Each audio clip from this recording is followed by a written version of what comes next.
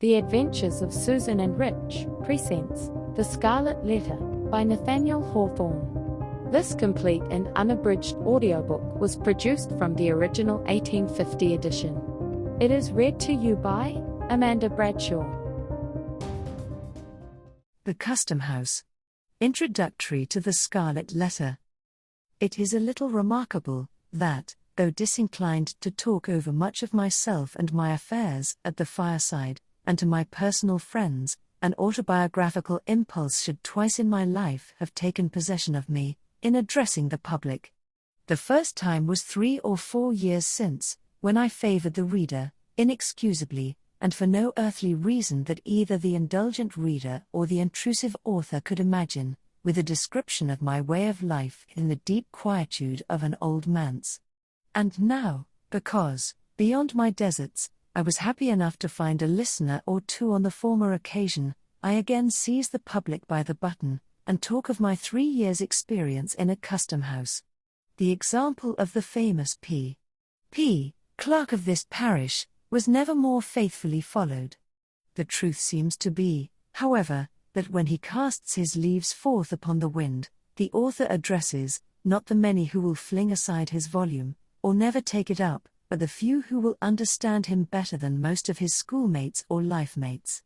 Some authors, indeed, do far more than this, and indulge themselves in such confidential depths of revelation as could fittingly be addressed only and exclusively to the one heart and mind of perfect sympathy, as if the printed book, thrown at large on the wide world, was certain to find out the divided segment of the writer's own nature, and complete his circle of existence by bringing him into communion with it. It is scarcely decorous, however, to speak all, even where we speak impersonally. But, as thoughts are frozen and utterance benumbed, unless the speaker stand in some true relation with his audience, it may be pardonable to imagine that a friend, a kind and apprehensive, though not the closest friend, is listening to our talk, and then, a native reserve being thawed by this genial consciousness, we may prate of the circumstances that lie around us, and even of ourself, but still keep the inmost me behind its veil. To this extent, and within these limits, an author, methinks, may be autobiographical, without violating either the reader's rights or his own. It will be seen, likewise, that this custom house sketch has a certain propriety, of a kind always recognized in literature, as explaining how a large portion of the following pages came into my possession, and as offering proofs of the authenticity of a narrative therein contained. This, in fact, a desire to put myself in my true position as editor, or very little more, of the most prolix among the tales that make up my volume, this, and no other, is my true reason for assuming a personal relation with the public. In accomplishing the main purpose, it has appeared allowable, by a few extra touches, to give a faint representation of a mode of life not heretofore described, together with some of the characters that move in it, among whom the author happened to make one. In my native town of Salem, at the head of what, half a century ago, in the days of old King Darby, was a bustling wharf, but which is now burdened with decayed wooden warehouses, and exhibits few or no symptoms of commercial life, except, perhaps, a bark or brig, halfway down its melancholy length, discharging hides, or, nearer at hand, a Nova Scotia schooner, pitching out her cargo of firewood, at the head, I say, of this dilapidated wharf, which the tide often overflows, and along which, at the base and in the rear of the row of buildings, the track of many languid years is seen in a border of unthrifty grass. Here, with a view from its front windows adown this not very enlivening prospect, and thence across the harbour, stands a spacious edifice of brick. From the loftiest point of its roof, during precisely 3½ hours of each forenoon, floats or droops, in breeze or calm, the banner of the Republic, but with the 13 stripes turned vertically, instead of horizontally, and thus indicating that a civil, and not a military, post of Uncle Sam's government is here established. Its front is ornamented with a portico of 6 wooden pillars, supporting a balcony, beneath which a flight of wide granite steps descends towards the street. Over the entrance hovers an enormous specimen of the American eagle, with outspread wings, a shield before her breast, and, if I recollect aright, a bunch of intermingled thunderbolts and barbed arrows in each claw. With the customary infirmity of temper that characterizes this unhappy fowl, she appears by the fierceness of her beak and eye, and the general truculency of her attitude, to threaten mischief to the inoffensive community, and especially to warn all citizens careful of their safety against intruding on the premises which she overshadows with her wings. Nevertheless, vixenly as she looks, many people are seeking at this very moment to shelter themselves under the wing of the federal eagle, imagining, I presume, that her bosom has all the softness and snugness of an eider-down pillow.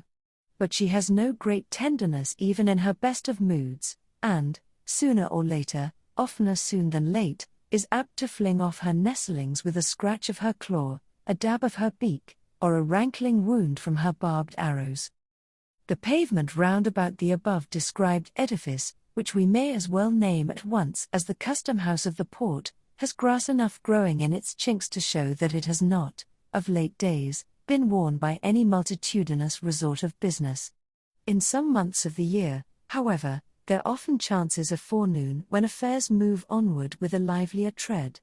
Such occasions might remind the elderly citizen of that period, before the last war with England, when Salem was a port by itself, not scorned, as she is now, by her own merchants and shipowners, who permit her wharves to crumble to ruin while their ventures go to swell, needlessly and imperceptibly, the mighty flood of commerce at New York or Boston.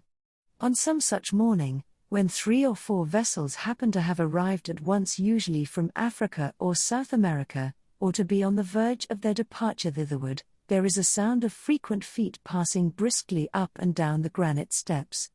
Here, before his own wife has greeted him, you may greet the sea-flushed shipmaster, just in port, with his vessel's papers under his arm in a tarnished tin box.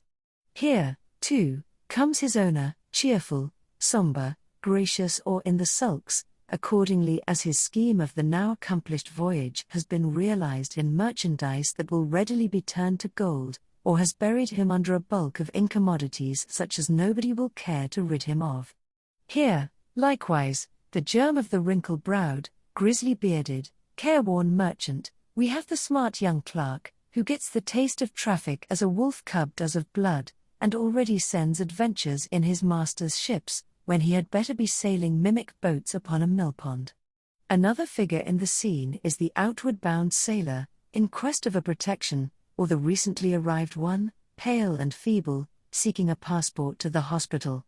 Nor must we forget the captains of the rusty little schooners that bring firewood from the British provinces, a rough-looking set of tarpaulins, without the alertness of the Yankee aspect, but contributing an item of no slight importance to our decaying trade. Cluster all these individuals together, as they sometimes were, with other miscellaneous ones to diversify the group, and, for the time being, it made the custom-house a stirring scene. More frequently, however, on ascending the steps, you would discern, in the entry if it was summer time, or in their appropriate rooms if wintry or inclement weathers, a row of venerable figures, sitting in old-fashioned chairs, which were tipped on their hind legs back against the wall. Oftentimes they were asleep, but occasionally might be heard talking together, in voices between a speech and a snore, and with that lack of energy that distinguishes the occupants of almshouses, and all other human beings who depend for subsistence on charity, on monopolized labor, or anything else but their own independent exertions. These old gentlemen, seated, like Matthew at the receipt of custom, but not very liable to be summoned thence, like him, for apostolic errands, were custom-house officers. Furthermore, on the left hand as you enter the front door, is a certain room or office, about 15 feet square, and of a lofty height, with 2 of its arched windows commanding a view of the aforesaid dilapidated wharf, and the third looking across a narrow lane, and along a portion of Derby Street. All 3 give glimpses of the shops of grocers, block makers, slop sellers, and ship chandlers, around the doors of which are generally to be seen, laughing and gossiping, clusters of old salts, and such other wharf rats as haunt the wapping of a seaport. The room itself is cobwebbed, and dingy with old paint, its floor is strewn with grey sand, in a fashion that has elsewhere fallen into long disuse, and it is easy to conclude, from the general slovenliness of the place, that this is a sanctuary into which womankind, with her tools of magic, the broom and mop, has very infrequent access.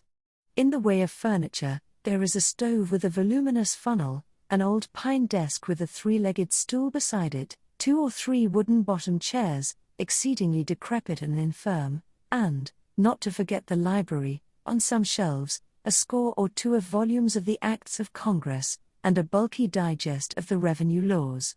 A tin pipe ascends through the ceiling, and forms a medium of vocal communication with other parts of the edifice. And here, some 6 months ago, pacing from corner to corner, or lounging on the long-legged stool, with his elbow on the desk, and his eyes wandering up and down the columns of the morning newspaper, you might have recognized, honored reader, the same individual who welcomed you into his cheery little study, where the sunshine glimmered so pleasantly through the willow branches on the western side of the old manse. But now, should you go thither to seek him, you would inquire in vain for the locofoco surveyor. The besom of reform hath swept him out of office, and a worthier successor wears his dignity and pockets his emoluments. This old town of Salem, my native place, though I have dwelt much away from it both in boyhood and maturer years, possesses, or did possess, a hold on my affection, the force of which I have never realized during my seasons of actual residence here. Indeed, so far as its physical aspect is concerned, with its flat, unvaried surface, covered chiefly with wooden houses, few or none of which pretend to architectural beauty, its irregularity, which is neither picturesque nor quaint, but only tame, its long and lazy street, lounging wearisomely through the whole extent of the peninsula, with Gallows Hill and New Guinea at one end, and a view of the almshouse at the other, such being the features of my native town, it would be quite as reasonable to form a sentimental attachment to a disarranged checkerboard.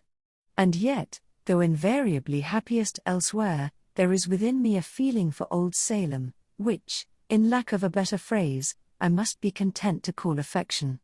The sentiment is probably assignable to the deep and aged roots which my family has stuck into the soil. It is now nearly 2 centuries and a quarter since the original Briton, the earliest emigrant of my name, made his appearance in the wild and forest-bordered settlement which has since become a city. And here his descendants have been born and died, and have mingled their earthly substance with the soil, until no small portion of it must necessarily be akin to the mortal frame wherewith, for a little while, I walk the streets. In part, therefore, the attachment which I speak of is the mere sensuous sympathy of dust for dust. Few of my countrymen can know what it is, nor, as frequent transplantation is perhaps better for the stock, need they consider it desirable to know. But the sentiment has likewise its moral quality. The figure of that first ancestor, invested by family tradition with a dim and dusky grandeur, was present to my boyish imagination as far back as I can remember. It still haunts me, and induces a sort of home feeling with the past, which I scarcely claim in reference to the present phase of the town. I seem to have a stronger claim to a residence here on account of this grave, bearded, sable-cloaked, and steeple-crowned progenitor, who came so early, with his Bible and his sword, and trode the unworn street with such a stately port, and made so large a figure, as a man of war and peace, a stronger claim than for myself, whose name is seldom heard and my face hardly known. He was a soldier, legislator, judge, he was a ruler in the church, he had all the puritanic traits, both good and evil. He was likewise a bitter persecutor, as witness the Quakers, who have remembered him in their histories, and relate an incident of his hard severity towards a woman of their sect, which will last longer, it is to be feared, than any record of his better deeds, although these were many. His son, too, inherited the persecuting spirit, and made himself so conspicuous in the martyrdom of the witches, that their blood may fairly be said to have left a stain upon him. So deep a stain, indeed, that his dry old bones, in the Charter Street burial ground, must still retain it, if they have not crumbled utterly to dust. I know not whether these ancestors of mine bethought themselves to repent, and ask pardon of heaven for their cruelties, or whether they are now groaning under the heavy consequences of them in another state of being. At all events, I, the present writer, as their representative, hereby take shame upon myself for their sakes, and pray that any curse incurred by them, as I have heard, and as the dreary and unprosperous condition of the race, for many a long year back, would argue to exist, may be now and henceforth removed. Doubtless, however, either of these stern and black-browed Puritans would have thought it quite a sufficient retribution for his sins that, after so long a lapse of years, the old trunk of the family tree, with so much venerable moss upon it, should have borne, as its topmost bough, an idler like myself. No aim that I have ever cherished would they recognize as laudable, no success of mine, if my life, beyond its domestic scope, had ever been brightened by success, would they deem otherwise than worthless, if not positively disgraceful. What is he? Murmurs one grey shadow of my forefathers to the other. A writer of story books. What kind of business in life, what mode of glorifying God, or being serviceable to mankind in his day and generation, may that be? Why, the degenerate fellow might as well have been a fiddler. Such are the compliments bandied between my great-grandsires and myself, across the gulf of time. And yet, let them scorn me as they will, strong traits of their nature have intertwined themselves with mine. Planted deep, in the town's earliest infancy and childhood, by these two earnest and energetic men, the race has ever since subsisted here, always, too, in respectability, never, so far as I have known, disgraced by a single unworthy member, but seldom or never, on the other hand, after the first 2 generations, performing any memorable deed, or so much as putting forward a claim to public notice. Gradually, they have sunk almost out of sight, as old houses, here and there about the streets, get covered halfway to the eaves by the accumulation of new soil. From father to son, for above 100 years, they followed the sea, a grey-headed shipmaster, in each generation, retiring from the quarter-deck to the homestead, while a boy of 14 took the hereditary place before the mast, confronting the salt spray and the gale which had blustered against his sire and grandsire. The boy, also in due time, passed from the forecastle to the cabin, spent a tempestuous manhood, and returned from his world wanderings, to grow old and die, and mingle his dust with the natal earth. This long connection of a family with one spot, as its place of birth and burial, creates a kindred between the human being and the locality, quite independent of any charm in the scenery or moral circumstances that surround him. It is not love but instinct. The new inhabitant, who came himself from a foreign land, or whose father or grandfather came, has little claim to be called a Salemite. He has no conception of the oyster-like tenacity with which an old settler, over whom his 3rd century is creeping, clings to the spot where his successive generations have been embedded. It is no matter that the place is joyless for him, that he is weary of the old wooden houses, the mud and dust, the dead level of sight and sentiment, the chill east wind, and the chillest of social atmospheres. All these, and whatever faults besides he may see or imagine, are nothing to the purpose. The spell survives, and just as powerfully as if the natal spot were an earthly paradise. So has it been in my case. I felt it almost as a destiny to make Salem my home, so that the mold of features and cast of character which had all along been familiar here, ever, as one representative of the race lay down in the grave, another assuming, as it were, his sentry march along the main street, might still in my little day be seen and recognized in the old town. Nevertheless, this very sentiment is an evidence that the connection, which has become an unhealthy one, should at last be severed. Human nature will not flourish, any more than a potato, if it be planted and replanted, for too long a series of generations, in the same worn-out soil. My children have had other birthplaces, and, so far as their fortunes may be within my control, shall strike their roots into unaccustomed earth. On emerging from the old manse, it was chiefly this strange, indolent, unjoyous attachment for my native town that brought me to fill a place in Uncle Sam's brick edifice, when I might as well, or better, have gone somewhere else. My doom was on me. It was not the first time, nor the second, that I had gone away, as it seemed, permanently, but yet returned, like the bad halfpenny, or as if Salem were for me the inevitable center of the universe. So, one fine morning I ascended the flight of granite steps, with the President's commission in my pocket, and was introduced to the corps of gentlemen who were to aid me in my weighty responsibility as Chief Executive Officer of the Custom House. I doubt greatly, or, rather, I do not doubt at all, whether any public functionary of the United States, either in the civil or military line, has ever had such a patriarchal body of veterans under his orders as myself. The whereabouts of the oldest inhabitant was at once settled when I looked at them.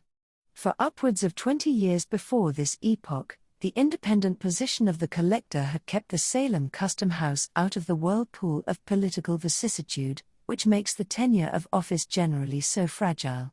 A soldier, New England's most distinguished soldier, he stood firmly on the pedestal of his gallant services, and, himself secure in the wise liberality of the successive administrations through which he had held office, he had been the safety of his subordinates in many an hour of danger and heart-quake. General Miller was radically conservative, a man over whose kindly nature habit had no slight influence, attaching himself strongly to familiar faces, and with difficulty moved to change, even when change might have brought unquestionable improvement. Thus, on taking charge of my department, I found few but aged men. They were ancient sea captains, for the most part, who, after being tossed on every sea, and standing up sturdily against life's tempestuous blast, had finally drifted into this quiet nook, where, with little to disturb them, except the periodical terrors of a presidential election, they one and all acquired a new lease of existence. Though by no means less liable than their fellow men to age and infirmity, they had evidently some talisman or other that kept death at bay. 2 or 3 of their number, as I was assured, being gouty and rheumatic, or perhaps bedridden, never dreamed of making their appearance at the Custom House during a large part of the year, but, after a torpid winter, would creep out into the warm sunshine of May or June, go lazily about what they termed duty, and, at their own leisure and convenience, betake themselves to bed again. I must plead guilty to the charge of abbreviating the official breath of more than one of these venerable servants of the Republic. They were allowed, on my representation, to rest from their arduous labors, and soon afterwards, as if their sole principle of life had been zeal for their country's service, as I verily believe it was, withdrew to a better world. It is a pious consolation to me that, through my interference, a sufficient space was allowed them for repentance of the evil and corrupt practices into which, as a matter of course, every Custom House officer must be supposed to fall. Neither the front nor the back entrance of the Custom House opens on the road to paradise. The greater part of my officers were Whigs. It was well for their venerable brotherhood that the new surveyor was not a politician, and though a faithful Democrat in principle, neither received nor held his office with any reference to political services. Had it been otherwise, had an active politician been put into this influential post, to assume the easy task of making head against a Whig collector, whose infirmities withheld him from the personal administration of his office, hardly a man of the old corps would have drawn the breath of official life within a month after the exterminating angel had come up the Custom House steps. According to the received code in such matters, it would have been nothing short of duty, in a politician, to bring every one of those white heads under the axe of the guillotine. It was plain enough to discern that the old fellows dreaded some such discourtesy at my hands. It pained, and at the same time amused me, to behold the terrors that attended my advent, to see a furrowed cheek, weather-beaten by half a century of storm, turn ashy pale at the glance of so harmless an individual as myself, to detect, as one or another addressed me, the tremor of a voice which, in long past days, had been wont to bellow through a speaking trumpet, hoarsely enough to frighten Boreas himself to silence. They knew, these excellent old persons, that, by all established rule, and, as regarded some of them, weighed by their own lack of efficiency for business, they ought to have given place to younger men, more orthodox in politics, and altogether fitter than themselves to serve our common uncle. I knew it, too, but could never quite find in my heart to act upon the knowledge. Much and deservedly to my own discredit, therefore, and considerably to the detriment of my official conscience, they continued, during my incumbency, to creep about the wharves, and loiter up and down the custom-house steps. They spent a good deal of time, also, asleep in their accustomed corners, with their chairs tilted back against the walls, awaking, however, once or twice in the forenoon, to bore one another with the several thousandth repetition of old sea stories and mouldy jokes, that had grown to be passwords and countersigns among them. The discovery was soon made, I imagine, that the new surveyor had no great harm in him. So, with lightsome hearts and the happy consciousness of being usefully employed, in their own behalf at least, if not for our beloved country, these good old gentlemen went through the various formalities of office. Sagaciously under their spectacles, did they peep into the holds of vessels. Mighty was their fuss about little matters, and marvelous, sometimes, the obtuseness that allowed greater ones to slip between their fingers. Whenever such a mischance occurred, when a wagon load of valuable merchandise had been smuggled ashore, at noonday, perhaps, and directly beneath their unsuspicious noses, nothing could exceed the vigilance and alacrity with which they proceeded to lock, and double lock, and secure with tape and sealing wax, all the avenues of the delinquent vessel. Instead of a reprimand for their previous negligence, the case seemed rather to require an eulogium on their praiseworthy caution after the mischief had happened, a grateful recognition of the promptitude of their zeal the moment that there was no longer any remedy. Unless people are more than commonly disagreeable, it is my foolish habit to contract a kindness for them. The better part of my companion's character, if it have a better part, is that which usually comes uppermost in my regard, and forms the type whereby I recognize the man. As most of these old custom-house officers had good traits, and as my position in reference to them, being paternal and protective, was favorable to the growth of friendly sentiments, I soon grew to like them all. It was pleasant in the summer forenoons, when the fervent heat, that almost liquefied the rest of the human family, merely communicated a genial warmth to their half-torpid systems. It was pleasant to hear them chatting in the back entry, a row of them all tipped against the wall, as usual, while the frozen witticisms of past generations were thawed out, and came bubbling with laughter from their lips. Externally, the jollity of aged men has much in common with the mirth of children. The intellect, any more than a deep sense of humor, has little to do with the matter. It is, with both, a gleam that plays upon the surface, and imparts a sunny and cheery aspect alike to the green branch and grey, mouldering trunk. In one case, however, it is real sunshine, in the other, it more resembles the phosphorescent glow of decaying wood. It would be sad injustice, the reader must understand, to represent all my excellent old friends as in their dotage. In the first place, my coadjutors were not invariably old. There were men among them in their strength and prime, of marked ability and energy, and altogether superior to the sluggish and dependent mode of life on which their evil stars had cast them. Then, moreover, the white locks of age were sometimes found to be the thatch of an intellectual tenement in good repair.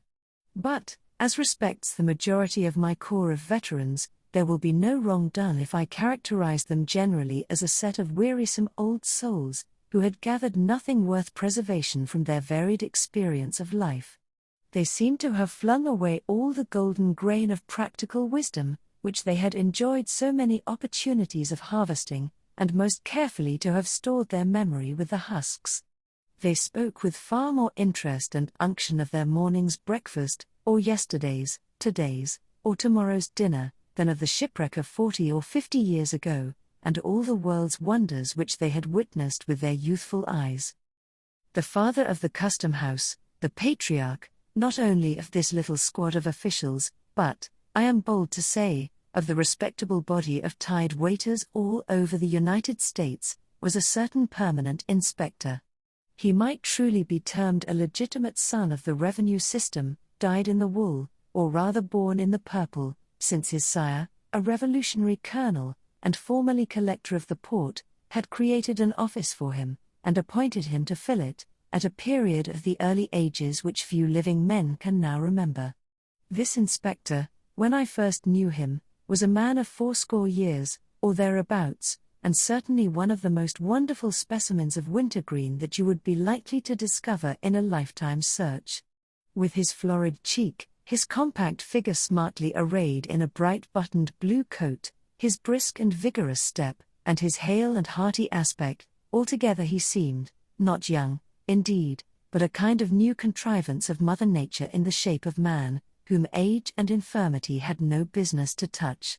His voice and laugh, which perpetually re-echoed through the custom-house, had nothing of the tremulous quaver and cackle of an old man's utterance. They came strutting out of his lungs, like the crow of a cock, or the blast of a clarion.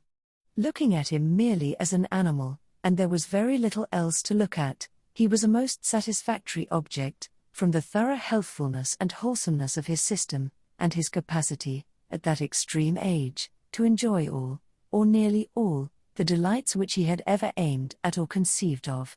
The careless security of his life in the custom-house, on a regular income, and with but slight and infrequent apprehensions of removal, had no doubt contributed to make time pass lightly over him. The original and more potent causes, however, lay in the rare perfection of his animal nature, the moderate proportion of intellect, and the very trifling admixture of moral and spiritual ingredients, these latter qualities, indeed, being in barely enough measure to keep the old gentleman from walking on all fours. He possessed no power of thought, no depth of feeling, no troublesome sensibilities, nothing, in short, but a few commonplace instincts, which, aided by the cheerful temper which grew inevitably out of his physical well-being, did duty very respectably, and to general acceptance, in lieu of a heart. He had been the husband of 3 wives, all long since dead, the father of 20 children, most of whom, at every age of childhood or maturity, had likewise returned to dust. Here, one would suppose, might have been sorrow enough to imbue the sunniest disposition through and through with a sable tinge. Not so with our old inspector. One brief sigh sufficed to carry off the entire burden of these dismal reminiscences. The next moment he was as ready for sport as any unbreeched infant, far readier than the collector's junior clerk, who at 19 years was much the elder and graver man of the two. I used to watch and study this patriarchal personage with, I think, livelier curiosity than any other form of humanity there presented to my notice. He was, in truth, a rare phenomenon, so perfect, in one point of view, so shallow, so delusive, so impalpable, such an absolute nonentity, in every other. My conclusion was that he had no soul, no heart, no mind, nothing, as I have already said, but instincts, and yet, withal, so cunningly had the few materials of his character been put together that there was no painful perception of deficiency, but, on my part, an entire contentment with what I found in him. It might be difficult, and it was so, to conceive how he should exist hereafter, so earthly and sensuous did he seem, but surely his existence here, admitting that it was to terminate with his last breath, had been not unkindly given, with no higher moral responsibilities than the beasts of the field, but with a larger scope of enjoyment than theirs, and with all their blessed immunity from the dreariness and duskiness of age. One point in which he had vastly the advantage over his 4-footed brethren was his ability to recollect the good dinners which it had made no small portion of the happiness of his life to eat. His gourmandism was a highly agreeable trait, and to hear him talk of roast meat was as appetizing as a pickle or an oyster. As he possessed no higher attribute, and neither sacrificed nor vitiated any spiritual endowment by devoting all his energies and ingenuities to subserve the delight and profit of his maw, it always pleased and satisfied me to hear him expatiate on fish, poultry, and butcher's meat, and the most eligible methods of preparing them for the table. His reminiscences of good cheer, however ancient the date of the actual banquet, seemed to bring the savor of pig or turkey under one's very nostrils. There were flavors on his palate that had lingered there not less than 60 or 70 years, and were still apparently as fresh as that of the mutton chop which he had just devoured for his breakfast. I have heard him smack his lips over dinners, every guest at which, except himself, had long been food for worms. It was marvelous to observe how the ghosts of bygone meals were continually rising up before him, not in anger or retribution, but as if grateful for his former appreciation, and seeking to reduplicate an endless series of enjoyment, at once shadowy and sensual, a tenderloin of beef, a hind quarter of veal, a spare rib of pork, a particular chicken, or a remarkably praiseworthy turkey, which had perhaps adorned his board in the days of the elder Adams, would be remembered, while all the subsequent experience of our race, and all the events that brightened or darkened his individual career, had gone over him with as little permanent effect as the passing breeze. The chief tragic event of the old man's life, so far as I could judge, was his mishap with a certain goose, which lived and died some 20 or 40 years ago, a goose of most promising figure, but which, at table, proved so inveterately tough, that the carving knife would make no impression on its carcass, and it could only be divided with an axe and handsaw. But it is time to quit this sketch, on which, however, I should be glad to dwell at considerably more length, because of all men whom I have ever known, this individual was fittest to be a custom-house officer. Most persons, owing to causes which I may not have space to hint at, suffer moral detriment from this peculiar mode of life. The old inspector was incapable of it, and, were he to continue in office to the end of time, would be just as good as he was then, and sit down to dinner with just as good an appetite. There is one likeness, without which my gallery of custom-house portraits would be strangely incomplete, but which my comparatively few opportunities for observation enable me to sketch only in the merest outline. It is that of the collector, our gallant old general, who, after his brilliant military service, subsequently to which he had ruled over a wild western territory, had come hither, 20 years before, to spend the decline of his varied and honorable life. The brave soldier had already numbered, nearly or quite, his 80 years and 10, and was pursuing the remainder of his earthly march, burdened with infirmities which even the martial music of his own spirit-stirring recollections could do little towards lightening. The step was palsied now, that had been foremost in the charge. It was only with the assistance of a servant, and by leaning his hand heavily on the iron balustrade, that he could slowly and painfully ascend the custom-house steps, and, with a toilsome progress across the floor, attain his customary chair beside the fireplace. There he used to sit, gazing with a somewhat dim serenity of aspect at the figures that came and went, amid the rustle of papers, the administering of oaths, the discussion of business, and the casual talk of the office, all which sounds and circumstances seemed but indistinctly to impress his senses, and hardly to make their way into his inner sphere of contemplation. His countenance, in this repose, was mild and kindly. If his notice was sought, an expression of courtesy and interest gleamed out upon his features, proving that there was light within him, and that it was only the outward medium of the intellectual lamp that obstructed the rays in their passage. The closer you penetrated to the substance of his mind, the sounder it appeared. When no longer called upon to speak or listen, either of which operations cost him an evident effort, his face would briefly subside into its former not uncheerful quietude. It was not painful to behold this look, for, though dim, it had not the imbecility of decaying age. The framework of his nature, originally strong and massive, was not yet crumpled into ruin. To observe and define his character, however, under such disadvantages, was as difficult a task as to trace out and build up anew, in imagination, an old fortress, like Ticonderoga, from a view of its grey and broken ruins. Here and there, perchance, the walls may remain almost complete, but elsewhere may be only a shapeless mound, cumbrous with its very strength, and overgrown, through long years of peace and neglect, with grass and alien weeds. Nevertheless, looking at the old warrior with affection, for, slight as was the communication between us, my feeling towards him, like that of all bipeds and quadrupeds who knew him, might not improperly be termed so, I could discern the main points of his portrait. It was marked with the noble and heroic qualities which showed it to be not a mere accident, but of good right, that he had won a distinguished name.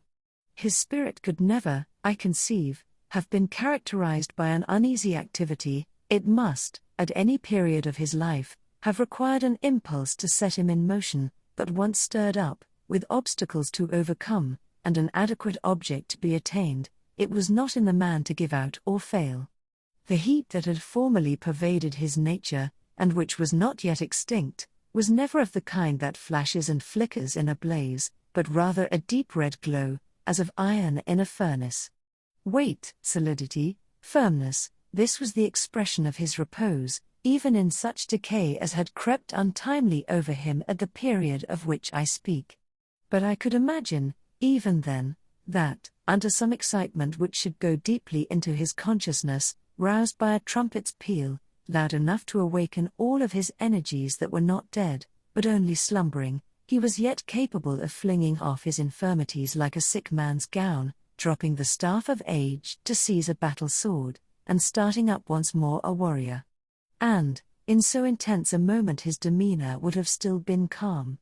Such an exhibition, however, was but to be pictured in fancy, not to be anticipated, nor desired.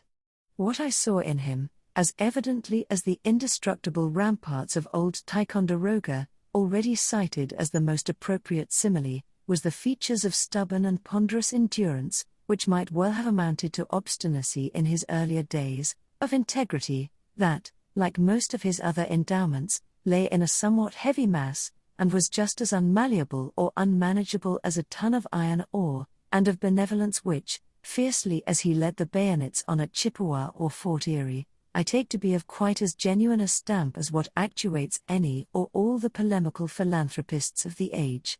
He had slain men with his own hand, for aught I know, certainly, they had fallen like blades of grass at the sweep of the scythe before the charge to which his spirit imparted its triumphant energy, but, be that as it might, there was never in his heart so much cruelty as would have brushed the down off a butterfly's wing. I have not known the man to whose innate kindliness I would more confidently make an appeal. Many characteristics, and those, too, which contribute not the least forcibly to impart resemblance in a sketch, must have vanished, or been obscured, before I met the general. All merely graceful attributes are usually the most evanescent, nor does nature adorn the human ruin with blossoms of new beauty, that have their roots and proper nutriment only in the chinks and crevices of decay, as she sows wallflowers over the ruined fortress of Ticonderoga. Still, even in respect of grace and beauty, there were points well worth noting. A ray of humor, now and then, would make its way through the veil of dim obstruction, and glimmer pleasantly upon our faces.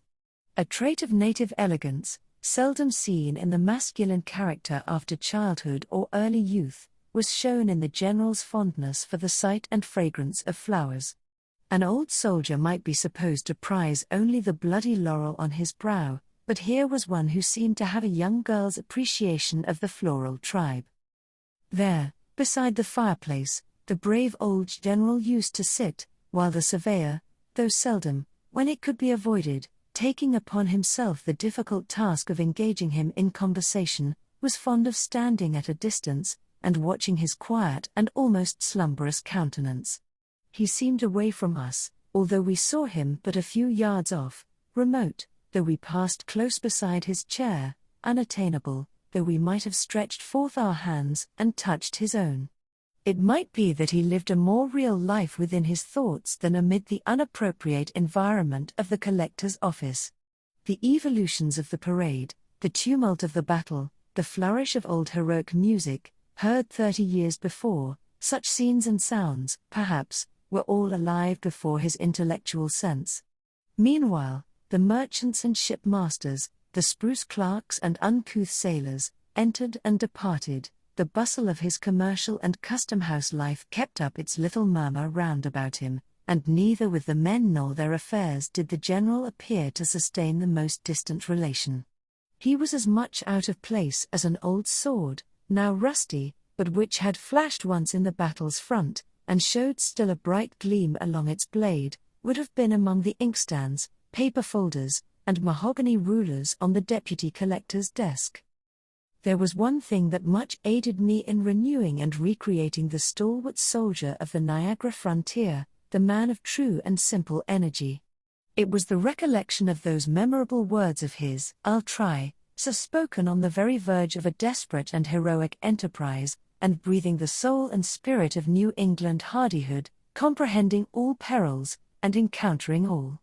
If, in our country, valor were rewarded by heraldic honor, this phrase, which it seems so easy to speak, but which only he, with such a task of danger and glory before him, has ever spoken, would be the best and fittest of all mottos for the general's shield of arms. It contributes greatly towards a man's moral and intellectual health to be brought into habits of companionship with individuals unlike himself, who care little for his pursuits, and whose sphere and abilities he must go out of himself to appreciate. The accidents of my life have often afforded me this advantage, but never with more fullness and variety than during my continuance in office. There was one man, especially, the observation of whose character gave me a new idea of talent. His gifts were emphatically those of a man of business, prompt, acute, clear-minded, with an eye that saw through all perplexities, and a faculty of arrangement that made them vanish as by the waving of an enchanter's wand. Bred up from boyhood in the custom house, it was his proper field of activity, and the many intricacies of business, so harassing to the interloper, presented themselves before him with the regularity of a perfectly comprehended system. In my contemplation, he stood as the ideal of his class.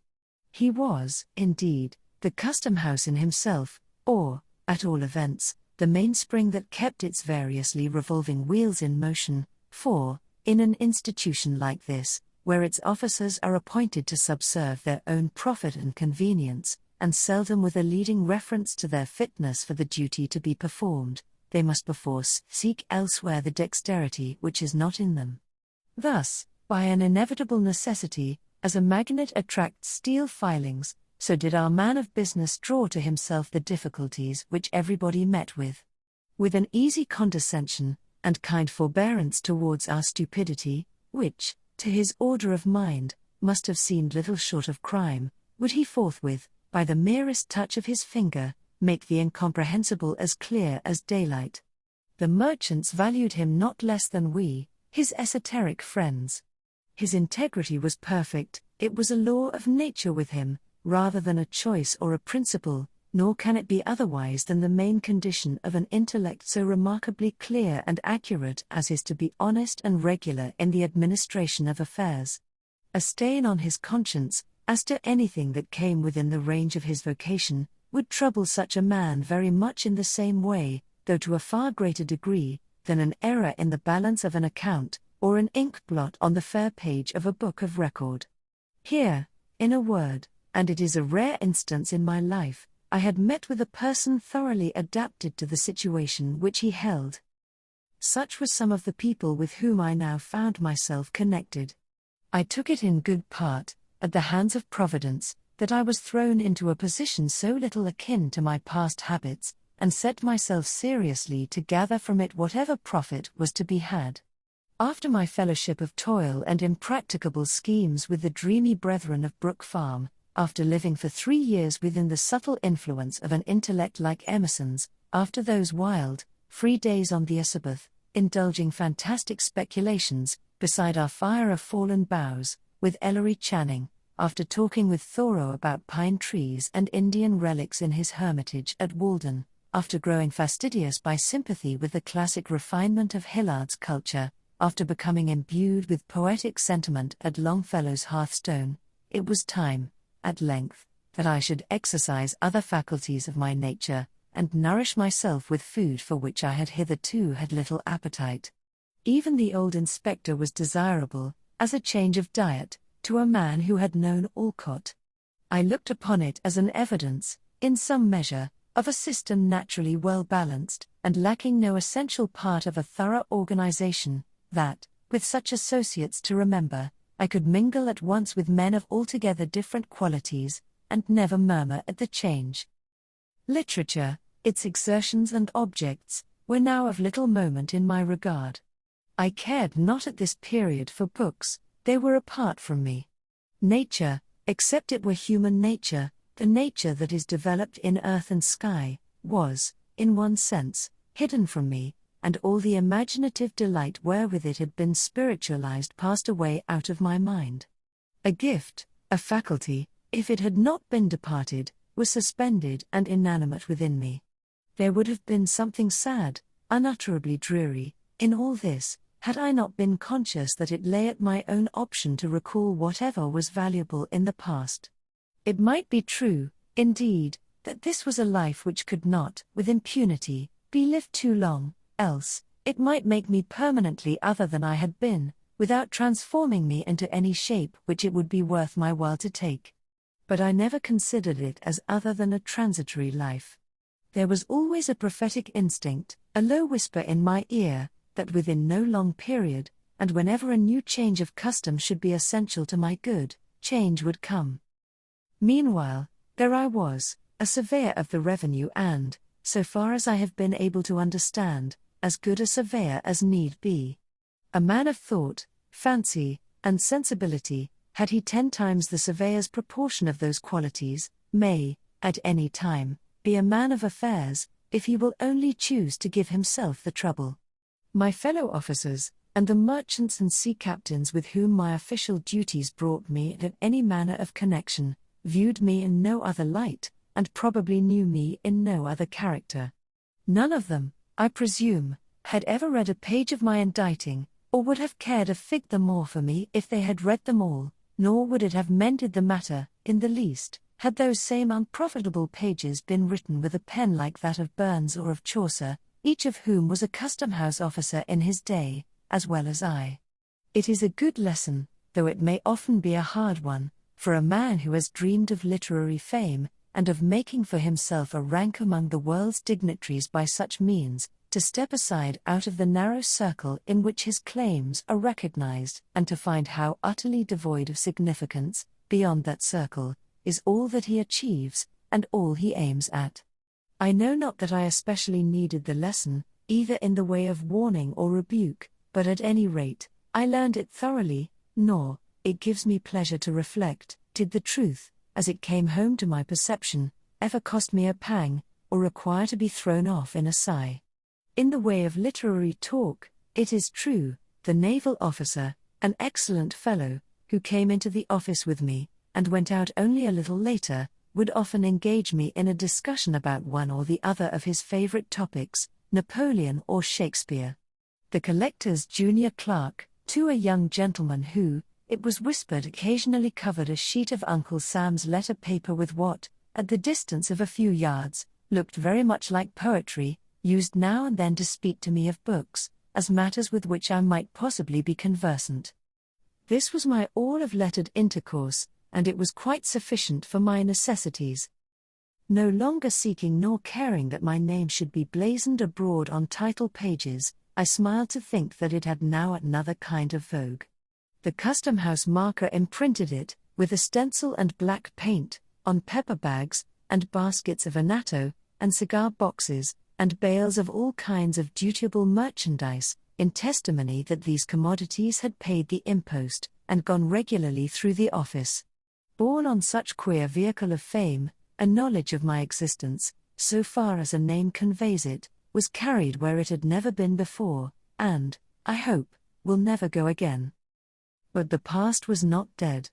Once in a great while, the thoughts that had seemed so vital and so active, yet had been put to rest so quietly, revived again.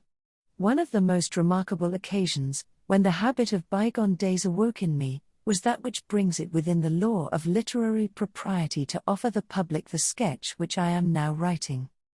In the second story of the custom house there is a large room, in which the brickwork and naked rafters have never been covered with panelling and plaster. The edifice, originally projected on a scale adapted to the old commercial enterprise of the port, and with an idea of subsequent prosperity destined never to be realized, contains far more space than its occupants know what to do with. This airy hall, therefore, over the collector's apartments, remains unfinished to this day, and, in spite of the aged cobwebs that festoon its dusky beams, appears still to await the labor of the carpenter and mason. At one end of the room, in a recess, were a number of barrels piled one upon another, containing bundles of official documents. Large quantities of similar rubbish lay lumbering the floor.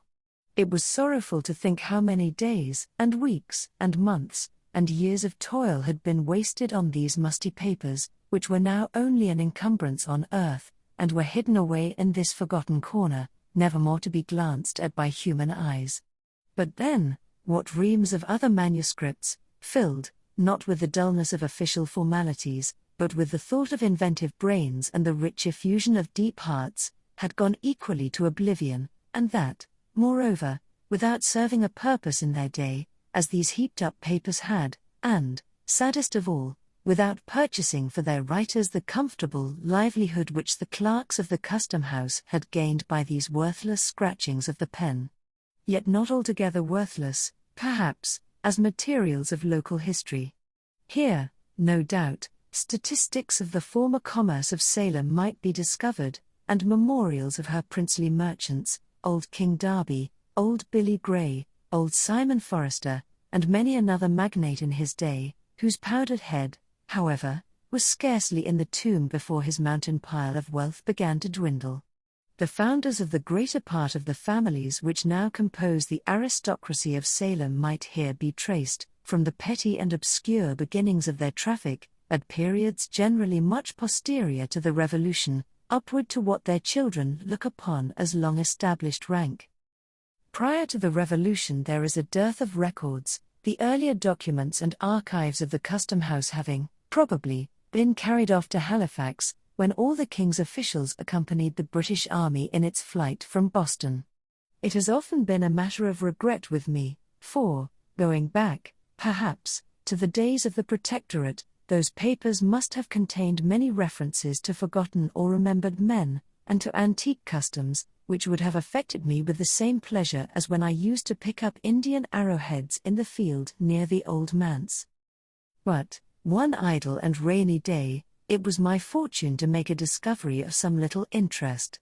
Poking and burrowing into the heaped-up rubbish in the corner, unfolding one and another document, and reading the names of vessels that had long ago foundered at sea or rotted at the wharves, and those of merchants never heard of now on change, nor very readily decipherable on their mossy tombstones, glancing at such matters with the saddened, weary, half-reluctant interest which we bestow on the corpse of dead activity, and exerting my fancy, sluggish with little use, to raise up from these dry bones an image of the old town's brighter aspect, when India was a new region, and only Salem knew the way thither, I chanced to lay my hand on a small package, carefully done up in a piece of ancient yellow parchment. This envelope had the air of an official record of some period long past, when clerks engrossed their stiff and formal chirography on more substantial materials than at present. There was something about it that quickened an instinctive curiosity, and made me undo the faded red tape that tied up the package, with the sense that a treasure would here be brought to light. Unbending the rigid folds of the parchment cover, I found it to be a commission, under the hand and seal of Governor Shirley, in favor of one Jonathan Pugh, as surveyor of His Majesty's customs for the port of Salem, in the province of Massachusetts Bay. I remembered to have read, probably in Felt's Annals, a notice of the decease of Mr. Surveyor Pugh, about 80 years ago, and likewise, in a newspaper of recent times, an account of the digging up of his remains in the little graveyard of St. Peter's Church, during the renewal of that edifice. Nothing, if I rightly call to mind, was left of my respected predecessor, save an imperfect skeleton, and some fragments of apparel, and a wig of majestic frizzle, which, unlike the head that it once adorned, was in very satisfactory preservation. But, on examining the papers which the parchment commission served to envelop, I found more traces of Mr. Pugh's mental part, and the internal operations of his head, than the frizzled wig had contained of the venerable skull itself. They were documents, in short, not official, but of a private nature, or, at least, written in his private capacity, and apparently with his own hand. I could account for their being included in the heap of custom-house lumber only by the fact that Mr. Pugh's death had happened suddenly, and that these papers, which he probably kept in his official desk, had never come to the knowledge of his heirs, or were supposed to relate to the business of the revenue. On the transfer of the archives to Halifax, this package, proving to be of no public concern, was left behind, and had remained ever since unopened. The ancient surveyor, being little molested, I suppose, at that early day with business pertaining to his office, seems to have devoted some of his many leisure hours to researches as a local antiquarian, and other inquisitions of a similar nature. These supplied material for petty activity to a mind that would otherwise have been eaten up with rust. A portion of his facts, by the by, did me good service in the preparation of the article entitled Main Street, included in the present volume. The remainder may perhaps be applied to purposes equally valuable hereafter, or not impossibly may be worked up, so far as they go, into a regular history of Salem, should my veneration for the natal soil ever impel me to so pious a task. Meanwhile, they shall be at the command of any gentleman, inclined and competent, to take the unprofitable labor off my hands. As a final disposition, I contemplate depositing them with the Essex Historical Society. But the object that most drew my attention to the mysterious package was a certain affair of fine red cloth, much worn and faded. There were traces about it of gold embroidery, which, however, was greatly frayed and defaced, so that none, or very little, of the glitter was left. It had been wrought, as was easy to perceive, with wonderful skill of needlework, and the stitch, as I am assured by ladies conversant with such mysteries, gives evidence of a now forgotten art, not to be discovered even by the process of picking out the threads. This rag of scarlet cloth, for time, and wear, and a sacrilegious moth had reduced it to little other than a rag, on careful examination, assumed the shape of a letter. It was the capital letter A. By an accurate measurement, each limb proved to be precisely 3 inches and a quarter in length. It had been intended, there could be no doubt, as an ornamental article of dress, but how it was to be worn, or what rank, honor, and dignity, in by past times, were signified by it, was a riddle which, so evanescent are the fashions of the world in these particulars, I saw little hope of solving. And yet it strangely interested me. My eyes fastened themselves upon the old Scarlet Letter, and would not be turned aside.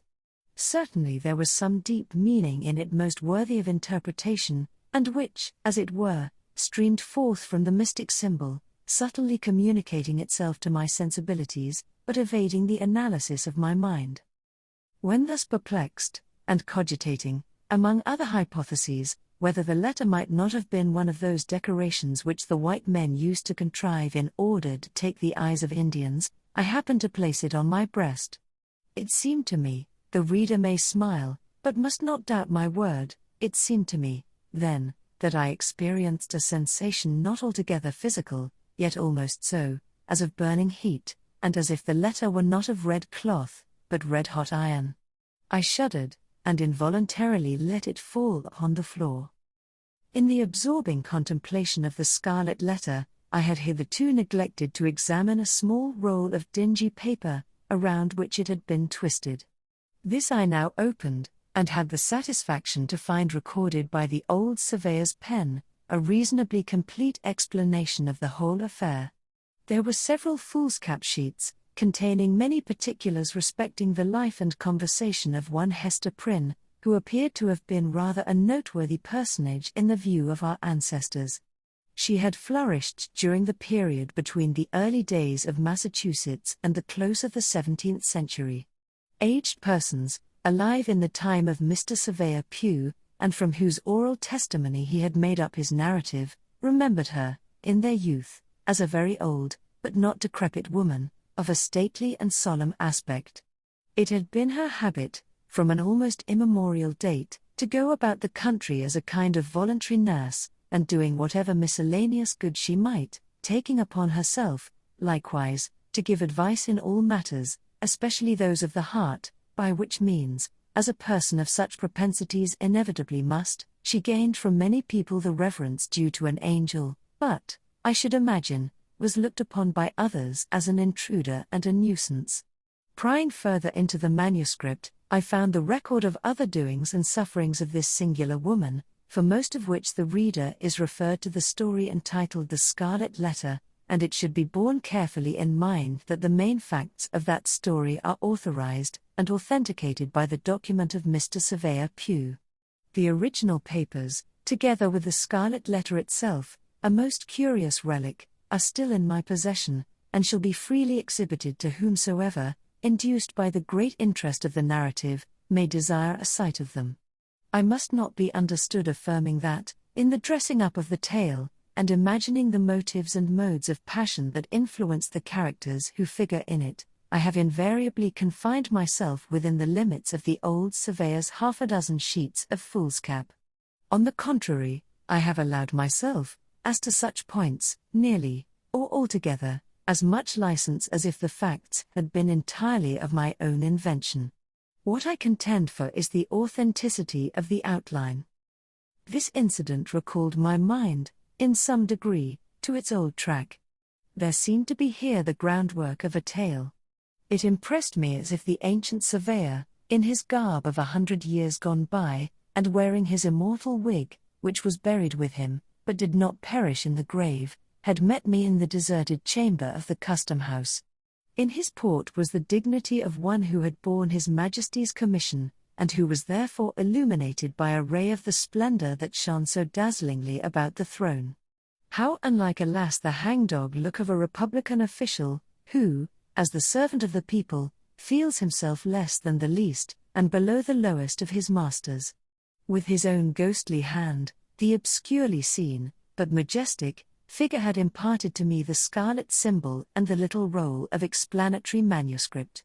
With his own ghostly voice he had exhorted me, on the sacred consideration of my filial duty and reverence towards him, who might reasonably regard himself as my official ancestor, to bring his mouldy and moth-eaten lucubrations before the public. "Do this," said the ghost of Mr. Surveyor Pugh, emphatically nodding the head that looked so imposing within its memorable wig, "do this, and the profit shall be all your own. You will shortly need it, for it is not in your days as it was in mine, when a man's office was a life lease, and oftentimes an heirloom. But I charge you, in this matter of old Mistress Prynne, give to your predecessor's memory the credit which will be rightfully due." And I said to the ghost of Mr. Surveyor Pugh, "I will." On Hester Prynne's story, therefore, I bestowed much thought. It was the subject of my meditations for many an hour, while pacing to and fro across my room, or traversing, with 100-fold repetition, the long extent from the front door of the custom house to the side entrance, and back again. Great were the weariness and annoyance of the old inspector and the weighers and gaugers, whose slumbers were disturbed by the unmercifully lengthened tramp of my passing and returning footsteps. Remembering their own former habits, they used to say that the surveyor was walking the quarter-deck. They probably fancied that my sole object, and, indeed, the sole object for which a sane man could ever put himself into voluntary motion, was to get an appetite for dinner. And, to say the truth, an appetite, sharpened by the east wind that generally blew along the passage, was the only valuable result of so much indefatigable exercise. So little adapted is the atmosphere of a custom house to the delicate harvest of fancy and sensibility, that, had I remained there through 10 presidencies yet to come, I doubt whether the tale of the Scarlet Letter would ever have been brought before the public eye. My imagination was a tarnished mirror. It would not reflect, or only with miserable dimness, the figures with which I did my best to people it. The characters of the narrative would not be warmed and rendered malleable by any heat that I could kindle at my intellectual forge. They would take neither the glow of passion nor the tenderness of sentiment, but retained all the rigidity of dead corpses, and stared me in the face with a fixed and ghastly grin of contemptuous defiance. "What have you to do with us?" that expression seemed to say. The little power you might have once possessed over the tribe of unrealities is gone. You have bartered it for a pittance of the public gold. Go then, and earn your wages.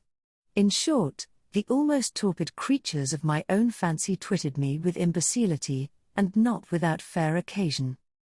It was not merely during the 3 hours and a half which Uncle Sam claimed as his share of my daily life that this wretched numbness held possession of me. It went with me on my seashore walks and rambles into the country, whenever, which was seldom and reluctantly, I bestirred myself to seek that invigorating charm of nature which used to give me such freshness and activity of thought, the moment that I stepped across the threshold of the old manse.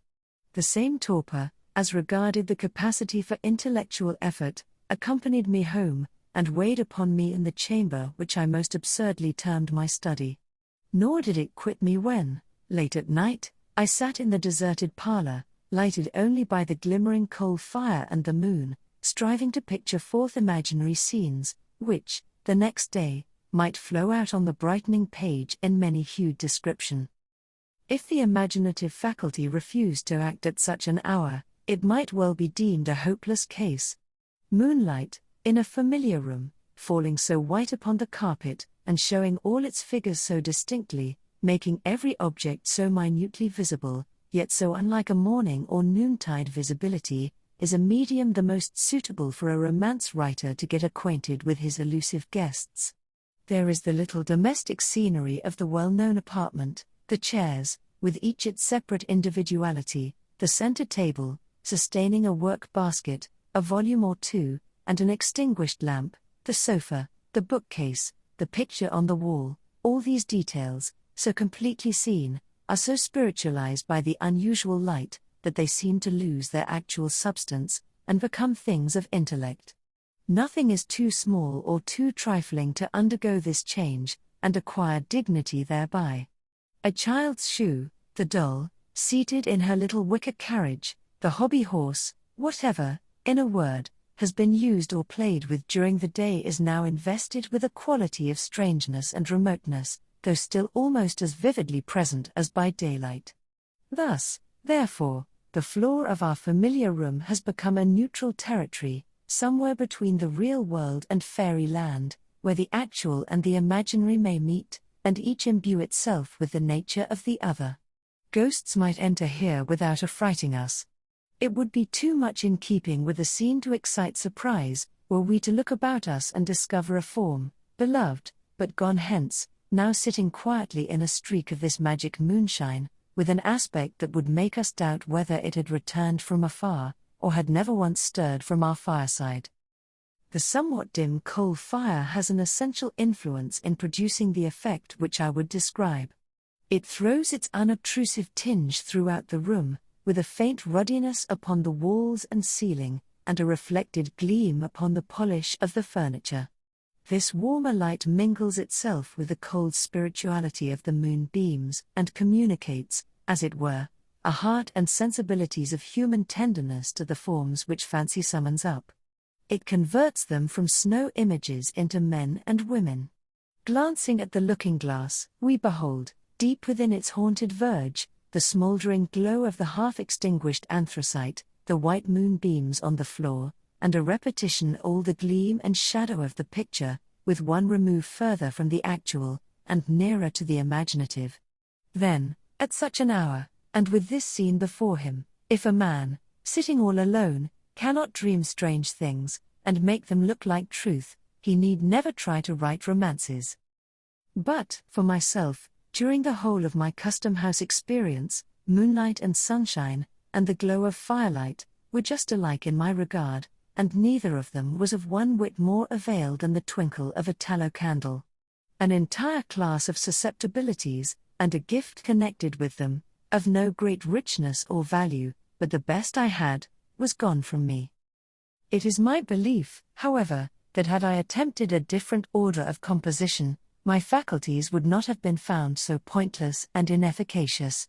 I might, for instance, have contented myself with writing out the narratives of a veteran shipmaster, one of the inspectors, whom I should be most ungrateful not to mention, since scarcely a day passed that he did not stir me to laughter and admiration by his marvelous gifts as a storyteller.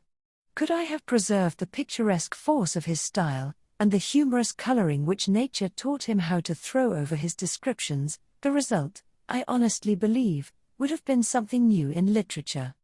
Or I might readily have found a more serious task.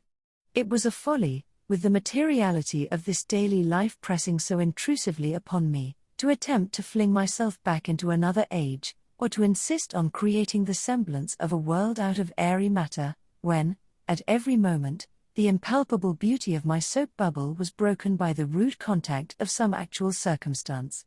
The wiser effort would have been to diffuse thought and imagination through the opaque substance of today, and thus to make it a bright transparency, to spiritualize the burden that began to weigh so heavily, to seek, resolutely, the true and indestructible value that lay hidden in the petty and wearisome incidents and ordinary characters with which I was now conversant.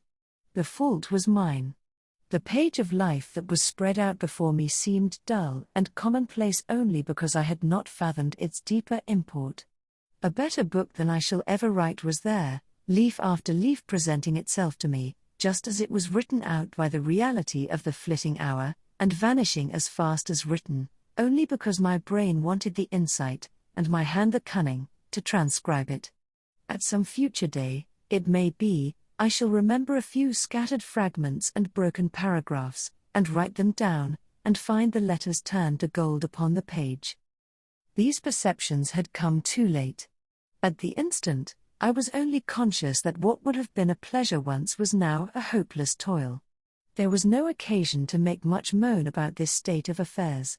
I had ceased to be a writer of tolerably poor tales and essays, and had become a tolerably good surveyor of the customs. That was all. But, nevertheless, it is anything but agreeable to be haunted by a suspicion that one's intellect is dwindling away, or exhaling, without your consciousness, like ether out of a phial, so that, at every glance, you find a smaller and less volatile residuum.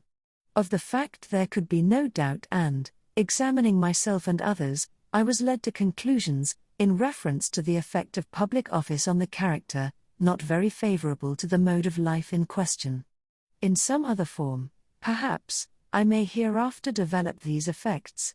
Suffice it here to say that a custom-house officer of long continuance can hardly be a very praiseworthy or respectable personage, for many reasons, one of them, the tenure by which he holds his situation, and another, the very nature of his business, which, though, I trust, an honest one, is of such a sort that he does not share in the united effort of mankind. An effect, which I believe to be observable, more or less, in every individual who has occupied the position, is, that while he leans on the mighty arm of the Republic, his own proper strength departs from him. He loses, in an extent proportioned to the weakness or force of his original nature, the capability of self-support. If he possesses an unusual share of native energy, or the enervating magic of place do not operate too long upon him, his forfeited powers may be redeemable.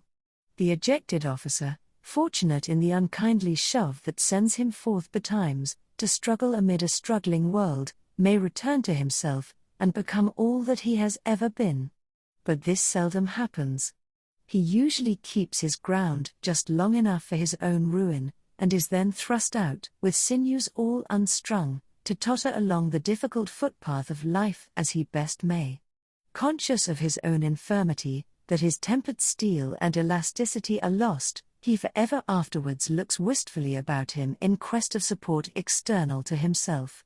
His pervading and continual hope, a hallucination, which, in the face of all discouragement, and making light of impossibilities, haunts him while he lives, and, I fancy, like the convulsive throes of the cholera, torments him for a brief space after death, is, that finally, and in no long time, by some happy coincidence of circumstances, he shall be restored to office.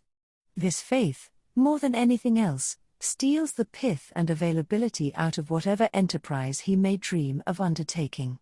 Why should he toil and moil, and be at so much trouble to pick himself up out of the mud, when, in a little while hence, the strong arm of his uncle will raise and support him? Why should he work for his living here, or go to dig gold in California, when he is so soon to be made happy, at monthly intervals, with a little pile of glittering coin out of his uncle's pocket? It is sadly curious to observe how slight a taste of office suffices to infect a poor fellow with this singular disease. Uncle Sam's gold, meaning no disrespect to the worthy old gentleman, has, in this respect, a quality of enchantment like that of the devil's wages. Whoever touches it should look well to himself, or he may find the bargain to go hard against him, involving, if not his soul, yet many of its better attributes, its sturdy force, its courage and constancy, its truth, its self-reliance, and all that gives the emphasis to manly character. Here was a fine prospect in the distance. Not that the surveyor brought the lesson home to himself, or admitted that he could be so utterly undone, either by continuance in office or ejectment. Yet my reflections were not the most comfortable. I began to grow melancholy and restless, continually prying into my mind, to discover which of its poor properties were gone, and what degree of detriment had already accrued to the remainder. I endeavored to calculate how much longer I could stay in the custom house, and yet go forth a man. To confess the truth, it was my greatest apprehension, as it would never be a measure of policy to turn out so quiet an individual as myself, and it being hardly in the nature of a public officer to resign, it was my chief trouble, therefore, that I was likely to grow grey and decrepit in the surveyorship, and become much such another animal as the old inspector. Might it not, in the tedious lapse of official life that lay before me, finally be with me as it was with this venerable friend, to make the dinner hour the nucleus of the day, and to spend the rest of it, as an old dog spends it, asleep in the sunshine or in the shade? A dreary look forward, this, for a man who felt it to be the best definition of happiness to live throughout the whole range of his faculties and sensibilities. But, all this while, I was giving myself very unnecessary alarm. Providence had meditated better things for me than I could possibly imagine for myself. A remarkable event of the third year of my surveyorship, to adopt the tone of P. was the election of General Taylor to the presidency. It is essential, in order to form a complete estimate of the advantages of official life, to view the incumbent at the incoming of a hostile administration. His position is then one of the most singularly irksome, and, in every contingency, disagreeable, that a wretched mortal can possibly occupy, with seldom an alternative of good on either hand, although what presents itself to him as the worst event may very probably be the best. But it is a strange experience, to a man of pride and sensibility, to know that his interests are within the control of individuals who neither love nor understand him, and by whom, since one or the other must needs happen, he would rather be injured than obliged. Strange, too, for one who has kept his calmness throughout the contest, to observe the bloodthirstiness that is developed in the hour of triumph, and to be conscious that he is himself among its objects. There are few uglier traits of human nature than this tendency, which I now witnessed in men no worse than their neighbors, to grow cruel, merely because they possessed the power of inflicting harm. If the guillotine, as applied to office-holders, were a literal fact, instead of one of the most apt of metaphors, it is my sincere belief that the active members of the victorious party were sufficiently excited to have chopped off all our heads, and have thanked heaven for the opportunity. It appears to me, who have been a calm and curious observer, as well in victory as defeat, that this fierce and bitter spirit of malice and revenge has never distinguished the many triumphs of my own party as it now did that of the Whigs. The Democrats take the offices, as a general rule, because they need them, and because the practice of many years has made it the law of political warfare, which unless a different system be proclaimed, it was weakness and cowardice to murmur at. But the long habit of victory has made them generous. They know how to spare when they see occasion, and when they strike, the axe may be sharp indeed, but its edge is seldom poisoned with ill will, nor is it their custom ignominiously to kick the head which they have just struck off. In short, unpleasant as was my predicament, at best, I saw much reason to congratulate myself that I was on the losing side rather than the triumphant one. If, heretofore, I had been none of the warmest of partisans, I began now, at this season of peril and adversity, to be pretty acutely sensible with which party my predilections lay, nor was it without something like regret and shame that, according to a reasonable calculation of chances, I saw my own prospect of retaining office to be better than those of my Democratic brethren. But who can see an inch into futurity beyond his nose? My own head was the first that fell. The moment when a man's head drops off is seldom or never, I am inclined to think, precisely the most agreeable of his life. Nevertheless, like the greater part of our misfortunes, even so serious a contingency brings its remedy and consolation with it, if the sufferer will but make the best rather than the worst of the accident which has befallen him. In my particular case the consolatory topics were close at hand, and, indeed, had suggested themselves to my meditations a considerable time before it was requisite to use them. In view of my previous weariness of office, and vague thoughts of resignation, my fortune somewhat resembled that of a person who should entertain an idea of committing suicide, and although beyond his hopes, meet with the good hap to be murdered. In the custom house, as before in the old manse, I had spent 3 years, a term long enough to rest a weary brain, long enough to break off old intellectual habits, and make room for new ones, long enough, and too long, to have lived in an unnatural state, doing what was really of no advantage nor delight to any human being, and withholding myself from toil that would, at least, have stilled an unquiet impulse in me. Then, moreover, as regarded his unceremonious ejectment, the late surveyor was not altogether ill-pleased to be recognized by the Whigs as an enemy, since his inactivity in political affairs, his tendency to roam, at will, in that broad and quiet field where all mankind may meet, rather than confine himself to those narrow paths where brethren of the same household must diverge from one another, had sometimes made it questionable with his brother Democrats whether he was a friend. Now, after he had won the crown of martyrdom, though with no longer a head to wear it on, the point might be looked upon as settled. Finally, little heroic as he was, it seemed more decorous to be overthrown in the downfall of the party with which he had been content to stand than to remain a forlorn survivor, when so many worthier men were falling, and at last, after subsisting for 4 years on the mercy of a hostile administration, to be compelled then to define his position anew, and claim the yet more humiliating mercy of a friendly one.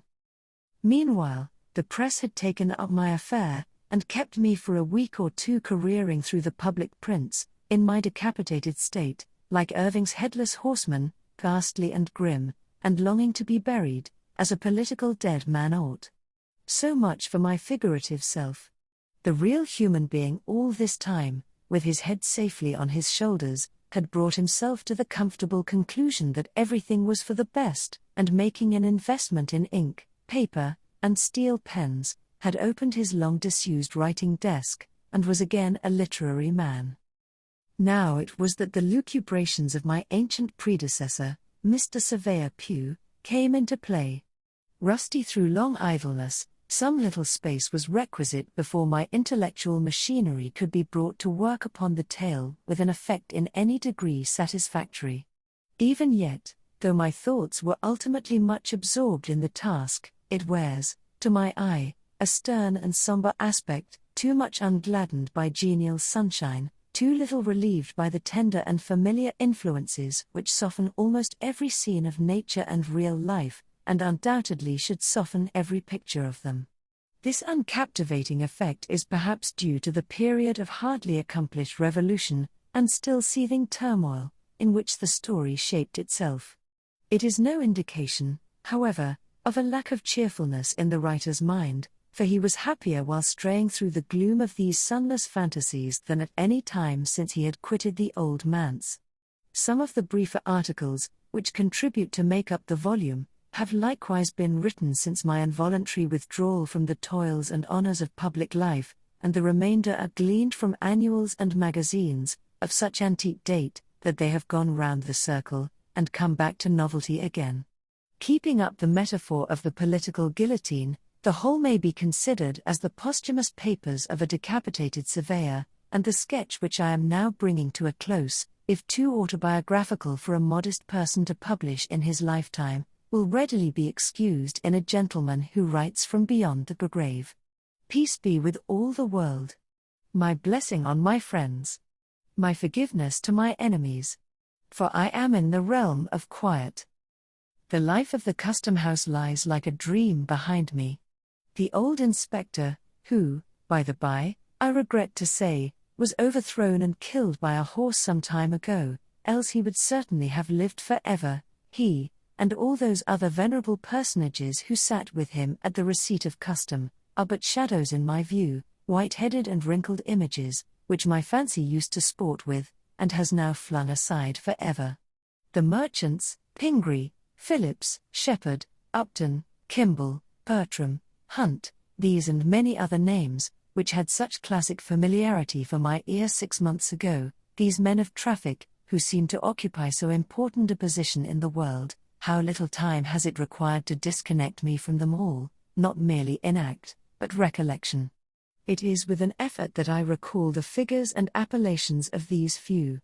Soon, likewise, my old native town will loom upon me through the haze of memory, a mist brooding over and around it, as if it were no portion of the real earth, but an overgrown village in cloudland, with only imaginary inhabitants to people its wooden houses and walk its homely lanes, and the unpicturesque prolixity of its main street. Henceforth it ceases to be a reality of my life, I am a citizen of somewhere else. My good townspeople will not much regret me, for, though it has been as dear an object as any, in my literary efforts, to be of some importance in their eyes, and to win myself a pleasant memory in this abode and burial place of so many of my forefathers, there has never been, for me, the genial atmosphere which a literary man requires in order to ripen the best harvest of his mind. I shall do better amongst other faces, and these familiar ones, it need hardly be said, will do just as well without me. It may be, however, transporting and triumphant thought, that the great-grandchildren of the present race may sometimes think kindly of the scribbler of bygone days, when the antiquary of days to come, among the sights memorable in the town's history, shall point out the locality of the town pump. The Scarlet Letter. Chapter 1. The Prison Door. A throng of bearded men, in sad-colored garments and grey steeple-crowned hats, intermixed with women, some wearing hoods, and others bareheaded, was assembled in front of a wooden edifice, the door of which was heavily timbered with oak, and studded with iron spikes.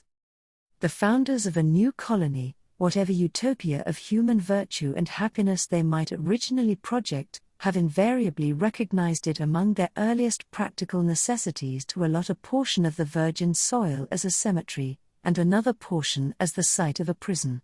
In accordance with this rule, it may safely be assumed that the forefathers of Boston had built the first prison house somewhere in the vicinity of Cornhill, almost as seasonably as they marked out the first burial ground, on Isaac Johnson's lot, and round about his grave, which subsequently became the nucleus of all the congregated sepulchres in the old churchyard of King's Chapel. Certain it is that, some 15 or 20 years after the settlement of the town, the wooden jail was already marked with weather stains and other indications of age, which gave a yet darker aspect to its beetle-browed and gloomy front. The rust on the ponderous ironwork of its oaken door looked more antique than anything else in the New World. Like all that pertains to crime, it seemed never to have known a youthful era. Before this ugly edifice, and between it and the wheel track of the street, was a grass plot, much overgrown with burdock, pigweed, apple pern, and such unsightly vegetation, which evidently found something congenial in the soil that had so early borne the black flower of civilized society, a prison. But on one side of the portal, and rooted almost at the threshold, was a wild rose bush, covered, in this month of June, with its delicate gems, which might be imagined to offer their fragrance and fragile beauty to the prisoner as he went in, and to the condemned criminal as he came forth to his doom, in token that the deep heart of nature could pity and be kind to him. This rose bush, by a strange chance, has been kept alive in history, but whether it had merely survived out of the stern old wilderness, so long after the fall of the gigantic pines and oaks that originally overshadowed it, or whether, as there is fair authority for believing, it had sprung up under the footsteps of the sainted Anne Hutchinson as she entered the prison door, we shall not take upon us to determine. Finding it so directly on the threshold of our narrative, which is now about to issue from that inauspicious portal, we could hardly do otherwise than pluck one of its flowers, and present it to the reader. It may serve, let us hope, to symbolize some sweet moral blossom that may be found along the track, or relieve the darkening close of a tale of human frailty and sorrow. Chapter 2. The Marketplace. The grass plot before the jail, in Prison Lane, on a certain summer morning, not less than 2 centuries ago, was occupied by a pretty large number of the inhabitants of Boston, all with their eyes intently fastened on the iron-clamped oaken door. Amongst any other population, or at a later period in the history of New England, the grim rigidity that petrified the bearded physiognomies of these good people would have augured some awful business in hand. It could have betokened nothing short of the anticipated execution of some noted culprit, on whom the sentence of a legal tribunal had but confirmed the verdict of public sentiment. But, in that early severity of the Puritan character, an inference of this kind could not so indubitably be drawn. It might be that a sluggish bond servant, or an undutiful child, whom his parents had given over to the civil authority, was to be corrected at the whipping post. It might be that an antinomian, a Quaker, or other heterodox religionist, was to be scourged out of the town, or an idle or vagrant Indian, whom the white man's firewater had made riotous about the streets, was to be driven with stripes into the shadow of the forest. It might be, too, that a witch, like old Mistress Hibbins, the bitter-tempered widow of the magistrate, was to die upon the gallows.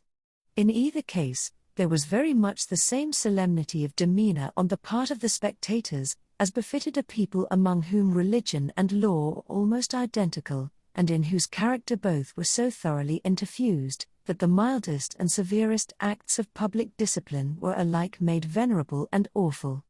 Meagre, indeed, and cold, was the sympathy that a transgressor might look for, from such bystanders, at the scaffold. On the other hand, a penalty which, in our days, would infer a degree of mocking infamy and ridicule, might then be invested with almost as stern a dignity as the punishment of death itself. It was a circumstance to be noted on the summer morning when our story begins its course, that the women, of whom there were several in the crowd, appeared to take a peculiar interest in whatever penal infliction might be expected to ensue. The age had not so much refinement, that any sense of impropriety restrained the wearers of petticoat and farthingale from stepping forth into the public ways, and wedging their not unsubstantial persons, if occasion were, into the throng nearest to the scaffold at an execution. Morally, as well as materially, there was a coarser fibre in those wives and maidens of old English birth and breeding than in their fair descendants, separated from them by a series of 6 or 7 generations, for, throughout that chain of ancestry, every successive mother had transmitted to her child a fainter bloom, a more delicate and briefer beauty, and a slighter physical frame, if not character of less force and solidity than her own. The women who were now standing about the prison door stood within less than half a century of the period when the man like Elizabeth had been the not altogether unsuitable representative of the sex. They were her countrywomen, and the beef and ale of their native land, with a moral diet not a whit more refined, entered largely into their composition. The bright morning sun, therefore, shone on broad shoulders and well-developed busts, and on round and ruddy cheeks, that had ripened in the far-off island, and had hardly yet grown paler or thinner in the atmosphere of New England. There was, moreover, a boldness and rotundity of speech among these matrons, as most of them seemed to be, that would startle us at the present day, whether in respect to its purport or its volume of tone. "Goodwives," said a hard-featured dame of 50, "I'll tell ye a piece of my mind. It would be greatly for the public behoof if we women, being of mature age and church members in good repute, should have the handling of such malefactresses as this Hester Prynne. What think ye, gossips? If the hussy stood up for judgment before us 5, that are now here in a knot together, would she come off with such a sentence as the worshipful magistrates have awarded? Marry, I trow not. People say," said another, "that the Reverend Master Dimmesdale, her godly pastor, takes it very grievously to heart that such a scandal should have come upon his congregation. The magistrates are God-fearing gentlemen, but merciful overmuch, that is a truth, added a third autumnal matron. At the very least, they should have put the brand of a hot iron on Hester Prynne's forehead. Madam Hester would have winced at that, I warrant me. But she, the naughty baggage, little will she care what they put upon the bodice of her gown. Why, look you, she may cover it with a brooch, or such like heathenish adornment, and so walk the streets as brave as ever. Ah, but, interposed, more softly, a young wife, holding a child by the hand, let her cover the mark as she will, the pang of it will be always in her heart. What do we talk of marks and brands, whether on the bodice of her gown or the flesh of her forehead? Cried another female, the ugliest as well as the most pitiless of these self-constituted judges. This woman has brought shame upon us all, and ought to die, is there not law for it? Truly there is, both in the Scripture and the statute book. Then let the magistrates, who have made it of no effect, thank themselves if their own wives and daughters go astray. Mercy on us, good wife, exclaimed a man in the crowd, is there no virtue in woman, save what springs from a wholesome fear of the gallows? That is the hardest word yet. Hush now, gossips, for the lock is turning in the prison door, and here comes Mistress Prynne herself. The door of the jail being flung open from within, there appeared, in the first place, like a black shadow emerging into sunshine, the grim and grisly presence of the town beadle, with a sword by his side, and his staff of office in his hand.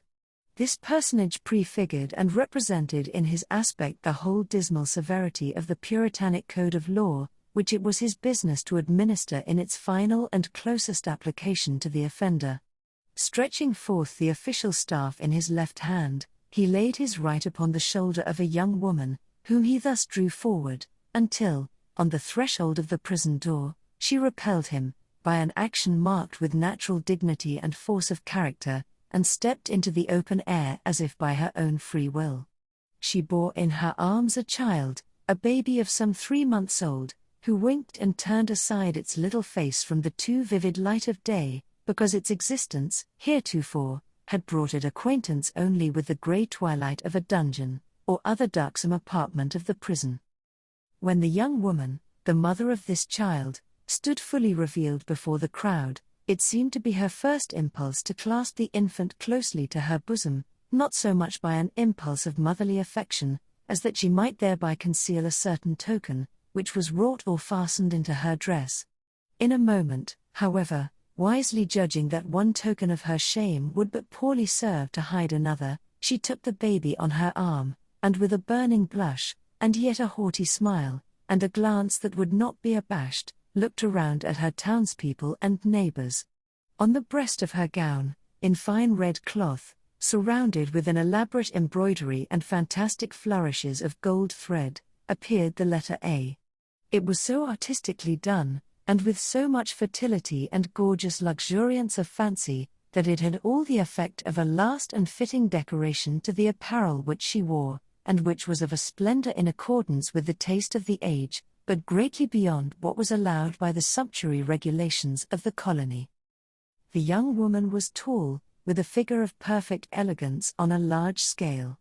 She had dark and abundant hair, so glossy that it threw off the sunshine with a gleam, and a face which, besides being beautiful from regularity of feature and richness of complexion, had the impressiveness belonging to a marked brow and deep black eyes.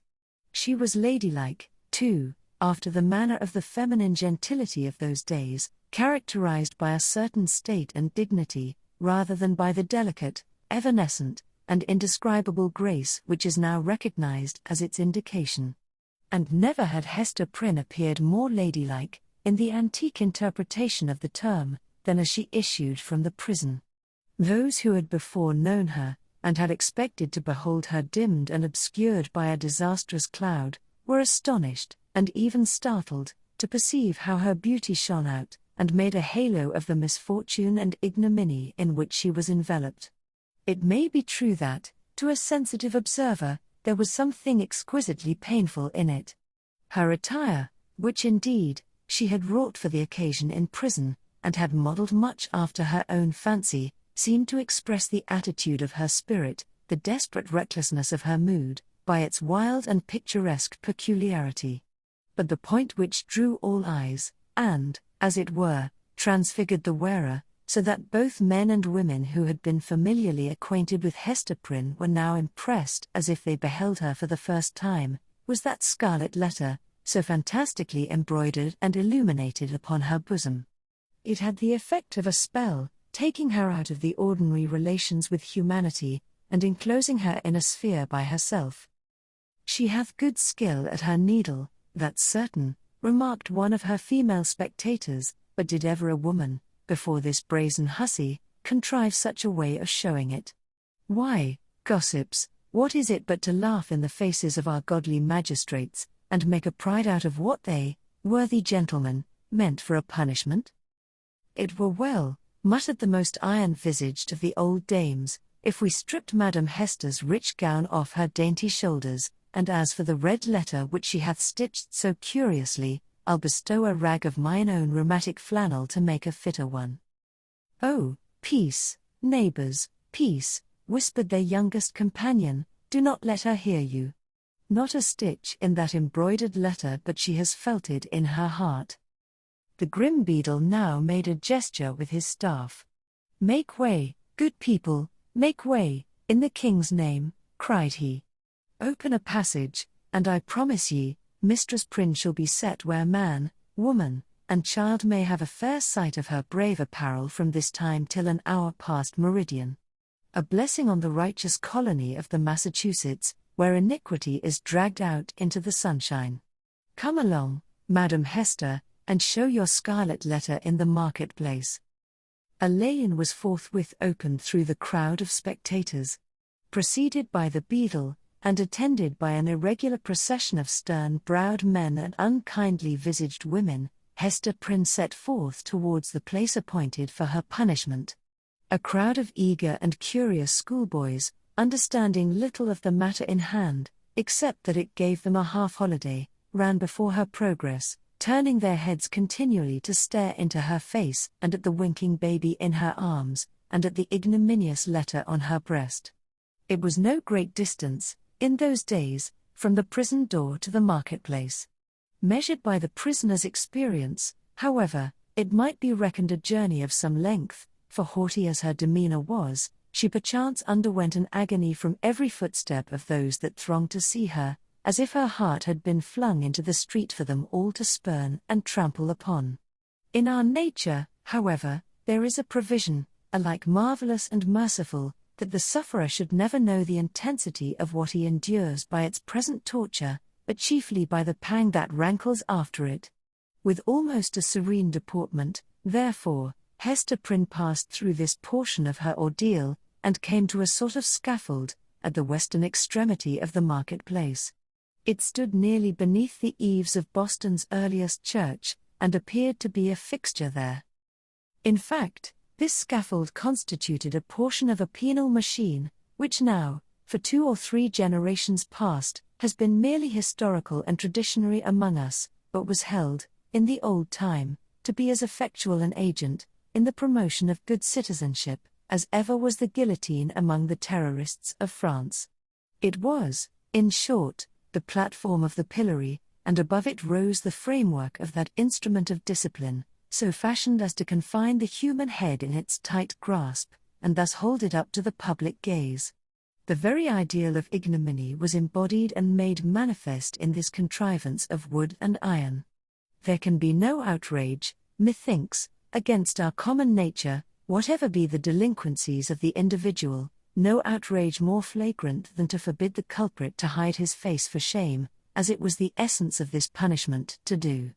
In Hester Prynne's instance, however, as not unfrequently in other cases, her sentence bore that she should stand a certain time upon the platform, but without undergoing that gripe about the neck and confinement of the head, the proneness to which was the most devilish characteristic of this ugly engine. Knowing well her part, she ascended a flight of wooden steps, and was thus displayed to the surrounding multitude, at about the height of a man's shoulders above the street. Had there been a papist among the crowd of Puritans, he might have seen in this beautiful woman, so picturesque in her attire and mien, and with the infant at her bosom, an object to remind him of the image of divine maternity, which so many illustrious painters have vied with one another to represent, something which should remind him, indeed, but only by contrast, of that sacred image of sinless motherhood, whose infant was to redeem the world. Here, there was the taint of deepest sin in the most sacred quality of human life, working such effect, that the world was only the darker for this woman's beauty, and the more lost for the infant that she had borne. The scene was not without a mixture of awe, such as must always invest the spectacle of guilt and shame in a fellow creature, before society shall have grown corrupt enough to smile, instead of shuddering at it. The witnesses of Hester Prynne's disgrace had not yet passed beyond their simplicity.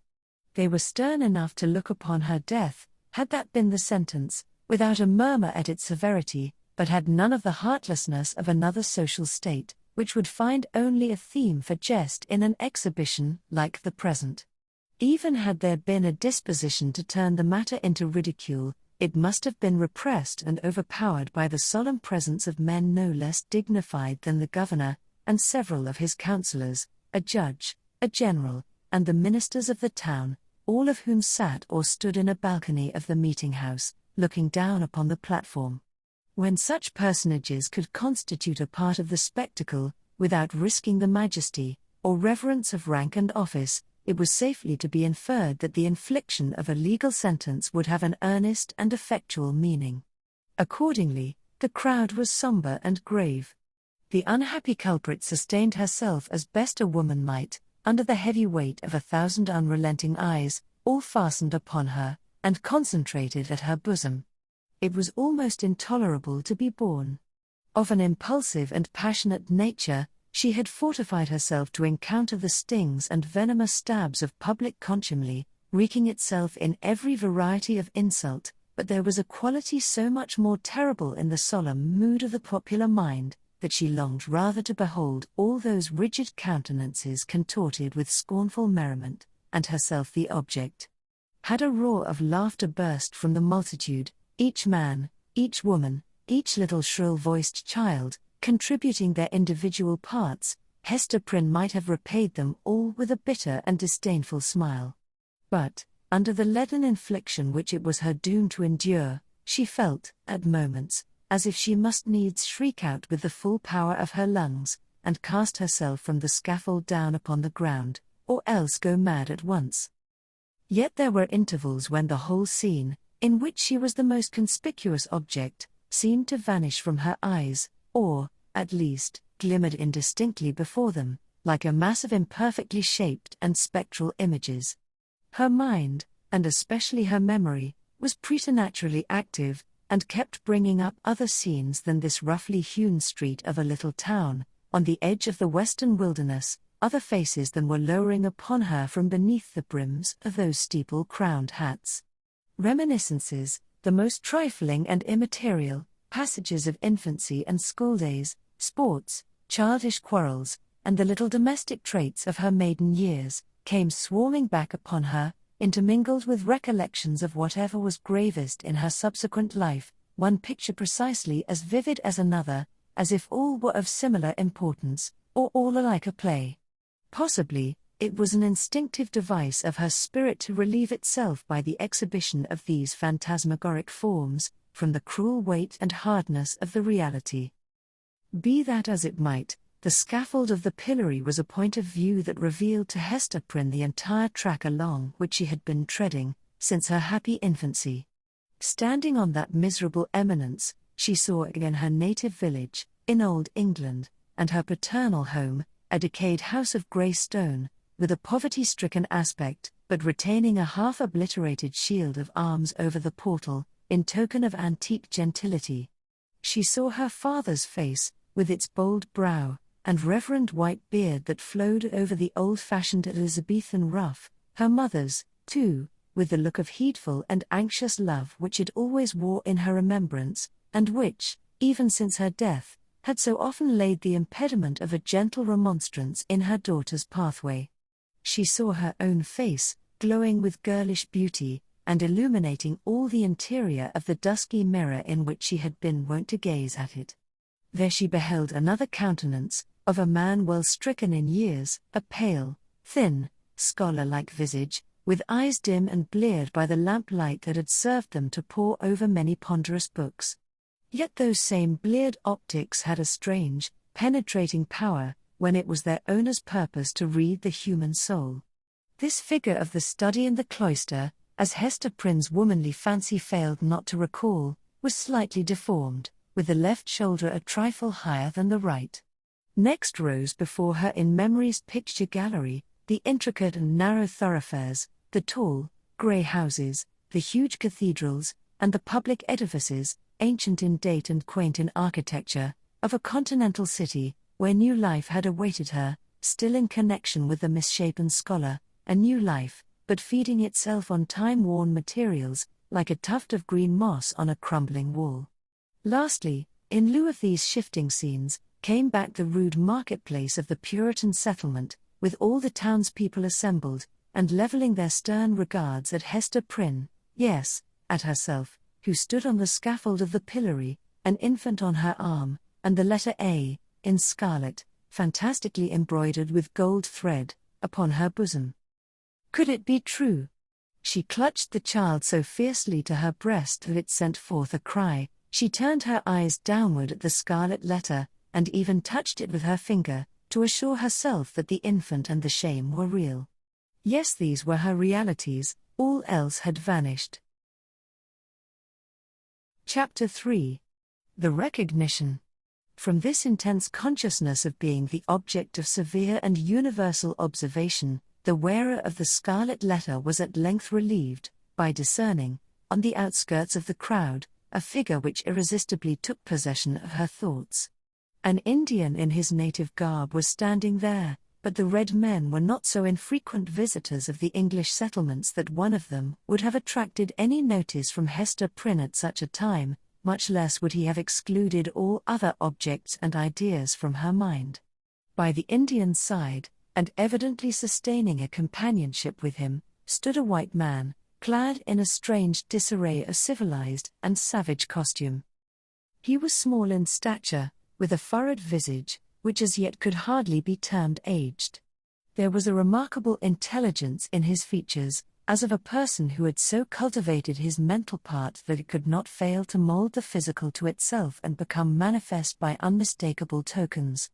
Although, by a seemingly careless arrangement of his heterogeneous garb, he had endeavored to conceal or abate the peculiarity, it was sufficiently evident to Hester Prynne that one of this man's shoulders rose higher than the other. Again, at the first instant of perceiving that thin visage, and the slight deformity of the figure, she pressed her infant to her bosom with so convulsive a force that the poor babe uttered another cry of pain. But the mother did not seem to hear it. At his arrival in the marketplace, and some time before she saw him, the stranger had bent his eyes on Hester Prynne. It was carelessly at first, like a man chiefly accustomed to look inward, and to whom external matters are of little value and import, unless they bear relation to something within his mind. Very soon, however, his look became keen and penetrative. A writhing horror twisted itself across his features, like a snake gliding swiftly over them, and making one little pause, with all its wreathed intervolutions in open sight. His face darkened with some powerful emotion, which, nevertheless, he so instantaneously controlled by an effort of his will, that, save at a single moment, its expression might have passed for calmness. After a brief space, the convulsion grew almost imperceptible, and finally subsided into the depths of his nature. When he found the eyes of Hester Prynne fastened on his own, and saw that she appeared to recognize him, he slowly and calmly raised his finger, made a gesture with it in the air, and laid it on his lips.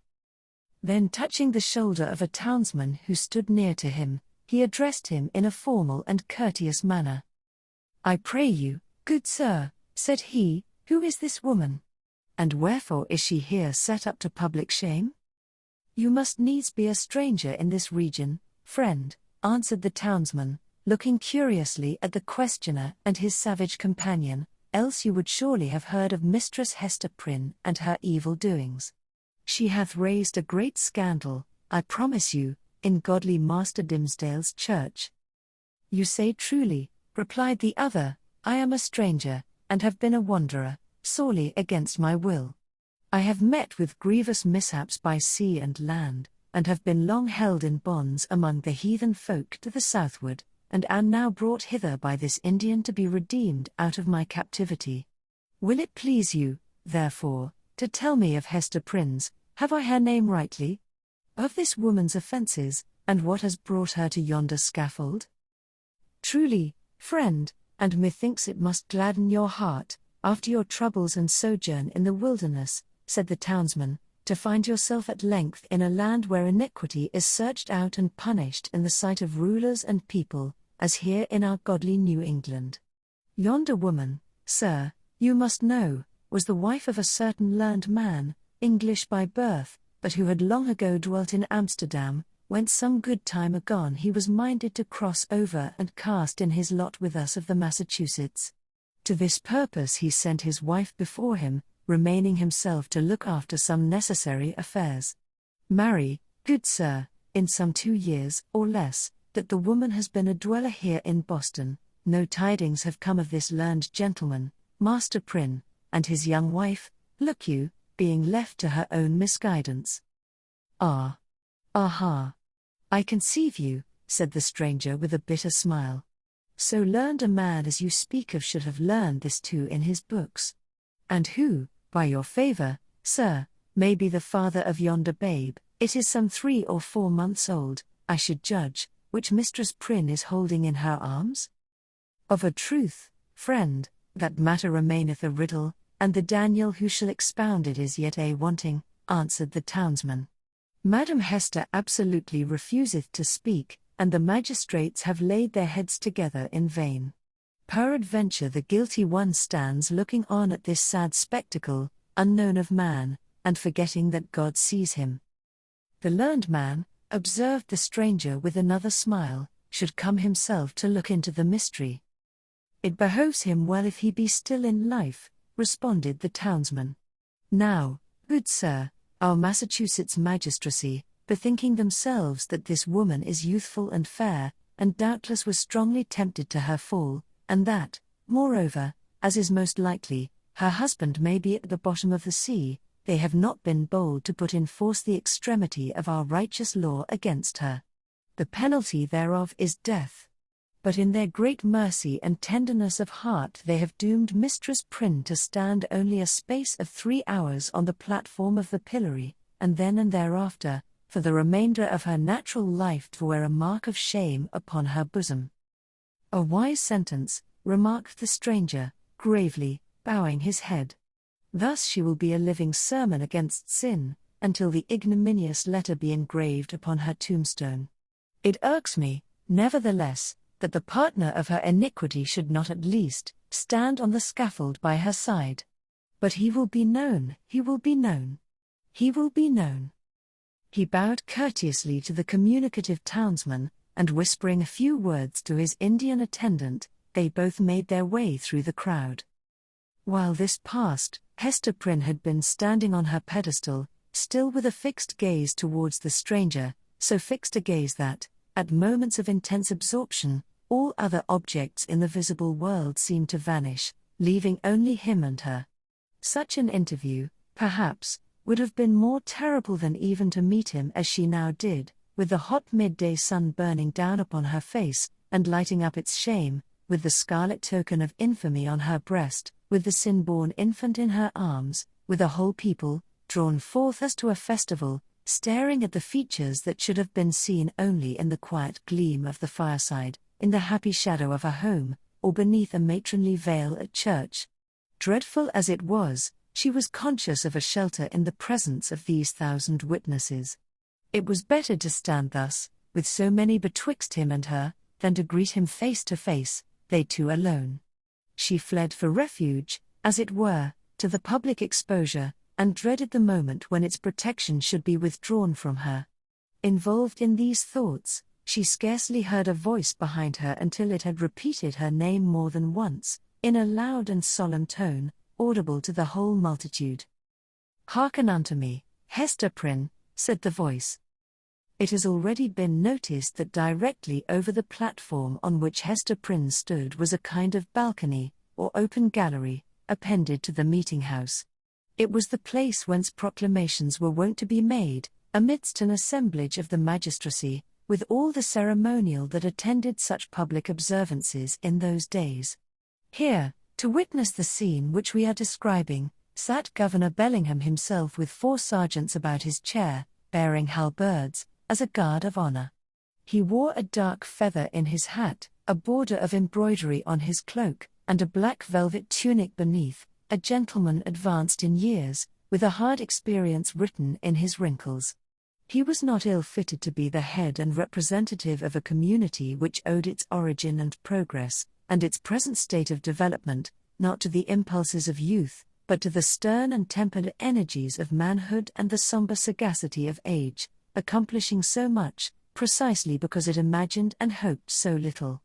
The other eminent characters by whom the chief ruler was surrounded were distinguished by a dignity of mien, belonging to a period when the forms of authority were felt to possess the sacredness of divine institutions. They were, doubtless, good men, just and sage.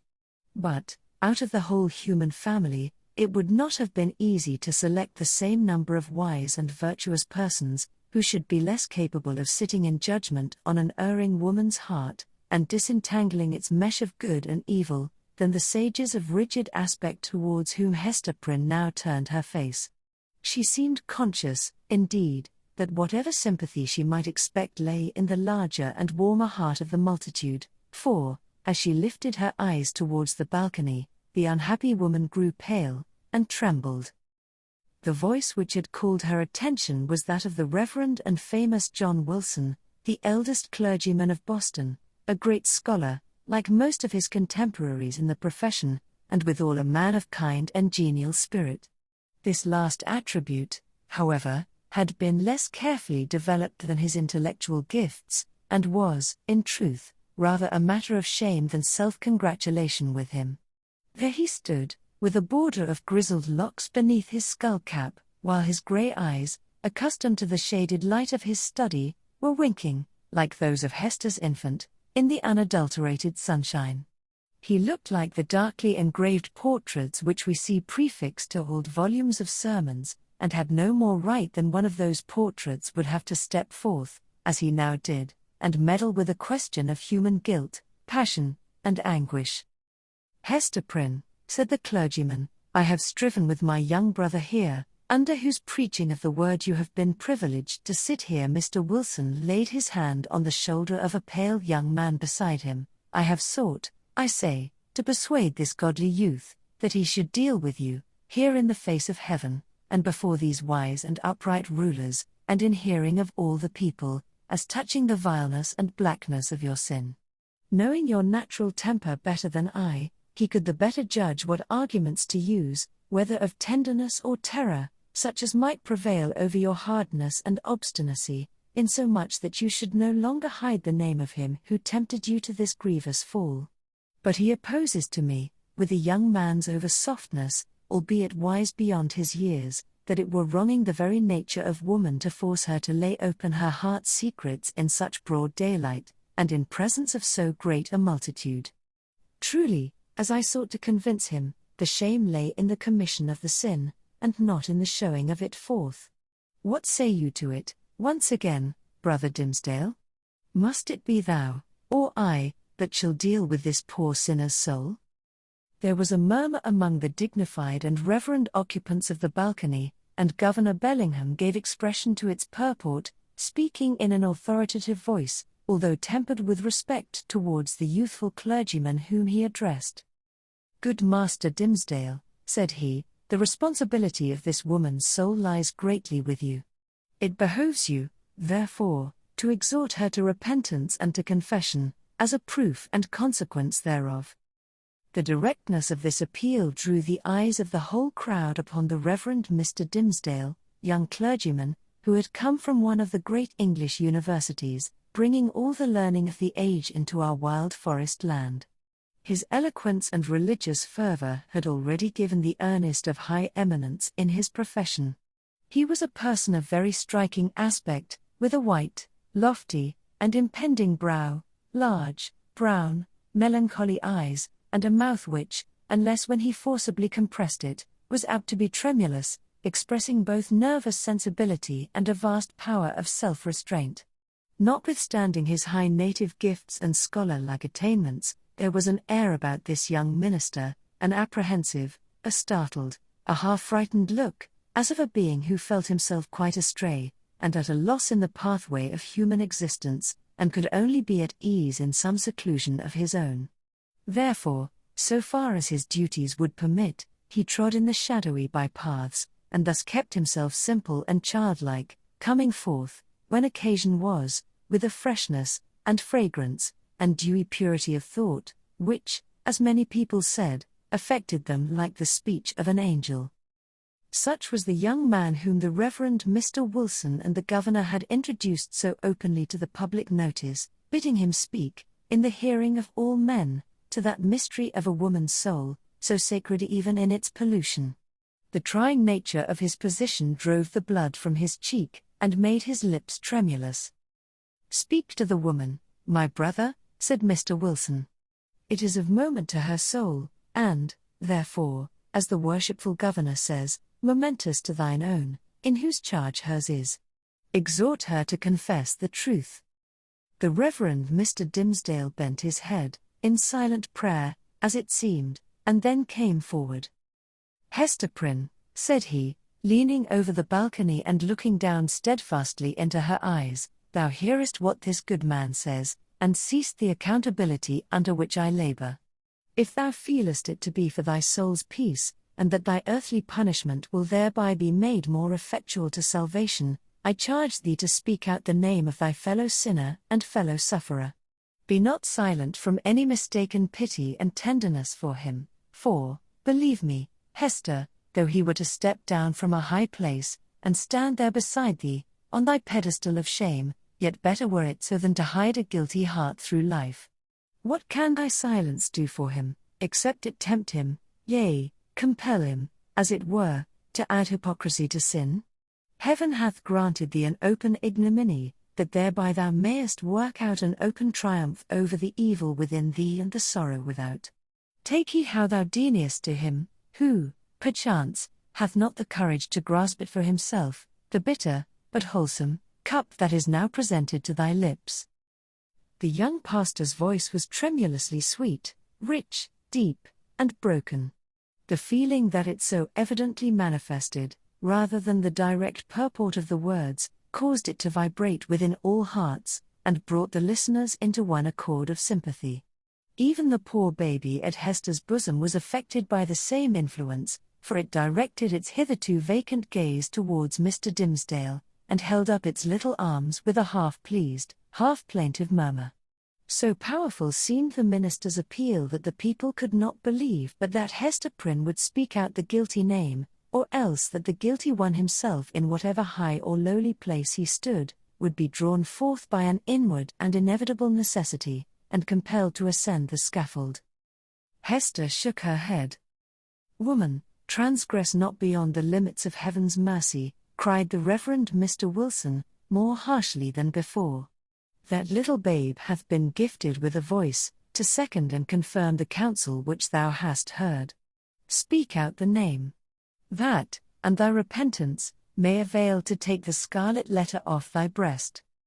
"Never," replied Hester Prynne, looking, not at Mr. Wilson, but into the deep and troubled eyes of the younger clergyman.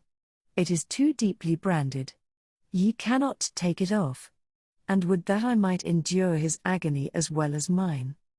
"Speak, woman," said another voice, coldly and sternly, proceeding from the crowd about the scaffold, "speak, and give your child a father." "I will not speak," answered Hester, turning pale as death, but responding to this voice, which she too surely recognized.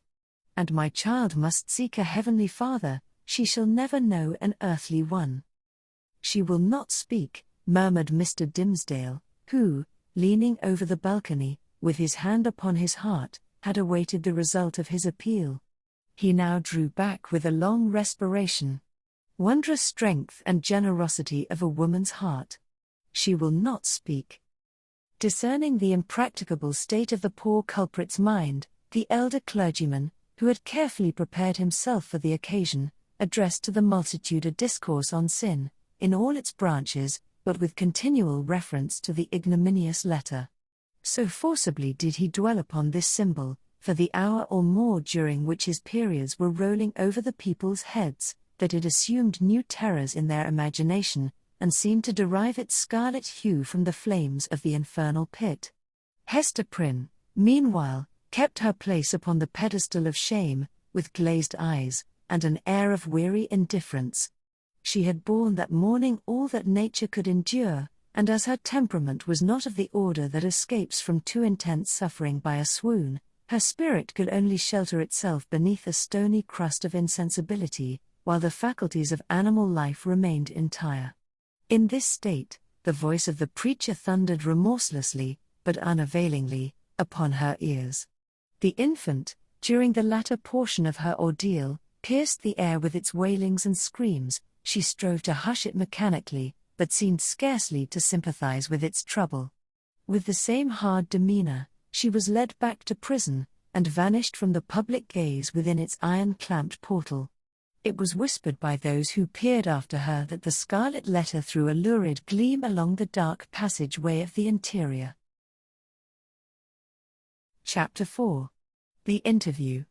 After her return to the prison, Hester Prynne was found to be in a state of nervous excitement that demanded constant watchfulness, lest she should perpetrate violence on herself, or do some half-frenzied mischief to the poor babe. As night approached, it proving impossible to quell her insubordination by rebuke or threats of punishment, Master Brackett, the jailer, thought fit to introduce a physician.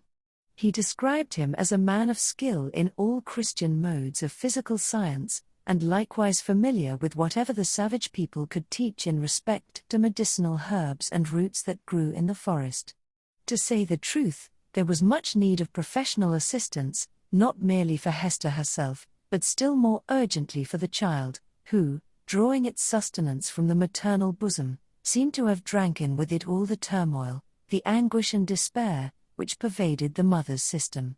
It now writhed in convulsions of pain, and was a forcible type, in its little frame, of the moral agony which Hester Prynne had borne throughout the day. Closely following the jailer into the dismal apartment, appeared that individual, of singular aspect whose presence in the crowd had been of such deep interest to the wearer of the Scarlet Letter. He was lodged in the prison, not as suspected of any offence, but as the most convenient and suitable mode of disposing of him, until the magistrates should have conferred with the Indian Sagamores respecting his ransom. His name was announced as Roger Chillingworth. The jailer, after ushering him into the room, remained a moment, marveling at the comparative quiet that followed his entrance, for Hester Prynne had immediately become as still as death, although the child continued to moan. "Prithee, friend, leave me alone with my patient," said the practitioner. "Trust me, good jailer, you shall briefly have peace in your house, and, I promise you, Mistress Prynne shall hereafter be more amenable to just authority than you may have found her heretofore." "Nay, if your worship can accomplish that," answered Master Brackett, "I shall own you for a man of skill, indeed. Verily, the woman hath been like a possessed one, and there lacks little that I should take in hand, to drive Satan out of her with stripes." The stranger had entered the room with the characteristic quietude of the profession to which he announced himself as belonging. Nor did his demeanor change when the withdrawal of the prison keeper left him face to face with the woman, whose absorbed notice of him, in the crowd, had intimated so close a relation between himself and her. His first care was given to the child, whose cries, indeed, as she lay writhing on the trundle bed, made it of peremptory necessity to postpone all other business to the task of soothing her. He examined the infant carefully, and then proceeded to unclasp a leathern case, which he took from beneath his dress. It appeared to contain medical preparations, one of which he mingled with a cup of water. My old studies in alchemy, observed he, and my sojourn, for above a year past, among a people well versed in the kindly properties of simples, have made a better physician of me than many that claim the medical degree. Here, woman. The child is yours, she is none of mine, neither will she recognize my voice or aspect as a father's. Administer this draught, therefore, with thine own hand. Hester repelled the offered medicine, at the same time gazing with strongly marked apprehension into his face. Wouldst thou avenge thyself on the innocent babe? Whispered she. Foolish woman, responded the physician, half coldly, half soothingly. What should ail me to harm this misbegotten and miserable babe? The medicine is potent for good, and were it my child, yea, mine own, as well as thine, I could do no better for it. As she still hesitated, being, in fact, in no reasonable state of mind, he took the infant in his arms, and himself administered the draught. It soon proved its efficacy, and redeemed the leech's pledge. The moans of the little patient subsided, its convulsive tossings gradually ceased, and in a few moments, as is the custom of young children after relief from pain, it sank into a profound and dewy slumber. The physician, as he had a fair right to be termed, next bestowed his attention on the mother. With calm and intense scrutiny, he felt her pulse, looked into her eyes, a gaze that made her heart shrink and shudder, because so familiar, and yet so strange and cold, and, finally, satisfied with his investigation, proceeded to mingle another draught. I know not Lethe nor Nepenthe, remarked he, but I have learned many new secrets in the wilderness, and here is one of them, a recipe that an Indian taught me, in requital of some lessons of my own, that were as old as Paracelsus. Drink it. It may be less soothing than a sinless conscience. That I cannot give thee. But it will calm the swell and heaving of thy passion, like oil thrown on the waves of a tempestuous sea. He presented the cup to Hester, who received it with a slow, earnest look into his face, not precisely a look of fear, yet full of doubt and questioning as to what his purposes might be. She looked also at her slumbering child. I have thought of death, said she, have wished for it, would even have prayed for it, were it fit that such as I should pray for anything. Yet, if death be in this cup, I bid thee think again, ere thou beholdest me quaff it. See. It is even now at my lips. Drink, then, replied he, still with the same cold composure. Dost thou know me so little, Hester Prynne? Are my purposes wont to be so shallow? Even if I imagine a scheme of vengeance, what could I do better for my object than to let thee live, than to give thee medicines against all harm and peril of life, so that this burning shame may still blaze upon thy bosom? As he spoke, he laid his long forefinger on the scarlet letter, which forthwith seemed to scorch into Hester's breast, as if it had been red hot. He noticed her involuntary gesture, and smiled. Live, therefore, and bear about thy doom with thee, in the eyes of men and women, in the eyes of him whom thou didst call thy husband, in the eyes of yonder child. And, that thou mayest live, take off this draught. Without further expostulation or delay, Hester Prynne drained the cup, and, at the motion of the man of skill, seated herself on the bed, where the child was sleeping, while he drew the only chair which the room afforded, and took his own seat beside her. She could not but tremble at these preparations, for she felt that, having now done all that humanity, or principle, or, if so it were, a refined cruelty, impelled him to do for the relief of physical suffering, he was next to treat with her as the man whom she had most deeply and irreparably injured. Hester, said he, I ask not wherefore, nor how thou hast fallen into the pit, or say, rather, thou hast ascended to the pedestal of infamy on which I found thee. The reason is not far to seek. It was my folly, and thy weakness. I, a man of thought, the bookworm of great libraries, a man already in decay, having given my best years to feed the hungry dream of knowledge, what had I to do with youth and beauty like thine own?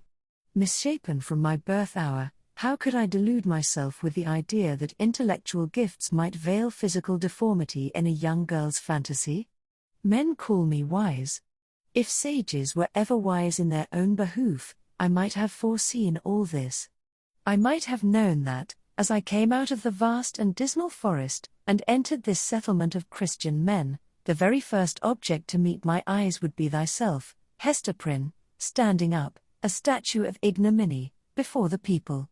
Nay, from the moment when we came down the old church steps together, a married pair, I might have beheld the bale fire of that scarlet letter blazing at the end of our path. Thou knowest, said Hester, for, depressed as she was, she could not endure this last quiet stab at the token of her shame, thou knowest that I was frank with thee. I felt no love, nor feigned any. True, replied he. It was my folly. I have said it. But, up to that epoch of my life, I had lived in vain. The world had been so cheerless. My heart was a habitation large enough for many guests, but lonely and chill, and without a household fire. I longed to kindle one. It seemed not so wild a dream, old as I was, and sombre as I was, and misshapen as I was, that the simple bliss, which is scattered far and wide, for all mankind to gather up, might yet be mine. And so, Hester, I drew thee into my heart, into its innermost chamber, and sought to warm thee by the warmth which thy presence made there. I have greatly wronged thee, murmured Hester. We have wronged each other, answered he. Mine was the first wrong, when I betrayed thy budding youth into a false and unnatural relation with my decay. Therefore, as a man who has not thought and philosophized in vain, I seek no vengeance, plot no evil against thee. Between thee and me, the scale hangs fairly balanced. But, Hester, the man lives who has wronged us both. Who is he? Ask me not, replied Hester Prynne, looking firmly into his face. That thou shalt never know. Never, sayest thou? Rejoined he, with a smile of dark and self-relying intelligence. Never know him. Believe me, Hester, there are few things whether in the outward world, or, to a certain depth, in the invisible sphere of thought, few things hidden from the man who devotes himself earnestly and unreservedly to the solution of a mystery. Thou mayest cover up thy secret from the prying multitude. Thou mayest conceal it, too, from the ministers and magistrates, even as thou didst this day, when they sought to wrench the name out of thy heart, and give thee a partner on thy pedestal. But, as for me, I come to the inquest with other senses than they possess. I shall seek this man, as I have sought truth in books, as I have sought gold in alchemy. There is a sympathy that will make me conscious of him. I shall see him tremble. I shall feel myself shudder, suddenly and unawares. Sooner or later, he must needs be mine. The eyes of the wrinkled scholar glowed so intensely upon her, that Hester Prynne clasped her hand over her heart, dreading lest he should read the secret there at once. Thou wilt not reveal his name? Not the less he is mine, resumed he, with a look of confidence, as if destiny were at one with him. He bears no letter of infamy wrought into his garment, as thou dost, but I shall read it on his heart. Yet fear not for him. Think not that I shall interfere with heaven's own method of retribution, or, to my own loss, betray him to the gripe of human law. Neither do thou imagine that I shall contrive aught against his life, no, nor against his fame, if as I judge, he be a man of fair repute. Let him live. Let him hide himself in outward honor, if he may. Not the less he shall be mine. Thy acts are like mercy, said Hester, bewildered and appalled, but thy words interpret thee as a terror. One thing, thou that wast my wife, I would enjoin upon thee, continued the scholar. Thou hast kept the secret of thy paramour. Keep, likewise, mine. There are none in this land that know me. Breathe not to any human soul that thou didst ever call me husband. Here, on this wild outskirt of the earth, I shall pitch my tent, for, elsewhere a wanderer, and isolated from human interests, I find here a woman, a man, a child, amongst whom and myself there exist the closest ligaments. No matter whether of love or hate, no matter whether of right or wrong. Thou and thine, Hester Prynne, belong to me. My home is where thou art and where he is. But betray me not. Wherefore dost thou desire it? Inquired Hester, shrinking, she hardly knew why, from this secret bond. Why not announce thyself openly, and cast me off at once? It may be, he replied, because I will not encounter the dishonor that besmirches the husband of a faithless woman. It may be for other reasons. Enough, it is my purpose to live and die unknown. Let, therefore, thy husband be to the world as one already dead, and of whom no tidings shall ever come. Recognize me not, by word, by sign, by look. Breathe not the secret, above all, to the man thou wottest of. Shouldst thou fail me in this, beware. His fame, his position, his life will be in my hands. Beware. I will keep thy secret, as I have his, said Hester. Swear it. Rejoined he. And she took the oath. And now, Mistress Prynne, said old Roger Chillingworth, as he was hereafter to be named, I leave thee alone, alone with thy infant and the Scarlet Letter. How is it, Hester? Doth thy sentence bind thee to wear the token in thy sleep? Art thou not afraid of nightmares and hideous dreams? Why dost thou smile so at me? Inquired Hester, troubled at the expression of his eyes. Art thou like the black man that haunts the forest round about us? Hast thou enticed me into a bond that will prove the ruin of my soul? Not thy soul, he answered, with another smile. No, not thine. Chapter 5. Hester at her needle. Hester Prynne's term of confinement was now at an end. Her prison door was thrown open, and she came forth into the sunshine, which, falling on all alike, seemed, to her sick and morbid heart, as if meant for no other purpose than to reveal the scarlet letter on her breast. Perhaps there was a more real torture in her first unattended footsteps from the threshold of the prison than even in the procession and spectacle that have been described, where she was made the common infamy, at which all mankind was summoned to point its finger. Then, she was supported by an unnatural tension of the nerves, and by all the combative energy of her character, which enabled her to convert the scene into a kind of lurid triumph. It was, moreover, a separate and insulated event, to occur but once in her lifetime, and to meet which, therefore, reckless of economy, she might call up the vital strength that would have sufficed for many quiet years. The very law that condemned her, a giant of stern features but with vigor to support, as well as to annihilate, in his iron arm, had held her up through the terrible ordeal of her ignominy. But now, with this unattended walk from her prison door, began the daily custom, and she must either sustain and carry it forward by the ordinary resources of her nature, or sink beneath it. She could no longer borrow from the future to help her through the present grief. Tomorrow would bring its own trial with it, so would the next day, and so would the next, each its own trial, and yet the very same that was now so unutterably grievous to be borne. The days of the far-off future would toil onward, still with the same burden for her to take up, and bear along with her, but never to fling down, for the accumulating days and added years would pile up their misery upon the heap of shame. Throughout them all, giving up her individuality, she would become the general symbol at which the preacher and moralist might point, and in which they might vivify and embody their images of woman's frailty and sinful passion.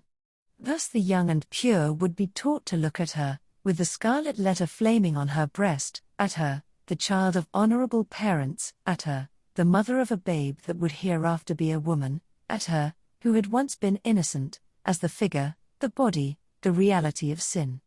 And over her grave, the infamy that she must carry thither would be her only monument. It may seem marvelous that, with the world before her, kept by no restrictive clause of her condemnation within the limits of the Puritan settlement, so remote and so obscure, free to return to her birthplace, or to any other European land, and there hide her character and identity under a new exterior, as completely as if emerging into another state of being, and having also the passes of the dark, inscrutable forest open to her, where the wildness of her nature might assimilate itself with a people whose customs and life were alien from the law that had condemned her, it may seem marvelous that this woman should still call that place her home, where, and where only, she must needs be the type of shame. But there is a fatality, a feeling so irresistible and inevitable that it has the force of doom, which almost invariably compels human beings to linger around and haunt, ghost-like, the spot where some great and marked event has given the color to their lifetime, and, still the more irresistibly, the darker the tinge that saddens it. Her sin, her ignominy, were the roots which she had struck into the soil. It was as if a new birth, with stronger assimilations than the first, had converted the forest land, still so uncongenial to every other pilgrim and wanderer, into Hester Prynne's wild and dreary, but lifelong home. All other scenes of earth, even that village of rural England, where happy infancy and stainless maidenhood seemed yet to be in her mother's keeping, like garments put off long ago, were foreign to her, in comparison. The chain that bound her here was of iron links, and galling to her inmost soul, but could never be broken. It might be, too, doubtless it was so, although she hid the secret from herself, and grew pale whenever it struggled out of her heart, like a serpent from its hole, it might be that another feeling kept her within the scene and pathway that had been so fatal. There dwelt, there trode, the feet of one with whom she deemed herself connected in a union that, unrecognized on earth, would bring them together before the bar of final judgment, and make that their marriage altar, for a joint futurity of endless retribution. Over and over again, the tempter of souls had thrust this idea upon Hester's contemplation, and laughed at the passionate and desperate joy with which she seized, and then strove to cast it from her. She barely looked the idea in the face, and hastened to bar it in its dungeon. What she compelled herself to believe, what, finally, she reasoned upon as her motive for continuing a resident of New England, was half a truth, and half a self-delusion. Here, she said to herself, had been the scene of her guilt, and here should be the scene of her earthly punishment, and so, perchance, the torture of her daily shame would at length purge her soul, and work out another purity than that which she had lost, more saint-like, because the result of martyrdom. Hester Prynne, therefore, did not flee. On the outskirts of the town, within the verge of the peninsula, but not in close vicinity to any other habitation, there was a small thatched cottage. It had been built by an earlier settler, and abandoned, because the soil about it was too sterile for cultivation, while its comparative remoteness put it out of the sphere of that social activity which already marked the habits of the emigrants. It stood on the shore, looking across a basin of the sea at the forest-covered hills, towards the west. A clump of scrubby trees, such as alone grew on the peninsula, did not so much conceal the cottage from view, as seemed to denote that here was some object which would fain have been, or at least ought to be, concealed. In this little lonesome dwelling, with some slender means that she possessed, and by the license of the magistrates, who still kept an inquisitorial watch over her, Hester established herself, with her infant child. A mystic shadow of suspicion immediately attached itself to the spot.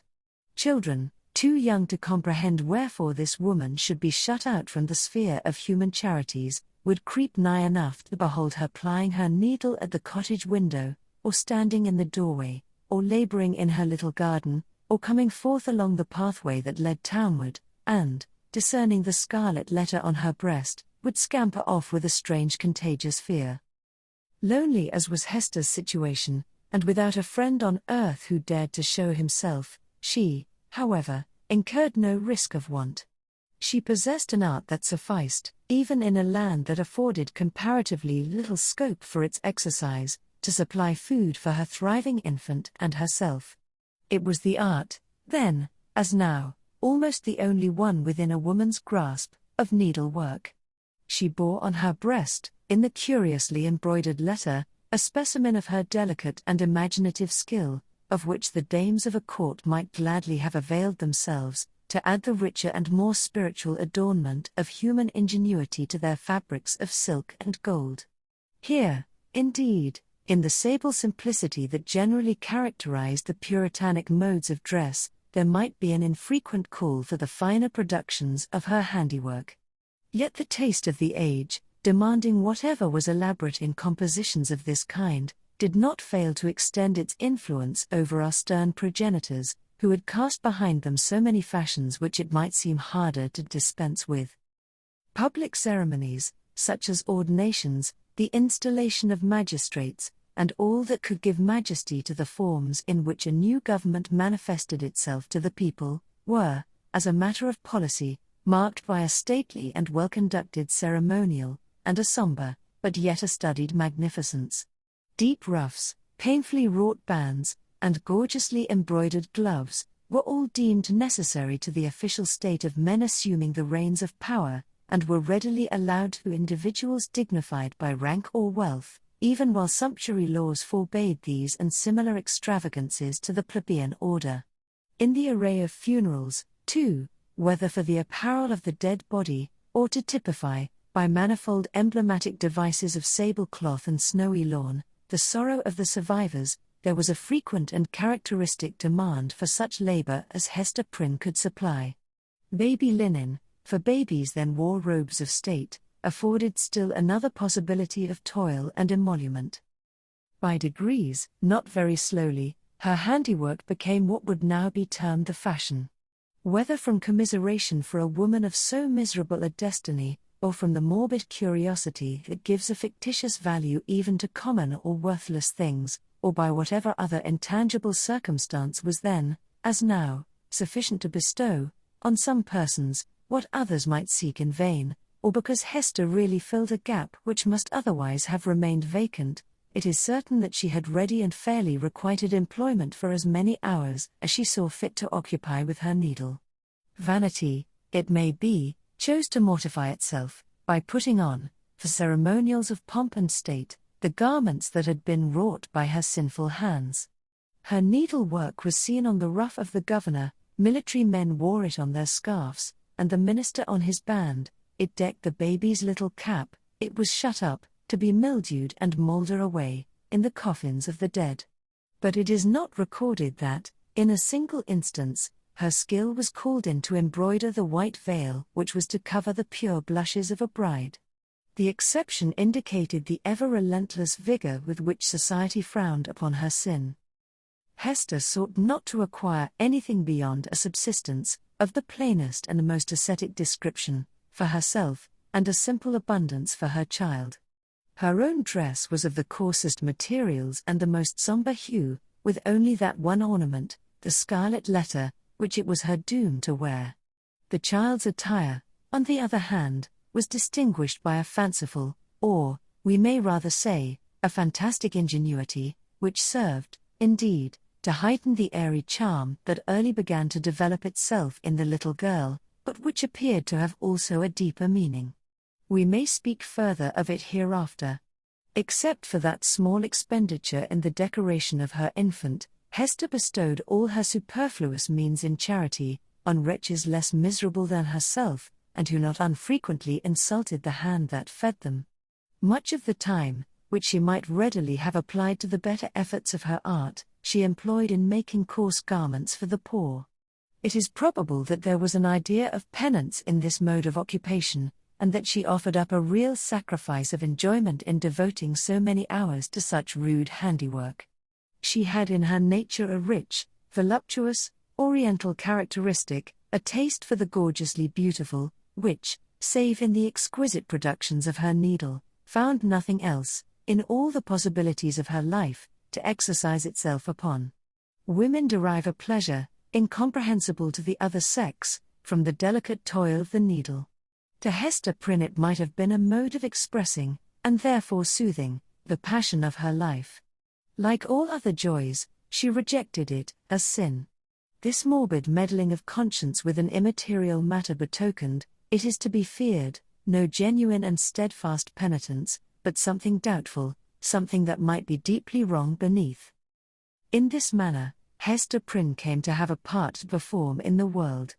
With her native energy of character and rare capacity, it could not entirely cast her off, although it had set a mark upon her, more intolerable to a woman's heart than that which branded the brow of Cain. In all her intercourse with society, however, there was nothing that made her feel as if she belonged to it.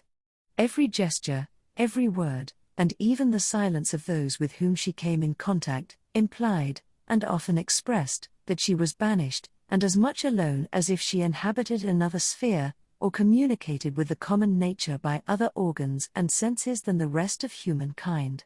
She stood apart from mortal interests, yet close beside them, like a ghost that revisits the familiar fireside, and can no longer make itself seen or felt, no more smile with the household joy, nor mourn with the kindred sorrow, or, should it succeed in manifesting its forbidden sympathy, awakening only terror and horrible repugnance. These emotions, in fact, and its bitterest scorn besides, seemed to be the sole portion that she retained in the universal heart.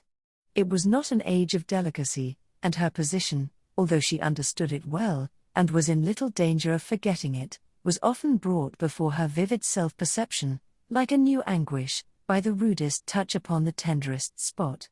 The poor, as we have already said, whom she sought out to be the objects of her bounty, often reviled the hand that was stretched forth to succor them. Dames of elevated rank, likewise, whose doors she entered in the way of her occupation, were accustomed to distill drops of bitterness into her heart, sometimes through that alchemy of quiet malice, by which women can concoct a subtle poison from ordinary trifles, and sometimes, also, by a coarser expression, that fell upon the sufferer's defenseless breast like a rough blow upon an ulcerated wound. Hester had schooled herself long and well, and she never responded to these attacks, save by a flush of crimson that rose irrepressibly over her pale cheek, and again subsided into the depths of her bosom. She was patient, a martyr, indeed, but she forbore to pray for enemies, lest, in spite of her forgiving aspirations, the words of the blessing should stubbornly twist themselves into a curse. Continually, and in 1,000 other ways, did she feel the innumerable throbs of anguish that had been so cunningly contrived for her by the undying, the ever-active sentence of the Puritan tribunal. Clergymen paused in the streets, to address words of exhortation, that brought a crowd, with its mingled grin and frown, around the poor, sinful woman. If she entered a church, trusting to share the Sabbath smile of the universal Father, it was often her mishap to find herself the text of the discourse. She grew to have a dread of children, for they had imbibed from their parents a vague idea of something horrible in this dreary woman gliding silently through the town, with never any companion but one only child. Therefore, first allowing her to pass, they pursued her at a distance with shrill cries, and the utterances of a word that had no distinct purport to their own minds, but was none the less terrible to her, as proceeding from lips that babbled it unconsciously. It seemed to argue so wide a diffusion of her shame, that all nature knew of it. It could have caused her no deeper pang had the leaves of the trees whispered the dark story among themselves, had the summer breeze murmured about it, had the wintry blast shrieked it aloud. Another peculiar torture was felt in the gaze of a new eye. When strangers looked curiously at the Scarlet Letter, and none ever failed to do so, they branded it afresh in Hester's soul, so that, oftentimes, she could scarcely refrain, yet always did refrain, from covering the symbol with her hand. But then, again, an accustomed eye had likewise its own anguish to inflict. Its cool stare of familiarity was intolerable. From first to last, in short, Hester Prynne had always this dreadful agony in feeling a human eye upon the token. The spot never grew callous, it seemed, on the contrary, to grow more sensitive with daily torture. But sometimes, once in many days, or perchance in many months, she felt an eye, a human eye, upon the ignominious brand, that seemed to give a momentary relief, as if half of her agony were shared. The next instant, back it all rushed again, with still a deeper throb of pain, for, in that brief interval, she had sinned anew. Had Hester sinned alone? Her imagination was somewhat affected, and, had she been of a softer moral and intellectual fibre, would have been still more so, by the strange and solitary anguish of her life. Walking to and fro, with those lonely footsteps, in the little world with which she was outwardly connected, it now and then appeared to Hester, if altogether fancy, it was nevertheless too potent to be resisted. She felt or fancied, then, that the Scarlet Letter had endowed her with a new sense. She shuddered to believe, yet could not help believing, that it gave her a sympathetic knowledge of the hidden sin in other hearts. She was terror-stricken by the revelations that were thus made. What were they? Could they be other than the insidious whispers of the bad angel, who would fain have persuaded the struggling woman, as yet only half his victim, that the outward guise of purity was but a lie, and that, if truth were everywhere to be shown, a Scarlet Letter would blaze forth on many a bosom besides Hester Prynne's? Or must she receive those intimations, so obscure, yet so distinct, as truth? In all her miserable experience, there was nothing else so awful and so loathsome as this sense. It perplexed, as well as shocked her, by the irreverent inopportuneness of the occasions that brought it into vivid action. Sometimes the red infamy upon her breast would give a sympathetic throb, as she passed near a venerable minister or magistrate, the model of piety and justice, to whom that age of antique reverence looked up, as to a mortal man in fellowship with angels. What evil thing is at hand? Would Hester say to herself. Lifting her reluctant eyes, there would be nothing human within the scope of view, save the form of this earthly saint. Again a mystic sisterhood would contumaciously assert itself, as she met the sanctified frown of some matron, who, according to the rumor of all tongues, had kept cold snow within her bosom throughout life. That unsunned snow in the matron's bosom, and the burning shame on Hester Prynne's, what had the two in common? Or, once more, the electric thrill would give her warning, behold Hester, here is a companion. And, looking up, she would detect the eyes of a young maiden glancing at the Scarlet Letter, shyly and aside, and quickly averted, with a faint, chill crimson in her cheeks as if her purity were somewhat sullied by that momentary glance. O fiend, whose talisman was that fatal symbol, wouldst thou leave nothing, whether in youth or age, for this poor sinner to revere? Such loss of faith is ever one of the saddest results of sin. Be it accepted as a proof that all was not corrupt in this poor victim of her own frailty, and man's hard law, that Hester Prynne yet struggled to believe that no fellow mortal was guilty like herself. The vulgar, who, in those dreary old times, were always contributing a grotesque horror to what interested their imaginations, had a story about the Scarlet Letter which we might readily work up into a terrific legend. They averred that the symbol was not mere scarlet cloth, tinged in an earthly dye pot, but was red-hot with infernal fire, and could be seen glowing all alight whenever Hester Prynne walked abroad in the night-time. And we must needs say it seared Hester's bosom so deeply, that perhaps there was more truth in the rumor than our modern incredulity may be inclined to admit. Chapter 6. Pearl.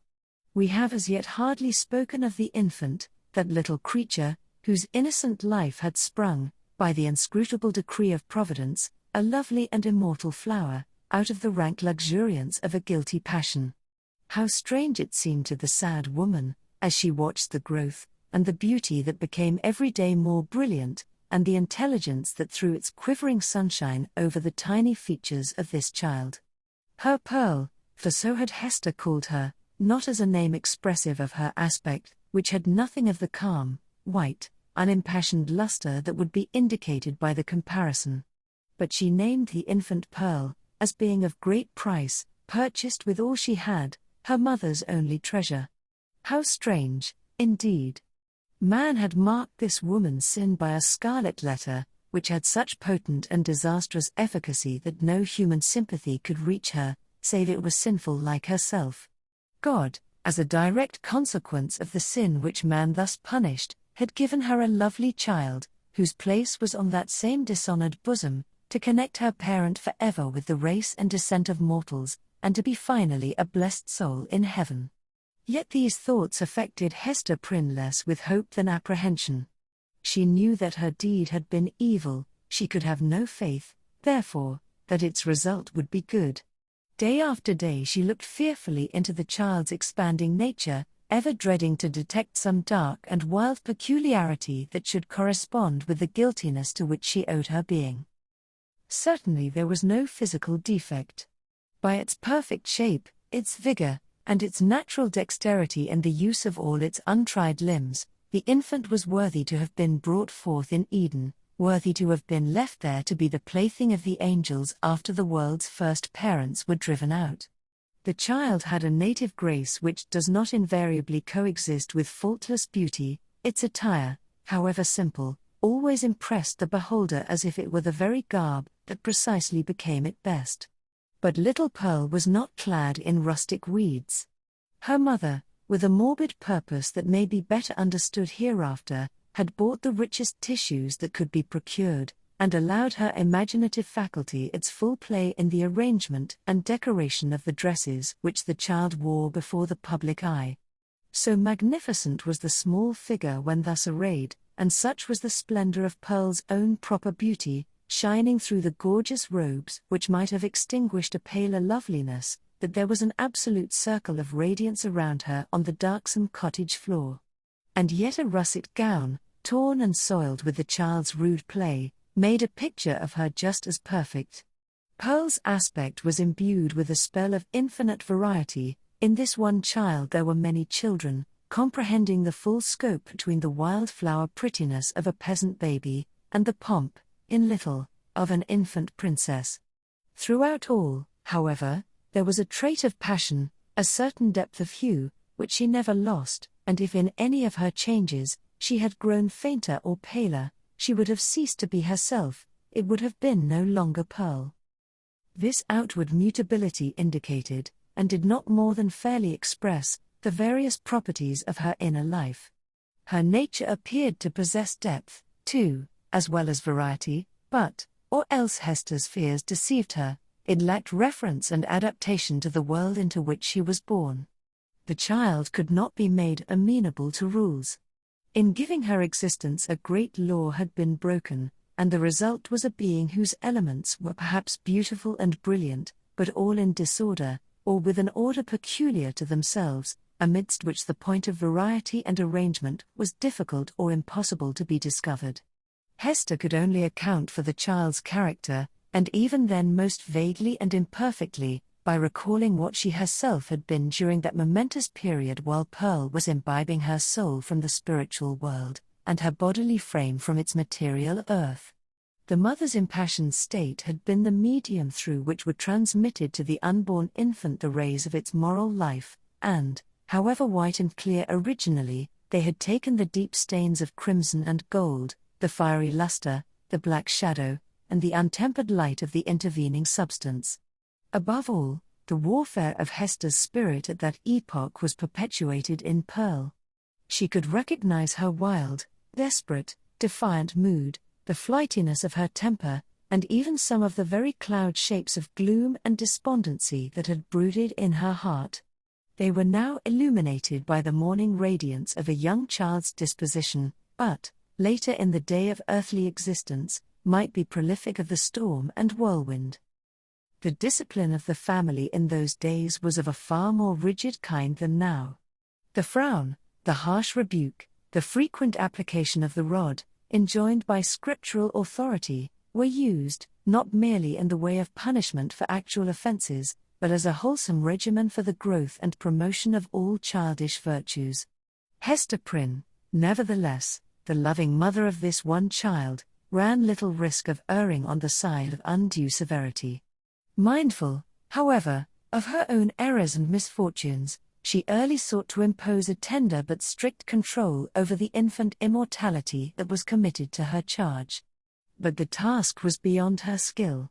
After testing both smiles and frowns, and proving that neither mode of treatment possessed any calculable influence, Hester was ultimately compelled to stand aside and permit the child to be swayed by her own impulses.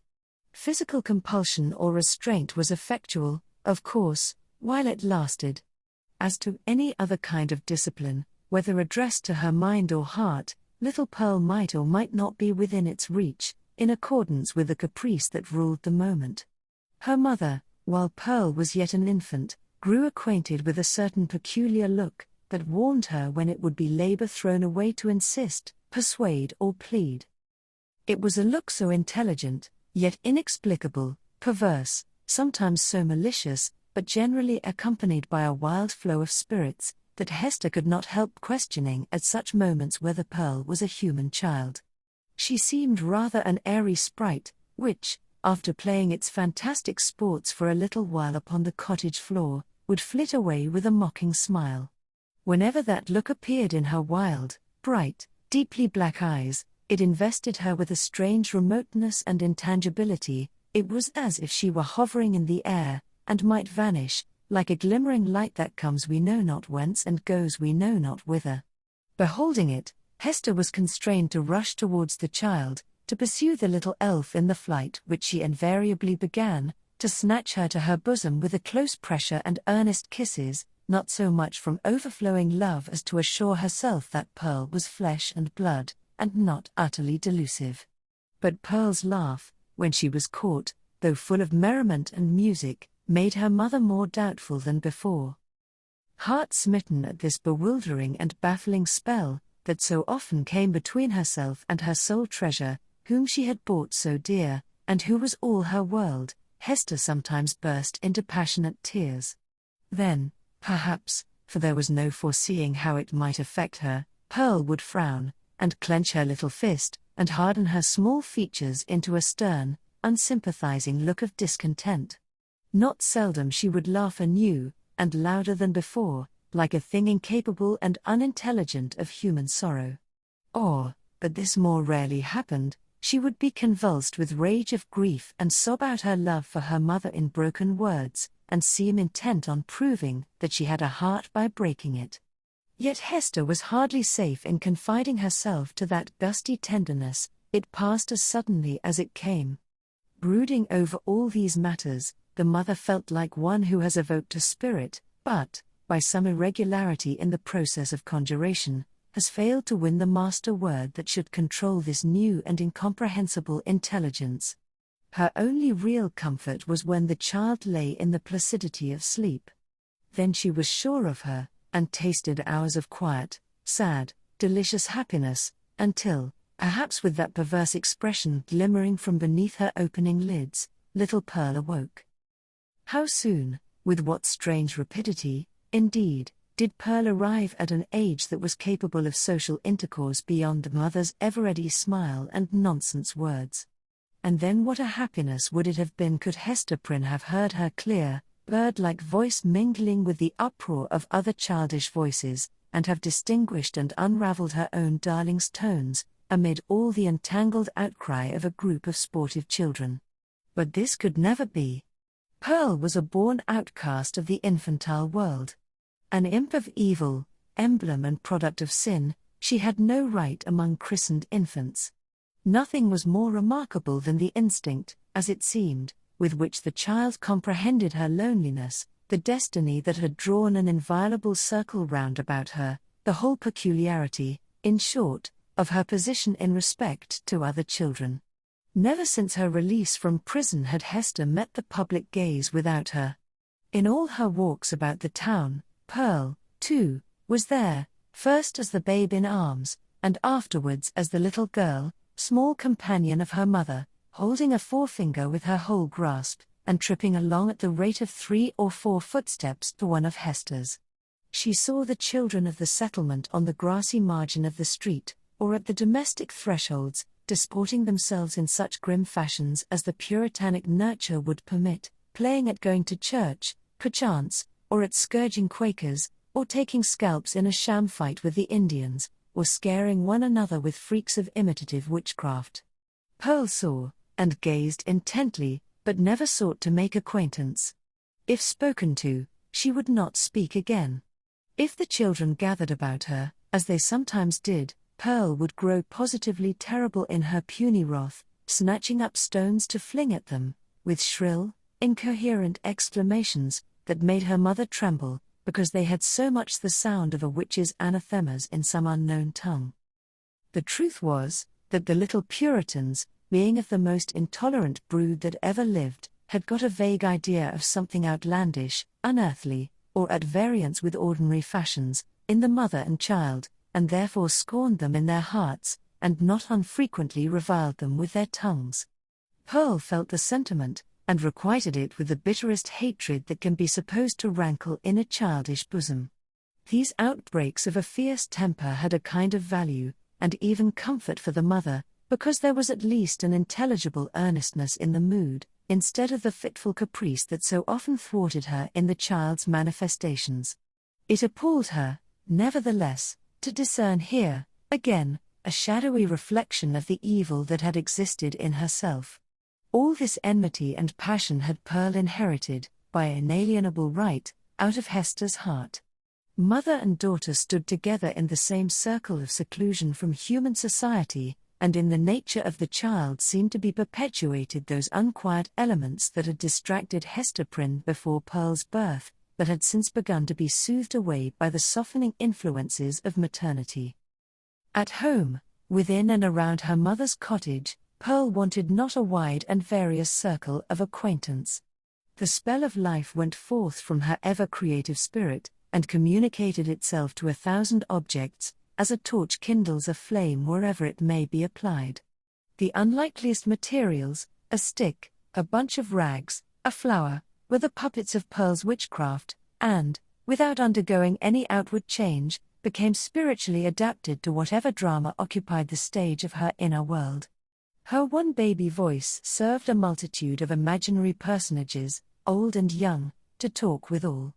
The pine trees, aged, black, and solemn, and flinging groans and other melancholy utterances on the breeze, needed little transformation to figure as Puritan elders. The ugliest weeds of the garden were their children, whom Pearl smote down and uprooted most unmercifully.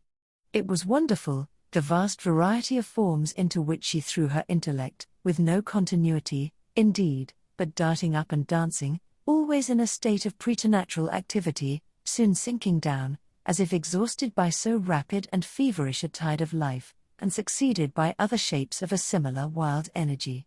It was like nothing so much as the phantasmagoric play of the northern lights.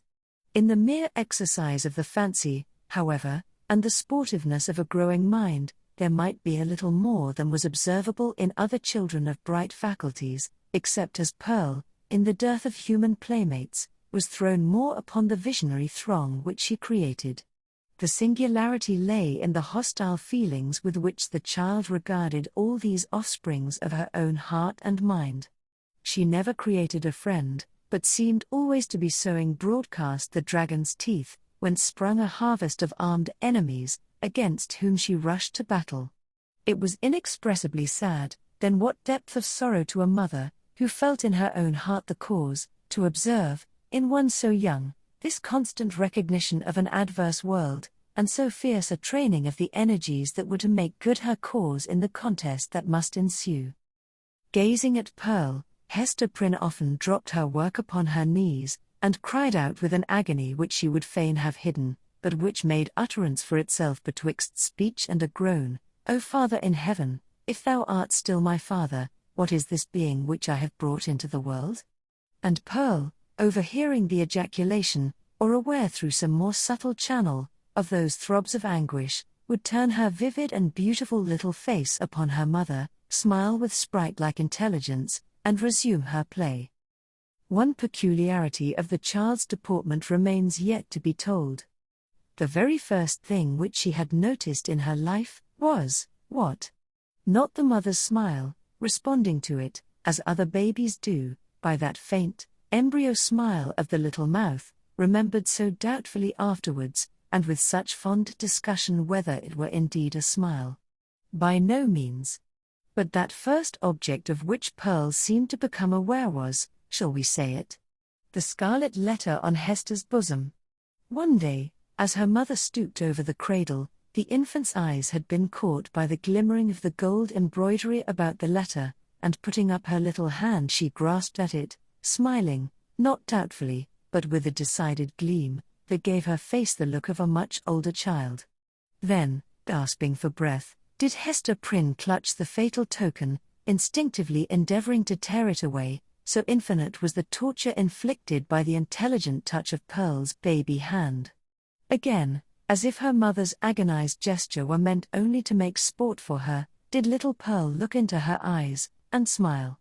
From that epoch, Except when the child was asleep, Hester had never felt a moment's safety, not a moment's calm enjoyment of her. Weeks, it is true, would sometimes elapse, during which Pearl's gaze might never once be fixed upon the Scarlet Letter, but then, again, it would come at unawares, like the stroke of sudden death, and always with that peculiar smile and odd expression of the eyes. Once this freakish, elvish cast came into the child's eyes while Hester was looking at her own image in them, as mothers are fond of doing, and suddenly, for women in solitude, and with troubled hearts, are pestered with unaccountable delusions, she fancied that she beheld, not her own miniature portrait, but another face in the small black mirror of Pearl's eye. It was a face, fiend-like, full of smiling malice, yet bearing the semblance of features that she had known full well, though seldom with a smile, and never with malice in them. It was as if an evil spirit possessed the child, and had just then peeped forth in mockery. Many a time afterwards had Hester been tortured, though less vividly, by the same illusion. In the afternoon of a certain summer's day, after Pearl grew big enough to run about, she amused herself with gathering handfuls of wild flowers, and flinging them, one by one, at her mother's bosom, dancing up and down like a little elf whenever she hit the Scarlet Letter. Hester's first motion had been to cover her bosom with her clasped hands. But whether from pride or resignation, or a feeling that her penance might best be wrought out by this unutterable pain, she resisted the impulse, and sat erect, pale as death, looking sadly into little Pearl's wild eyes. Still came the battery of flowers, almost invariably hitting the mark, and covering the mother's breast with hurts for which she could find no balm in this world, nor knew how to seek it in another. At last, her shot being all expended, the child stood still and gazed at Hester, with that little laughing image of a fiend peeping out, or, whether it peeped or no, her mother so imagined it, from the unsearchable abyss of her black eyes. "Child, what art thou?" cried the mother. "Oh, I am your little Pearl," answered the child. But while she said it, Pearl laughed, and began to dance up and down with the humorsome gesticulation of a little imp, whose next freak might be to fly up the chimney. "Art thou my child, in very truth?" asked Hester. Nor did she put the question altogether idly, but, for the moment, with a portion of genuine earnestness, for, such was Pearl's wonderful intelligence, that her mother half doubted whether she were not acquainted with the secret spell of her existence, and might not now reveal herself. "Yes, I am little Pearl," repeated the child, continuing her antics. "Thou art not my child. Thou art no Pearl of mine," said the mother half playfully, for it was often the case that a sportive impulse came over her in the midst of her deepest suffering. "Tell me, then, what thou art, and who sent thee hither." "Tell me, mother," said the child, seriously, coming up to Hester, and pressing herself close to her knees. "Do thou tell me." "Thy heavenly Father sent thee," answered Hester Prynne. But she said it with a hesitation that did not escape the acuteness of the child. Whether moved only by her ordinary freakishness, or because an evil spirit prompted her, she put up her small forefinger and touched the Scarlet Letter. "He did not send me," cried she, positively. "I have no heavenly Father." "Hush, Pearl, hush. Thou must not talk so," answered the mother, suppressing a groan. "He sent us all into the world. He sent even me, thy mother. Then, much more thee. Or, if not, thou strange and elfish child, whence didst thou come?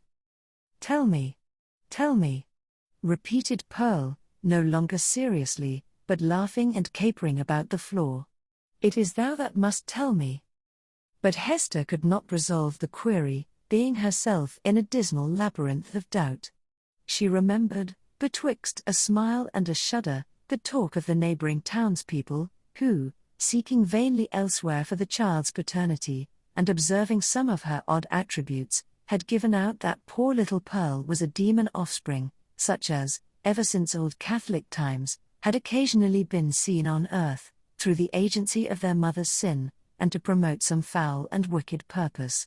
Luther, according to the scandal of his monkish enemies, was a brat of that hellish breed, nor was Pearl the only child to whom this inauspicious origin was assigned among the New England Puritans. Chapter 7. The Governor's Hall. Hester Prynne went one day to the mansion of Governor Bellingham, with a pair of gloves which she had fringed and embroidered to his order, and which were to be worn on some great occasion of state, for, though the chances of a popular election had caused this former ruler to descend a step or two from the highest rank, he still held an honorable and influential place among the colonial magistracy. Another and far more important reason than the delivery of a pair of embroidered gloves impelled Hester, at this time, to seek an interview with a personage of so much power and activity in the affairs of the settlement. It had reached her ears that there was a design on the part of some of the leading inhabitants, cherishing the more rigid order of principles in religion and government, to deprive her of her child. On the supposition that Pearl, as already hinted, was of demon origin, these good people not unreasonably argued that a Christian interest in the mother's soul required them to remove such a stumbling block from her path. If the child, on the other hand, were really capable of moral and religious growth, and possessed the elements of ultimate salvation, then, surely, it would enjoy all the fairer prospect of these advantages by being transferred to wiser and better guardianship than Hester Prynne's. Among those who promoted the design, Governor Bellingham was said to be one of the most busy. It may appear singular, and, indeed, not a little ludicrous, that an affair of this kind, which in later days would have been referred to no higher jurisdiction than that of the select men of the town, should then have been a question publicly discussed, and on which statesmen of eminence took sides.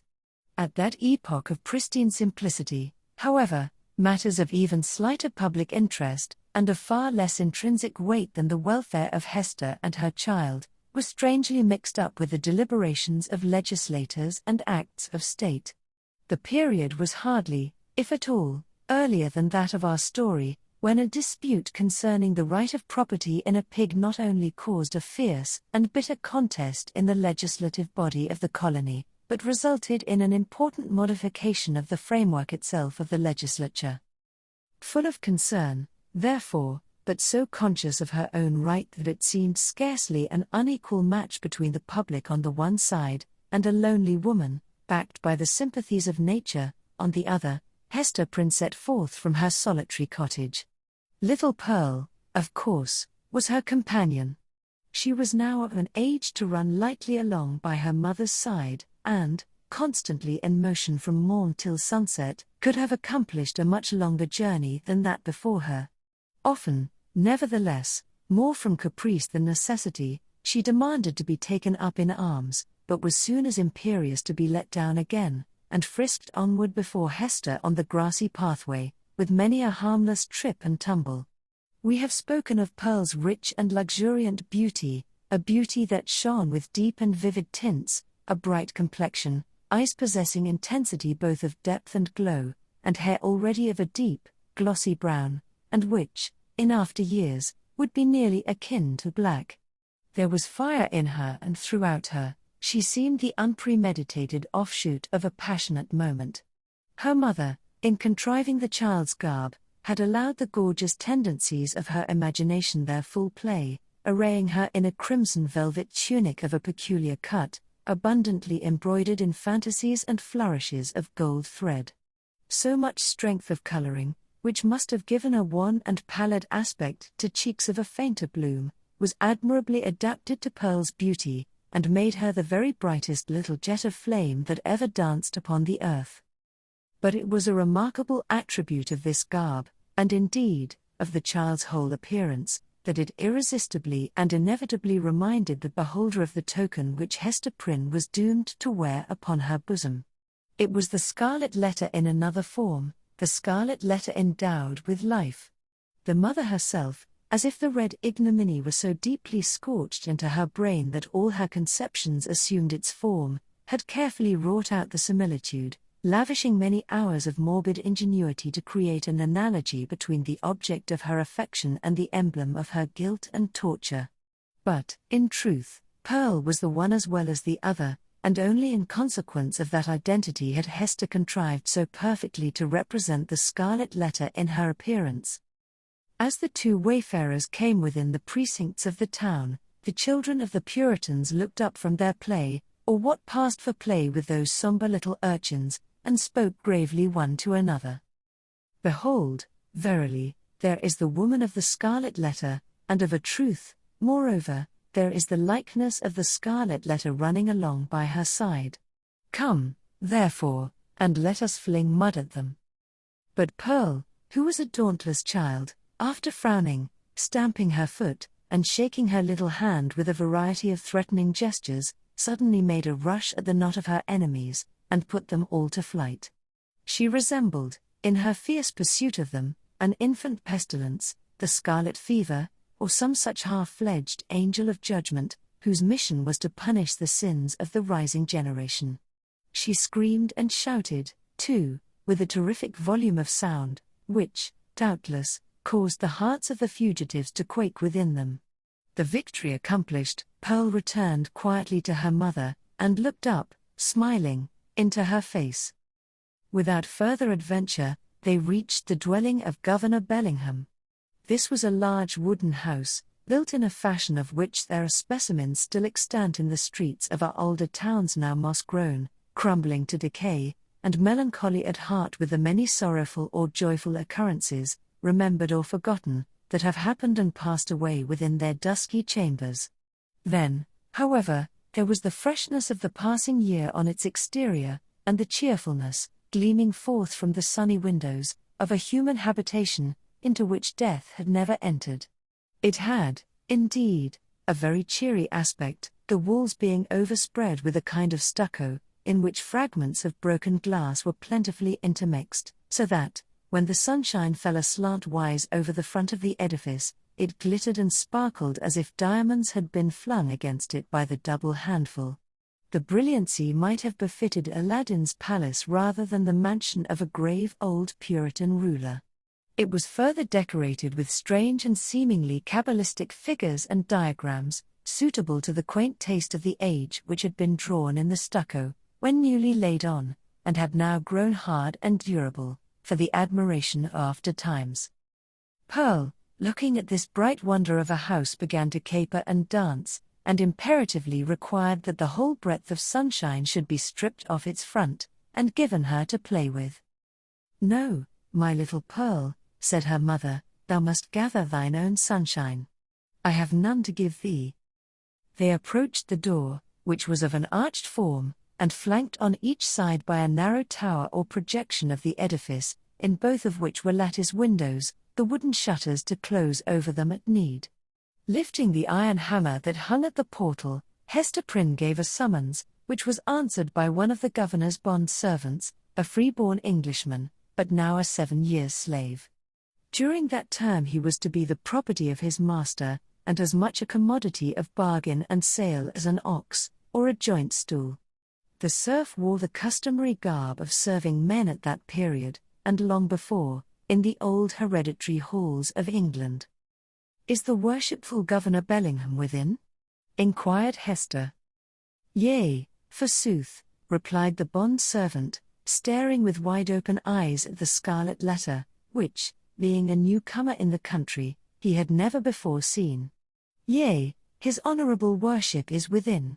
But he hath a godly minister or two with him, and likewise a leech. Ye may not see his worship now." "Nevertheless, I will enter," answered Hester Prynne, and the bond servant, perhaps judging from the decision of her air, and the glittering symbol in her bosom, that she was a great lady in the land, offered no opposition. So the mother and little Pearl were admitted into the hall of entrance. With many variations, suggested by the nature of his building materials, diversity of climate, and a different mode of social life, Governor Bellingham had planned his new habitation after the residences of gentlemen of fair estate in his native land. Here, then, was a wide and reasonably lofty hall, extending through the whole depth of the house, and forming a medium of general communication, more or less directly, with all the other apartments. At one extremity, This spacious room was lighted by the windows of the two towers, which formed a small recess on either side of the portal. At the other end, though partly muffled by a curtain, it was more powerfully illuminated by one of those embowed hall windows which we read of in old books, and which was provided with a deep and cushioned seat. Here, on the cushion, lay a folio tome, probably of the Chronicles of England, or other such substantial literature, even as, in our own days, we scatter gilded volumes on the centre table, to be turned over by the casual guest. The furniture of the hall consisted of some ponderous chairs, the backs of which were elaborately carved with wreaths of oaken flowers, and likewise a table in the same taste, the whole being of the Elizabethan age, or perhaps earlier, and heirlooms, transferred hither from the governor's paternal home. On the table, in token that the sentiment of old English hospitality had not been left behind, stood a large pewter tankard, at the bottom of which, had Hester or Pearl peeped into it, they might have seen the frothy remnant of a recent draught of ale. On the wall hung a row of portraits, representing the forefathers of the Bellingham lineage, some with armour on their breasts, and others with stately ruffs and robes of peace. All were characterized by the sternness and severity which old portraits so invariably put on, as if they were the ghosts, rather than the pictures, of departed worthies, and were gazing with harsh and intolerant criticism at the pursuits and enjoyments of living men. At about the centre of the oaken panels that lined the hall was suspended a suit of mail, not, like the pictures, an ancestral relic, but of the most modern date, for it had been manufactured by a skilful armourer in London, the same year in which Governor Bellingham came over to New England. There was a steel head-piece, a cuirass, a gorget and greaves, with a pair of gauntlets and a sword hanging beneath, all, and especially the helmet and breastplate, so highly burnished as to glow with white radiance, and scatter an illumination everywhere about upon the floor. This bright panoply was not meant for mere idle show, but had been worn by the governor on many a solemn muster and training field, and had glittered, moreover, at the head of a regiment in the Pequod War. For, though bred a lawyer, and accustomed to speak of Bacon, Coke, Noy, and Finch, as his professional associates, the exigencies of this new country had transformed Governor Bellingham into a soldier, as well as a statesman and ruler. Little Pearl, who was as greatly pleased with the gleaming armour as she had been with the glittering frontispiece of the house, spent some time looking into the polished mirror of the breastplate. "Mother," cried she, "I see you here. Look. Look." Hester looked by way of humouring the child, and she saw that, owing to the peculiar effect of this convex mirror, the Scarlet Letter was represented in exaggerated and gigantic proportions, so as to be greatly the most prominent feature of her appearance. In truth, she seemed absolutely hidden behind it. Pearl pointed upwards also, at a similar picture in the headpiece, smiling at her mother, with the elfish intelligence that was so familiar an expression on her small physiognomy. That look of naughty merriment was likewise reflected in the mirror, with so much breadth and intensity of effect, that it made Hester Prynne feel if it could not be the image of her own child, but of an imp who was seeking to mould itself into Pearl's shape. "Come along, Pearl," said she, drawing her away, "come and look into this fair garden. It may be we shall see flowers there, more beautiful ones than we find in the woods."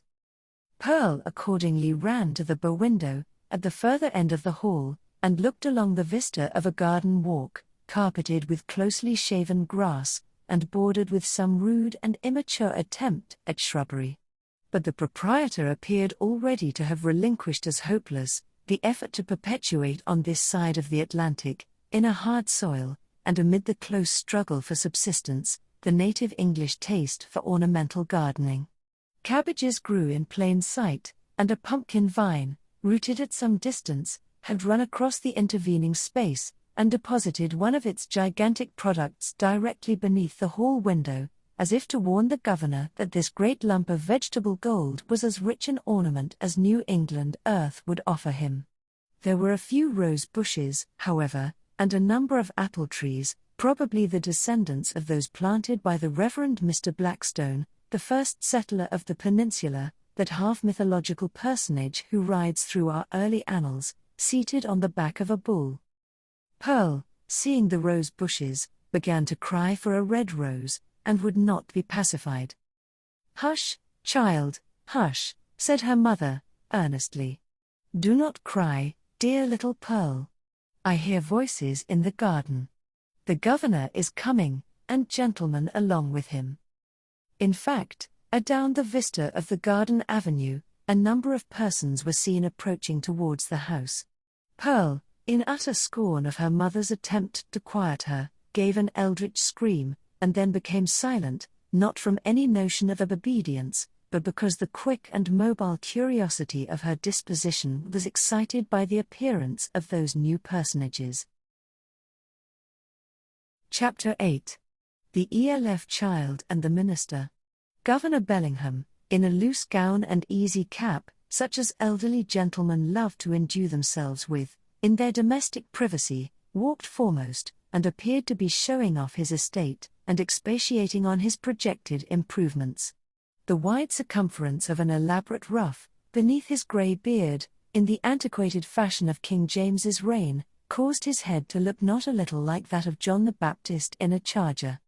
The impression made by his aspect, so rigid and severe, and frostbitten with more than autumnal age, was hardly in keeping with the appliances of worldly enjoyment wherewith he had evidently done his utmost to surround himself.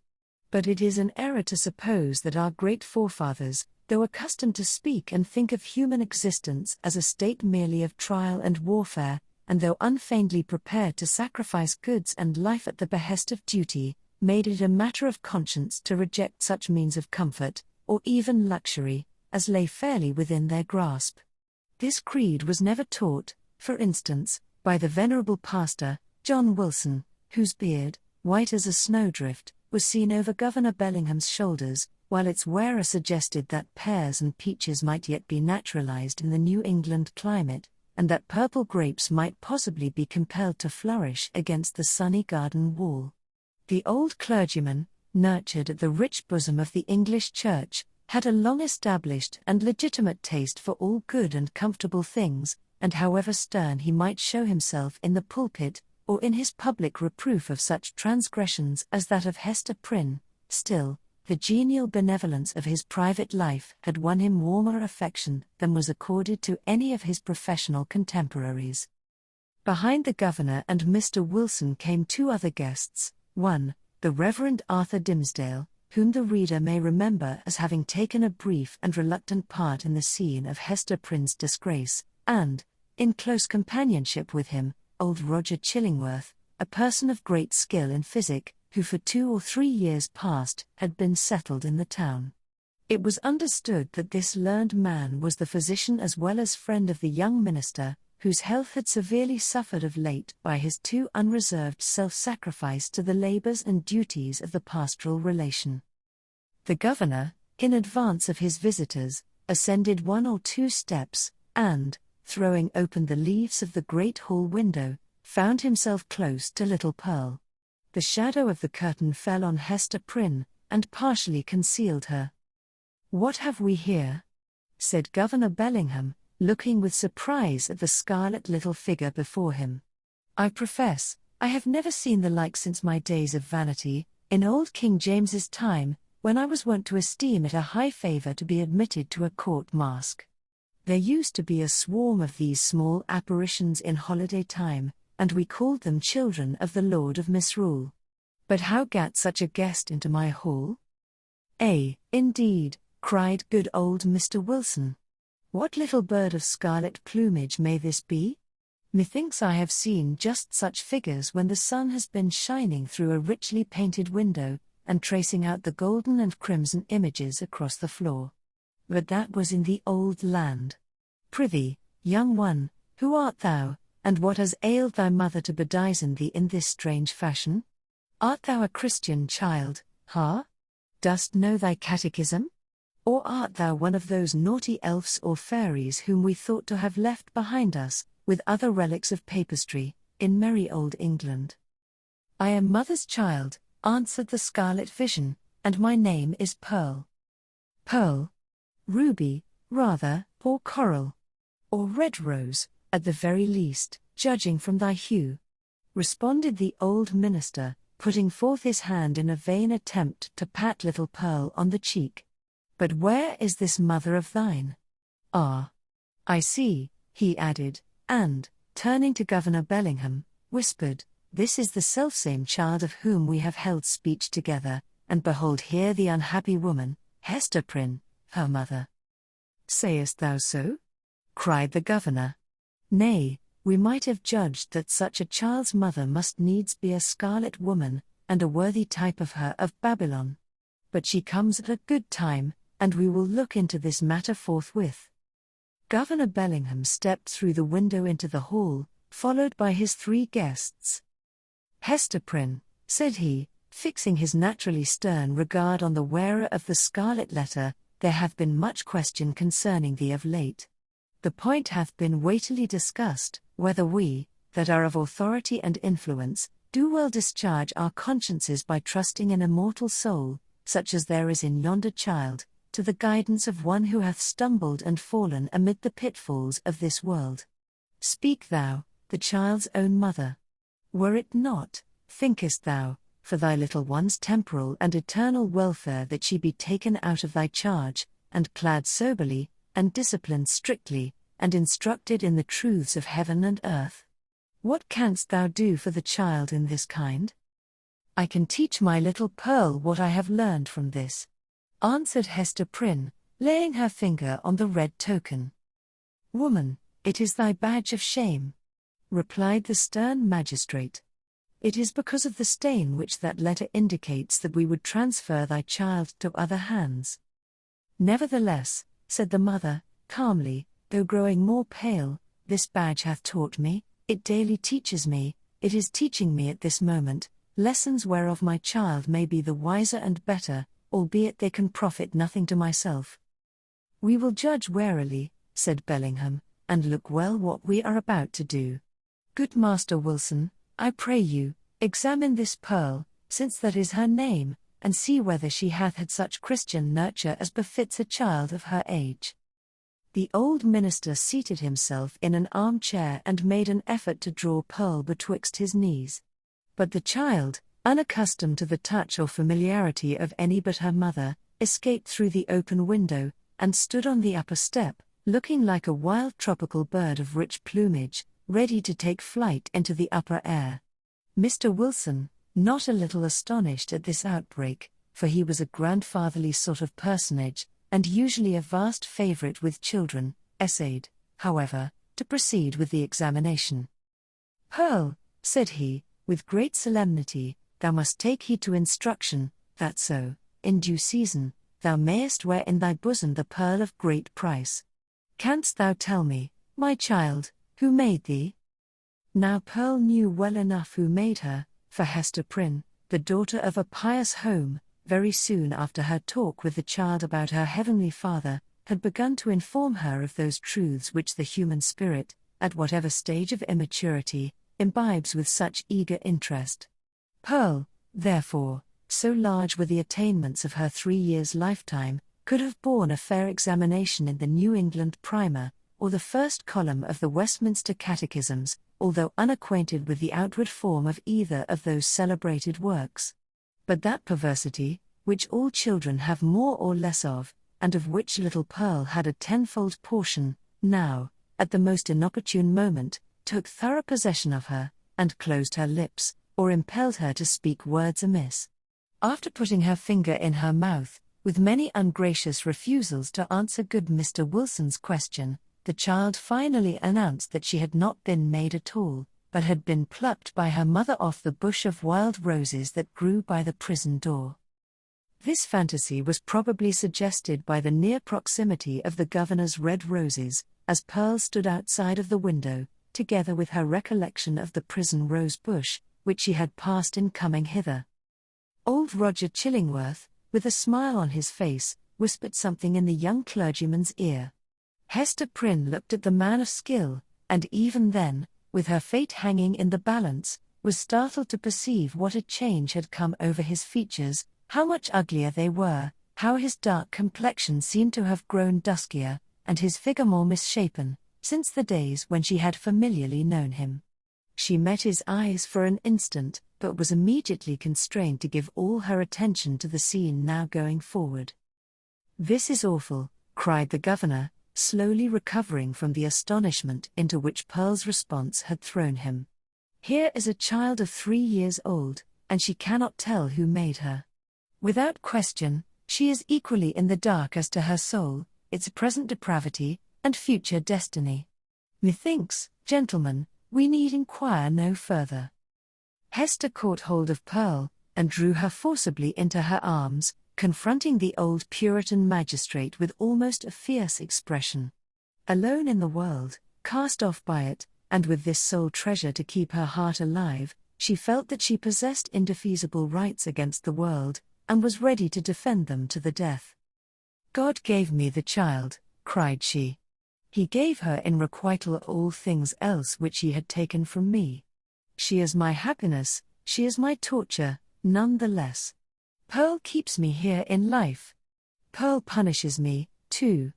See ye not, she is the Scarlet Letter, only capable of being loved, and so endowed with 1,000,000-fold the power of retribution for my sin?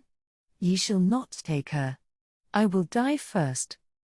"My poor woman," said the not unkind old minister, "the child shall be well cared for, far better than thou canst do for it." "God gave her into my keeping," repeated Hester Prynne, raising her voice almost to a shriek. "I will not give her up." And here by a sudden impulse, she turned to the young clergyman, Mr. Dimmesdale, at whom, up to this moment, she had seemed hardly so much as once to direct her eyes. "Speak thou for me," cried she. "Thou wast my pastor, and hadst charge of my soul, and knowest me better than these men can. I will not lose the child. Speak for me. Thou knowest, for thou hast sympathies which these men lack, thou knowest what is in my heart, and what are a mother's rights, and how much the stronger they are when that mother has but her child and the Scarlet Letter. Look thou to it. I will not lose the child. Look to it." At this wild and singular appeal, which indicated that Hester Prynne's situation had provoked her to little less than madness, the young minister at once came forward, pale, and holding his hand over his heart, as was his custom whenever his peculiarly nervous temperament was thrown into agitation. He looked now more careworn and emaciated than as we described him at the scene of Hester's public ignominy, and whether it were his failing health, or whatever the cause might be, his large dark eyes had a world of pain in their troubled and melancholy depth. "There is truth in what she says," began the minister, with a voice sweet, tremulous, but powerful, insomuch that the hall re-echoed and the hollow armor rang with it, "truth in what Hester says, and in the feeling which inspires her. God gave her the child, and gave her, too, an instinctive knowledge of its nature and requirements, both seemingly so peculiar, which no other mortal being can possess. And, moreover, is there not a quality of awful sacredness in the relation between this mother and this child?" How is that, good Master Dimmesdale?" interrupted the governor. "Make that plain, I pray you." "It must be even so," resumed the minister. "For, if we deem it otherwise, do we not thereby say that the Heavenly Father, the Creator of all flesh, hath lightly recognized a deed of sin, and made of no account the distinction between unhallowed lust and holy love? This child of its father's guilt and its mother's shame has come from the hand of God, to work in many ways upon her heart, who pleads so earnestly and with such bitterness of spirit the right to keep her. It was meant for a blessing, for the one blessing of her life. It was meant, doubtless, the mother herself hath told us, for a retribution, too, a torture to be felt at many an unthought-of moment, a pang, a sting, an ever-recurring agony, in the midst of a troubled joy. Hath she not expressed this thought in the garb of the poor child, so forcibly reminding us of that red symbol which sears her bosom? "Well said again," cried good Mr. Wilson. "I feared the woman had no better thought than to make a mountebank of her child." "Oh, not so. Not so," continued Mr. Dimmesdale. "She recognizes, believe me, the solemn miracle which God hath wrought in the existence of that child. And may she feel, too, what, methinks, is the very truth, that this boon was meant, above all things else, to keep the mother's soul alive, and to preserve her from blacker depths of sin into which Satan might else have sought to plunge her.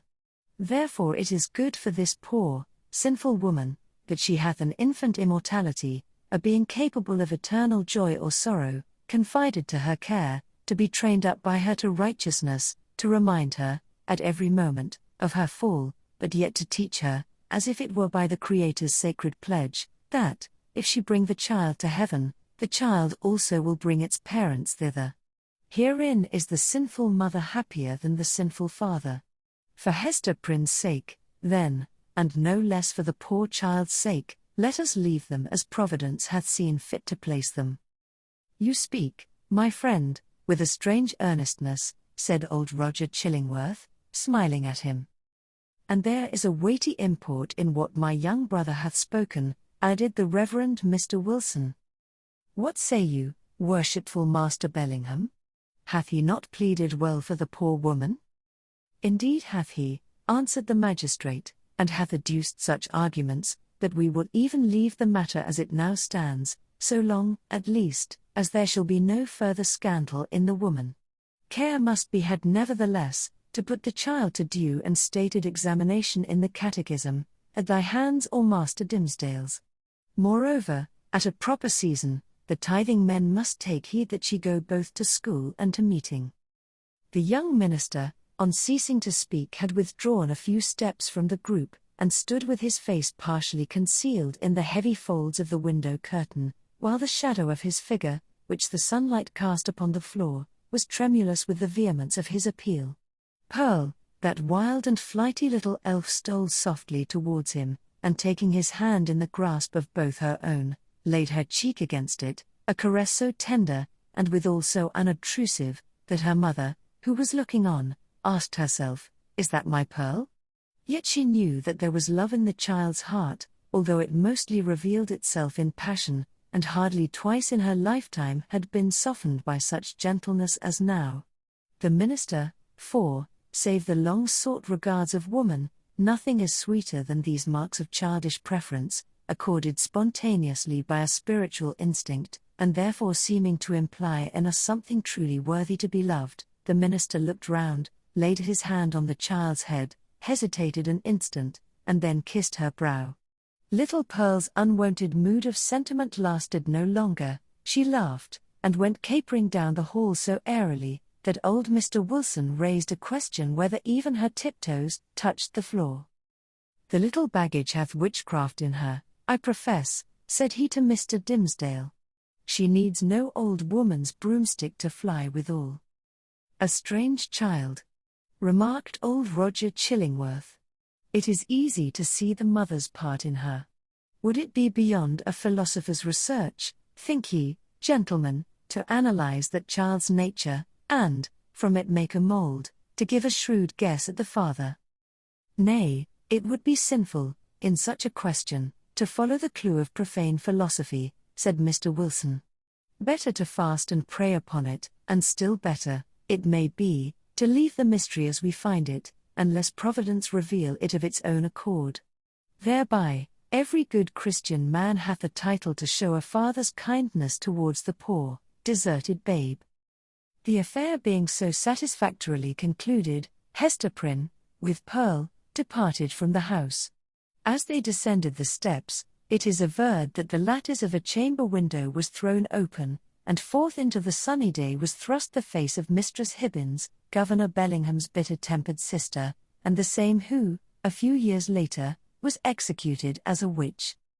"Hist, hist," said she, while her illumined physiognomy seemed to cast a shadow over the cheerful newness of the house.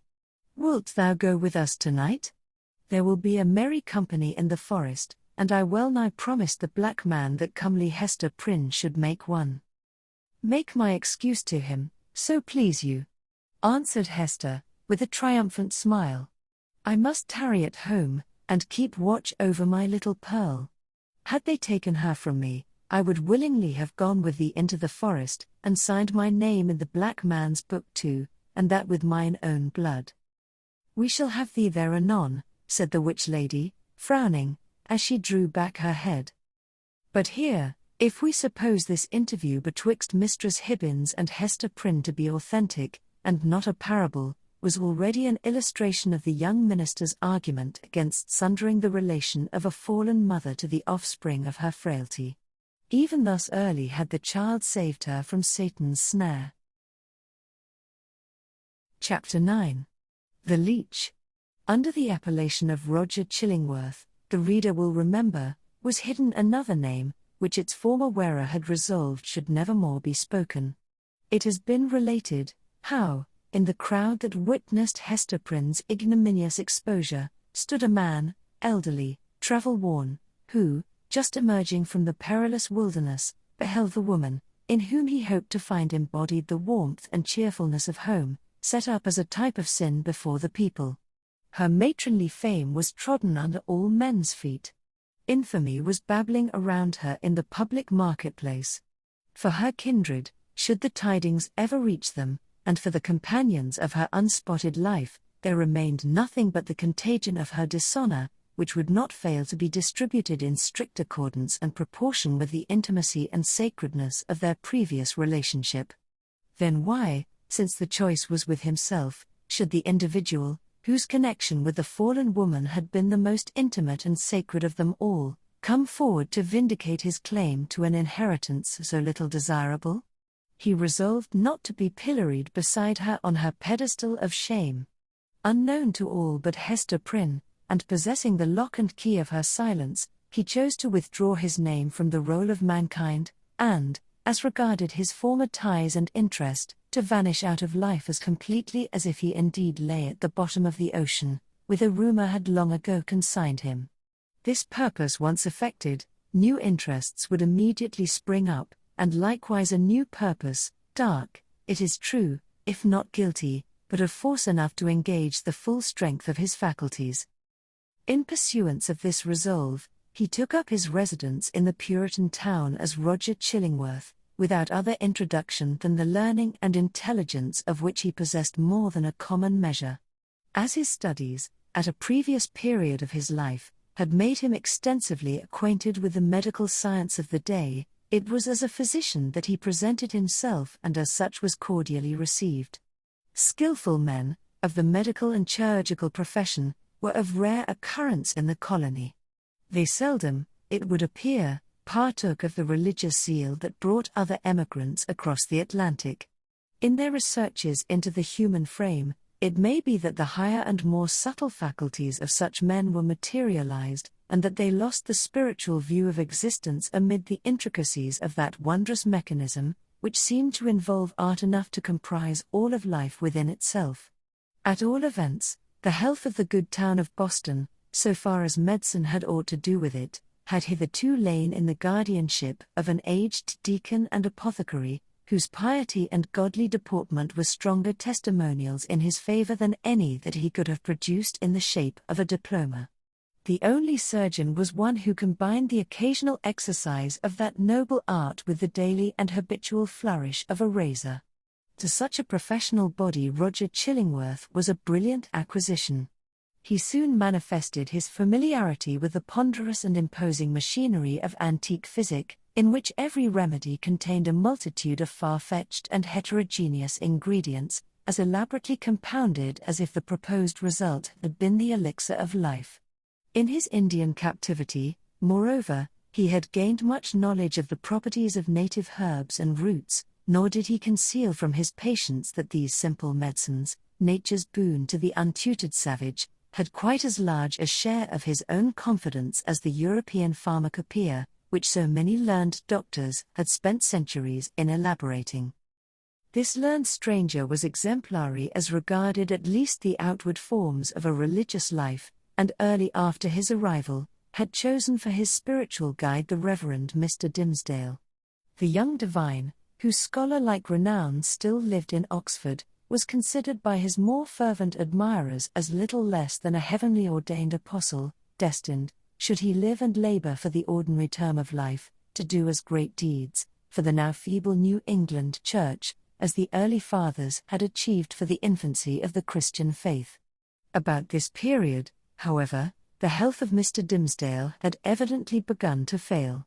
By those best acquainted with his habits, the paleness of the young minister's cheek was accounted for by his too earnest devotion to study, his scrupulous fulfillment of parochial duty, and more than all, to the fasts and vigils of which he made a frequent practice, in order to keep the grossness of this earthly state from clogging and obscuring his spiritual lamp.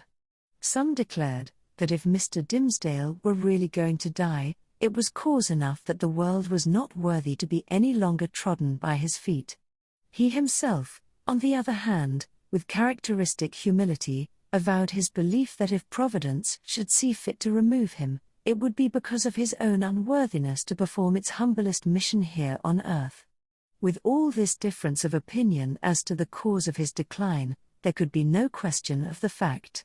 His form grew emaciated, his voice, though still rich and sweet, had a certain melancholy prophecy of decay in it. He was often observed, on any slight alarm or other sudden accident, to put his hand over his heart with first a flush and then a paleness, indicative of pain.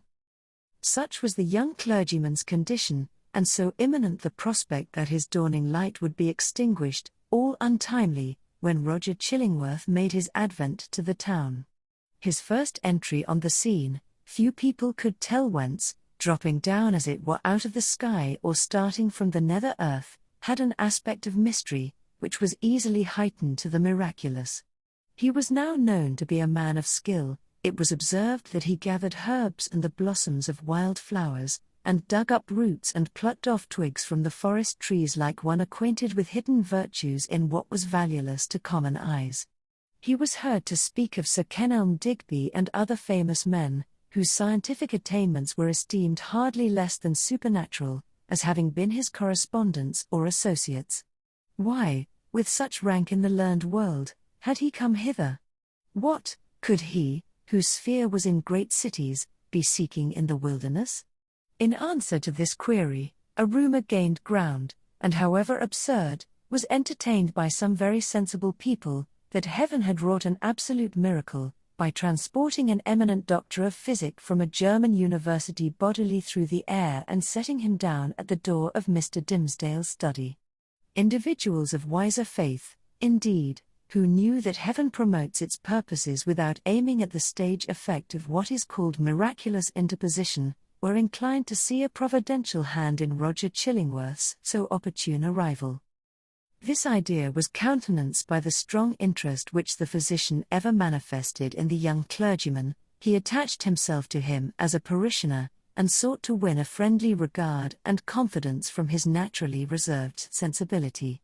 He expressed great alarm at his pastor's state of health, but was anxious to attempt the cure, and, if early undertaken, seemed not despondent of a favourable result. The elders, the deacons, the motherly dames, and the young and fair maidens of Mr. Dimmesdale's flock, were alike importunate that he should make trial of the physician's frankly offered skill.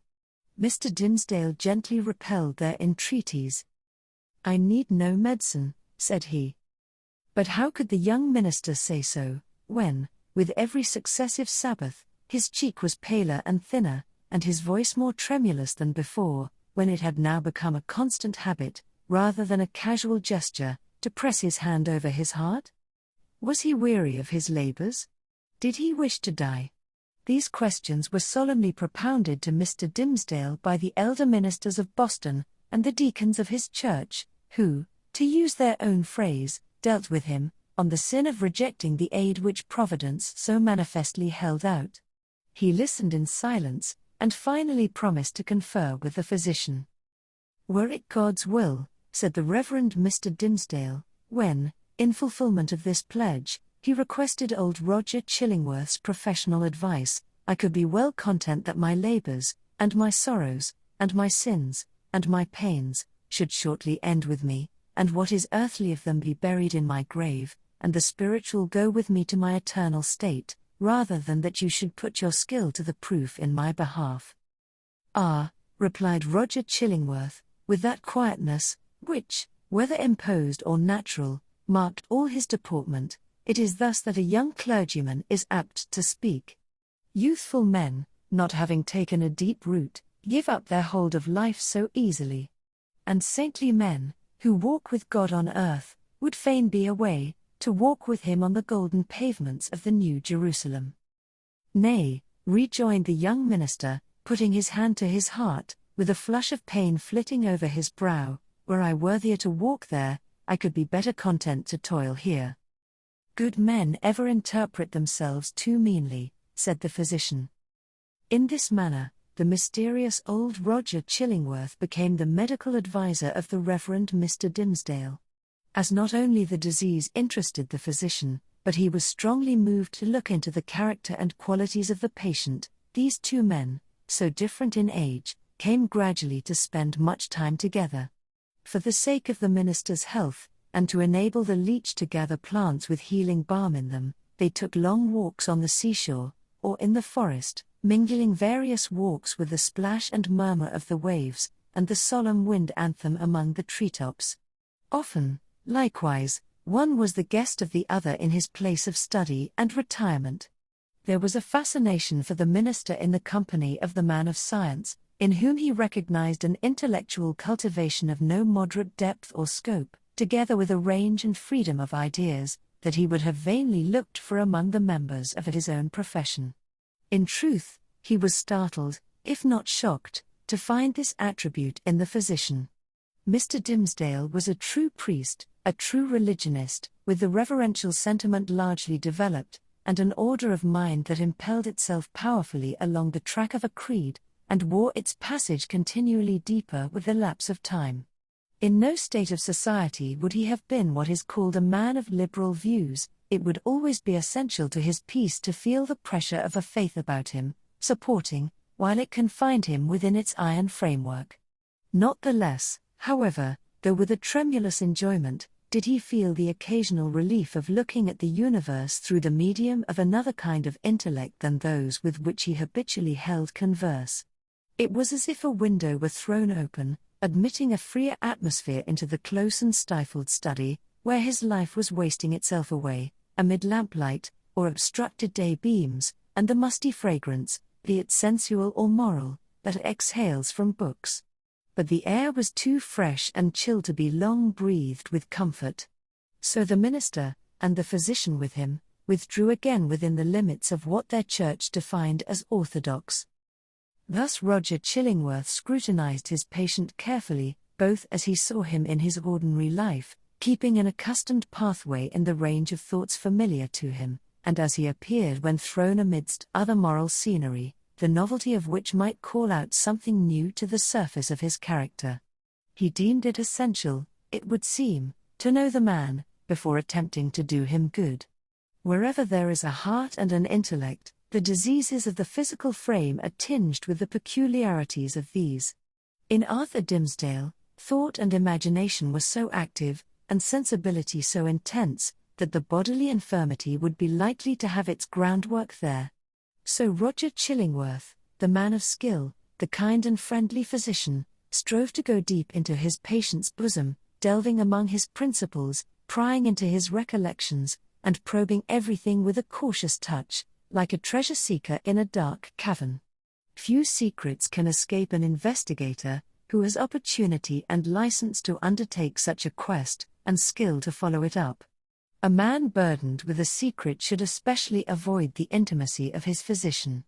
If the latter possess native sagacity, and a nameless something more, let us call it intuition, if he show no intrusive egotism, nor disagreeable prominent characteristics of his own, if he have the power, which must be born with him, to bring his mind into such affinity with his patients, that this last shall unawares have spoken what he imagines himself only to have thought, if such revelations be received without tumult, and acknowledged not so often by an uttered sympathy as by silence, an inarticulate breath, and here and there a word to indicate that all is understood, if to these qualifications of a confidant be joined the advantages afforded by his recognized character as a physician, then, at some inevitable moment, will the soul of the sufferer be dissolved, and flow forth in a dark but transparent stream, bringing all its mysteries into the daylight.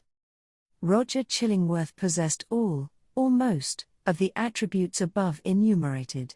Nevertheless, time went on, a kind of intimacy, as we have said, grew up between these two cultivated minds, which had as wide a field as the whole sphere of human thought and study to meet upon. They discussed every topic of ethics and religion, of public affairs, and private character. They talked much, on both sides, of matters that seemed personal to themselves, and yet no secret, such as the physician fancied must exist there, ever stole out of the minister's consciousness into his companion's ear.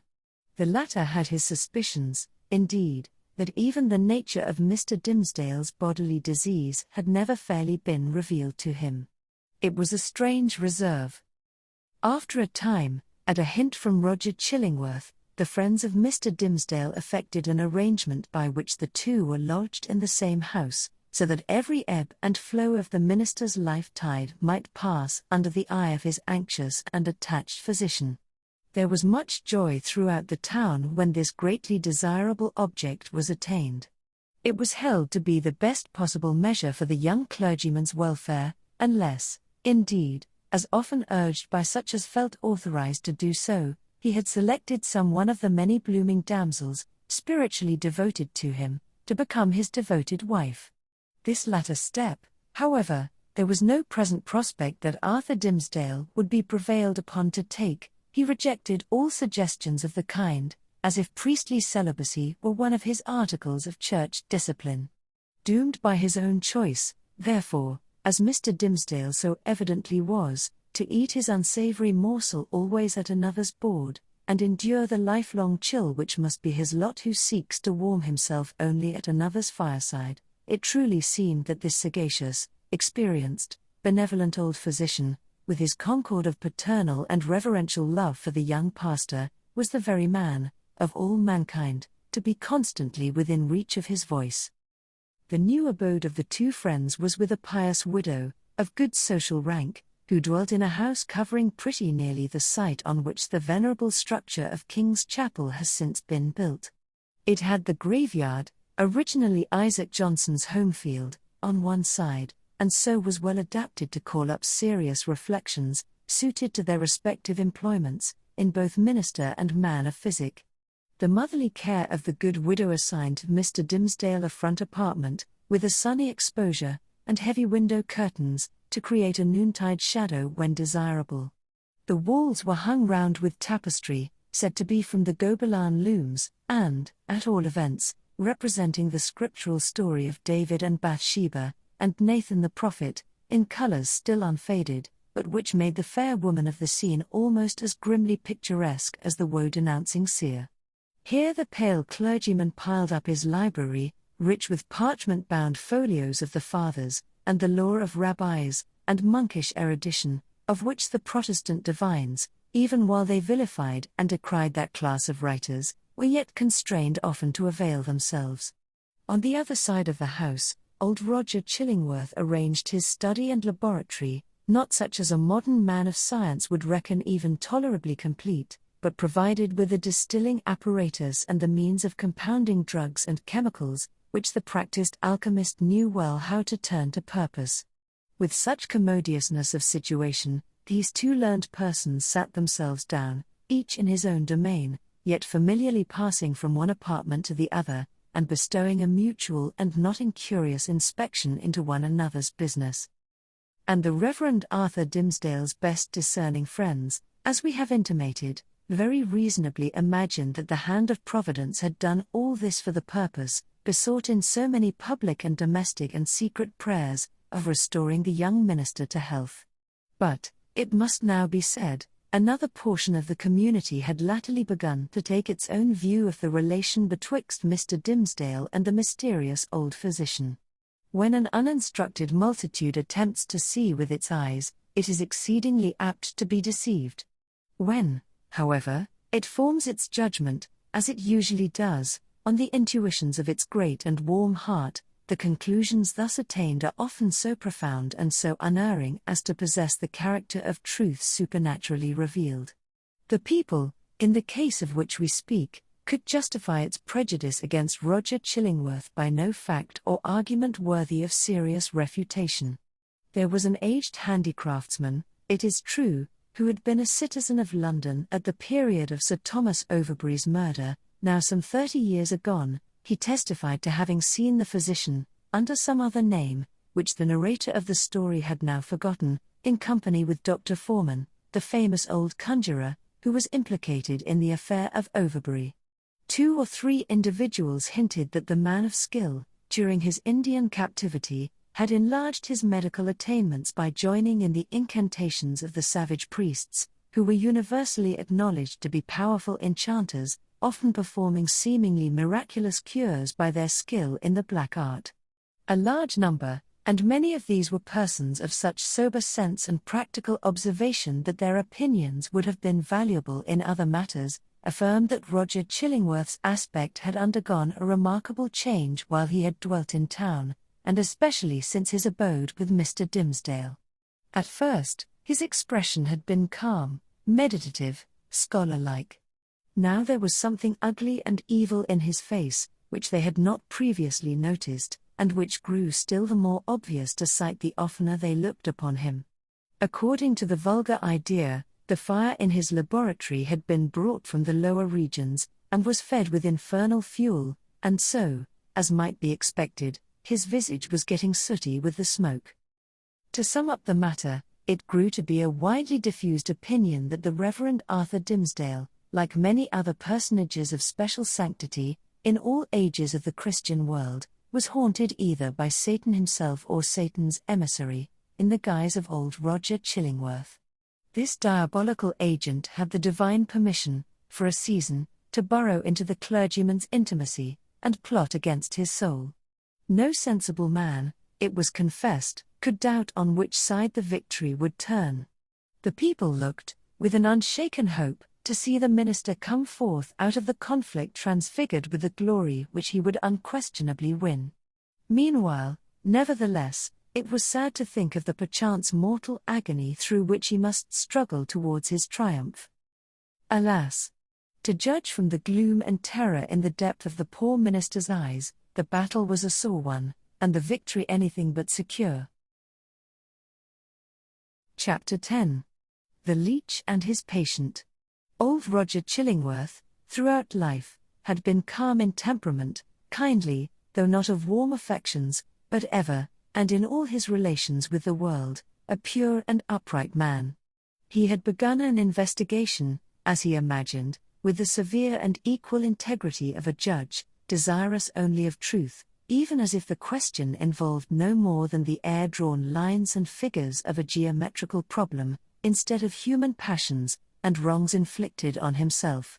But, as he proceeded, a terrible fascination, a kind of fierce, though still calm, necessity, seized the old man within its gripe, and never set him free again until he had done all its bidding.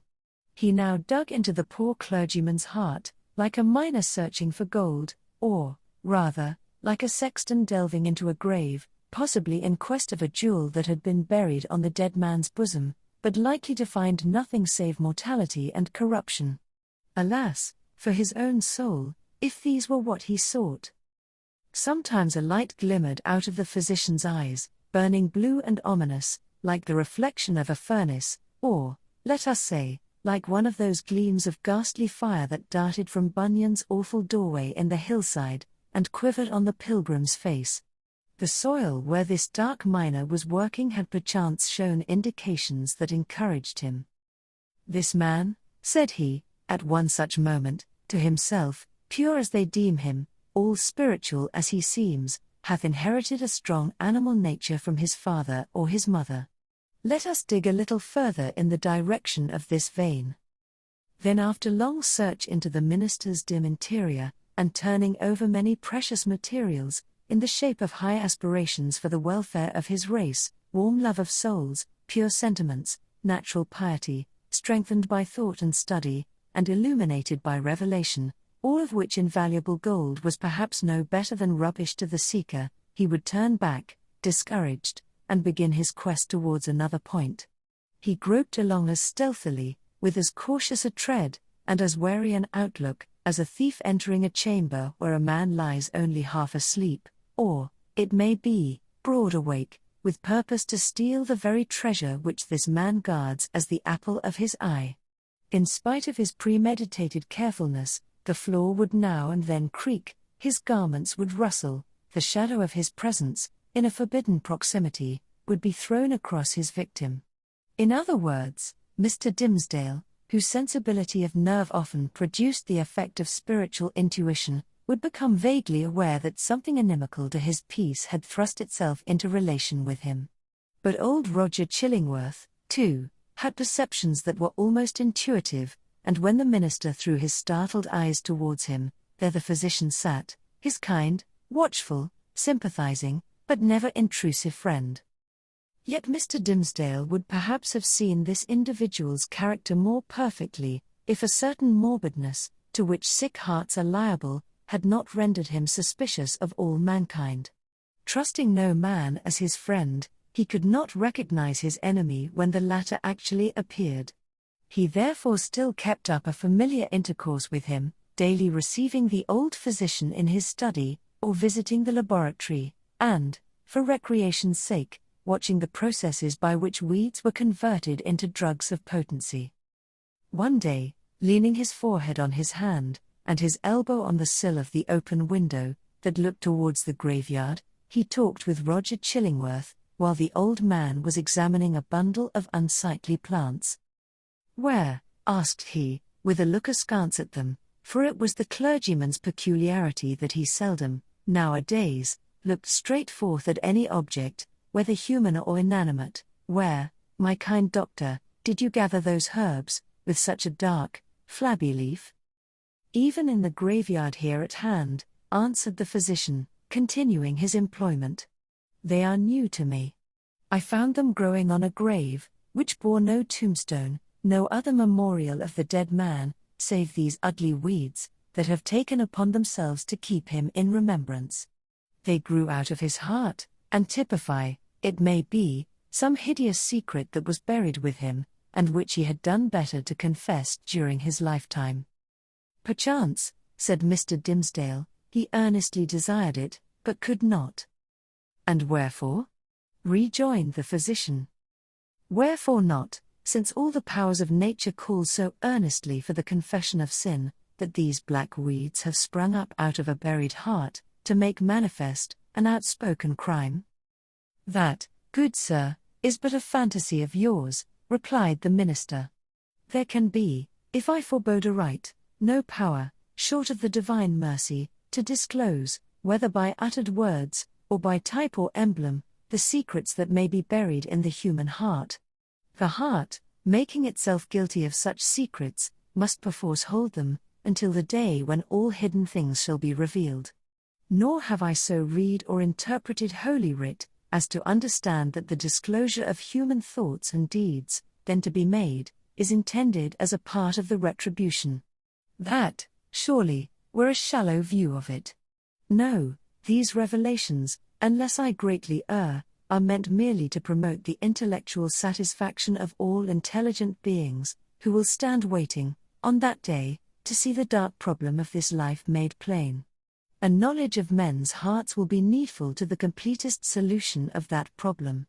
And, I conceive moreover, that the hearts holding such miserable secrets as you speak of, will yield them up, at that last day, not with reluctance, but with a joy unutterable."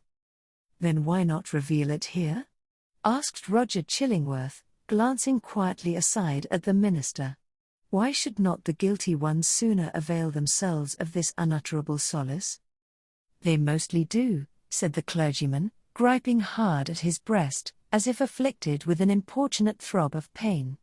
"Many, many a poor soul hath given its confidence to me, not only on the deathbed, but while strong in life, and fair in reputation. And ever, after such an outpouring, oh, what a relief have I witnessed in those sinful brethren! Even as in one who at last draws free air, after a long stifling with his own polluted breath. How can it be otherwise? Why should a wretched man, guilty, we will say, of murder, prefer to keep the dead corpse buried in his own heart, rather than fling it forth at once, and let the universe take care of it. Yet some men bury their secrets thus, observed the calm physician. True, there are such men, answered Mr. Dimmesdale. But not to suggest more obvious reasons, it may be that they are kept silent by the very constitution of their nature. Or, can we not suppose it? Guilty as they may be, retaining, nevertheless, a zeal for God's glory and man's welfare, they shrink from displaying themselves black and filthy in the view of men, because, thenceforward, no good can be achieved by them, no evil of the past be redeemed by better service. So, to their own unutterable torment, they go about among their fellow creatures, looking pure as new-fallen snow, while their hearts are all speckled and spotted with iniquity of which they cannot rid themselves. These men deceive themselves, said Roger Chillingworth, with somewhat more emphasis than usual, and making a slight gesture with his forefinger. They fear to take up the shame that rightfully belongs to them. Their love for man, their zeal for God's service, these holy impulses may or may not coexist in their hearts with the evil inmates to which their guilt has unbarred the door, and which must needs propagate a hellish breed within them. But, if they seek to glorify God, let them not lift heavenward their unclean hands. If they would serve their fellowmen, let them do it by making manifest the power and reality of conscience, in constraining them to penitential self-abasement. Would thou have me to believe, O wise and pious friend, that a false show can be better, can be more for God's glory, or man's welfare, than God's own truth? Trust me, such men deceive themselves. It may be so, said the young clergyman, indifferently, as waiving a discussion that he considered irrelevant or unseasonable.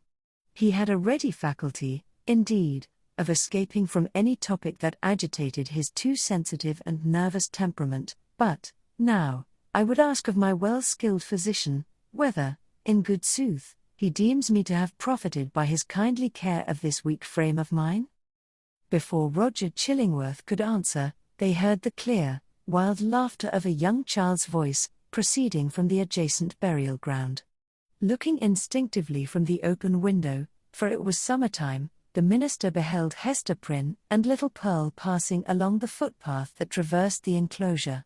Pearl looked as beautiful as the day, but was in one of those moods of perverse merriment which, whenever they occurred, seemed to remove her entirely out of the sphere of sympathy or human contact. She now skipped irreverently from one grave to another, until coming to the broad, flat, armorial tombstone of a departed worthy, perhaps of Isaac Johnson himself, she began to dance upon it. In reply to her mother's command and entreaty that she would behave more decorously, little Pearl paused to gather the prickly burrs from a tall burdock which grew beside the tomb. Taking a handful of these, she arranged them along the lines of the scarlet letter that decorated the maternal bosom, to which the burrs, as their nature was, tenaciously adhered. Hester did not pluck them off. Roger Chillingworth had by this time approached the window and smiled grimly down. There is no law, nor reverence for authority, no regard for human ordinances or opinions, right or wrong, mixed up with that child's composition, remarked he, as much to himself as to his companion. I saw her, the other day, bespatter the governor himself with water at the cattle trough in Spring Lane. What, in heaven's name, is she? Is the imp altogether evil? Hath she affections? Hath she any discoverable principle of being? None, save the freedom of a broken law, answered Mr. Dimmesdale, in a quiet way, as if he had been discussing the point within himself, whether capable of good, I know not. The child probably overheard their voices, for, looking up to the window with a bright, but naughty smile of mirth and intelligence, she threw one of the prickly burrs at the Reverend Mr. Dimmesdale. The sensitive clergyman shrank, with nervous dread, from the light missile. Detecting his emotion, Pearl clapped her little hands in the most extravagant ecstasy. Hester Prynne, likewise, had involuntarily looked up, and all these four persons, old and young, regarded one another in silence, till the child laughed aloud, and shouted, "Come away, mother! Come away, or yonder old black man will catch you. He hath got hold of the minister already. Come away, mother, or he will catch you. But he cannot catch little Pearl. So she drew her mother away, skipping, dancing, and frisking fantastically among the hillocks of the dead people, like a creature that had nothing in common with a bygone and buried generation, nor owned herself akin to it. It was as if she had been made afresh out of new elements, and must perforce be permitted to live her own life, and be a law unto herself without her eccentricities being reckoned to her for a crime. There goes a woman, resumed Roger Chillingworth, after a pause, who, be her demerits what they may, hath none of that mystery of hidden sinfulness which you deem so grievous to be borne. Is Hester Prynne the less miserable, think you, for that scarlet letter on her breast? I do verily believe it, answered the clergyman. Nevertheless, I cannot answer for her. There was a look of pain in her face which I would gladly have been spared the sight of.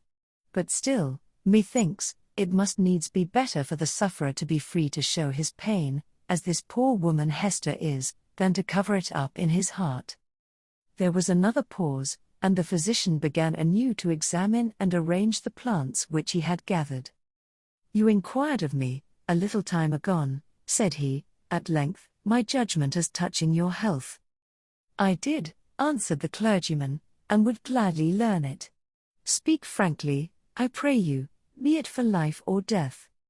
Freely then, and plainly, said the physician, still busy with his plants, but keeping a wary eye on Mr. Dimmesdale. The disorder is a strange one, not so much in itself nor as outwardly manifested, in so far, at least as the symptoms have been laid open to my observation. Looking daily at you, my good sir, and watching the tokens of your aspect now for months gone by, I should deem you a man sore sick, it may be, yet not so sick but that an instructed and watchful physician might well hope to cure you. But I know not what to say, the disease is what I seem to know, yet know it not. You speak in riddles, learned sir, said the pale minister, glancing aside out of the window. Then, to speak more plainly, continued the physician, and I crave pardon, sir, should it seem to require pardon, for this needful plainness of my speech.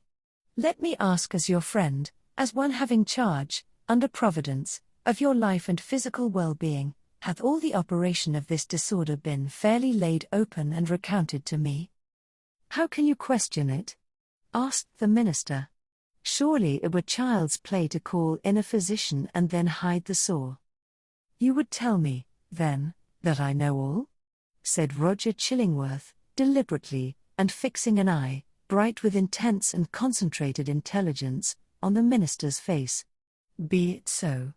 But again, he to whom only the outward and physical evil is laid open, knoweth, oftentimes, but half the evil which he is called upon to cure. A bodily disease, which we look upon as whole and entire within itself, may, after all, be but a symptom of some ailment in the spiritual part.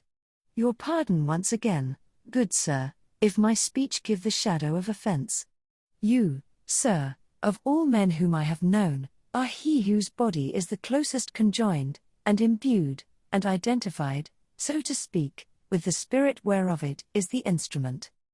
Then I need ask no further, said the clergyman, somewhat hastily rising from his chair. You deal not, I take it, in medicine for the soul.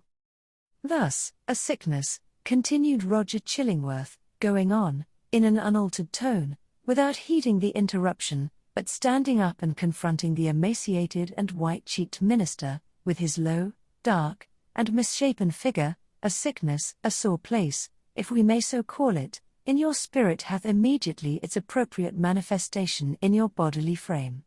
Would you, therefore, that your physician heal the bodily evil? How may this be unless you first lay open to him the wound or trouble in your soul? No, not to thee. Not to an earthly physician, cried Mr. Dimmesdale, passionately, and turning his eyes, full and bright, and with a kind of fierceness, on old Roger Chillingworth. Not to thee. But, if it be the soul's disease, then do I commit myself to the one physician of the soul. He, if it stand with his good pleasure, can cure, or he can kill. Let him do with me as, in his justice and wisdom, he shall see good. But who art thou, that meddlest in this matter?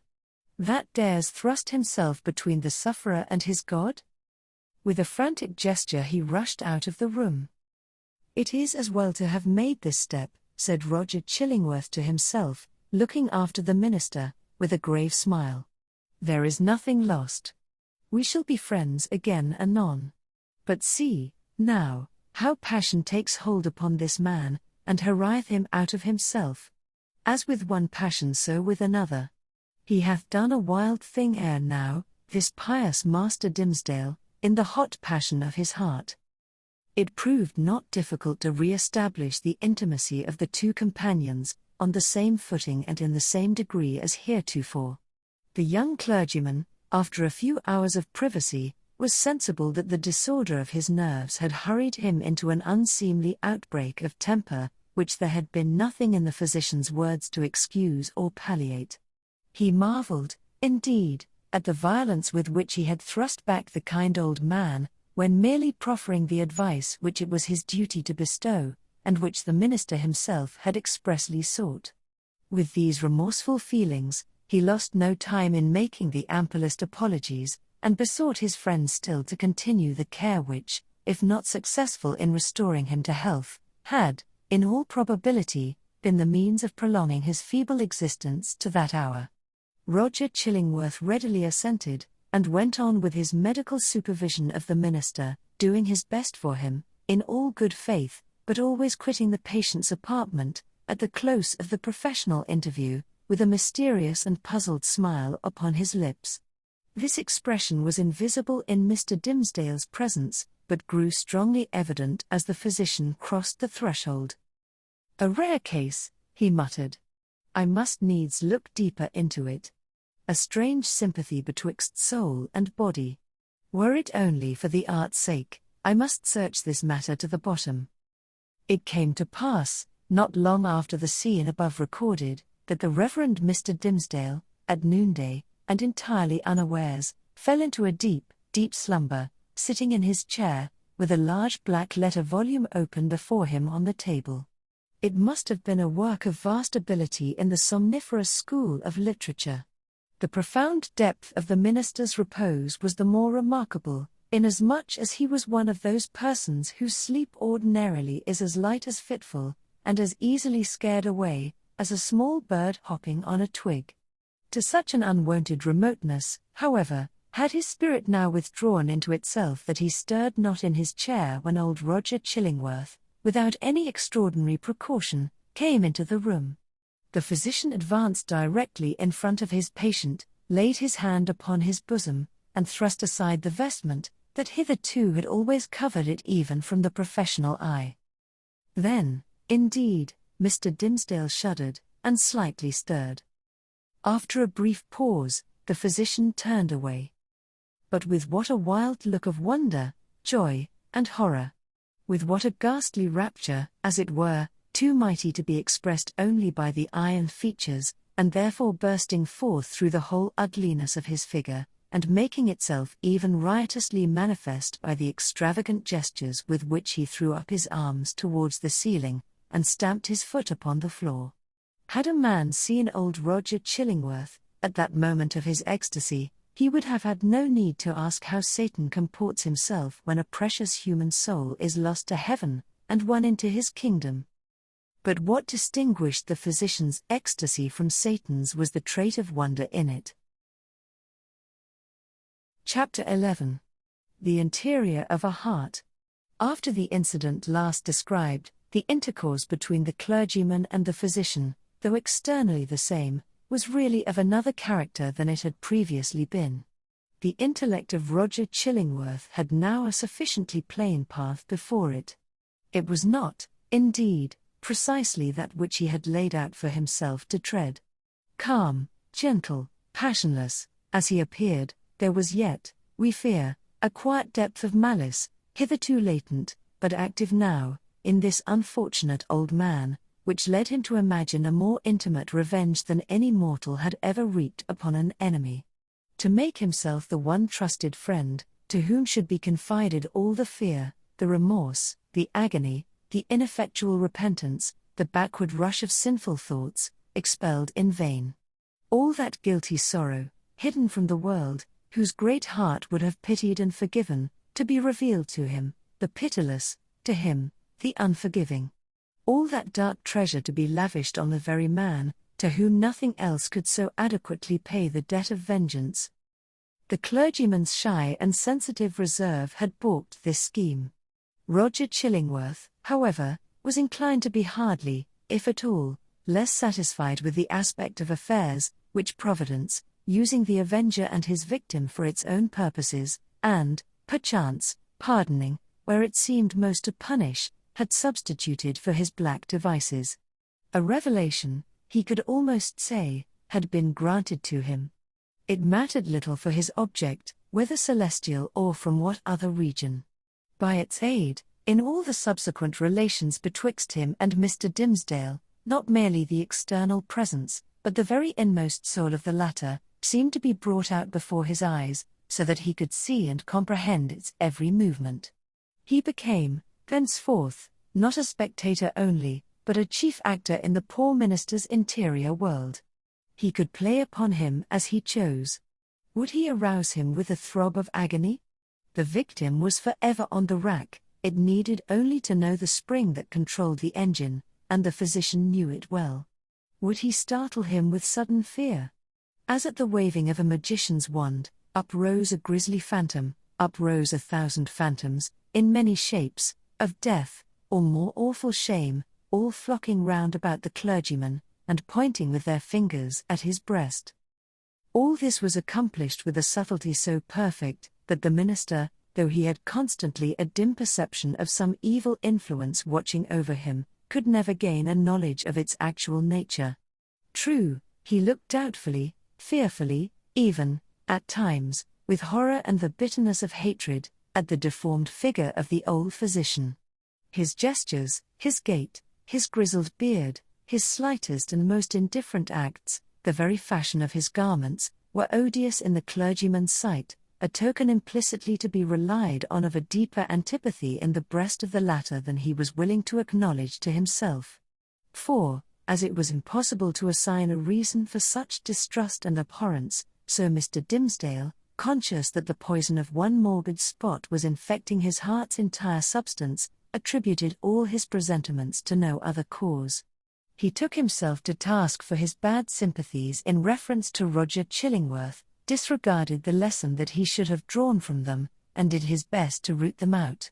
Unable to accomplish this, he nevertheless, as a matter of principle, continued his habits of social familiarity with the old man, and thus gave him constant opportunities for perfecting the purpose to which, poor forlorn creature that he was, and more wretched than his victim, the avenger had devoted himself. While thus suffering under bodily disease, and gnawed and tortured by some black trouble of the soul, and given over to the machinations of his deadliest enemy, the Reverend Mr. Dimmesdale had achieved a brilliant popularity in his sacred office. He won it indeed, in great part, by his sorrows. His intellectual gifts, his moral perceptions, his power of experiencing and communicating emotion, were kept in a state of preternatural activity by the prick and anguish of his daily life. His fame, though still on its upward slope, already overshadowed the soberer reputations of his fellow clergymen, eminent as several of them were. There are scholars among them, who had spent more years in acquiring abstruse lore, connected with the divine profession, than Mr. Dimmesdale had lived, and who might well, therefore, be more profoundly versed in such solid and valuable attainments than their youthful brother.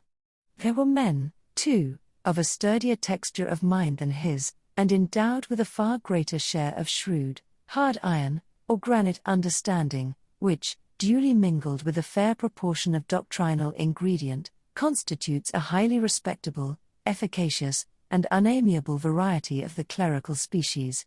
There were others again, true saintly fathers, whose faculties had been elaborated by weary toil among their books, and by patient thought, and etherealized, moreover, by spiritual communications with the better world, into which their purity of life had almost introduced these holy personages, with their garments of mortality still clinging to them. All that they lacked was the gift that descended upon the chosen disciples at Pentecost, in tongues of flame, symbolizing, it would seem, not the power of speech in foreign and unknown languages, but that of addressing the whole human brotherhood in the heart's native language. These fathers, otherwise so apostolic, lacked heaven's last and rarest attestation of their office, the tongue of flame. They would have vainly sought, had they ever dreamed of seeking, to express the highest truths through the humblest medium of familiar words and images. Their voices came down, afar and indistinctly, from the upper heights where they habitually dwelt. Not improbably, it was to this latter class of men that Mr. Dimmesdale, by many of his traits of character, naturally belonged. To the high mountain peaks of faith and sanctity he would have climbed, had not the tendency been thwarted by the burden, whatever it might be, of crime or anguish, beneath which it was his doom to totter.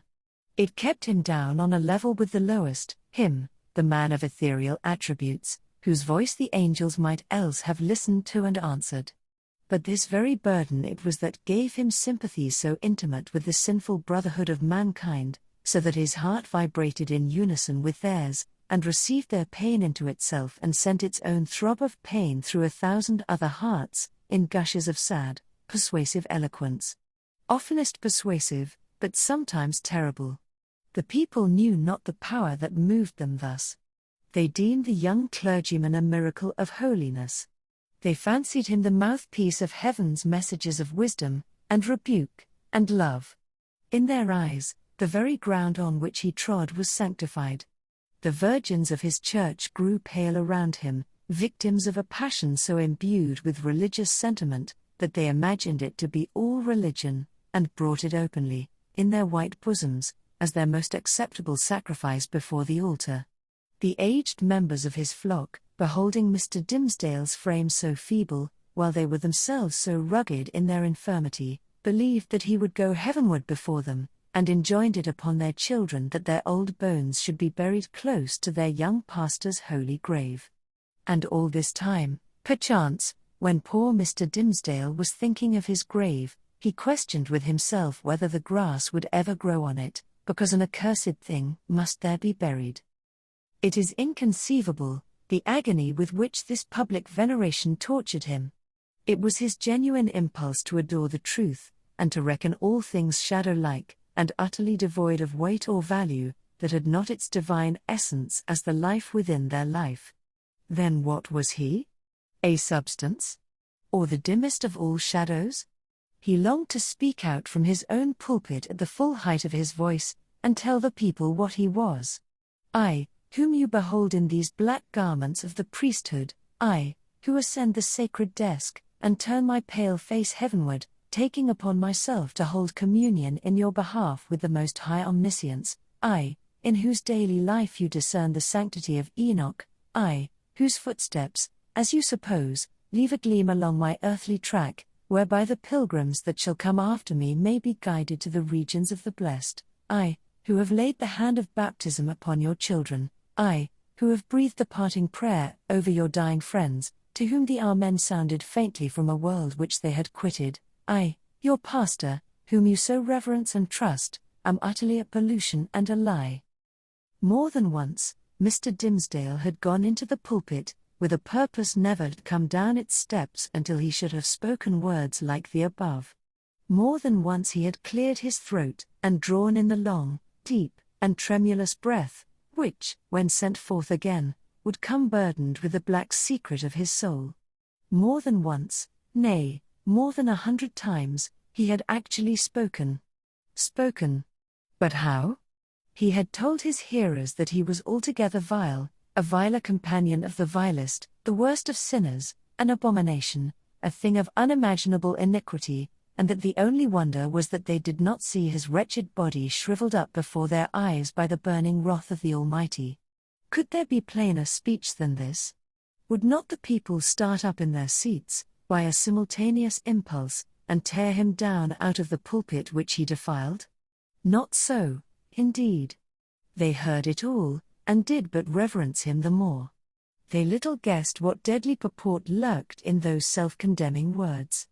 The godly youth, said they among themselves. The saint on earth. Alas! If he discerned such sinfulness in his own white soul, what horrid spectacle would he behold in thine or mine? The minister well knew, subtle, but remorseful hypocrite that he was, the light in which his vague confession would be viewed. He had striven to put a cheat upon himself by making the avowal of a guilty conscience, but had gained only one other sin, and a self-acknowledged shame, without the momentary relief of being self-deceived. He had spoken the very truth, and transformed it into the veriest falsehood. And yet, by the constitution of his nature, he loved the truth, and loathed the lie, as few men ever did. Therefore, above all things else, he loathed his miserable self. His inward trouble drove him to practices more in accordance with the old, corrupted faith of Rome than with the better light of the Church in which he had been born and bred. In Mr. Dimmesdale's secret closet, under lock and key, there was a bloody scourge. Oftentimes, this Protestant and Puritan divine had plied it on his own shoulders, laughing bitterly at himself the while, and smiting so much the more pitilessly because of that bitter laugh. It was his custom, too, as it has been that of many other pious Puritans, to fast, not however, like them, in order to purify the body, and render it the fitter medium of celestial illumination, but rigorously, and until his knees trembled beneath him, as an act of penance. He kept vigils, likewise, night after night, sometimes in utter darkness, sometimes with a glimmering lamp, and sometimes, viewing his own face in a looking-glass, by the most powerful light which he could throw upon it. He thus typified the constant introspection wherewith he tortured, but could not purify himself. In these lengthened vigils, his brain often reeled, and visions seemed to flit before him, perhaps seen doubtfully, and by a faint light of their own, in the remote dimness of the chamber, or more vividly and close beside him, within the looking-glass. Now it was a herd of diabolic shapes, that grinned and mocked at the pale minister, and beckoned him away with them, now a group of shining angels, who flew upward heavily, as sorrow-laden, but grew more ethereal as they rose. Now came the dead friends of his youth, and his white-bearded father, with a saint-like frown, and his mother turning her face away as she passed by. Ghost of a mother, thinnest fantasy of a mother, methinks she might yet have thrown a pitying glance towards her son. And now, through the chamber which these spectral thoughts had made so ghastly, glided Hester Prynne leading a long little Pearl, in her scarlet garb, and pointing her forefinger, first at the scarlet letter on her bosom, and then at the clergyman's own breast. None of these visions ever quite deluded him. At any moment, by an effort of his will, he could discern substances through their misty lack of substance, and convince himself that they were not solid in their nature, like yonder table of carved oak, or that big, square, leather-bound and brazen-clasped volume of divinity. But, for all that, they were, in one sense, the truest and most substantial things which the poor minister now dealt with. It is the unspeakable misery of a life so false as his, that it steals the pith and substance out of whatever realities there are around us, and which were meant by heaven to be the spirit's joy and nutriment. To the untrue man, the whole universe is false, it is impalpable, it shrinks to nothing within his grasp. And he himself, in so far as he shows himself in a false light, becomes a shadow, or, indeed, ceases to exist. The only truth that continued to give Mr. Dimmesdale a real existence on this earth was the anguish in his inmost soul, and the undissembled expression of it in his aspect. Had he once found power to smile, and wear a face of gaiety, there would have been no such man. On one of those ugly nights, which we have faintly hinted at, but forborne to picture forth, the minister started from his chair. A new thought had struck him. There might be a moment's peace in it. Attiring himself with as much care as if it had been for public worship, and precisely in the same manner, he stole softly down the staircase, undid the door, and issued forth. Chapter 12. The Minister's Vigil. Walking in the shadow of a dream, as it were, and perhaps actually under the influence of a species of somnambulism, Mr. Dimmesdale reached the spot where, now so long since, Hester Prynne had lived through her first hours of public ignominy.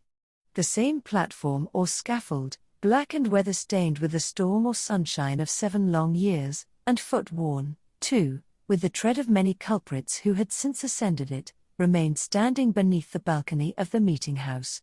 The minister went up the steps. It was an obscure night in early May. An unvaried pall of cloud muffled the whole expanse of sky from zenith to horizon. If the same multitude which had stood as eyewitnesses while Hester Prynne sustained her punishment could now have been summoned forth, they would have discerned no face above the platform nor hardly the outline of a human shape, in the dark grey of the midnight. But the town was all asleep. There was no peril of discovery. The minister might stand there, if it so pleased him, until morning should redden in the east, without other risk than that the dank and chill night air would creep into his frame, and stiffen his joints with rheumatism, and clog his throat with catarrh and cough, thereby defrauding the expectant audience of tomorrow's prayer and sermon. No eye could see him, save that ever wakeful one which had seen him in his closet, wielding the bloody scourge. Why, then, had he come hither? Was it but the mockery of penitence? A mockery, indeed, but in which his soul trifled with itself. A mockery at which angels blushed and wept, while fiends rejoiced with jeering laughter. He had been driven hither by the impulse of that remorse which dogged him everywhere, and whose own sister and closely linked companion was that cowardice which invariably drew him back, with her tremulous gripe, just when the other impulse had hurried him to the verge of a disclosure. Poor, miserable man! What right had infirmity like his to burden itself with crime? Crime is for the iron-nerved, who have their choice either to endure it, or, if it press too hard, to exert their fierce and savage strength for a good purpose, and fling it off at once. This feeble and most sensitive of spirits could do neither, yet continually did one thing or another, which intertwined, in the same inextricable knot, the agony of heaven-defying guilt and vain repentance. And thus, while standing on the scaffold, in this vain show of expiation, Mr. Dimmesdale was overcome with a great horror of mind, as if the universe were gazing at a scarlet token on his naked breast, right over his heart. On that spot, in very truth, there was, and there had long been, the gnawing and poisonous tooth of bodily pain. Without any effort of his will, or power to restrain himself, he shrieked aloud, an outcry that went pealing through the night, and was beaten back from one house to another, and reverberated from the hills in the background, as if a company of devils, detecting so much misery and terror in it, had made a plaything of the sound, and were bandying it to and fro. "It is done," muttered the minister, covering his face with his hands. "The whole town will awake and hurry forth, and find me here." But it was not so. The shriek had perhaps sounded with a far greater power, to his own startled ears, than it actually possessed. The town did not awake, or, if it did, the drowsy slumberers mistook the cry either for something frightful in a dream, or for the noise of witches, whose voices, at that period, were often heard to pass over the settlements or lonely cottages, as they rode with Satan through the air. The clergyman, therefore, hearing no symptoms of disturbance, uncovered his eyes and looked about him. At one of the chamber windows of Governor Bellingham's mansion, which stood at some distance, on the line of another street, he beheld the appearance of the old magistrate himself with a lamp in his hand, a white night-cap on his head, and a long white gown enveloping his figure. He looked like a ghost evoked unseasonably from the grave. The cry had evidently startled him. At another window of the same house, moreover, appeared old Mistress Hibbins, the governor's sister, also with a lamp, which even thus far off revealed the expression of her sour and discontented face. She thrust forth her head from the lattice, and looked anxiously upward. Beyond the shadow of a doubt, this venerable witch lady had heard Mr. Dimmesdale's outcry, and interpreted it, with its multitudinous echoes and reverberations, as the clamour of the fiends and night hags, with whom she was well known to make excursions in the forest. Detecting the gleam of Governor Bellingham's lamp, the old lady quickly extinguished her own, and vanished. Possibly, she went up among the clouds. The minister saw nothing further of her motions. The magistrate, after a wary observation of the darkness, into which, nevertheless, he could see but little further than he might into a millstone, retired from the window. The minister grew comparatively calm. His eyes, however, were soon greeted by a little glimmering light, which, at first a long way off, was approaching up the street. It threw a gleam of recognition, on here a post, and there a garden fence, and here a latticed window pane, and there a pump, with its full trough of water, and here again an arched door of oak, with an iron knocker, and a rough log for the doorstep. The Reverend Mr. Dimmesdale noted all these minute particulars, even while firmly convinced that the doom of his existence was stealing onward, in the footsteps which he now heard, and that the gleam of the lantern would fall upon him in a few moments more, and reveal his long-hidden secret. As the light drew nearer, he beheld, within its illuminated circle, his brother clergyman, or, to speak more accurately, his professional father, as well as highly valued friend, the Reverend Mr. Wilson, who, as Mr. Dimmesdale now conjectured, had been praying at the bedside of some dying man. And so he had. The good old minister came freshly from the death chamber of Governor Winthrop, who had passed from earth to heaven within that very hour. And now surrounded, like the saint-like personage of olden times, with a radiant halo, that glorified him amid this gloomy night of sin, as if the departed governor had left him an inheritance of his glory, or as if he had caught upon himself the distant shine of the celestial city, while looking thitherward to see the triumphant pilgrim pass within its gates. Now, in short, good Father Wilson was moving homeward, aiding his footsteps with a lighted lantern. The glimmer of this luminary suggested the above conceits to Mr. Dimmesdale, who smiled, nay, almost laughed at them, and then wondered if he was going mad. As the Reverend Mr. Wilson passed beside the scaffold, closely muffling his Geneva cloak about him with one arm, and holding the lantern before his breast with the other, the minister could hardly restrain himself from speaking. "A good evening to you, Venerable Father Wilson. Come up hither, I pray you, and pass a pleasant hour with me." Good heavens! Had Mr. Dimmesdale actually spoken? For one instant he believed that these words had passed his lips. But they were uttered only within his imagination. The Venerable Father Wilson continued to step slowly onward, looking carefully at the muddy pathway before his feet, and never once turning his head towards the guilty platform. When the light of the glimmering lantern had faded quite away, the minister discovered, by the faintness which came over him, that the last few moments had been a crisis of terrible anxiety, although his mind had made an involuntary effort to relieve itself by a kind of lurid playfulness. Shortly afterwards, the light grisly sense of the humorous again stole in among the solemn phantoms of his thought. He felt his limbs growing stiff with the unaccustomed chilliness of the night, and doubted whether he should be able to descend the steps of the scaffold. Morning would break and find him there. The neighborhood would begin to rouse itself. The earliest riser, coming forth in the dim twilight, would perceive a vaguely defined figure aloft on the place of shame, and half-crazed betwixt alarm and curiosity, would go knocking from door to door, summoning all the people to behold the ghost, as he needs must think it, of some defunct transgressor.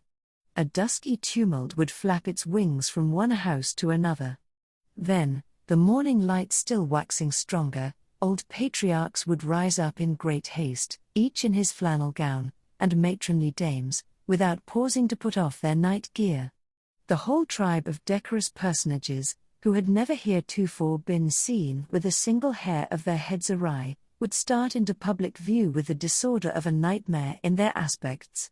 Old Governor Bellingham would come grimly forth, with his King James's rough-fastened askew, and Mistress Hibbins, with some twigs of the forest clinging to her skirts, and looking sourer than ever, as having hardly got a wink of sleep after her night ride, and good Father Wilson too, after spending half the night at a death-bed, and liking ill to be disturbed, thus early, out of his dreams about the glorified saints. Hither, likewise, would come the elders and deacons of Mr. Dimsdale's church, and the young virgins who so idolized their minister, and had made a shrine for him in their white bosoms, which now, by the by, in their hurry and confusion, they would scantly have given themselves time to cover with their kerchiefs. All people, in a word, would come stumbling over their thresholds, and turning up their amazed and horror-stricken visages around the scaffold. Whom would they discern there, with the red eastern light upon his brow? Whom, but the Reverend Arthur Dimsdale, half frozen to death, overwhelmed with shame, and standing where Hester Prynne had stood. Carried away by the grotesque horror of this picture, the minister, unawares, and to his own infinite alarm, burst into a great peal of laughter. It was immediately responded to by a light, airy, childish laugh, in which, with a thrill of the heart, but he knew not whether of exquisite pain, or pleasure as acute, he recognized the tones of little Pearl. "Pearl! Little Pearl!" cried he, after a moment's pause, then, suppressing his voice, "Hester! Hester Prynne! Are you there?" "Yes, it is Hester Prynne," she replied, in a tone of surprise, and the minister heard her footsteps approaching from the sidewalk, along which she had been passing. "It is I, and my little Pearl." "Whence come you, Hester?" asked the minister. "What sent you hither?" "I have been watching at a death-bed," answered Hester Prynne, "at Governor Winthrop's death-bed, and have taken his measure for a robe, and am now going homeward to my dwelling." "Come up hither, Hester, thou and little Pearl," said the Reverend Mr. Dimsdale. "Ye have both been here before, but I was not with you. Come up hither once again, and we will stand all three together." She silently ascended the steps, and stood on the platform, holding little Pearl by the hand. The minister felt for the child's other hand, and took it. The moment that he did so, there came what seemed a tumultuous rush of new life, other life than his own, pouring like a torrent into his heart, and hurrying through all his veins, as if the mother and the child were communicating their vital warmth to his half-torpid system. The three formed an electric chain. "Minister," whispered little Pearl. "What wouldst thou say, child?" asked Mr. Dimsdale. "Wilt thou stand here with mother and me, tomorrow noontide?" inquired Pearl. "Nay, not so, my little Pearl," answered the minister, for, with the new energy of the moment, all the dread of public exposure, that had so long been the anguish of his life, had returned upon him, and he was already trembling at the conjunction in which, with a strange joy, nevertheless, he now found himself. "Not so, my child. I shall, indeed, stand with thy mother and thee one other day, but not tomorrow." Pearl laughed, and attempted to pull away her hand. But the minister held it fast. "A moment longer, my child," said he. "But wilt thou promise," asked Pearl, "to take my hand, and mother's hand, tomorrow noontide?" "Not then, Pearl," said the minister, "but another time." "And what other time?" persisted the child. "At the great judgment day," whispered the minister, and, strangely enough, the sense that he was a professional teacher of the truth impelled him to answer the child so. "Then, and there, before the judgment seat, thy mother, and thou, and I must stand together. But the daylight of this world shall not see our meeting." Pearl laughed again. But before Mr. Dimsdale had done speaking, a light gleamed far and wide over all the muffled sky. It was doubtless caused by one of those meteors, which the night watcher may so often observe burning out to waste, in the vacant regions of the atmosphere. So powerful was its radiance, that it thoroughly illuminated the dense medium of cloud betwixt the sky and earth. The great vault brightened, like the dome of an immense lamp. It showed the familiar scene of the street with the distinctness of midday, but also with the awfulness that is always imparted to familiar objects by an unaccustomed light. The wooden houses, with their jutting stories and quaint gable peaks, the doorsteps and thresholds with the early grass springing up about them, the garden plots, black with freshly turned earth, the wheel track, little worn, and even in the marketplace margined with green on either side, all were visible, but with a singularity of aspect that seemed to give another moral interpretation to the things of this world than they had ever borne before. And there stood the minister, with his hand over his heart, and Hester Prynne, with the embroidered letter glimmering on her bosom, and little Pearl, herself a symbol, and the connecting link between those two. They stood in the noon of that strange and solemn splendor, as if it were the light that is to reveal all secrets, and the daybreak that shall unite all who belong to one another. There was witchcraft in little Pearl's eyes, and her face, as she glanced upward at the minister, wore that naughty smile which made its expression frequently so elvish. She withdrew her hand from Mr. Dimmesdale's, and pointed across the street. But he clasped both his hands over his breast, and cast his eyes towards the zenith. Nothing was more common, in those days, than to interpret all meteoric appearances, and other natural phenomena that occurred with less regularity than the rise and set of sun and moon, as so many revelations from a supernatural source. Thus, a blazing spear, a sword of flame, a bow, or a sheaf of arrows seen in the midnight sky, prefigured Indian warfare. Pestilence was known to have been foreboded by a shower of crimson light. We doubt whether any marked event, for good or evil, ever befell New England, from its settlement down to Revolutionary times, of which the inhabitants had not been previously warned by some spectacle of its nature. Not seldom, it had been seen by multitudes. Oftener, however, its credibility rested on the faith of some lonely eyewitness, who beheld the wonder through the colored, magnifying, and distorted medium of his imagination, and shaped it more distinctly in his afterthought. It was, indeed, a majestic idea that the destiny of nations should be revealed, in these awful hieroglyphics, on the cope of heaven. A scroll so wide might not be deemed too expensive for Providence to write a people's doom upon. The belief was a favorite one with our forefathers, as betokening that their infant commonwealth was under a celestial guardianship of peculiar intimacy and strictness. But what shall we say, when an individual discovers a revelation addressed to himself alone, on the same vast sheet of record? In such a case, it could only be the symptom of a highly disordered mental state, when a man, rendered morbidly self-contemplative by long, intense, and secret pain, had extended his egotism over the whole expanse of nature, until the firmament itself should appear no more than a fitting page for his soul's history and fate. We impute it, therefore, solely to the disease in his own eye and heart that the minister, looking upward to the zenith, beheld there the appearance of an immense letter, the letter A, marked out in lines of dull red light. Not but the meteor may have shown itself at that point, burning duskily through a veil of cloud, but with no such shape as his guilty imagination gave it, or, at least, with so little definiteness, that another's guilt might have seen another symbol in it. There was a singular circumstance that characterized Mr. Dimmesdale's psychological state at this moment.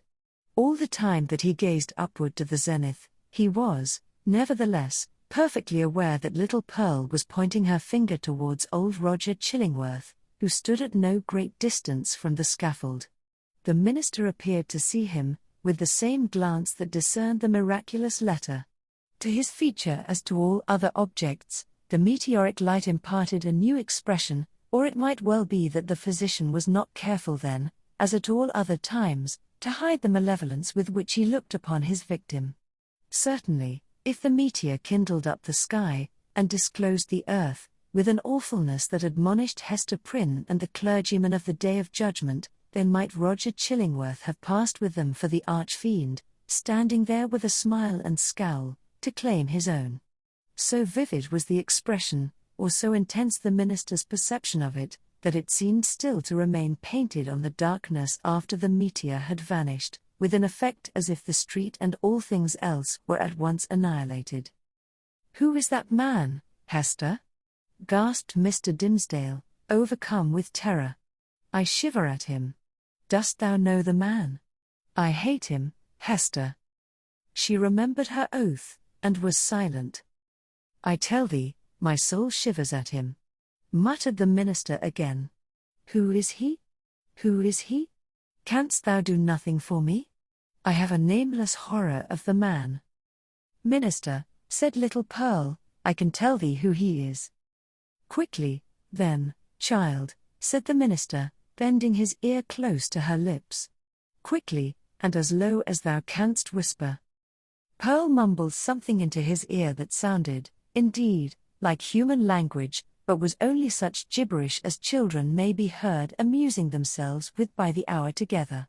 At all events, if it involved any secret information in regard to old Roger Chillingworth, it was in a tongue unknown to the erudite clergyman, and did but increase the bewilderment of his mind.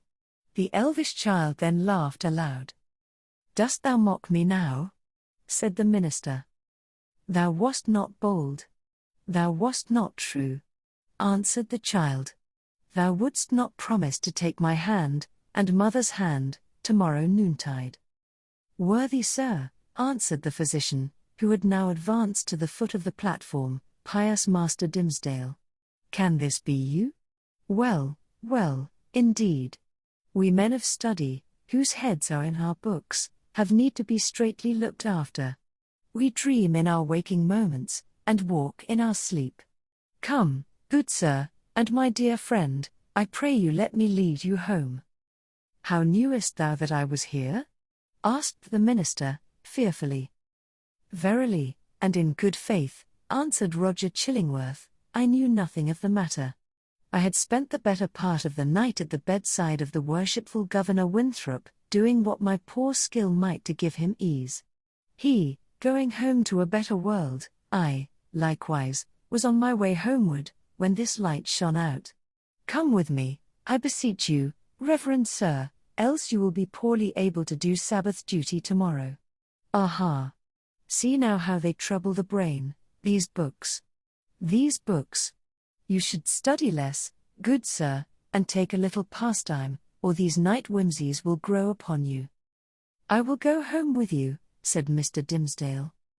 With a chill despondency, like one awakening, all nerveless, from an ugly dream, he yielded himself to the physician, and was led away. The next day, however, being the Sabbath, he preached a discourse which was held to be the richest and most powerful, and the most replete with heavenly influences, that had ever proceeded from his lips. Souls, it is said, more souls than one, were brought to the truth by the efficacy of that sermon, and vowed within themselves to cherish a holy gratitude towards Mr. Dimmesdale throughout the long hereafter. But as he came down the pulpit steps, the grey-bearded sexton met him, holding up a black glove, which the minister recognized as his own. It was found, said the sexton, this morning on the scaffold where evildoers are set up to public shame. Satan dropped it there, I take it, intending a scurrilous jest against your reverence. But, indeed, he was blind and foolish, as he ever and always is. A pure hand needs no glove to cover it. Thank you, my good friend, said the minister, gravely, but startled at heart, for so confused was his remembrance, that he had almost brought himself to look at the events of the past night as visionary.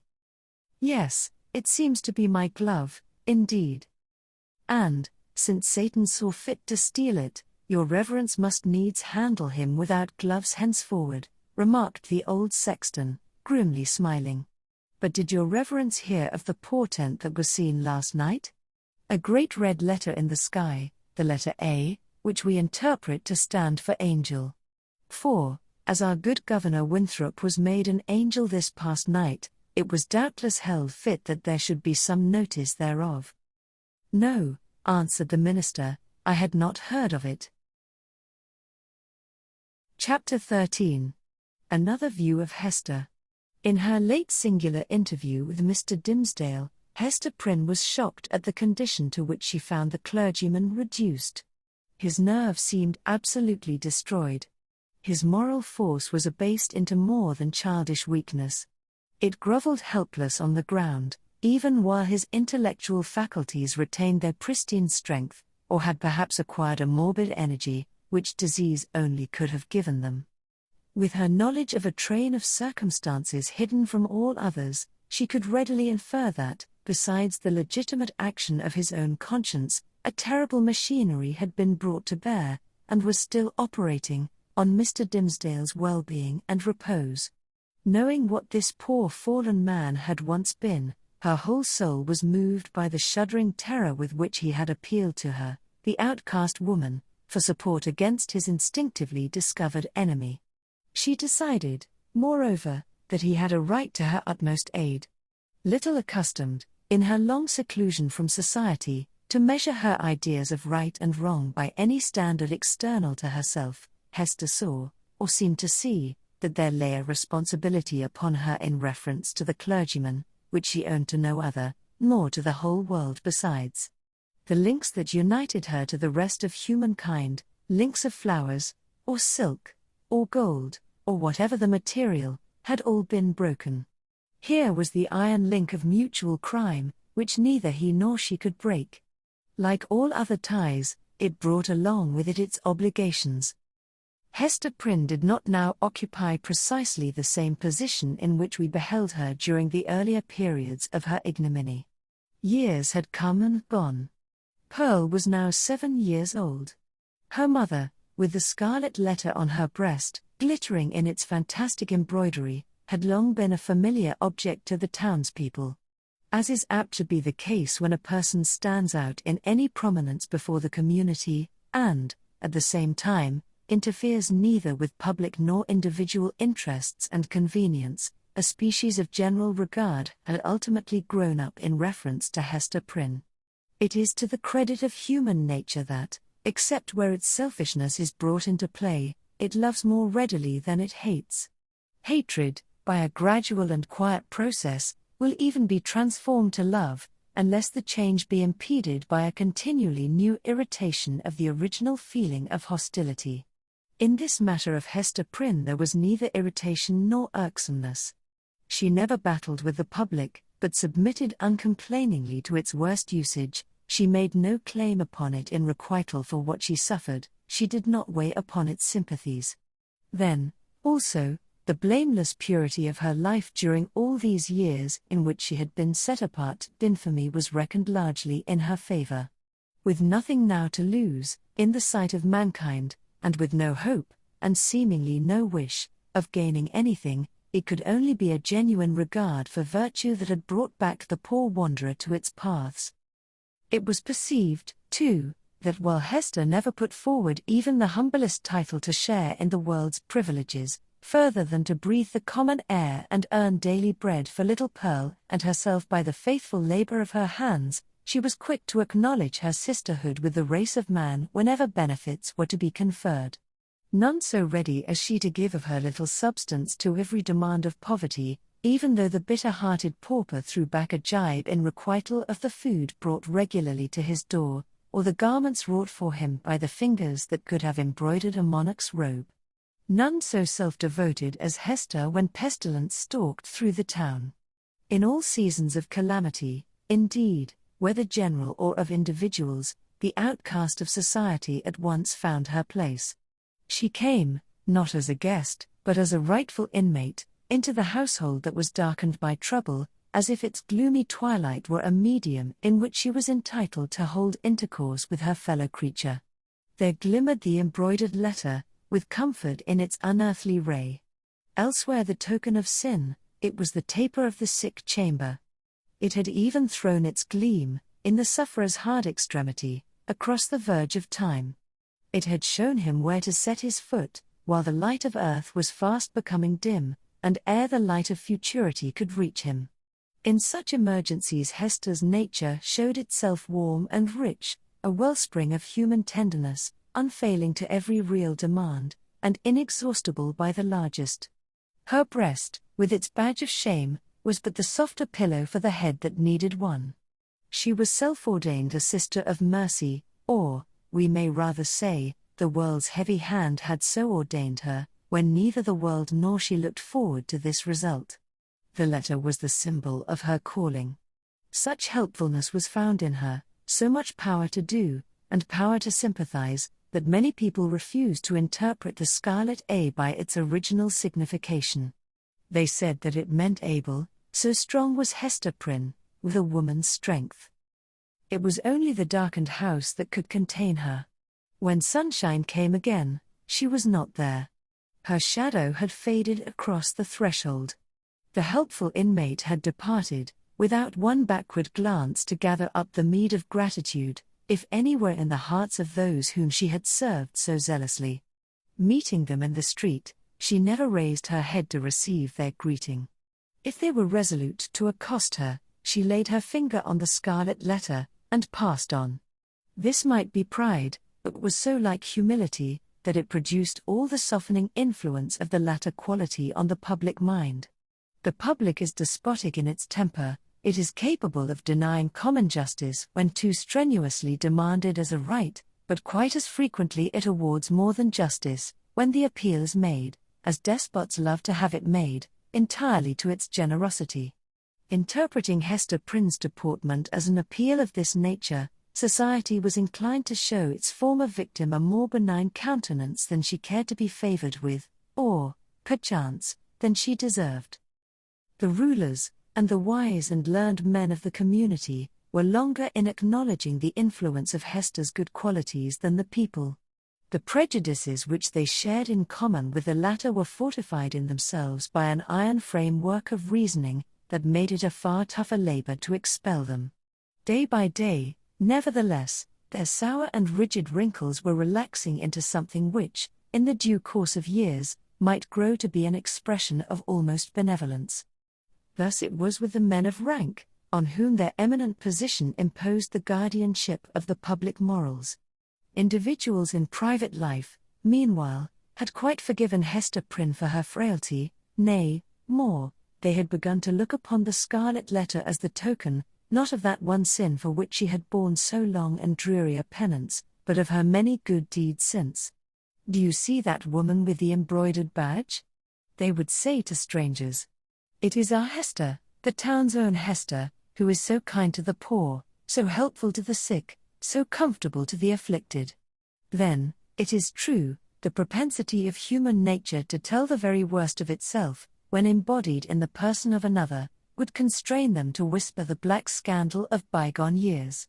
It was none the less a fact, however, that in the eyes of the very men who spoke thus, the Scarlet Letter had the effect of the cross on a nun's bosom. It imparted to the wearer a kind of sacredness, which enabled her to walk securely amid all peril. Had she fallen among thieves, it would have kept her safe. It was reported, and believed by many, that an Indian had drawn his arrow against the badge, and that the missile struck it, and fell harmless to the ground. The effect of the symbol, or rather, of the position in respect to society that was indicated by it, on the mind of Hester Prynne herself was powerful and peculiar. All the light and graceful foliage of her character had been withered up by this red-hot brand, and had long ago fallen away, leaving a bare and harsh outline, which might have been repulsive had she possessed friends or companions to be repelled by it. Even the attractiveness of her person had undergone a similar change. It might be partly owing to the studied austerity of her dress, and partly to the lack of demonstration in her manners. It was a sad transformation, too, that her rich and luxuriant hair had either been cut off, or was so completely hidden by a cap, that not a shining lock of it ever once gushed into the sunshine.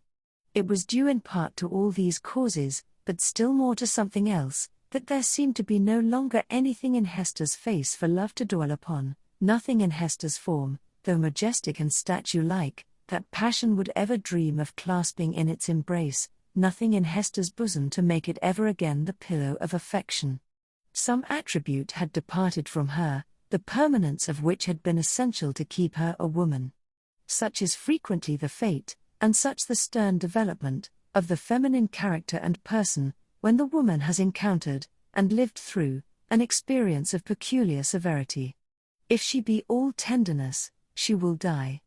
If she survive, the tenderness will either be crushed out of her, or, and the outward semblance is the same, crushed so deeply into her heart that it can never show itself more. The latter is perhaps the truest theory. She who has once been a woman, and ceased to be so, might at any moment become a woman again, if there were only the magic touch to effect the transformation. We shall see whether Hester Prynne were ever afterwards so touched and so transfigured. Much of the marble coldness of Hester's impression was to be attributed to the circumstance that her life had turned, in a great measure, from passion and feeling to thought. Standing alone in the world, alone, as to any dependence on society, and with little Pearl to be guided and protected, alone, and hopeless of retrieving her position, even had she not scorned to consider it desirable, she cast away the fragment of a broken chain. The world's law was no law for her mind. It was an age in which the human intellect, newly emancipated, had taken a more active and a wider range than for many centuries before. Men of the sword had overthrown nobles and kings. Men bolder than these had overthrown and rearranged, not actually, but within the sphere of theory, which was their most real abode, the whole system of ancient prejudice, wherewith was linked much of ancient principle. Hester Prynne imbibed this spirit. She assumed a freedom of speculation, then common enough on the other side of the Atlantic, but which our forefathers, had they known it, would have held to be a deadlier crime than that stigmatized by the Scarlet Letter.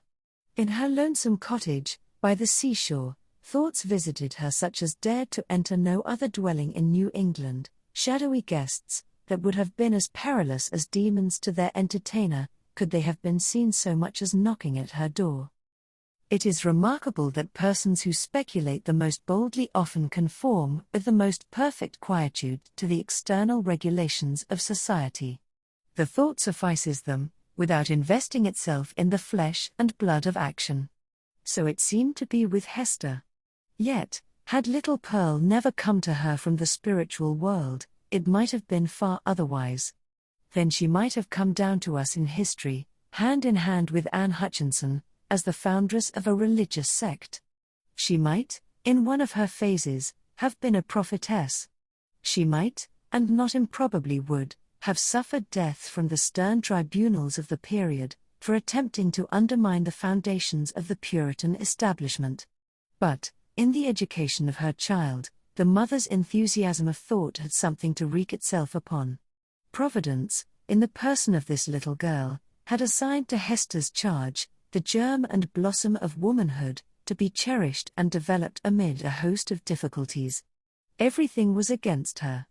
The world was hostile. The child's own nature had something wrong in it which continually betokened that she had been born amiss, the effluence of her mother's lawless passion, and often impelled Hester to ask, in bitterness of heart, whether it were for ill or good that the poor little creature had been born at all. Indeed, the same dark question often rose into her mind with reference to the whole race of womanhood. Was existence worth accepting even to the happiest among them? As concerned her own individual existence, she had long ago decided in the negative, and dismissed the point as settled.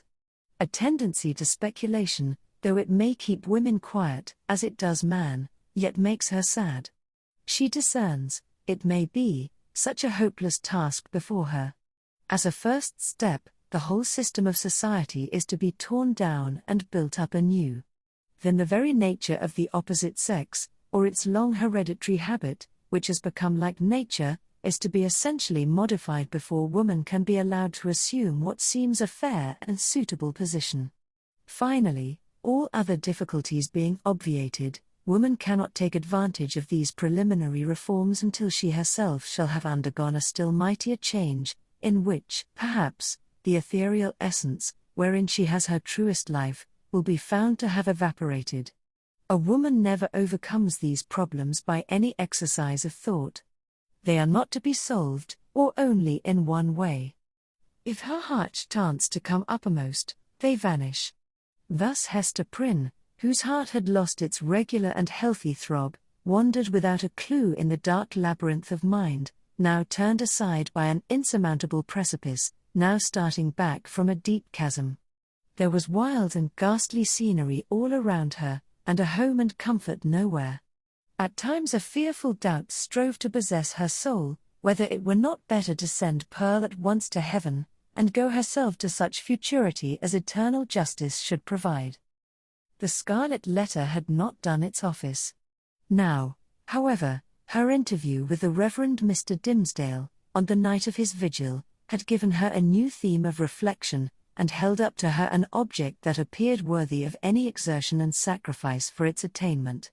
She had witnessed the intense misery beneath which the minister struggled, or, to speak more accurately, had ceased to struggle. She saw that he stood on the verge of lunacy, if he had not already stepped across it. It was impossible to doubt that, whatever painful efficacy there might be in the secret sting of remorse, a deadlier venom had been infused into it by the hand that proffered relief. A secret enemy had been continually by his side, under the semblance of a friend and helper, and had availed himself of the opportunities thus afforded for tampering with the delicate springs of Mr. Dimmesdale's nature. Hester could not but ask herself whether there had not originally been a defect of truth, courage, and loyalty on her own part, in allowing the minister to be thrown into a position where so much evil was to be foreboded and nothing auspicious to be hoped. Her only justification lay in the fact that she had been able to discern no method of rescuing him from a blacker ruin than had overwhelmed herself except by acquiescing in Roger Chillingworth's scheme of disguise. Under that impulse she had made her choice, and had chosen, as it now appeared, the more wretched alternative of the two. She determined to redeem her error so far as it might yet be possible. Strengthened by years of hard and solemn trial, she felt herself no longer so inadequate to cope with Roger Chillingworth as on that night, abased by sin and half-maddened by the ignominy that was still new, when they had talked together in the prison chamber. She had climbed her way since then to a higher point. The old man, on the other hand, had brought himself nearer to her level, or, perhaps, below it, by the revenge which he had stooped for.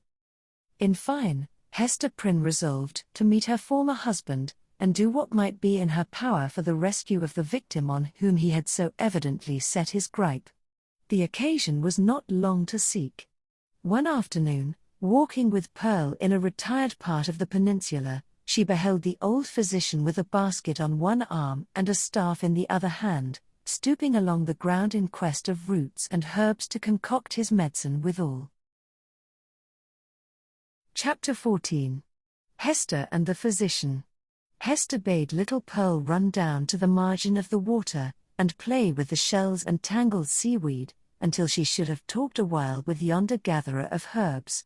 So the child flew away like a bird, and, making bare her small white feet, went pattering along the moist margin of the sea. Here and there she came to a full stop, and peeped curiously into a pool, left by the retiring tide as a mirror for Pearl to see her face in. Forth peeped at her, out of the pool, with dark, glistening curls around her head, and an elf smile in her eyes, the image of a little maid whom Pearl, having no other playmate, invited to take her hand and run a race with her. But the visionary little maid on her part, beckoned likewise, as if to say, "This is a better place, come thou into the pool." And Pearl, stepping in mid-leg deep, beheld her own white feet at the bottom, while, out of a still lower depth, came the gleam of a kind of fragmentary smile, floating to and fro in the agitated water. Meanwhile her mother had accosted the physician. "I would speak a word with you," said she, "a word that concerns us much." "Aha! And is it Mistress Hester that has a word for old Roger Chillingworth?" answered he, raising himself from his stooping posture. "With all my heart. Why, mistress, I hear good tidings of you on all hands. No longer ago than yestereve, a magistrate, a wise and godly man, was discoursing of your affairs, Mistress Hester, and whispered me that there had been question concerning you in the council. It was debated whether or no, with safety to the commonweal, yonder Scarlet Letter might be taken off your bosom. On my life, Hester, I made my entreaty to the worshipful magistrate that it might be done forthwith. It lies not in the pleasure of the magistrates to take off the badge, calmly replied Hester. Were I worthy to be quit of it, it would fall away of its own nature, or be transformed into something that should speak a different purport. Nay, then, wear it, if it suit you better, rejoined he, a woman must needs follow her own fancy touching the adornment of her person. The letter is gaily embroidered, and shows right bravely on your bosom. All this while Hester had been looking steadily at the old man, and was shocked, as well as wonder-smitten, to discern what a change had been wrought upon him within the past 7 years. It was not so much that he had grown older, for though the traces of advancing life were visible, he bore his age well, and seemed to retain a wiry vigor and alertness. But the former aspect of an intellectual and studious man, calm and quiet, which was what she best remembered in him, had altogether vanished, and been succeeded by an eager, searching, almost fierce, yet carefully guarded look. It seemed to be his wish and purpose to mask this expression with a smile, but the latter played him false, and flickered over his visage so derisively that the spectator could see his blackness all the better for it. Ever and anon, too, there came a glare of red light out of his eyes, as if the old man's soul were on fire and kept on smouldering duskily within his breast, until by some casual puff of passion it was blown into a momentary flame. This he repressed as speedily as possible, and strove to look as if nothing of the kind had happened. In a word, old Roger Chillingworth was a striking evidence of man's faculty of transforming himself into a devil, if he will only, for a reasonable space of time, undertake a devil's office. This unhappy person had effected such a transformation by devoting himself for 7 years to the constant analysis of a heart full of torture, and deriving his enjoyment thence, and adding fuel to those fiery tortures which he analyzed and gloated over. The Scarlet Letter burned on Hester Prynne's bosom. Here was another ruin, the responsibility of which came partly home to her. "What see you in my face?" asked the physician, "that you look at it so earnestly?"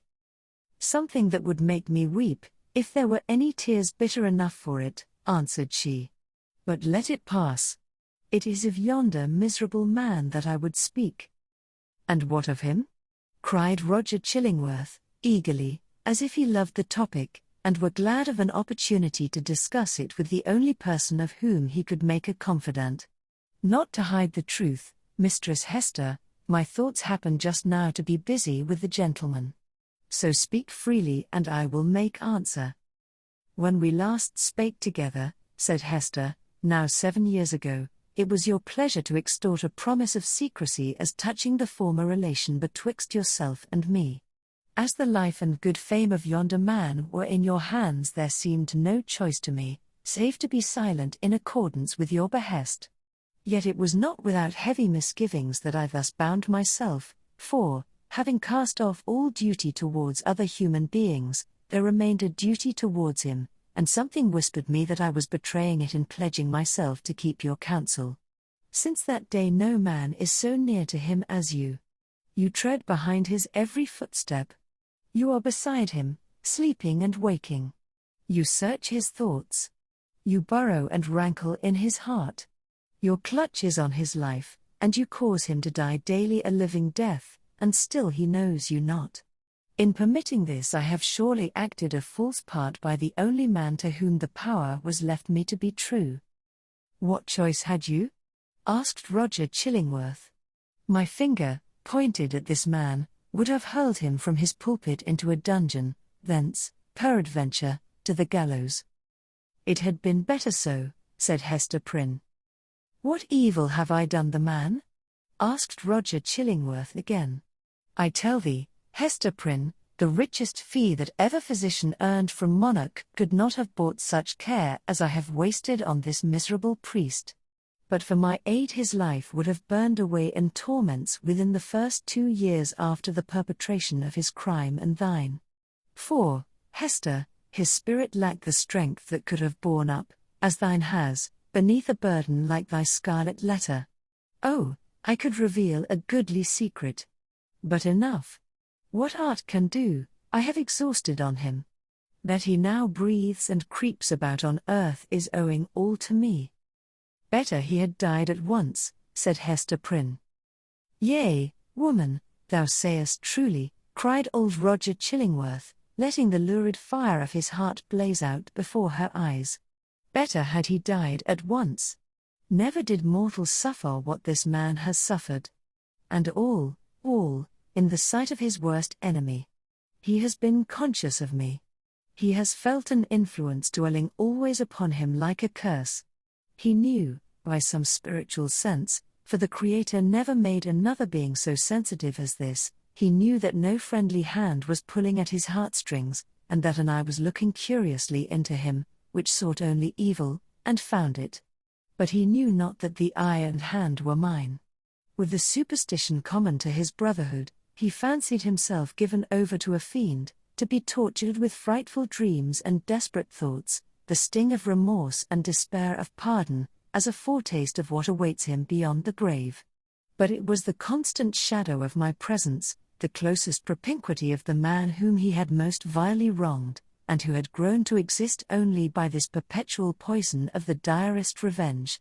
Yea, indeed, he did not err, there was a fiend at his elbow. A mortal man, with once a human heart, has become a fiend for his especial torment. The unfortunate physician, while uttering these words, lifted his hands with a look of horror, as if he had beheld some frightful shape, which he could not recognize, usurping the place of his own image in a glass. It was one of those moments, which sometimes occur only at the interval of years, when a man's moral aspect is faithfully revealed to his mind's eye. Not improbably he had never before viewed himself as he did now. "Hast thou not tortured him enough?" said Hester, noticing the old man's look. "Has he not paid thee all?"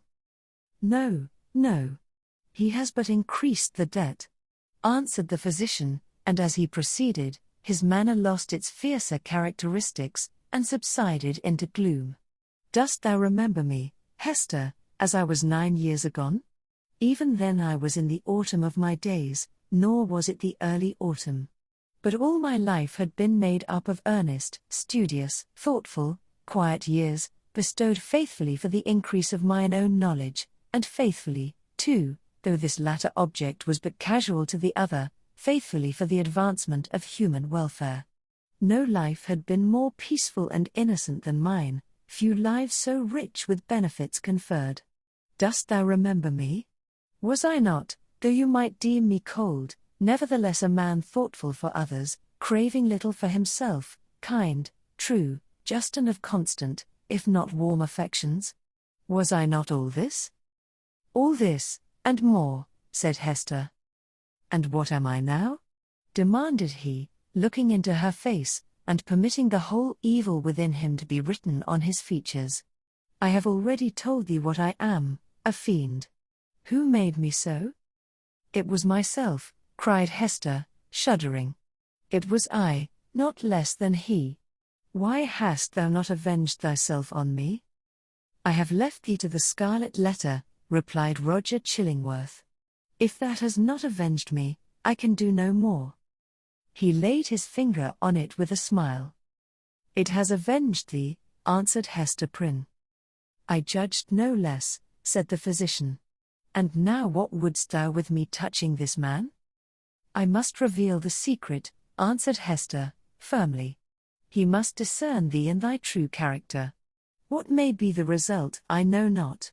But this long debt of confidence, due from me to him, whose bane and ruin I have been, shall at length be paid. So far as concerns the overthrow or preservation of his fair fame and his earthly state, and perchance his life, he is in my hands. Nor do I, whom the Scarlet Letter has disciplined to truth, though it be the truth of red-hot iron entering into the soul, nor do I perceive such advantage in his living any longer a life of ghastly emptiness, that I shall stoop to implore thy mercy. Do with him as thou wilt. There is no good for him, no good for me, no good for thee. There is no good for little Pearl. There is no path to guide us out of this dismal maze. Woman, I could well nigh pity thee," said Roger Chillingworth, unable to restrain a thrill of admiration too, for there was a quality almost majestic in the despair which she expressed. "Thou hadst great elements. Peradventure, hadst thou met earlier with a better love than mine, this evil had not been. I pity thee, for the good that has been wasted in thy nature." "And I thee," answered Hester Prynne, "for the hatred that has transformed a wise and just man to a fiend. Wilt thou yet purge it out of thee, and be once more human? If not for his sake, then doubly for thine own. Forgive, and leave his further retribution to the power that claims it. I said, but now, that there could be no good event for him, or thee, or me, who are here wandering together in this gloomy maze of evil, and stumbling at every step over the guilt wherewith we have strewn our path. It is not so. There might be good for thee, and thee alone, since thou hast been deeply wronged and hast it at thy will to pardon. Wilt thou give up that only privilege? Wilt thou reject that priceless benefit? Peace, Hester, peace, replied the old man, with gloomy sternness, it is not granted me to pardon. I have no such power as thou tellest me of. My old faith, long forgotten, comes back to me, and explains all that we do, and all we suffer. By thy first step awry, thou didst plant the germ of evil, but since that moment it has all been a dark necessity. Ye that have wronged me are not sinful, save in a kind of typical illusion, neither am I fiend-like, who have snatched a fiend's office from his hands. It is our fate. Let the black flower blossom as it may. Now, go thy ways, and deal as thou wilt with yonder man. He waved his hand, and betook himself again to his employment of gathering herbs. Chapter 15. Hester and Pearl. So Roger Chillingworth, a deformed old figure with a face that haunted men's memories longer than they liked, took leave of Hester Prynne, and went stooping away along the earth. He gathered here and there a herb, or grubbed up a root and put it into the basket on his arm. His grey beard almost touched the ground as he crept onward. Hester gazed after him a little while, looking with a half-fantastic curiosity to see whether the tender grass of early spring would not be blighted beneath him and show the wavering track of his footsteps, sere and brown, across its cheerful verdure. She wondered what sort of herbs they were which the old man was so sedulous to gather. Would not the earth, quickened to an evil purpose by the sympathy of his eye, greet him with poisonous shrubs of species hitherto unknown, that would start up under his fingers? Or might it suffice him that every wholesome growth should be converted into something deleterious and malignant at his touch? Did the sun, which shone so brightly everywhere else, really fall upon him? Or was there, as it rather seemed, a circle of ominous shadow moving along with his deformity whichever way he turned himself? And whither was he now going? Would he not suddenly sink into the earth, leaving a barren and blasted spot, where, in due course of time, would be seen deadly nightshade, dogwood, henbane, and whatever else of vegetable wickedness the climate could produce, all flourishing with hideous luxuriance? Or would he spread bat's wings and flee away, looking so much the uglier the higher he rose towards heaven? Be it sin or no, said Hester Prynne, bitterly, as still she gazed after him, I hate the man. She upbraided herself for the sentiment, but could not overcome or lessen it.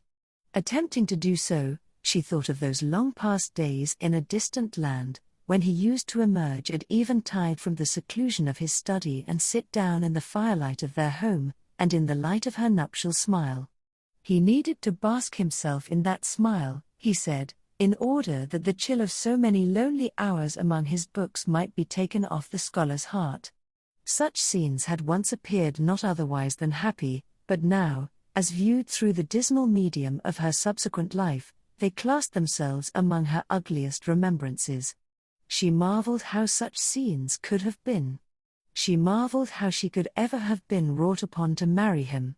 She deemed it her crime most to be repented of, that she had ever endured and reciprocated the lukewarm grasp of his hand, and had suffered the smile of her lips and eyes to mingle and melt into his own. And it seemed a fouler offence committed by Roger Chillingworth than any which had since been done him, that, in the time when her heart knew no better, he had persuaded her to fancy herself happy by his side. Yes, I hate him, repeated Hester more bitterly than before. He betrayed me. He has done me worse wrong than I did him. Let men tremble to win the hand of woman, unless they win along with it the utmost passion of her heart. Else it may be their miserable fortune, as it was Roger Chillingworth's, when some mightier touch than their own may have awakened all her sensibilities, to be reproached even for the calm content, the marble image of happiness, which they will have imposed upon her as the warm reality. But Hester ought long ago to have done with this injustice. What did it betoken?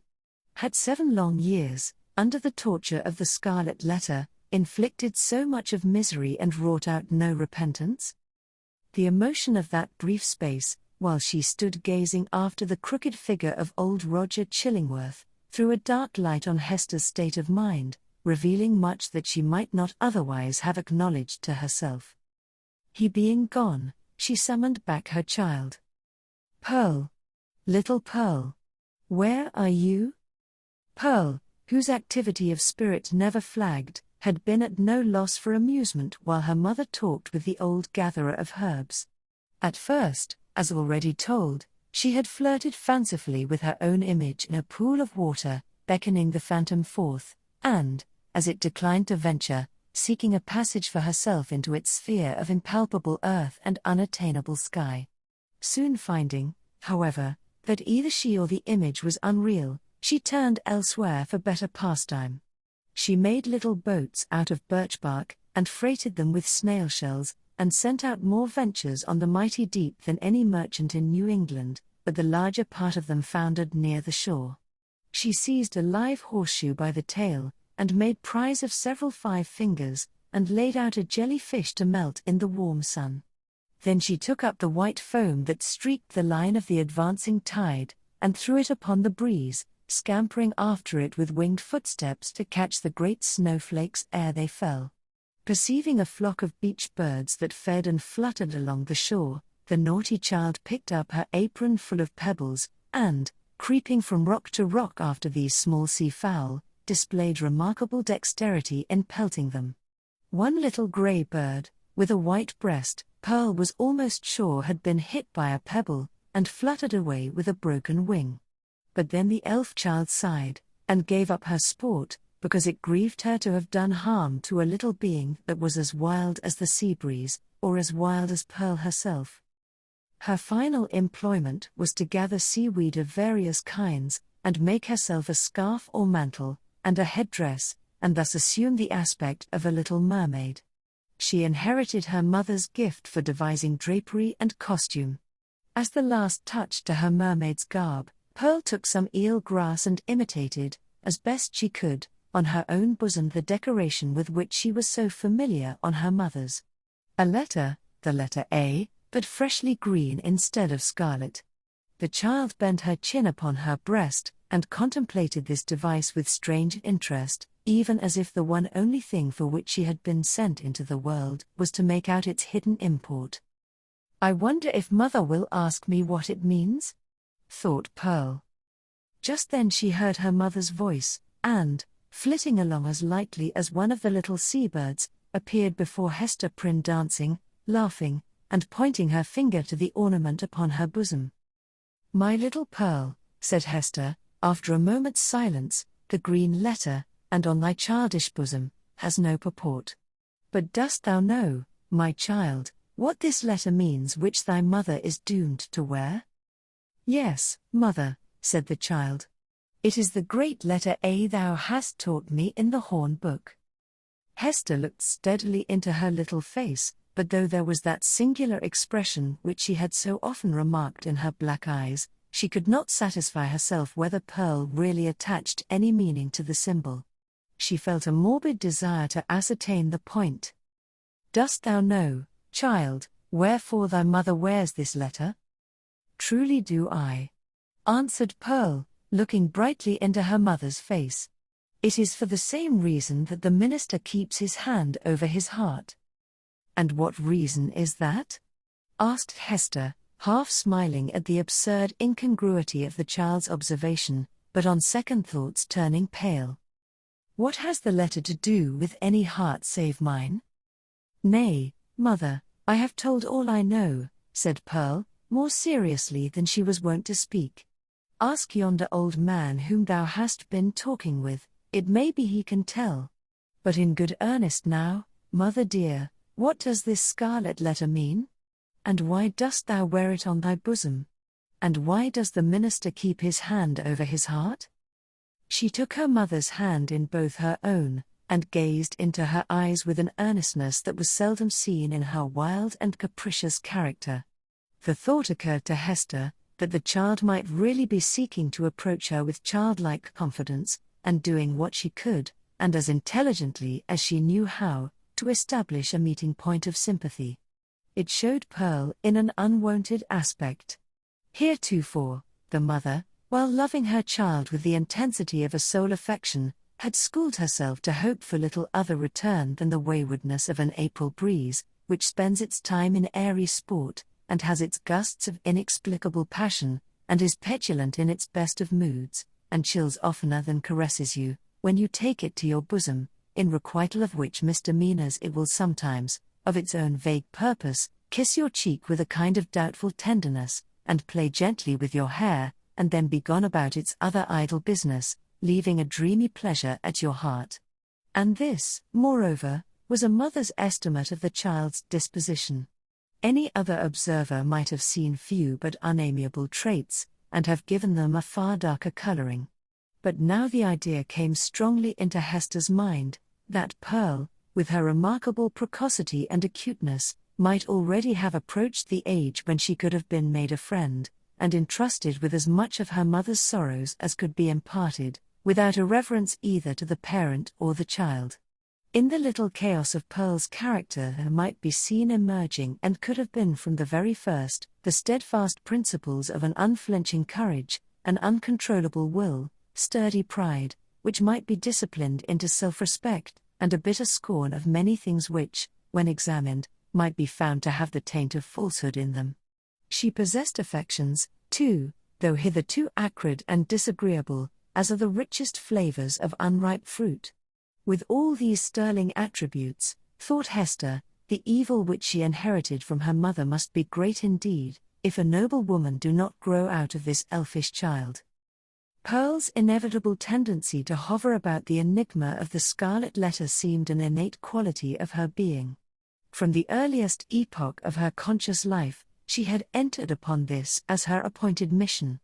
Hester had often fancied that Providence had a design of justice and retribution in endowing the child with this marked propensity, but never, until now, had she bethought herself to ask, whether, linked with that design, there might not likewise be a purpose of mercy and beneficence. If little Pearl were entertained with faith and trust, as a spirit messenger no less than an earthly child, might it not be her errand to soothe away the sorrow that lay cold in her mother's heart, and converted it into a tomb? And to help her to overcome the passion, once so wild, and even yet neither dead nor asleep, but only imprisoned within the same tomb-like heart? Such were some of the thoughts that now stirred in Hester's mind, with as much vivacity of impression as if they had actually been whispered into her ear. And there was little Pearl, all this while, holding her mother's hand in both her own, and turning her face upward, while she put these searching questions, once and again, and still a third time. What does the letter mean, mother? And why dost thou wear it? And why does the minister keep his hand over his heart? What shall I say? Thought Hester to herself. No. If this be the price of the child's sympathy, I cannot pay it. Then she spoke aloud. Silly Pearl, said she, what questions are these? There are many things in this world that a child must not ask about. What know I of the minister's heart? And as for the Scarlet Letter, I wear it for the sake of its gold thread. In all the 7 bygone years, Hester Prynne had never before been false to the symbol on her bosom. It may be that it was the talisman of a stern and severe, but yet a guardian spirit, who now forsook her, as recognizing that, in spite of his strict watch over her heart, some new evil had crept into it, or some old one had never been expelled. As for little Pearl, the earnestness soon passed out of her face.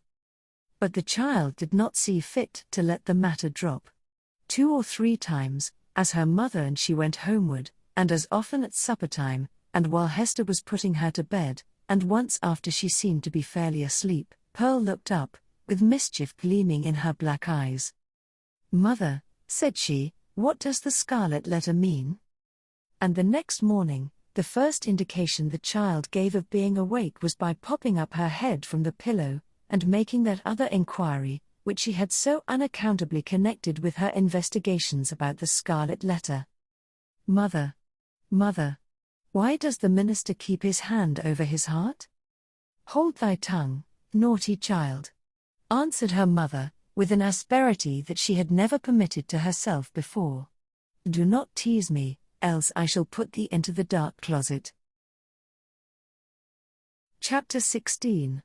A Forest Walk. Hester Prynne remained constant in her resolve to make known to Mr. Dimmesdale, at whatever risk of present pain or ulterior consequences, the true character of the man who had crept into his intimacy. For several days, however, she vainly sought an opportunity of addressing him in some of the meditative walks which she knew him to be in the habit of taking along the shores of the peninsula, or on the wooded hills of the neighboring country. There would have been no scandal, indeed, nor peril to the holy whiteness of the clergyman's good fame, had she visited him in his own study, where many a penitent, ere now, had confessed sins of perhaps as deep a dye as the one betokened by the Scarlet Letter. But, partly that she dreaded the secret or undisguised interference of old Roger Chillingworth, and partly that her conscious heart imparted suspicion where none could have been felt, and partly that both the minister and she would need the whole wide world to breathe in, while they talked together. For all these reasons Hester never thought of meeting him in any narrower privacy than beneath the open sky. At last, while attending a sick chamber, whither the Reverend Mr. Dimmesdale had been summoned to make a prayer, she learnt that he had gone, the day before, to visit the Apostle Eliot, among his Indian converts. He would probably return by a certain hour in the afternoon of the morrow. Betimes, therefore, the next day, Hester took little Pearl, who was necessarily the companion of all her mother's expeditions, however inconvenient her presence, and set forth. The road, after the two wayfarers had crossed from the peninsula to the mainland, was no other than a footpath. It straggled onward into the mystery of the primeval forest. This hemmed it in so narrowly, and stood so black and dense on either side, and disclosed such imperfect glimpses of the sky above, that, to Hester's mind, it imaged not amiss the moral wilderness in which she had so long been wandering. The day was chill and sombre. Overhead was a grey expanse of cloud, slightly stirred, however, by a breeze, so that a gleam of flickering sunshine might now and then be seen at its solitary play along the path. This flitting cheerfulness was always at the further extremity of some long vista through the forest. The sportive sunlight, feebly sportive, at best, in the predominant pensiveness of the day and scene, withdrew itself as they came nigh, and left the spots where it had danced the drearier, because they had hoped to find them bright. "Mother," said little Pearl, "the sunshine does not love you. It runs away and hides itself, because it is afraid of something on your bosom. Now, see. There it is, playing a good way off. Stand you here, and let me run and catch it. I am but a child. It will not flee from me, for I wear nothing on my bosom yet." "Nor ever will, my child, I hope," said Hester. "And why not, mother?" asked Pearl, stopping short, just at the beginning of her race. "Will not it come of its own accord when I am a woman grown?" "Run away, child," answered her mother, "and catch the sunshine. It will soon be gone." Pearl set forth at a great pace, and as Hester smiled to perceive, did actually catch the sunshine, and stood laughing in the midst of it, all brightened by its splendor, and scintillating with the vivacity excited by rapid motion. The light lingered about the lonely child, as if glad of such a playmate, until her mother had drawn almost nigh enough to step into the magic circle too. "It will go now," said Pearl, shaking her head.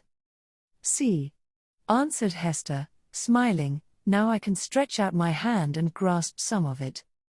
As she attempted to do so, the sunshine vanished, or, to judge from the bright expression that was dancing on Pearl's features, her mother could have fancied that the child had absorbed it into herself, and would give it forth again, with a gleam about her path, as they should plunge into some gloomier shade. There was no other attribute that so much impressed her with a sense of new and untransmitted vigor in Pearl's nature, as this never-failing vivacity of spirits. She had not the disease of sadness, which almost all children, in these latter days, inherit, with the scrofula, from the troubles of their ancestors. Perhaps this, too, was a disease, and but the reflex of the wild energy with which Hester had fought against her sorrows before Pearl's birth. It was certainly a doubtful charm, imparting a hard, metallic luster to the child's character. She wanted, what some people want throughout life, a grief that should deeply touch her, and thus humanize and make her capable of sympathy. But there was time enough yet for little Pearl.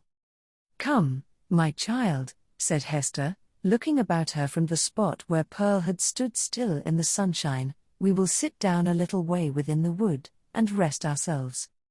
"I am not aweary, mother," replied the little girl. "But you may sit down, if you will tell me a story meanwhile." "A story, child," said Hester. "And about what?"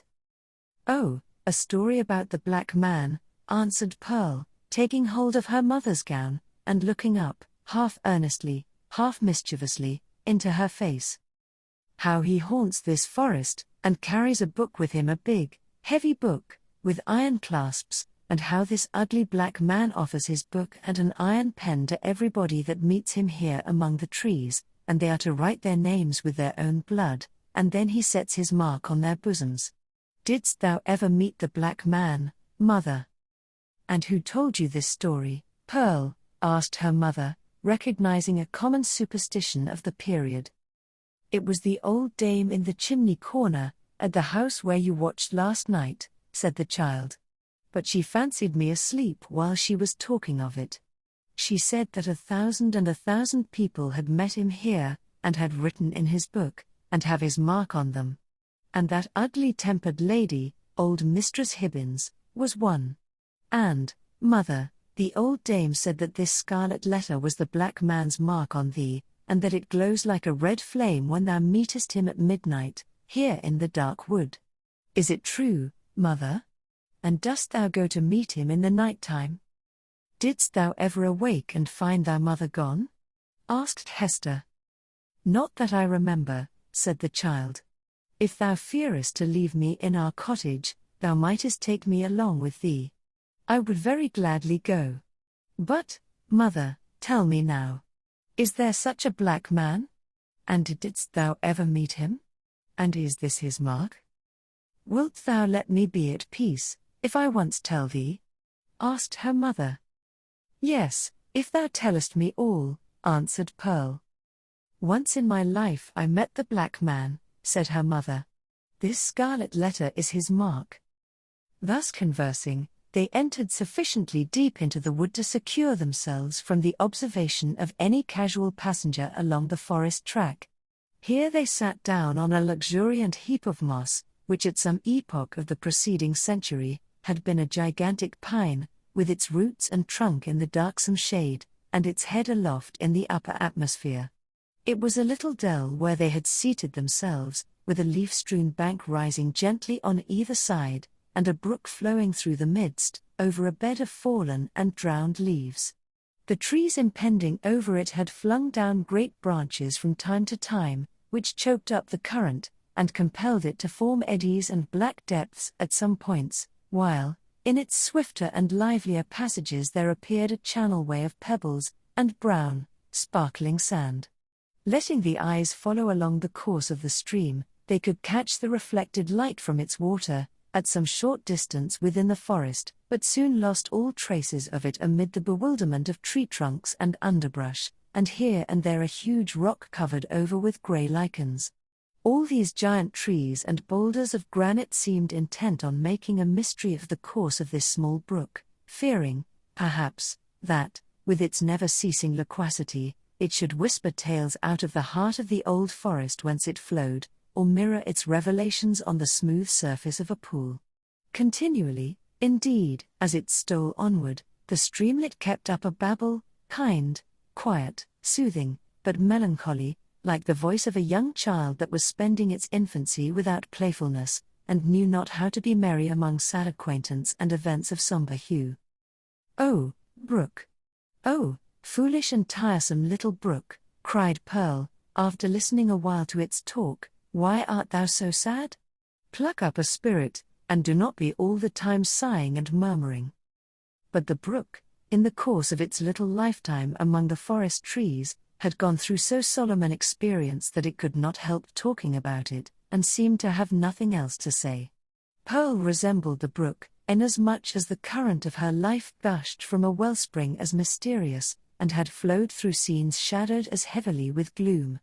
But, unlike the little stream, she danced and sparkled, and prattled airily along her course. "What does this sad little brook say, mother?" inquired she. "If thou hadst a sorrow of thine own, the brook might tell thee of it," answered her mother, "even as it is telling me of mine. But now, Pearl, I hear a footstep along the path, and the noise of one putting aside the branches. I would have thee betake thyself to play, and leave me to speak with him that comes yonder." "Is it the black man?" asked Pearl. "Wilt thou go and play, child?" repeated her mother, "but do not stray far into the wood. And take heed that thou come at my first call." "Yes, mother," answered Pearl, "but if it be the black man, wilt thou not let me stay a moment, and look at him, with his big book under his arm?" "Go, silly child," said her mother impatiently. "It is no black man. Thou canst see him now, through the trees. It is the minister." "And so it is," said the child. "And, mother, he has his hand over his heart. Is it because, when the minister wrote his name in the book, the black man set his mark in that place? But why does he not wear it outside his bosom, as thou dost, mother? Go now, child, and thou shalt tease me as thou wilt another time," cried Hester Prynne. "But do not stray far. Keep where thou canst hear the babble of the brook." The child went singing away, following up the current of the brook, and striving to mingle a more lightsome cadence with its melancholy voice. But the little stream would not be comforted, and still kept telling its unintelligible secret of some very mournful mystery that had happened, or making a prophetic lamentation about something that was yet to happen, within the verge of the dismal forest. So Pearl, who had enough of shadow in her own little life, chose to break off all acquaintance with this repining brook. She set herself, therefore, to gathering violets and wood anemones, and some scarlet columbines that she found growing in the crevice of a high rock. When her elf child had departed, Hester Prynne made a step or two towards the track that led through the forest, but still remained under the deep shadow of the trees. She beheld the minister advancing along the path entirely alone, and leaning on a staff which he had cut by the wayside. He looked haggard and feeble, and betrayed a nerveless despondency in his air, which had never so remarkably characterized him in his walks about the settlement, nor in any other situation where he deemed himself liable to notice.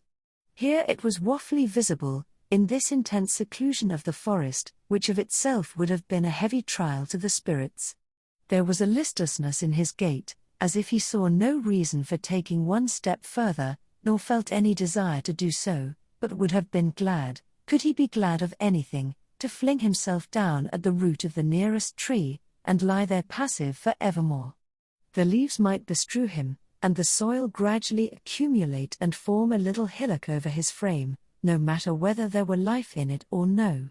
Death was too definite an object to be wished for or avoided. To Hester's eye, the Reverend Mr. Dimmesdale exhibited no symptom of positive and vivacious suffering, except that, as little Pearl had remarked, he kept his hand over his heart. Chapter 17. The Pastor and his Parishioner. Slowly as the minister walked, he had almost gone by before Hester Prynne could gather voice enough to attract his observation. At length she succeeded. "Arthur Dimmesdale," she said, faintly at first, then louder, but hoarsely, "Arthur Dimmesdale." "Who speaks?" answered the minister. Gathering himself quickly up, he stood more erect, like a man taken by surprise in a mood to which he was reluctant to have witnesses.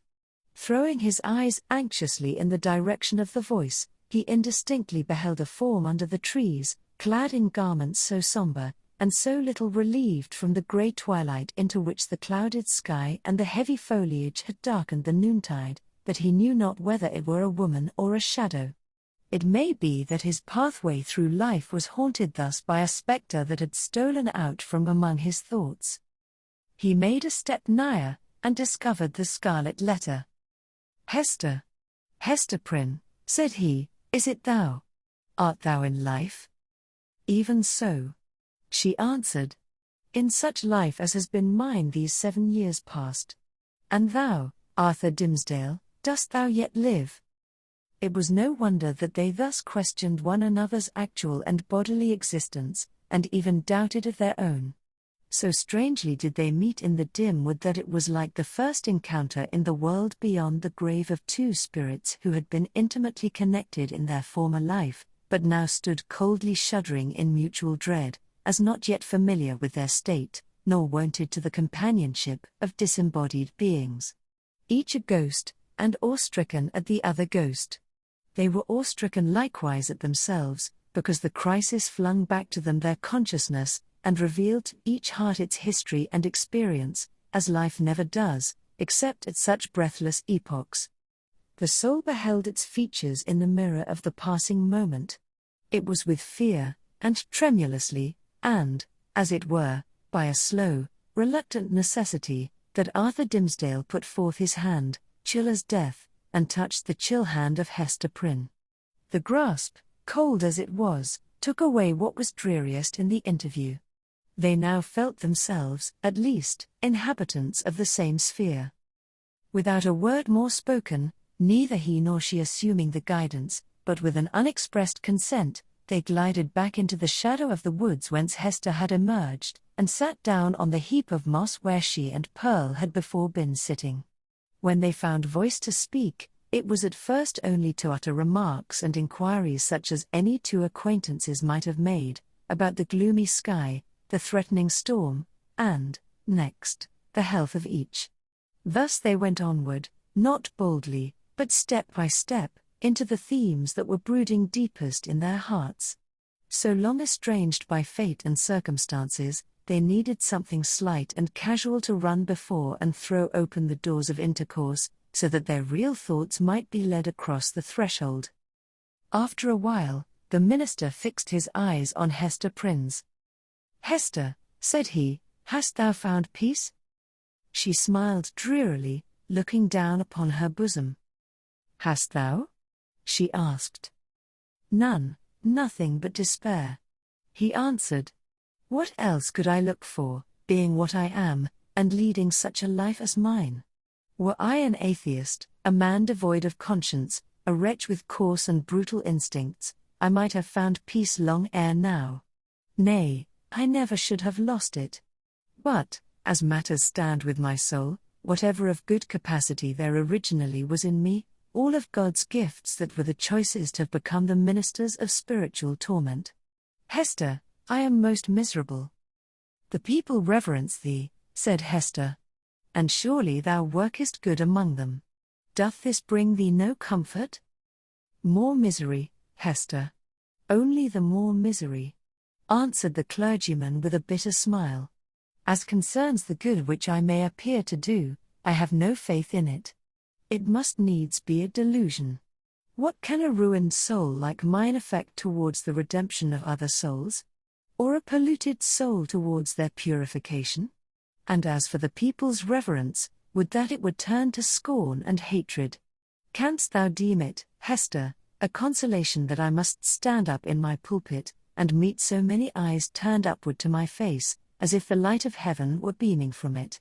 Must see my flock hungry for the truth, and listening to my words as if a tongue of Pentecost was speaking? And then look inward, and discern the black reality of what they idolize? I have laughed, in bitterness and agony of heart, at the contrast between what I seem and what I am. And Satan laughs at it. You wrong yourself in this, said Hester gently. You have deeply and sorely repented. Your sin is left behind you in the days long past. Your present life is not less holy, in very truth, than it seems in people's eyes. Is there no reality in the penitence thus sealed and witnessed by good works? And wherefore should it not bring you peace? No, Hester, no, replied the clergyman. There is no substance in it.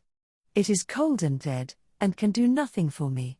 Of penance, I have had enough. Of penitence, there has been none. Else, I should long ago have thrown off these garments of mock holiness, and have shown myself to mankind as they will see me at the judgment seat. Happy are you, Hester, that wear the scarlet letter openly upon your bosom. Mine burns in secret. Thou little knowest what a relief it is, after the torment of a 7 years' cheat, to look into an eye that recognizes me for what I am. Had I one friend, or were it my worst enemy, to whom, when sickened with the praises of all other men, I could daily betake myself, and be known as the vilest of all sinners, methinks my soul might keep itself alive thereby. Even thus much of truth would save me. But now, it is all falsehood, all emptiness, all death. Hester Prynne looked into his face, but hesitated to speak. Yet, uttering his long-restrained emotions so vehemently as he did, his words here offered her the very point of circumstances in which to interpose what she came to say. She conquered her fears, and spoke. Such a friend as thou hast even now wished for, said she, with whom to weep over thy sin, thou hast in me, the partner of it.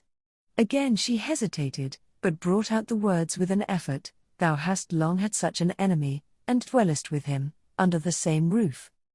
The minister started to his feet, gasping for breath, and clutching at his heart, as if he would have torn it out of his bosom. Ha! What sayest thou? Cried he. An enemy? And under mine own roof? What mean you? Hester Prynne was now fully sensible of the deep injury for which she was responsible to this unhappy man, in permitting him to lie for so many years, or, indeed, for a single moment, at the mercy of one whose purposes could not be other than malevolent. The very contiguity of his enemy, beneath whatever mask the latter might conceal himself, was enough to disturb the magnetic sphere of a being so sensitive as Arthur Dimmesdale. There had been a period when Hester was less alive to this consideration, or, perhaps, in the misanthropy of her own trouble, she left the minister to bear what she might picture to herself as a more tolerable doom. But of late, since the night of his vigil, all her sympathies towards him had been both softened and invigorated. She now read his heart more accurately. She doubted not that the continual presence of Roger Chillingworth, the secret poison of his malignity, infecting all the air about him, and his authorized interference, as a physician, with the minister's physical and spiritual infirmities, that these bad opportunities had been turned to a cruel purpose. By means of them, the sufferer's conscience had been kept in an irritated state, the tendency of which was, not to cure by wholesome pain, but to disorganize and corrupt his spiritual being. Its result, on earth, could hardly fail to be insanity, and hereafter, that eternal alienation from the good and true, of which madness is perhaps the earthly type. Such was the ruin to which she had brought the man, once, nay, why should we not speak it? Still so passionately loved. Hester felt that the sacrifice of the clergyman's good name, and death itself, as she had already told Roger Chillingworth, would have been infinitely preferable to the alternative which she had taken upon herself to choose. And now, rather than have had this grievous wrong to confess, she would gladly have laid down on the forest leaves, and died there, at Arthur Dimmesdale's feet. "Oh, Arthur," cried she, "forgive me. In all things else, I have striven to be true. Truth was the one virtue which I might have held fast, and did hold fast, through all extremity, save when thy good, thy life, thy fame, were put in question. Then I consented to a deception. But a lie is never good, even though death threaten on the other side. Dost thou not see what I would say? That old man, the physician, he whom they call Roger Chillingworth, he was my husband." The minister looked at her for an instant, with all that violence of passion, which, intermixed in more shapes than one with his higher, purer, softer qualities, was, in fact, the portion of him which the devil claimed, and through which he sought to win the rest. Never was there a blacker or a fiercer frown than Hester now encountered. For the brief space that it lasted, it was a dark transfiguration. But his character had been so much enfeebled by suffering, that even its lower energies were incapable of more than a temporary struggle. He sank down on the ground, and buried his face in his hands. "I might have known it," murmured he, "I did know it. Was not the secret told me, in the natural recoil of my heart at the first sight of him, and as often as I have seen him since? Why did I not understand? Oh, Hester Prynne, thou little knowest all the horror of this thing. And the shame, the indelicacy, the horrible ugliness of this exposure of a sick and guilty heart to the very eye that would gloat over it. Woman, woman, thou art accountable for this. I cannot forgive thee." "Thou shalt forgive me," cried Hester, flinging herself on the fallen leaves beside him. "Let God punish. Thou shalt forgive."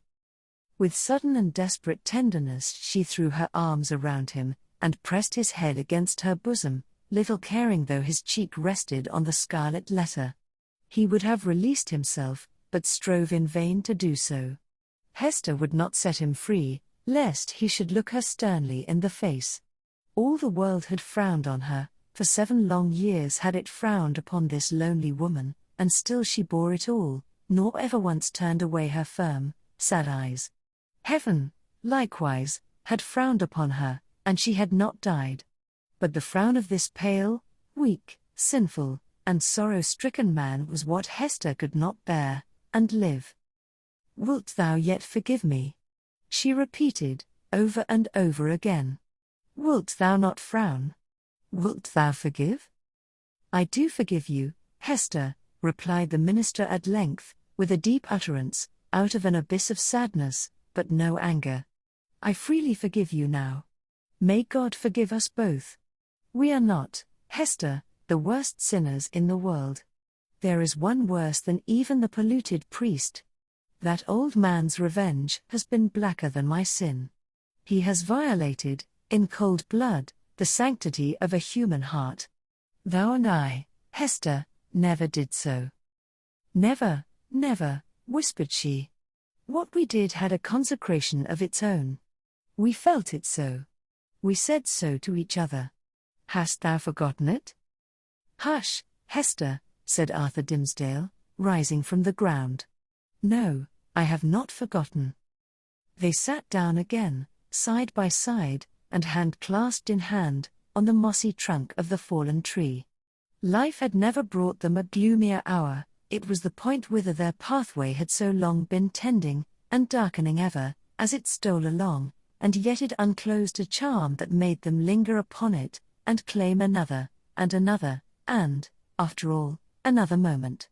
The forest was obscure around them, and creaked with a blast that was passing through it.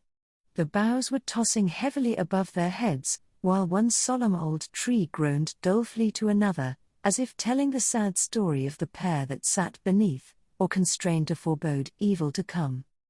And yet they lingered. How dreary looked the forest track that led backward to the settlement, where Hester Prynne must take up again the burden of her ignominy and the minister the hollow mockery of his good name. So they lingered an instant longer. No golden light had ever been so precious as the gloom of this dark forest. Here seen only by his eyes, the scarlet letter need not burn into the bosom of the fallen woman. Here seen only by her eyes, Arthur Dimmesdale, false to God and man, might be, for one moment true. He started at a thought that suddenly occurred to him. "Hester," cried he, "here is a new horror. Roger Chillingworth knows your purpose to reveal his true character. Will he continue, then, to keep our secret? What will now be the course of his revenge?" "There is a strange secrecy in his nature," replied Hester, thoughtfully, "and it has grown upon him by the hidden practices of his revenge. I deem it not likely that he will betray the secret. He will doubtless seek other means of satiating his dark passion. And I? How am I to live longer, breathing the same air with this deadly enemy? Exclaimed Arthur Dimmesdale, shrinking within himself, and pressing his hand nervously against his heart, a gesture that had grown involuntary with him. Think for me, Hester. Thou art strong. Resolve for me. Thou must dwell no longer with this man, said Hester, slowly and firmly. Thy heart must be no longer under his evil eye. It were far worse than death, replied the minister. But how to avoid it? What choice remains to me? Shall I lie down again on these withered leaves, where I cast myself when thou didst tell me what he was? Must I sink down there, and die at once? Alas! What a ruin has befallen thee, said Hester, with the tears gushing into her eyes. Wilt thou die for very weakness? There is no other cause. The judgment of God is on me, answered the conscience-stricken priest. It is too mighty for me to struggle with. Heaven would show mercy, rejoined Hester, hadst thou but the strength to take advantage of it. Be thou strong for me, answered he. Advise me what to do. Is the world, then, so narrow? Exclaimed Hester Prynne, fixing her deep eyes on the minister's, and instinctively exercising a magnetic power over a spirit so shattered and subdued that it could hardly hold itself erect. Doth the universe lie within the compass of yonder town, which only a little time ago was but a leaf-strewn desert, as lonely as this around us? Whither leads yonder forest track? Backward to the settlement, thou sayest. Yes, but, onward, too. Deeper it goes, and deeper into the wilderness, less plainly to be seen at every step, until some few miles hence the yellow leaves will show no vestige of the white man's tread. There thou art free. So brief a journey would bring thee from a world where thou hast been most wretched, to one where thou mayest still be happy. Is there not shade enough in all this boundless forest to hide thy heart from the gaze of Roger Chillingworth? Yes, Hester, but only under the fallen leaves, replied the minister, with a sad smile. Then there is the broad pathway of the sea, continued Hester. It brought thee hither. If thou so choose, it will bear thee back again. In our native land, whether in some remote rural village, or in vast London, or, surely, in Germany, in France, in pleasant Italy, thou wouldst be beyond his power and knowledge. And what hast thou to do with all these iron men, and their opinions? They have kept thy better part in bondage too long already.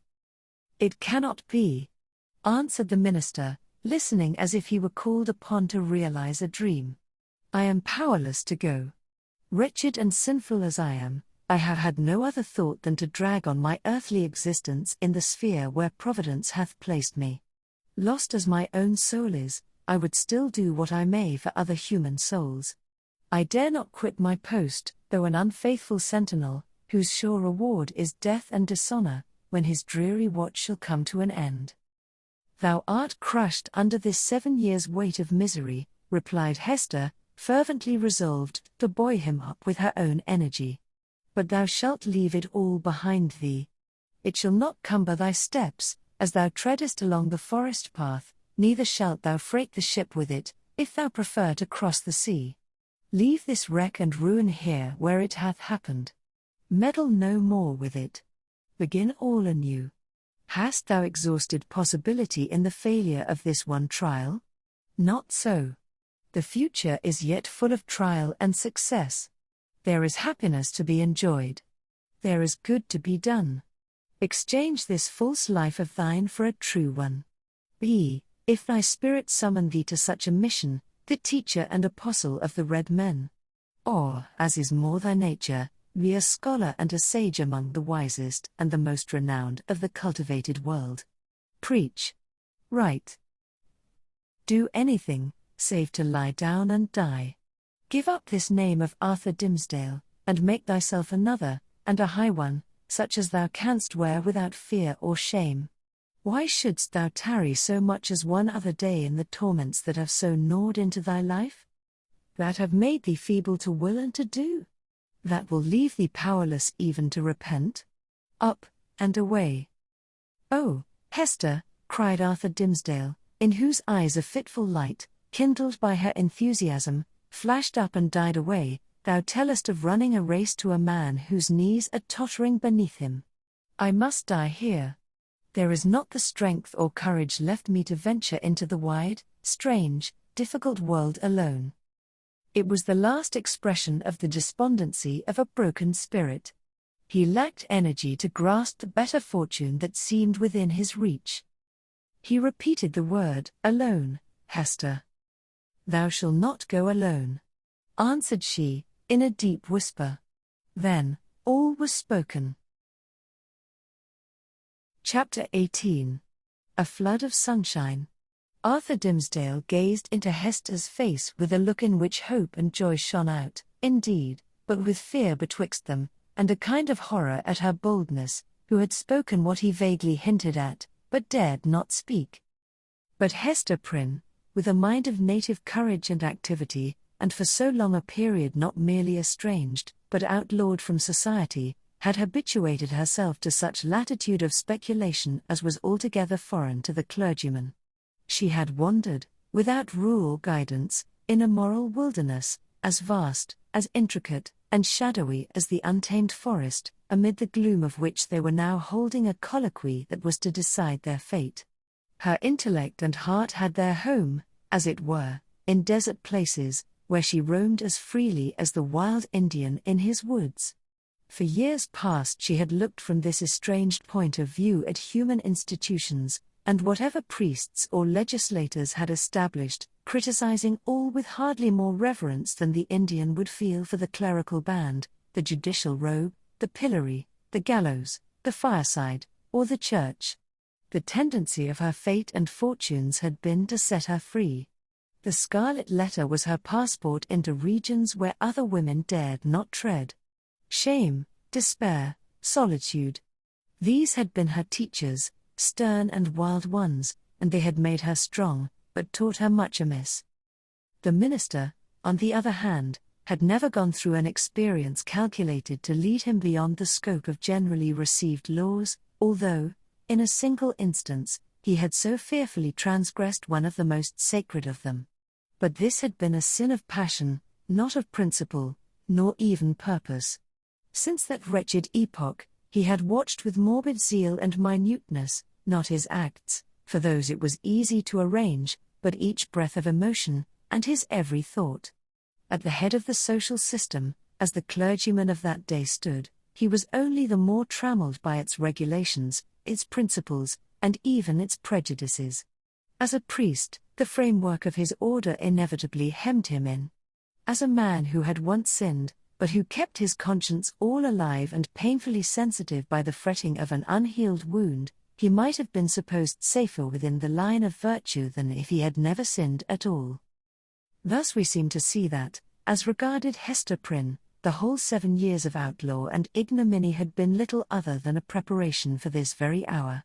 But Arthur Dimmesdale, were such a man once more to fall, what plea could be urged in extenuation of his crime?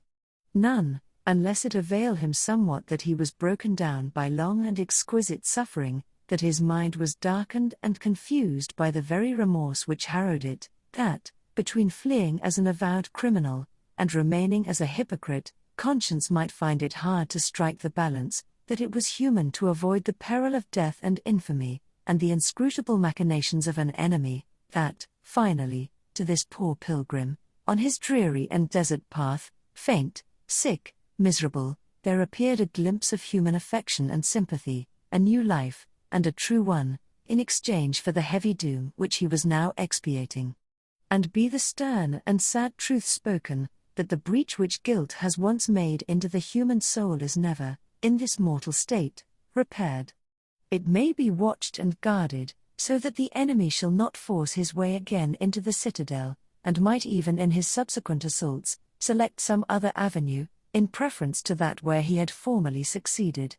But there is still the ruined wall, and near it the stealthy tread of the foe that would win over again his unforgotten triumph. The struggle, if there were one, need not be described. Let it suffice that the clergyman resolved to flee, and not alone. If in all these past 7 years, thought he, I could recall one instant of peace or hope, I would yet endure, for the sake of that earnest of heaven's mercy.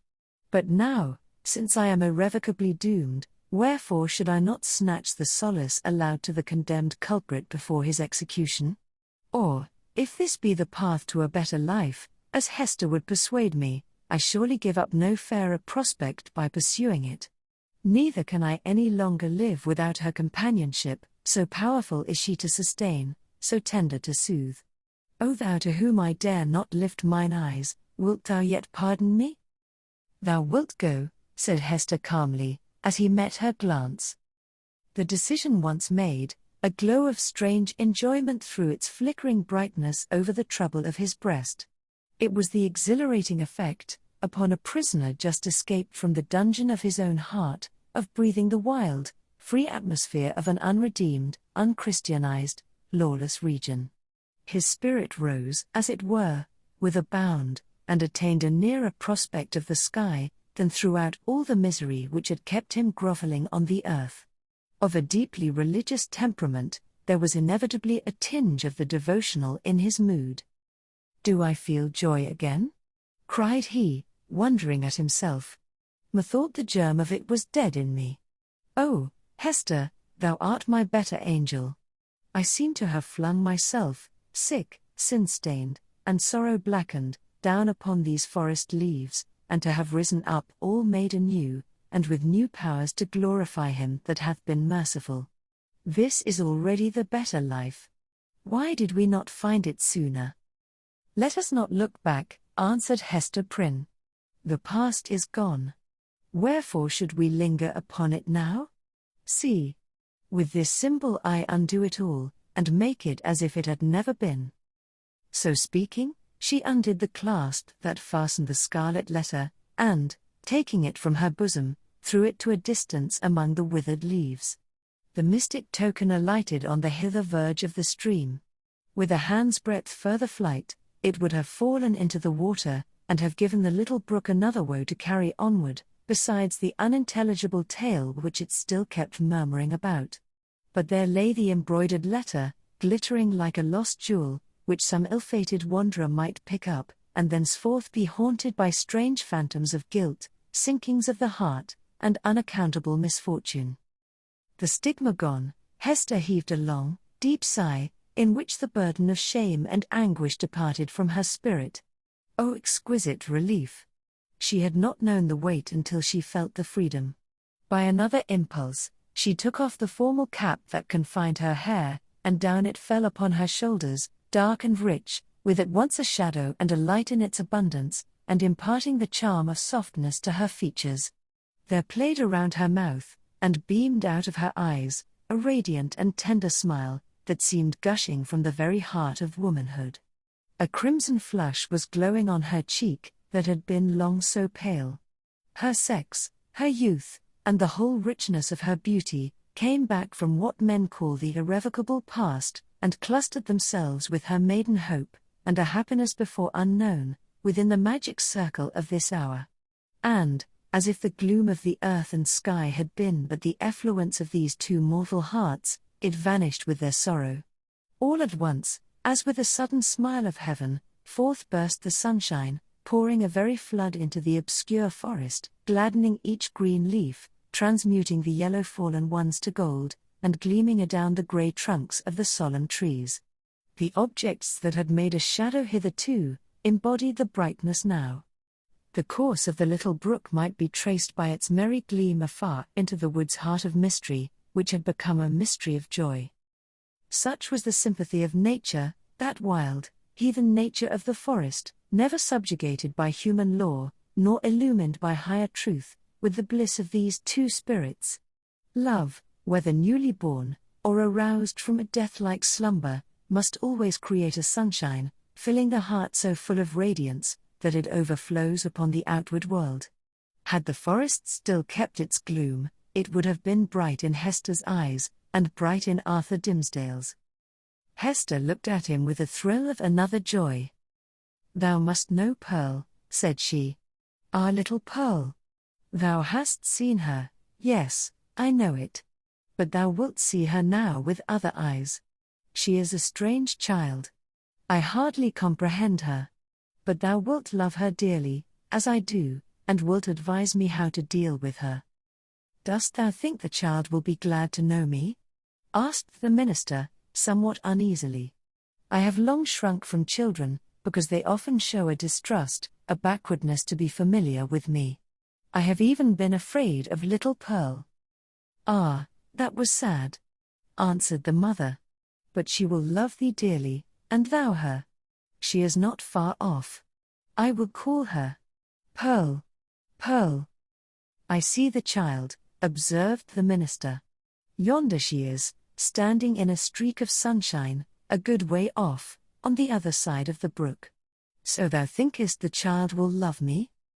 Hester smiled, and again called to Pearl, who was visible at some distance, as the minister had described her, like a bright apparelled vision in a sunbeam, which fell down upon her through an arch of boughs.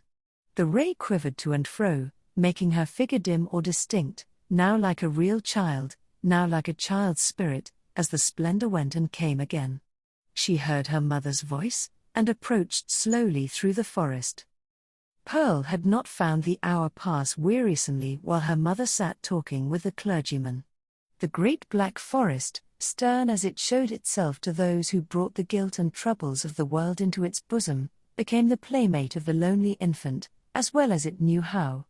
Sombre as it was, it put on the kindest of its moods to welcome her. It offered her the partridge berries, the growth of the preceding autumn, but ripening only in the spring, and now red as drops of blood upon the withered leaves. These Pearl gathered, and was pleased with their wild flavor. The small denizens of the wilderness hardly took pains to move out of her path. A partridge, indeed, with a brood of 10 behind her, ran forward threateningly, but soon repented of her fierceness, and clucked to her young ones not to be afraid. A pigeon, alone on a low branch, allowed Pearl to come beneath, and uttered a sound as much of greeting as alarm. A squirrel, from the lofty depths of his domestic tree, chattered either in anger or merriment, for the squirrel is such a choleric and humorous little personage, that it is hard to distinguish between his moods, so he chattered at the child, and flung down a nut upon her head. It was a last year's nut, and already gnawed by his sharp tooth. A fox, startled from his sleep by her light footstep on the leaves, looked inquisitively at Pearl, as doubting whether it were better to steal off, or renew his nap on the same spot. A wolf, it is said, but here the tale has surely lapsed into the improbable, came up and smelt of Pearl's robe, and offered his savage head to be patted by her hand. The truth seems to be, however, that the mother forest, and these wild things which it nourished, all recognized a kindred wilderness in the human child. And she was gentler here than in the grassy margin streets of the settlement, or in her mother's cottage. The flowers appeared to know it, and one and another whispered as she passed, "Adorn thyself with me, thou beautiful child, adorn thyself with me."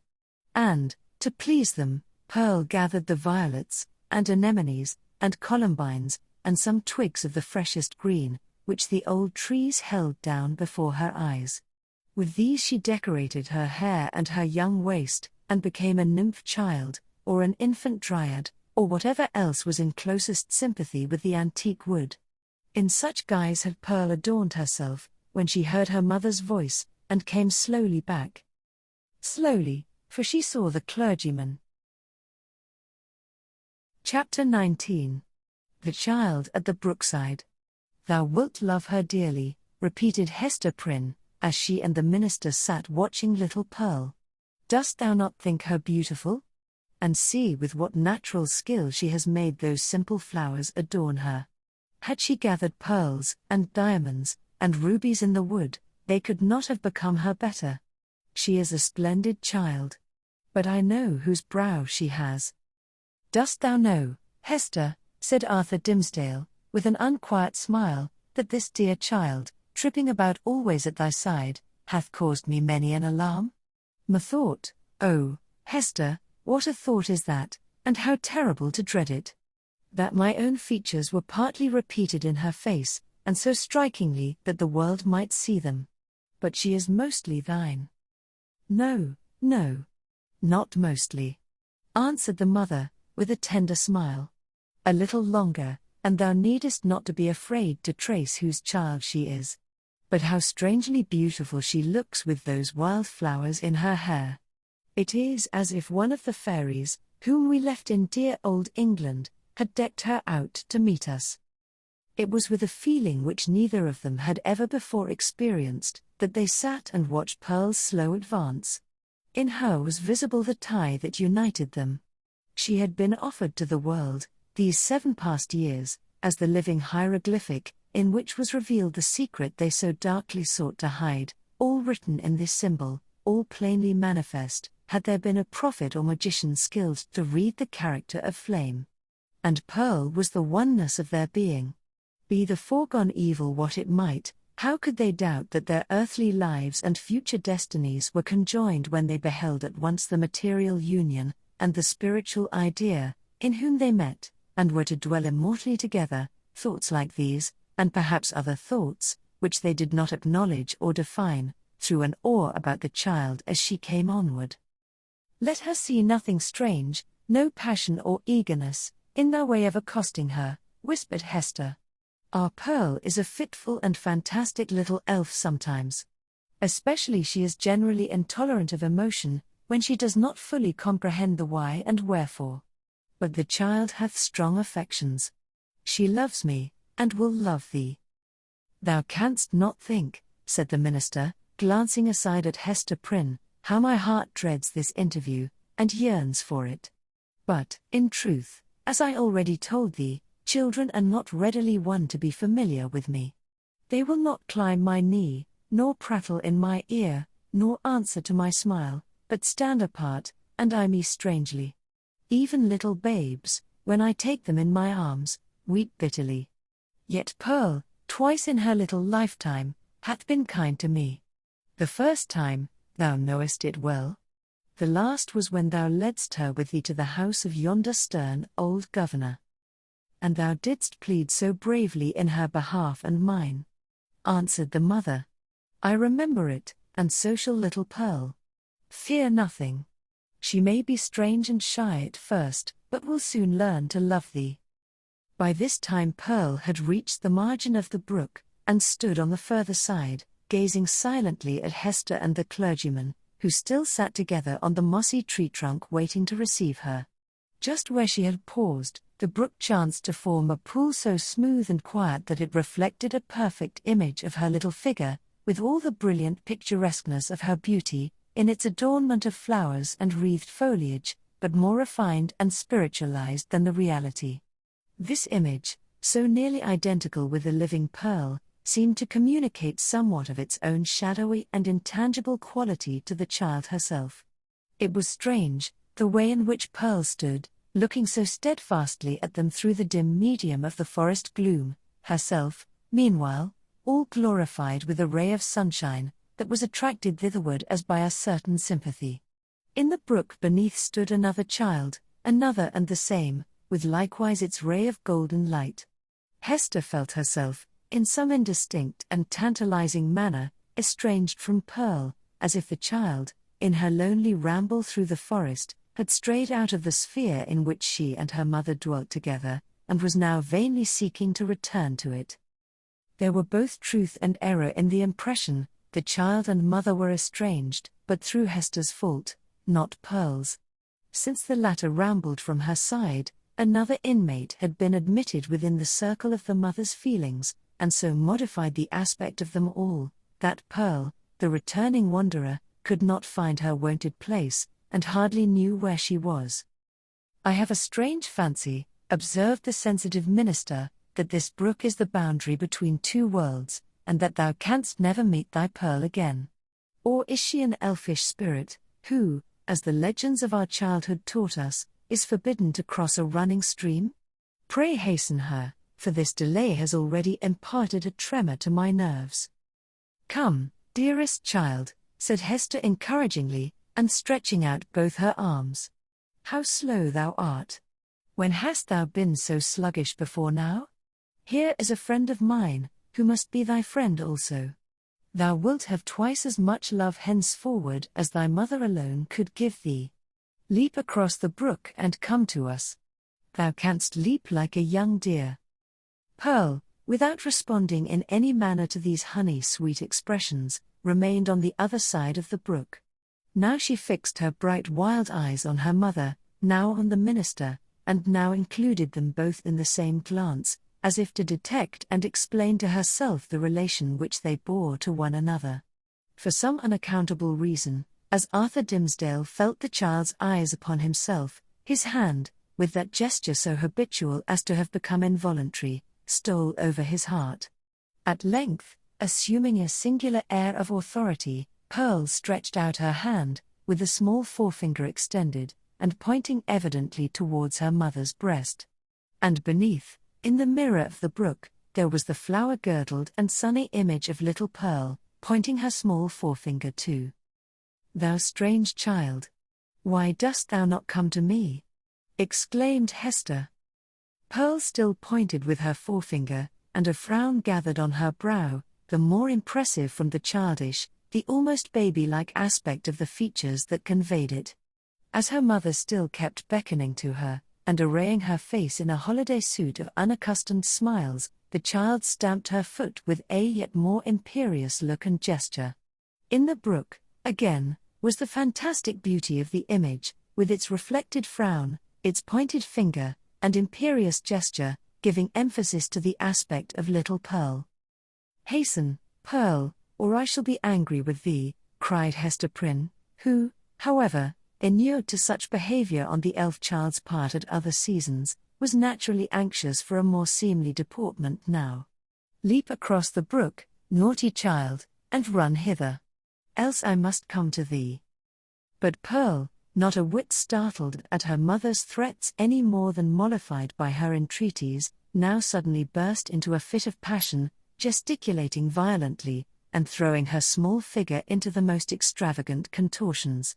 She accompanied this wild outbreak with piercing shrieks, which the woods reverberated on all sides, so that, alone as she was in her childish and unreasonable wrath, it seemed as if a hidden multitude were lending her their sympathy and encouragement. Seen in the brook once more was the shadowy wrath of Pearl's image, crowned and girdled with flowers, but stamping its foot, wildly gesticulating, and, in the midst of all, still pointing its small forefinger at Hester's bosom. "I see what ails the child," whispered Hester to the clergyman, and turning pale in spite of a strong effort to conceal her trouble and annoyance, "children will not abide the slightest, change in the accustomed aspect of things that are daily before their eyes. Pearl misses something that she has always seen me wear."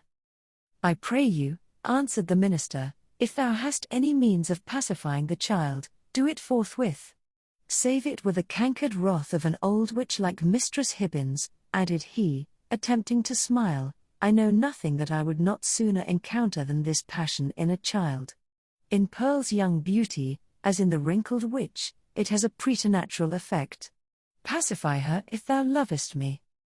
Hester turned again towards Pearl with a crimson blush upon her cheek, a conscious glance aside at the clergyman, and then a heavy sigh, while, even before she had time to speak, the blush yielded to a deadly pallor. "Pearl," said she sadly, "look down at thy feet. There. Before thee. On the hither side of the brook." The child turned her eyes to the point indicated, and there lay the scarlet letter so close upon the margin of the stream that the gold embroidery was reflected in it. "Bring it hither," said Hester. "Come thou and take it up," answered Pearl. "Was ever such a child?" observed Hester aside to the minister. "Oh, I have much to tell thee about her. But, in very truth, she is right as regards this hateful token. I must bear its torture yet a little longer, only a few days longer, until we shall have left this region, and look back hither as to a land which we have dreamed of. The forest cannot hide it. The mid-ocean shall take it from my hand, and swallow it up forever." With these words she advanced to the margin of the brook, took up the scarlet letter, and fastened it again into her bosom. Hopefully, but a moment ago, as Hester had spoken of drowning it in the deep sea, there was a sense of inevitable doom upon her as she thus received back this deadly symbol from the hand of fate. She had flung it into infinite space. She had drawn an hour's free breath. And here again was the scarlet misery glittering on the old spot. So it ever is, whether thus typified or no, that an evil deed invests itself with the character of doom. Hester next gathered up the heavy tresses of her hair and confined them beneath her cap. As if there were a withering spell in the sad letter, her beauty, the warmth and richness of her womanhood, departed like fading sunshine, and a grey shadow seemed to fall across her. When the dreary change was wrought, she extended her hand to Pearl. "Dost thou know thy mother now, child?" asked she, reproachfully, but with a subdued tone. "Wilt thou come across the brook, and own thy mother, now that she has her shame upon her, now that she is sad?" "Yes, now I will," answered the child, bounding across the brook, and clasping Hester in her arms. "Now thou art my mother indeed. And I am thy little Pearl." In a mood of tenderness that was not usual with her, she drew down her mother's head, and kissed her brow and both her cheeks. But then, by a kind of necessity that always impelled this child to alloy whatever comfort she might chance to give with a throb of anguish, Pearl put up her mouth and kissed the scarlet letter, too. "That was not kind," said Hester. "When thou hast shown me a little love, thou mockest me." "Why doth the minister sit yonder?" asked Pearl. "He waits to welcome thee," replied her mother. "Come thou, and entreat his blessing. He loves thee, my little Pearl, and loves thy mother, too. Wilt thou not love him? Come, he longs to greet thee." "Doth he love us?" said Pearl, looking up with acute intelligence into her mother's face. "Will he go back with us, hand in hand, we three together, into the town?" "Not now, my child," answered Hester. "But in days to come he will walk hand in hand with us. We will have a home and fireside of our own, and thou shalt sit upon his knee, and he will teach thee many things, and love thee dearly. Thou wilt love him, wilt thou not?" "And will he always keep his hand over his heart?" inquired Pearl. "Foolish child, what a question is that?" exclaimed her mother. "Come, and ask his blessing." But, whether influenced by the jealousy that seems instinctive with every petted child towards a dangerous rival, or from whatever caprice of her freakish nature, Pearl would show no favor to the clergyman. It was only by an exertion of force that her mother brought her up to him, hanging back, and manifesting her reluctance by odd grimaces, of which, ever since her babyhood, she had possessed a singular variety, and could transform her mobile physiognomy into a series of different aspects, with a new mischief in them, each and all. The minister, painfully embarrassed, but hoping that a kiss might prove a talisman to admit him into the child's kindlier regards, bent forward, and impressed one on her brow. Hereupon, Pearl broke away from her mother, and, running to the brook, stooped over it, and bathed her forehead, until the unwelcome kiss was quite washed off and diffused through a long lapse of the gliding water. She then remained apart, silently watching Hester and the clergyman, while they talked together and made such arrangements as were suggested by their new position and the purposes soon to be fulfilled. And now this fateful interview had come to a close. The dell was to be left in solitude among its dark, old trees, which, with their multitudinous tongues, would whisper long of what had passed there, and no mortal be the wiser. And the melancholy brook would add this other tale to the mystery with which its little heart was already overburdened, and whereof it still kept up a murmuring babble, with not a whit more cheerfulness of tone than for ages heretofore. Chapter 20. The Minister in a Maze. As the minister departed, in advance of Hester Prynne and little Pearl, he threw a backward glance, half expecting that he should discover only some faintly traced features or outline of the mother and the child, slowly fading into the twilight of the woods. So great a vicissitude in his life could not at once be received as real. But there was Hester, clad in her grey robe, still standing beside the tree trunk, which some blast had overthrown a long antiquity ago, and which time had ever since been covering with moss, so that these two fated ones, with earth's heaviest burden on them, might there sit down together, and find a single hour's rest and solace. And there was Pearl, too, lightly dancing from the margin of the brook, now that the intrusive third person was gone, and taking her old place by her mother's side. So the minister had not fallen asleep and dreamed. In order to free his mind from this indistinctness and duplicity of impression, which vexed it with a strange disquietude, he recalled and more thoroughly defined the plans which Hester and himself had sketched for their departure. It had been determined between them that the old world, with its crowds and cities, offered them a more eligible shelter and concealment than the wilds of New England or all America, with its alternatives of an Indian wigwam, or the few settlements of Europeans scattered thinly along the seaboard. Not to speak of the clergyman's health, so inadequate to sustain the hardships of a forest life, his native gifts, his culture, and his entire development would secure him a home only in the midst of civilization and refinement. The higher the state, the more delicately adapted to it the man. In furtherance of this choice, it so happened that a ship lay in the harbour, one of those unquestionable cruisers, frequent at that day, which, without being absolutely outlaws of the deep, yet roamed over its surface with a remarkable irresponsibility of character. This vessel had recently arrived from the Spanish Main, and within 3 days' time would sail for Bristol. Hester Prynne, whose vocation, as a self-enlisted sister of charity, had brought her acquainted with the captain and crew, could take upon herself to secure the passage of 2 individuals and a child with all the secrecy which circumstances rendered more than desirable. The minister had inquired of Hester, with no little interest, the precise time at which the vessel might be expected to depart. It would probably be on the 4th day from the present. This is most fortunate. He had then said to himself.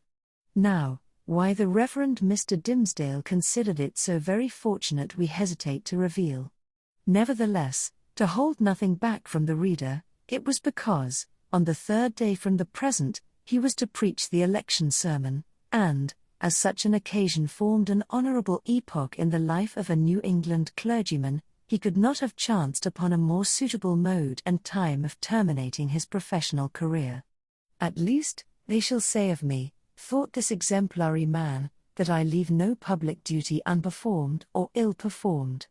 Sad, indeed, that an introspection so profound and acute as this poor minister's should be so miserably deceived. We have had, and may still have, worse things to tell of him, but none, we apprehend, so pitiably weak, no evidence, at once so slight and irrefragable, of a subtle disease that had long since begun to eat into the real substance of his character. No man, for any considerable period, can wear one face to himself and another to the multitude, without finally getting bewildered as to which may be the true. The excitement of Mr. Dimmesdale's feelings as he returned from his interview with Hester, lent him unaccustomed physical energy, and hurried him townward at a rapid pace. The pathway among the woods seemed wilder, more uncouth with its rude natural obstacles, and less trodden by the foot of man, than he remembered it on his outward journey. But he leapt across the plashy places, thrust himself through the clinging underbrush, climbed the ascent, plunged into the hollow, and overcame, in short, all the difficulties of the track, with an unweariable activity that astonished him. He could not but recall how feebly, and with what frequent pauses for breath he had toiled over the same ground, only 2 days before. As he drew near the town, he took an impression of change from the series of familiar objects that presented themselves. It seemed not yesterday, not 1, not 2, but many days, or even years ago, since he had quitted them. There, indeed, was each former trace of the street, as he remembered it, and all the peculiarities of the houses, with the due multitude of gable peaks, and a weathercock at every point where his memory suggested one. Not the less, however, came this importunately obtrusive sense of change. The same was true as regarded the acquaintances whom he met, and all the well-known shapes of human life, about the little town. They looked neither older nor younger now, the beards of the aged were no whiter, nor could the creeping babe of yesterday walk on his feet today. It was impossible to describe in what respect they differed from the individuals on whom he had so recently bestowed a parting glance, and yet the minister's deepest sense seemed to inform him of their mutability. A similar impression struck him most remarkably as he passed under the walls of his own church. The edifice had so very strange, and yet so familiar an aspect, that Mr. Dimmesdale's mind vibrated between two ideas, either that he had seen it only in a dream hitherto, or that he was merely dreaming about it now. This phenomenon, in the various shapes which it assumed, indicated no external change, but so sudden and important a change in the spectator of the familiar scene, that the intervening space of a single day had operated on his consciousness like the lapse of years. The minister's own will, and Hester's will, and the fate that grew between them, had wrought this transformation. It was the same town as heretofore, but the same minister returned not from the forest. He might have said to the friends who greeted him, "I am not the man for whom you take me. I left him yonder in the forest, withdrawn into a secret dell, by a mossy tree trunk, and near a melancholy brook. Go, seek your minister, and see if his emaciated figure, his thin cheek, his white, heavy, pain-wrinkled brow, be not flung down there, like a cast-off garment." His friends, no doubt, would still have insisted with him, "Thou art thyself the man." But the error would have been their own, not his. Before Mr. Dimmesdale reached home, his inner man gave him other evidences of a revolution in the sphere of thought and feeling. In truth, nothing short of a total change of dynasty and moral code, in that interior kingdom, was adequate to account for the impulses now communicated to the unfortunate and startled minister. At every step he was incited to do some strange, wild, wicked thing or other, with a sense that it would be at once involuntary and intentional, in spite of himself, yet growing out of a profounder self than that which opposed the impulse. For instance, he met one of his own deacons. The good old man addressed him with the paternal affection and patriarchal privilege which his venerable age, his upright and holy character, and his station in the church, entitled him to use, and, conjoined with this, the deep, almost worshipping respect, which the minister's professional and private claims alike demanded. Never was there a more beautiful example of how the majesty of age and wisdom may comport with the obeisance and respect enjoined upon it, as from a lower social rank, and inferior order of endowment, towards a higher. Now, during a conversation of some 2 or 3 moments between the Reverend Mr. Dimmesdale and this excellent and hoary-bearded deacon, it was only by the most careful self-control that the former could refrain from uttering certain blasphemous suggestions that rose into his mind, respecting the communion supper. He absolutely trembled and turned pale as ashes, lest his tongue should wag itself in utterance of these horrible matters, and plead his own consent for so doing, without his having fairly given it. And, even with this terror in his heart, he could hardly avoid laughing, to imagine how the sanctified old patriarchal deacon would have been petrified by his minister's impiety. Again, another incident of the same nature. Hurrying along the street, the Reverend Mr. Dimmesdale encountered the eldest female member of his church, a most pious and exemplary old dame, poor, widowed, lonely, and with a heart as full of reminiscences about her dead husband and children, and her dead friends of long ago, as a burial ground is full of storied gravestones. Yet all this, which would else have been such heavy sorrow, was made almost a solemn joy to her devout old soul, by religious consolations and the truths of Scripture, wherewith she had fed herself continually for more than 30 years.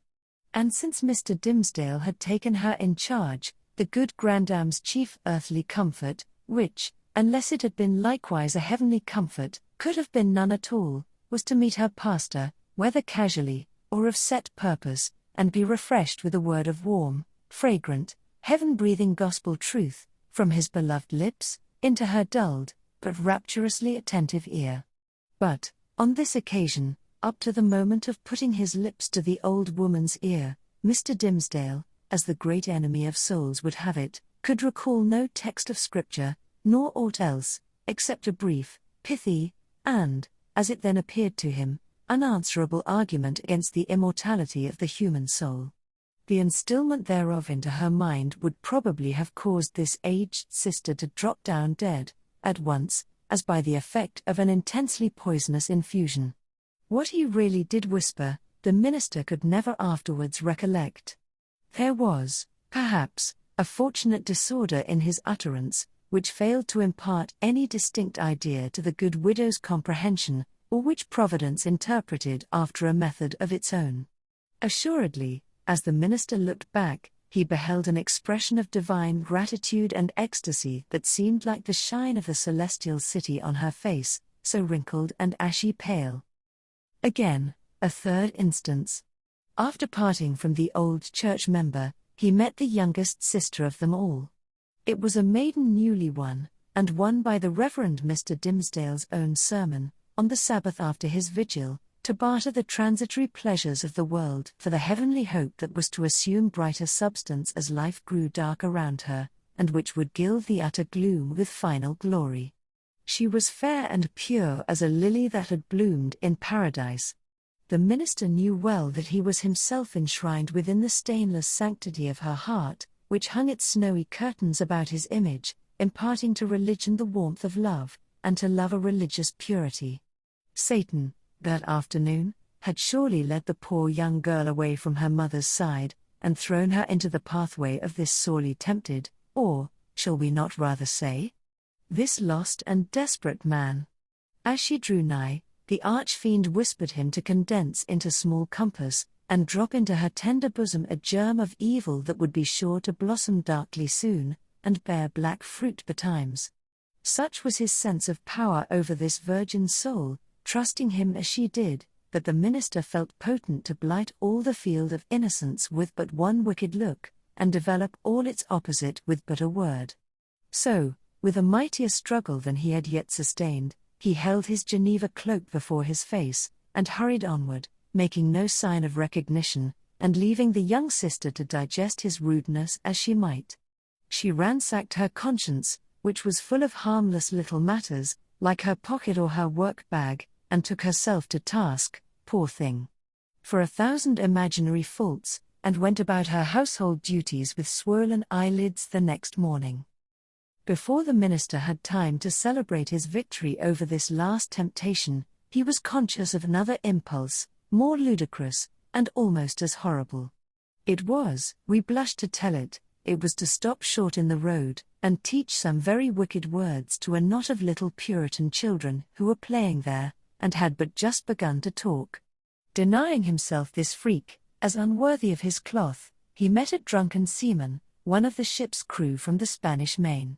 And here, since he had so valiantly forborne all other wickedness, poor Mr. Dimsdale longed at least to shake hands with the tarry blackguard, and recreate himself with a few improper jests, such as dissolute sailors so abound with, and a volley of good, round, solid, satisfactory, and heaven-defying oaths.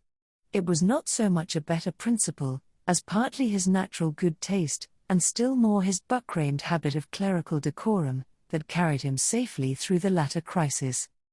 "What is it that haunts and tempts me thus?"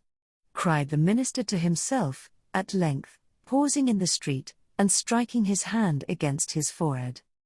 "Am I mad? Or am I given over utterly to the fiend?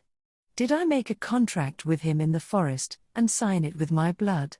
And does he now summon me to its fulfillment, by suggesting the performance of every wickedness which his most foul imagination can conceive?" At the moment when the Reverend Mr. Dimsdale thus communed with himself, and struck his forehead with his hand, old Mistress Hibbins, the reputed witch lady, is said to have been passing by. She made a very grand appearance, having on a high headdress, a rich gown of velvet, and a ruff done up with the famous yellow starch, of which Anne Turner, her especial friend, had taught her the secret, before this last good lady had been hanged for Sir Thomas Overbury's murder. Whether the witch had read the minister's thoughts or no, she came to a full stop, looked shrewdly into his face, smiled craftily, and, though little given to converse with clergymen, began a conversation. So, Reverend Sir, you have made a visit into the forest, observed the witch lady, nodding her high headdress at him. The next time I pray you to allow me only a fair warning, and I shall be proud to bear you company. Without taking overmuch upon myself, my good word will go far towards gaining any strange gentleman a fair reception from yonder potentate you wot of. I profess, madam, answered the clergyman, with a grave obeisance, such as the lady's rank demanded, and his own good breeding made imperative, I profess, on my conscience and character, that I am utterly bewildered as touching the purport of your words. I went not into the forest to seek a potentate, neither do I, at any future time, design a visit thither, with a view to gaining the favor of such personage. My one sufficient object was to greet that pious friend of mine, the Apostle Eliot, and rejoice with him over the many precious souls he hath won from heathendom. Ha, ha, ha! Cackled the old witch lady, still nodding her high headdress at the minister. Well, well. We must needs talk thus in the daytime. You carry it off like an old hand. But at midnight, and in the forest, we shall have other talk together. She passed on with her aged stateliness, but often turning back her head and smiling at him, like one willing to recognize a secret intimacy of connection. Have I then sold myself, thought the minister, to the fiend whom, if men say true, this yellow-starched and velveted old hag has chosen for her prince and master? The wretched minister. He had made a bargain very like it. Tempted by a dream of happiness, he had yielded himself with deliberate choice, as he had never done before, to what he knew was deadly sin. And the infectious poison of that sin had been thus rapidly diffused throughout his moral system. It had stupefied all blessed impulses, and awakened into vivid life the whole brotherhood of bad ones. Scorn, bitterness, unprovoked malignity, gratuitous desire of ill, ridicule of whatever was good and holy, all awoke to tempt, even while they frightened him. And his encounter with old Mistress Hibbins, if it were a real incident, did but show its sympathy and fellowship with wicked mortals, and the world of perverted spirits. He had by this time reached his dwelling on the edge of the burial ground, and, hastening up the stairs, took refuge in his study. The minister was glad to have reached this shelter, without first betraying himself to the world by any of those strange and wicked eccentricities to which he had been continually impelled while passing through the streets. He entered the accustomed room, and looked around him on its books, its windows, its fireplace, and the tapestried comfort of the walls, with the same perception of strangeness that had haunted him throughout his walk from the forest dell into the town and thitherward. Here he had studied and written, here gone through fast and vigil, and come forth half alive, here striven to pray, here borne 100,000 agonies. There was the Bible, in its rich old Hebrew, with Moses and the prophets speaking to him, and God's voice through all. There on the table, with the inky pen beside it, was an unfinished sermon, with a sentence broken in the midst, where his thoughts had ceased to gush out upon the page 2 days before.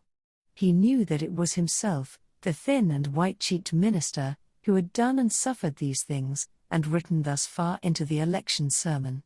But he seemed to stand apart, and eyed this former self with scornful pitying, but half-envious curiosity. That self was gone. Another man had returned out of the forest, a wiser one, with a knowledge of hidden mysteries which the simplicity of the former never could have reached. A bitter kind of knowledge that. While occupied with these reflections, a knock came at the door of the study, and the minister said, "Come in." Not wholly devoid of an idea that he might behold an evil spirit. And so he did. It was old Roger Chillingworth that entered. The minister stood white and speechless, with one hand on the Hebrew scriptures, and the other spread upon his breast. "Welcome home, Reverend Sir," said the physician. "And how found you that godly man, the Apostle Eliot? But methinks, dear sir, you look pale, as if the travel through the wilderness had been too sore for you. Will not my aid be requisite to put you in heart and strength to preach your election sermon?" "Nay, I think not so," rejoined the Reverend Mr. Dimsdale.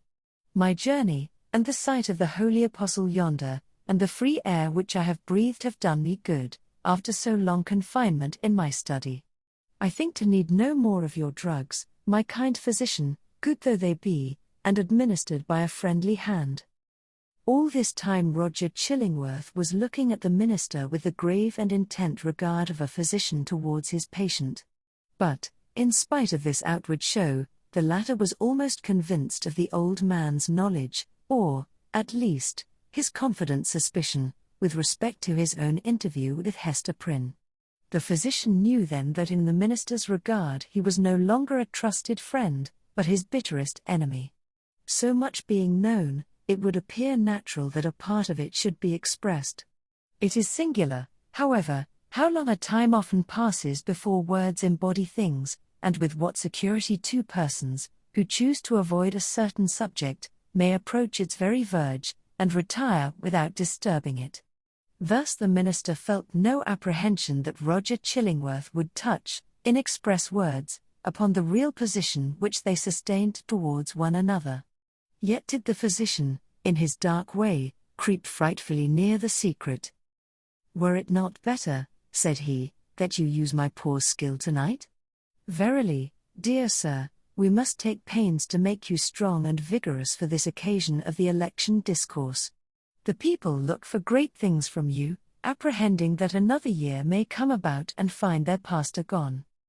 "Yes, to another world," replied the minister with pious resignation.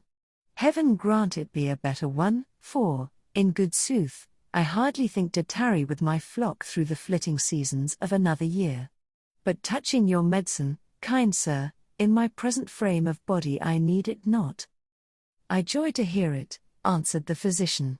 "It may be that my remedies, so long administered in vain, begin now to take due effect. Happy man were I, and well deserving of New England's gratitude, could I achieve this cure." "I thank you from my heart, most watchful friend," said the Reverend Mr. Dimsdale with a solemn smile. "I thank you, and can but requite your good deeds with my prayers." "A good man's prayers a golden recompense," rejoined old Roger Chillingworth, as he took his leave. "Yea, they are the current gold coin of the New Jerusalem, with the king's own mint mark on them." Left alone, the minister summoned a servant of the house, and requested food, which, being set before him, he ate with ravenous appetite. Then flinging the already written pages of the election sermon into the fire, he forthwith began another, which he wrote with such an impulsive flow of thought and emotion, that he fancied himself inspired, and only wondered that heaven should see fit to transmit the grand and solemn music of its oracles through so foul an organ pipe as he. However, leaving that mystery to solve itself, or go unsolved forever, he drove his task onward with earnest haste and ecstasy. Thus the night fled away, as if it were a winged steed, and he careering on it, morning came, and peeped, blushing, through the curtains, and at last sunrise threw a golden beam into the study, and laid it right across the minister's bedazzled eyes. There he was, with the pen still between his fingers, and a vast, immeasurable tract of written space behind him. Chapter 21. The New England Holiday. Betimes in the morning of the day on which the new governor was to receive his office at the hands of the people, Hester Prynne and little Pearl came into the marketplace.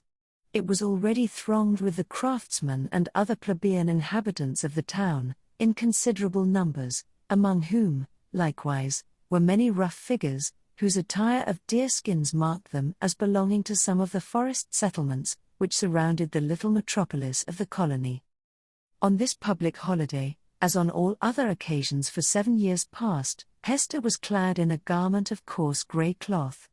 Not more by its hue than by some indescribable peculiarity in its fashion, it had the effect of making her fade personally out of sight and outline, while again the Scarlet Letter brought her back from this twilight indistinctness, and revealed her under the moral aspect of its own illumination. Her face, so long familiar to the townspeople, showed the marble quietude which they were accustomed to behold there. It was like a mask, or, rather like the frozen calmness of a dead woman's features, owing this dreary resemblance to the fact that Hester was actually dead, in respect to any claim of sympathy, and had departed out of the world with which she still seemed to mingle. It might be, on this one day, that there was an expression unseen before, nor, indeed, vivid enough to be detected now, unless some preternaturally gifted observer should have first read the heart, and have afterwards sought a corresponding development in the countenance and mien. Such a spiritual seer might have conceived, that, after sustaining the gaze of the multitude through several miserable years as a necessity, a penance, and something which it was a stern religion to endure, she now, for one last time more, encountered it freely and voluntarily, in order to convert what had so long been agony into a kind of triumph. Look your last on the Scarlet Letter and its wearer. The people's victim and lifelong bondslave, as they fancied her, might say to them. Yet a little while, and she will be beyond your reach. A few hours longer and the deep, mysterious ocean will quench and hide forever the symbol which ye have caused to burn on her bosom. Nor were it an inconsistency too improbable to be assigned to human nature, should we suppose a feeling of regret in Hester's mind, at the moment when she was about to win her freedom from the pain which had been thus deeply incorporated with her being. Might there not be an irresistible desire to quaff a last, long, breathless draught of the cup of wormwood and aloes, with which nearly all her years of womanhood had been perpetually flavored? The wine of life, henceforth to be presented to her lips, must be indeed rich, delicious, and exhilarating, in its chaste and golden beaker, or else leave an inevitable and weary languor, after the lees of bitterness wherewith she had been drugged, as with a cordial of intensest potency. Pearl was decked out with airy gaiety. It would have been impossible to guess that this bright and sunny apparition owed its existence to the shape of gloomy grey, or that a fancy, at once so gorgeous and so delicate as must have been requisite to contrive the child's apparel, was the same that had achieved a task perhaps more difficult, in imparting so distinct a peculiarity to Hester's simple robe. The dress, so proper was it to little Pearl, seemed an effluence, or inevitable development and outward manifestation of her character, no more to be separated from her than the many-hued brilliancy from a butterfly's wing, or the painted glory from the leaf of a bright flower. As with these, so with the child, her garb was all of one idea with her nature. On this eventful day, moreover, there was a certain singular inquietude and excitement in her mood, resembling nothing so much as the shimmer of a diamond, that sparkles and flashes with the varied throbbings of the breast on which it is displayed. Children have always a sympathy in the agitations of those connected with them, always, especially, a sense of any trouble or impending revolution, of whatever kind, in domestic circumstances, and therefore Pearl, who was the gem on her mother's unquiet bosom, betrayed, by the very dance of her spirits, the emotions which none could detect in the marble passiveness of Hester's brow. This effervescence made her flit with a bird-like movement, rather than walk by her mother's side. She broke continually into shouts of a wild, inarticulate, and sometimes piercing music. When they reached the marketplace, she became still more restless, on perceiving the stir and bustle that enlivened the spot, for it was usually more like the broad and lonesome green before a village meeting-house, than the centre of a town's business. "Why, what is this, mother?" cried she. "Wherefore have all the people left their work today? Is it a play day for the whole world? See, there is the blacksmith. He has washed his sooty face, and put on his Sabbath-day clothes, and looks as if he would gladly be merry, if any kind body would only teach him how. And there is Master Brackett, the old jailer, nodding and smiling at me. Why does he do so, mother?" "He remembers thee a little babe, my child," answered Hester. "He should not nod and smile at me, for all that, the black, grim, ugly-eyed old man," said Pearl. "He may nod at thee, if he will, for thou art clad in grey, and wearest the Scarlet Letter. But see, mother, how many faces of strange people, and Indians among them, and sailors. What have they all come to do, here in the marketplace?" "They wait to see the procession pass," said Hester. For the governor and the magistrates are to go by, and the ministers, and all the great people and good people, with the music and the soldiers marching before them. And will the minister be there? Asked Pearl. And will he hold out both his hands to me, as when thou ledst me to him from the brook side? He will be there, child, answered her mother, but he will not greet thee today, nor must thou greet him. What a strange, sad man is he, said the child, as if speaking partly to herself. In the dark night time he calls us to him, and holds thy hand and mine, as when we stood with him on the scaffold yonder. And in the deep forest, where only the old trees can hear, and the strip of sky see it, he talks with thee, sitting on a heap of moss. And he kisses my forehead, too, so that the little brook would hardly wash it off.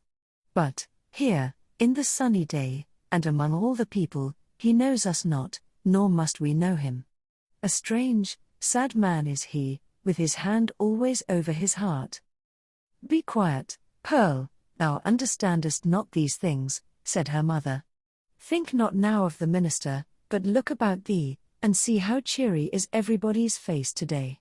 The children have come from their schools, and the grown people from their workshops and their fields, on purpose to be happy, for, today, a new man is beginning to rule over them, and so, as has been the custom of mankind ever since a nation was first gathered, they make merry and rejoice, as if a good and golden year were at length to pass over the poor old world.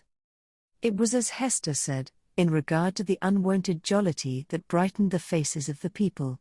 Into this festal season of the year, as it already was, and continued to be during the greater part of 2 centuries, the Puritans compressed whatever mirth and public joy they deemed allowable to human infirmity, thereby so far dispelling the customary cloud, that, for the space of a single holiday, they appeared scarcely more grave than most other communities at a period of general affliction. But we perhaps exaggerate the grey or sable tinge, which undoubtedly characterized the mood and manners of the age. The persons now in the marketplace of Boston had not been born to an inheritance of puritanic gloom. They were native Englishmen, whose fathers had lived in the sunny richness of the Elizabethan epoch, a time when the life of England, viewed as one great mass, would appear to have been as stately, magnificent, and joyous, as the world has ever witnessed. Had they followed their hereditary taste, the New England settlers would have illustrated all events of public importance by bonfires, banquets, pageantries, and processions. Nor would it have been impracticable, in the observance of majestic ceremonies, to combine mirthful recreation with solemnity, and give, as it were, a grotesque and brilliant embroidery to the great robe of state, which a nation, at such festivals, puts on. There was some shadow of an attempt of this kind in the mode of celebrating the day on which the political year of the colony commenced. The dim reflection of a remembered splendor, a colorless and manifold diluted repetition of what they had beheld in proud old London, we will not say at a royal coronation, but at a Lord Mayor's show, might be traced in the customs which our forefathers instituted, with reference to the annual installation of magistrates. The fathers and founders of the Commonwealth, the statesman, the priest, and the soldier, seemed it a duty then to assume the outward state and majesty, which, in accordance with antique style, was looked upon as the proper garb of public and social eminence. All came forth to move in procession before the people's eye, and thus impart a needed dignity to the simple framework of a government so newly constructed. Then, too, the people were countenanced, if not encouraged, in relaxing the severe and close application to their various modes of rugged industry, which at all other times, seemed of the same piece and material with their religion. Here, it is true, were none of the appliances which popular merriment would so readily have found in the England of Elizabeth's time, or that of James, no rude shows of a theatrical kind, no minstrel, with his harp and legendary ballad, nor gleeman with an ape dancing to his music, no juggler, with his tricks of mimic witchcraft, no merry Andrew, to stir up the multitude with jests, perhaps 100 years old, but still effective, by their appeals to the very broadest sources of mirthful sympathy. All such professors of the several branches of jocularity would have been sternly repressed, not only by the rigid discipline of law, but by the general sentiment which give law its vitality. Not the less, however, the great, honest face of the people smiled, grimly, perhaps, but widely too. Nor was sports wanting, such as the colonists had witnessed, and shared in, long ago, at the country fairs and on the village greens of England, and which it was thought well to keep alive on this new soil, for the sake of the courage and manliness that were essential in them. Wrestling matches, in the different fashions of Cornwall and Devonshire, were seen here and there about the marketplace. In one corner, there was a friendly bout at quarterstaff, and, what attracted most interest of all, on the platform of the pillory, already so noted in our pages, 2 masters of defence were commencing an exhibition with the buckler and broadsword. But, much to the disappointment of the crowd, this latter business was broken off by the interposition of the town beadle, who had no idea of permitting the majesty of the law to be violated by such an abuse of one of its consecrated places. It may not be too much to affirm, on the whole, the people being then in the first stages of joyless deportment, and the offspring of sires who had known how to be merry, in their day, that they would compare favourably, in point of holiday-keeping, with their descendants, even at so long an interval as ourselves. Their immediate posterity, the generation next to the early emigrants, wore the blackest shade of Puritanism, and so darkened the national visage with it, that all the subsequent years have not sufficed to clear it up. We have yet to learn again the forgotten art of gaiety. The picture of human life in the marketplace, though its general tint was the sad grey, brown, or black of the English emigrants, was yet enlivened by some diversity of hue. A party of Indians, in their savage finery of curiously embroidered deerskin robes, wampum belts, red and yellow ochre, and feathers, and armed with the bow and arrow and stone-headed spear, stood apart with countenances of inflexible gravity, beyond what even the Puritan aspect could attain. Nor, wild as were these painted barbarians, were they the wildest feature of the scene. This distinction could more justly be claimed by some mariners, a part of the crew of the vessel from the Spanish Main, who had come ashore to see the humours of election day. They were rough-looking desperadoes, with sun-blackened faces, and an immensity of beard. Their wide short trousers were confined about the waist by belts, often clasped with a rough plate of gold, and sustaining always a long knife, and in some instances, a sword. From beneath their broad-brimmed hats of palm leaf, gleamed eyes which, even in good nature and merriment, had a kind of animal ferocity.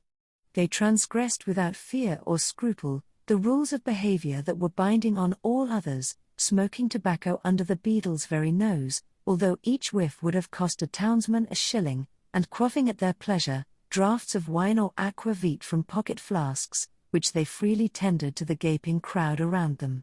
It remarkably characterized the incomplete morality of the age, rigid as we call it, that a license was allowed the seafaring class, not merely for their freaks on shore, but for far more desperate deeds on their proper element. The sailor of that day would go near to be arraigned as a pirate in our own. There could be little doubt, for instance, that this very ship's crew, though no unfavorable specimens of the nautical brotherhood, had been guilty, as we should phrase it, of depredations on the Spanish commerce, such as would have periled all their necks in a modern court of justice. But the sea in those old times heaved, swelled, and foamed very much at its own will, or subject only to the tempestuous wind, with hardly any attempts at regulation by human law. The buccaneer on the wave might relinquish his calling and become at once, if he chose, a man of probity and piety on land, nor, even in the full career of his reckless life, was he regarded as a personage with whom it was disreputable to traffic or casually associate. Thus the Puritan elders in their black cloaks, starched bands, and steeple-crowned hats, smiled not unbenignantly at the clamour and rude deportment of these jolly seafaring men, and it excited neither surprise nor animadversion when so reputable a citizen as old Roger Chillingworth, the physician, was seen to enter the marketplace in close and familiar talk with the commander of the questionable vessel. The latter was by far the most showy and gallant figure, so far as apparel went, anywhere to be seen among the multitude. He wore a profusion of ribbons on his garment, and gold lace on his hat, which was also encircled by a gold chain, and surmounted with a feather. There was a sword at his side and a sword cut on his forehead, which, by the arrangement of his hair, he seemed anxious rather to display than hide. A landsman could hardly have worn this garb and shown this face, and worn and shown them both with such a galliard air, without undergoing stern question before a magistrate, and probably incurring a fine or imprisonment, or perhaps an exhibition in the stocks. As regarded the shipmaster, however, all was looked upon as pertaining to the character, as to a fish his glistening scales. After parting from the physician, the commander of the Bristol ship strolled idly through the marketplace, until happening to approach the spot where Hester Prynne was standing, he appeared to recognize, and did not hesitate to address her. As was usually the case wherever Hester stood, a small vacant area, a sort of magic circle, had formed itself about her, into which, though the people were elbowing one another at a little distance, none ventured or felt disposed to intrude. It was a forcible type of the moral solitude in which the Scarlet Letter enveloped its fated wearer, partly by her own reserve, and partly by the instinctive, though no longer so unkindly, withdrawal of her fellow creatures. Now, if never before, it answered a good purpose by enabling Hester and the seaman to speak together without risk of being overheard, and so changed was Hester Prynne's repute before the public, that the matron in town, most eminent for rigid morality, could not have held such intercourse with less result of scandal than herself. "So, mistress," said the mariner, "I must bid the steward make ready one more berth than you bargained for. No fear of scurvy or ship fever this voyage. What with the ship's surgeon and this other doctor, our only danger will be from drug or pill, more by token, as there is a lot of apothecary's stuff aboard, which I traded for with a Spanish vessel." "What mean you?" inquired Hester, startled more than she permitted to appear. "Have you another passenger?" "Why, know you not," cried the shipmaster, "that this physician here, Chillingworth he calls himself, is minded to try my cabin fare with you? You must have known it, for he tells me he is of your party, and a close friend to the gentleman you spoke of, he that is in peril from these sour old Puritan rulers."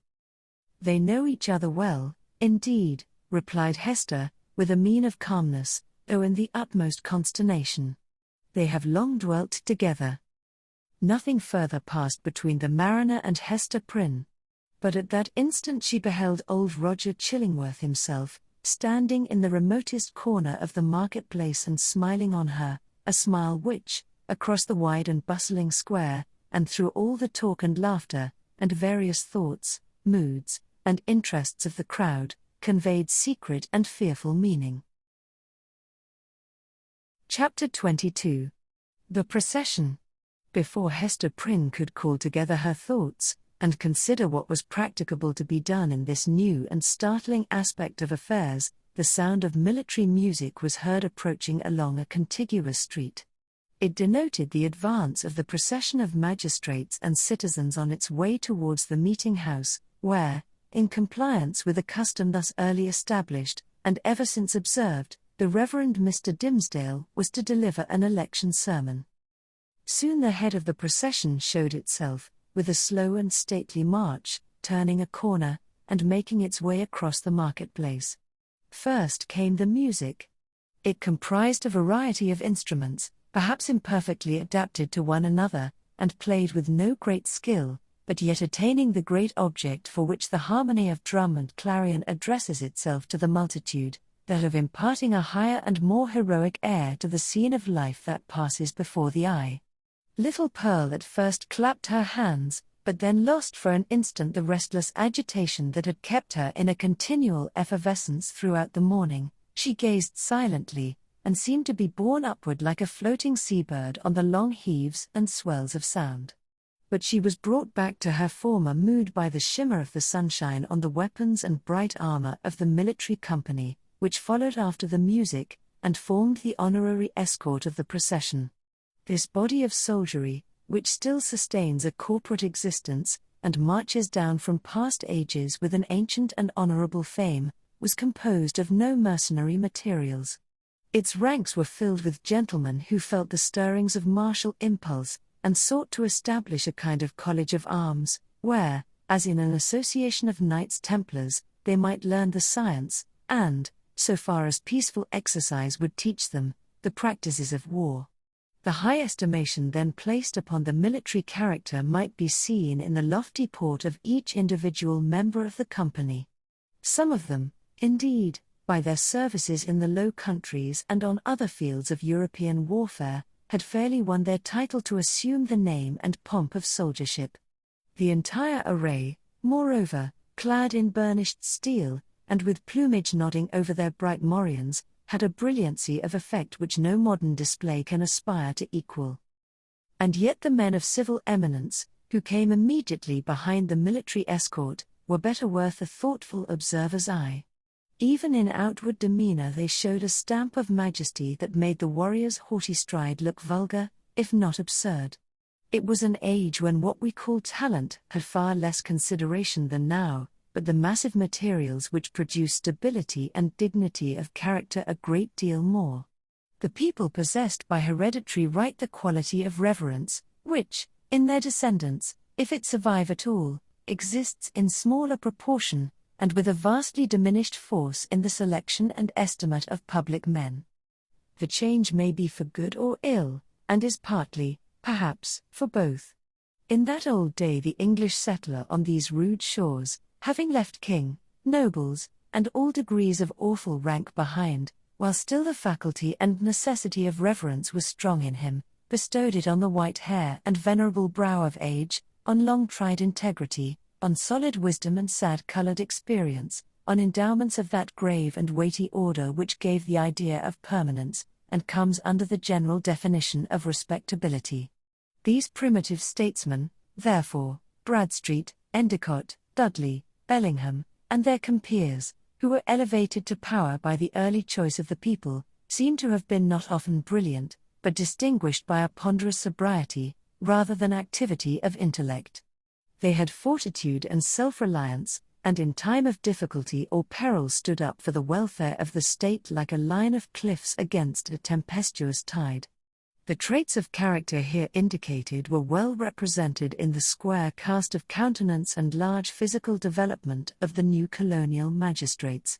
So far as a demeanor of natural authority was concerned, the mother country need not have been ashamed to see these foremost men of an actual democracy adopted into the House of Peers, or make the Privy Council of the sovereign. Next in order to the magistrates came the young and eminently distinguished divine, from whose lips the religious discourse of the anniversary was expected. His was the profession at that era in which intellectual ability displayed itself far more than in political life, for, leaving a higher motive out of the question, it offered inducements powerful enough in the almost worshipping respect of the community, to win the most aspiring ambition into its service. Even political power, as in the case of Increase Mather, was within the grasp of a successful priest. It was the observation of those who beheld him now, that never, since Mr. Dimmesdale first set his foot on the New England shore, had he exhibited such energy as was seen in the gait and air with which he kept his pace in the procession.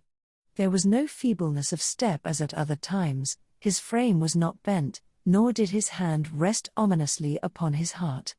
Yet, if the clergyman were rightly viewed, his strength seemed not of the body. It might be spiritual and imparted to him by angelical ministrations.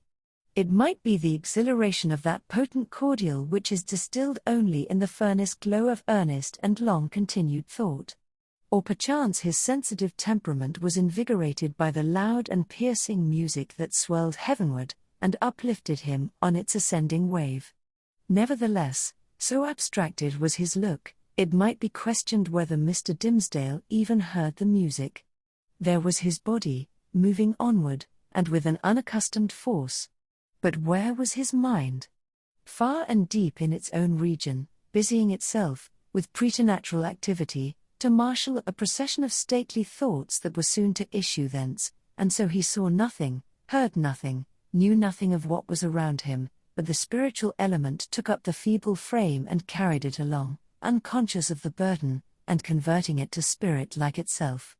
Men of uncommon intellect, who have grown morbid, possess this occasional power of mighty effort, into which they throw the life of many days and then are lifeless for as many more. Hester Prynne, gazing steadfastly at the clergyman, felt a dreary influence come over her, but wherefore or whence she knew not, unless that he seemed so remote from her own sphere, and utterly beyond her reach. One glance of recognition she had imagined must needs pass between them. She thought of the dim forest, with its little dell of solitude, and love, and anguish, and the mossy tree trunk, where, sitting hand in hand, they had mingled their sad and passionate talk with the melancholy murmur of the brook. How deeply had they known each other then? And was this the man? She hardly knew him now. He, moving proudly past, enveloped as it were, in the rich music, with the procession of majestic and venerable fathers, he, so unattainable in his worldly position, and still more so in that far vista of his unsympathizing thoughts, through which she now beheld him. Her spirit sank with the idea that all must have been a delusion, and that, vividly as she had dreamed it, there could be no real bond betwixt the clergyman and herself. And thus much of woman was there in Hester, that she could scarcely forgive him, least of all now, when the heavy footstep of their approaching fate might be heard, nearer, nearer, nearer. For being able so completely to withdraw himself from their mutual world, while she groped darkly, and stretched forth her cold hands, and found him not. Pearl either saw and responded to her mother's feelings, or herself felt the remoteness and intangibility that had fallen around the minister. While the procession passed, the child was uneasy, fluttering up and down, like a bird on the point of taking flight. When the whole had gone by, she looked up into Hester's face. "Mother," said she, "was that the same minister that kissed me by the brook?" "Hold thy peace, dear little Pearl," whispered her mother. "We must not always talk in the marketplace of what happens to us in the forest." "I could not be sure that it was he, so strange he looked," continued the child. "Else I would have run to him, and bid him kiss me now, before all the people, even as he did yonder among the dark old trees. What would the minister have said, mother? Would he have clapped his hand over his heart, and scowled on me, and bid me begone?" "What should he say, Pearl?" answered Hester, "save that it was no time to kiss, and that kisses are not to be given in the marketplace? Well for thee, foolish child, that thou didst not speak to him." Another shade of the same sentiment, in reference to Mr. Dimmesdale, was expressed by a person whose eccentricities, insanity, as we should term it, led her to do what few of the townspeople would have ventured on, to begin a conversation with the wearer of the Scarlet Letter in public. It was Mistress Hibbins, who, arrayed in great magnificence, with a triple ruff, a broidered stomacher, a gown of rich velvet, and a gold-headed cane, had come forth to see the procession. As this ancient lady had the renown, which subsequently cost her no less a price than her life, of being a principal actor in all the works of necromancy that were continually going forward, the crowd gave way before her, and seemed to fear the touch of her garment, as if it carried the plague among its gorgeous folds. Seen in conjunction with Hester Prynne, kindly as so many now felt towards the latter, the dread inspired by Mistress Hibbins had doubled, and caused a general movement from that part of the marketplace in which the two women stood. "Now, what mortal imagination could conceive it?" whispered the old lady confidentially to Hester. "Yonder divine man. That saint on earth, as the people uphold him to be, and as, I must needs say, he really looks. Who, now, that saw him pass in the procession, would think how little while it is since he went forth out of his study, chewing a Hebrew text of scripture in his mouth, I warrant, to take an airing in the forest. Aha! We know what that means, Hester Prynne. But truly, forsooth, I find it hard to believe him the same man. Many a church member saw I, walking behind the music, that has danced in the same measure with me, when somebody was fiddler, and, it might be, an Indian powwow or a Lapland wizard changing hands with us. That is but a trifle, when a woman knows the world. But this minister. Couldst thou surely tell, Hester, whether he was the same man that encountered thee on the forest path? Madam, I know not of what you speak, answered Hester Prynne, feeling Mistress Hibbins to be of infirm mind, yet strangely startled and awe-stricken by the confidence with which she affirmed a personal connection between so many persons, herself among them, and the evil one. It is not for me to talk lightly of a learned and pious minister of the word, like the Reverend Mr. Dimmesdale. Fie, woman, fie, cried the old lady, shaking her finger at Hester. Dost thou think I have been to the forest so many times, and have yet no skill to judge who else has been there? Yea, though no leaf of the wild garlands which they wore while they danced be left in their hair. I know thee, Hester, for I behold the token. We may all see it in the sunshine. And it glows like a red flame in the dark.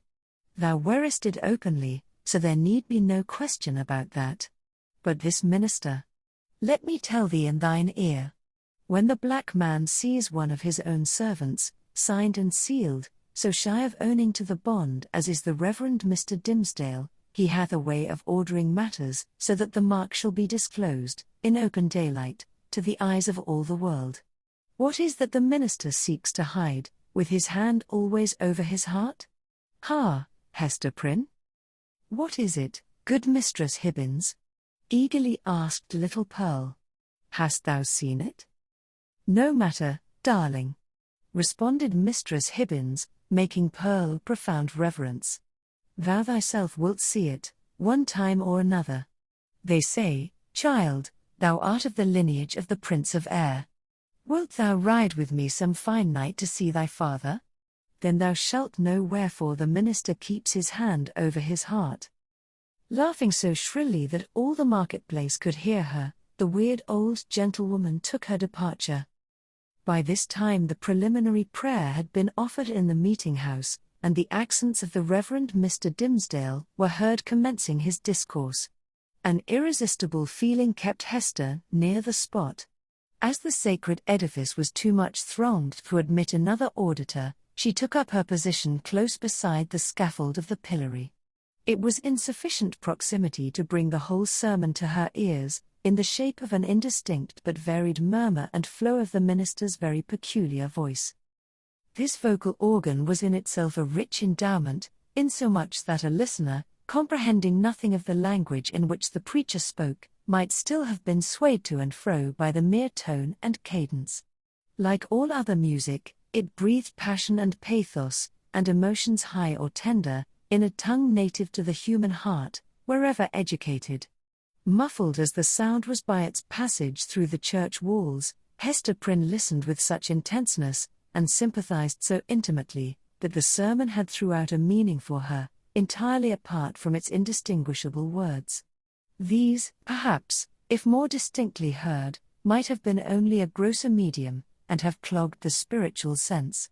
Now she caught the low undertone, as of the wind sinking down to repose itself, then ascended with it, as it rose through progressive gradations of sweetness and power, until its volume seemed to envelop her with an atmosphere of awe and solemn grandeur.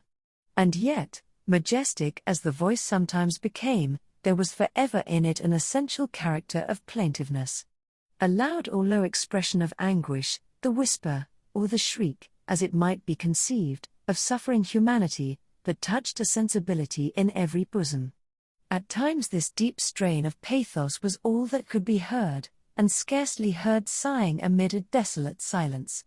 But even when the minister's voice grew high and commanding, when it gushed irrepressibly upward, when it assumed its utmost breadth and power, so overfilling the church as to burst its way through the solid walls, and diffuse itself in the open air, still, if the auditor listened intently, and for the purpose, he could detect the same cry of pain. What was it? The complaint of a human heart, sorrow-laden, perchance guilty, telling its secret, whether of guilt or sorrow, to the great heart of mankind, beseeching its sympathy or forgiveness, at every moment, in each accent, and never in vain. It was this profound and continual undertone that gave the clergyman his most appropriate power. During all this time, Hester stood, statue-like, at the foot of the scaffold. If the minister's voice had not kept her there, there would, nevertheless, have been an inevitable magnetism in that spot, whence she dated the first hour of her life of ignominy. There was a sense within her, too ill-defined to be made a thought, but weighing heavily on her mind, that her whole orb of life, both before and after, was connected with this spot, as with the one point that gave it unity.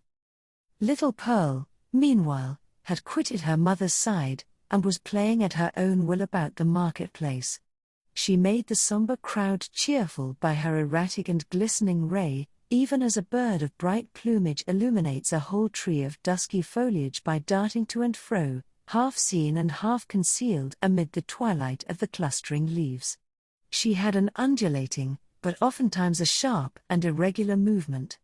It indicated the restless vivacity of her spirit, which today was doubly indefatigable in its tiptoe dance, because it was played upon and vibrated with her mother's disquietude. Whenever Pearl saw anything to excite her ever-active and wandering curiosity, she flew thitherward, and, as we might say, seized upon that man or thing as her own property, so far as she desired it, but without yielding the minutest degree of control over her motions in requital. The Puritans looked on, and, if they smiled, were none the less inclined to pronounce the child a demon offspring, from the indescribable charm of beauty and eccentricity that shone through her little figure, and sparkled with its activity. She ran and looked the wild Indian in the face, and he grew conscious of a nature wilder than his own. Thence, with native audacity, but still with a reserve as characteristic, she flew into the midst of a group of mariners, the swarthy-cheeked wild men of the ocean, as the Indians were of the land, and they gazed wonderingly and admiringly at Pearl, as if a flake of the sea-foam had taken the shape of a little maid, and were gifted with the soul of the sea-fire, that flashes beneath the prow in the night-time. One of these seafaring men, the shipmaster, indeed, who had spoken to Hester Prynne, was so smitten with Pearl's aspect, that he attempted to lay hands upon her, with purpose to snatch a kiss. Finding it as impossible to touch her as to catch a hummingbird in the air, he took from his hat the gold chain that was twisted about it, and threw it to the child. Pearl immediately twined it around her neck and waist with such happy skill, that, once seen there, it became a part of her, and it was difficult to imagine her without it. "Thy mother is yonder woman with the scarlet letter," said the seaman. "Wilt thou carry her a message from me?" "If the message pleases me, I will," answered Pearl. "Then tell her," rejoined he, "that I spake again with the blacker-visaged, hump-shouldered old doctor, and he engages to bring his friend, the gentleman she wots of, aboard with him. So let thy mother take no thought, save for herself and thee. Wilt thou tell her this, thou witch baby?" "Mistress Hibbins says my father is the prince of the air," cried Pearl, with a naughty smile. "If thou callest me that ill name, I shall tell him of thee, and he will chase thy ship with a tempest." Pursuing a zigzag course across the marketplace, the child returned to her mother, and communicated what the mariner had said.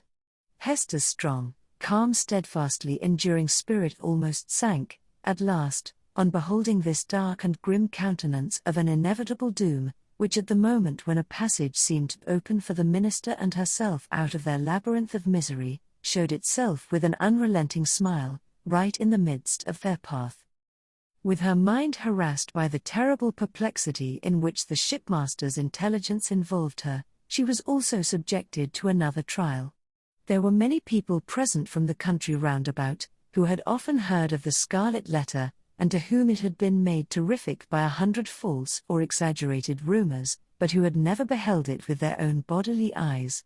These, after exhausting other modes of amusement, now thronged about Hester Prynne with rude and boorish intrusiveness. Unscrupulous as it was, however, it could not bring them nearer than a circuit of several yards. At that distance they accordingly stood, fixed there by the centrifugal force of the repugnance which the mystic symbol inspired. The whole gang of sailors, likewise, observing the press of spectators, and learning the purport of the Scarlet Letter, came and thrust their sunburnt and desperado-looking faces into the ring. Even the Indians were affected by a sort of cold shadow of the white man's curiosity and, gliding through the crowd, fastened their snake-like black eyes on Hester's bosom, conceiving, perhaps, that the wearer of this brilliantly embroidered badge must needs be a personage of high dignity among her people. Lastly, the inhabitants of the town, their own interest in this worn-out subject languidly reviving itself, by sympathy with what they saw others feel, lounged idly to the same quarter, and tormented Hester Prynne, perhaps more than all the rest, with their cool, well-acquainted gaze at her familiar shame. Hester saw and recognized the selfsame faces of that group of matrons, who had awaited her forthcoming from the prison door 7 years ago, all save one, the youngest and only compassionate among them, whose burial robe she had since made.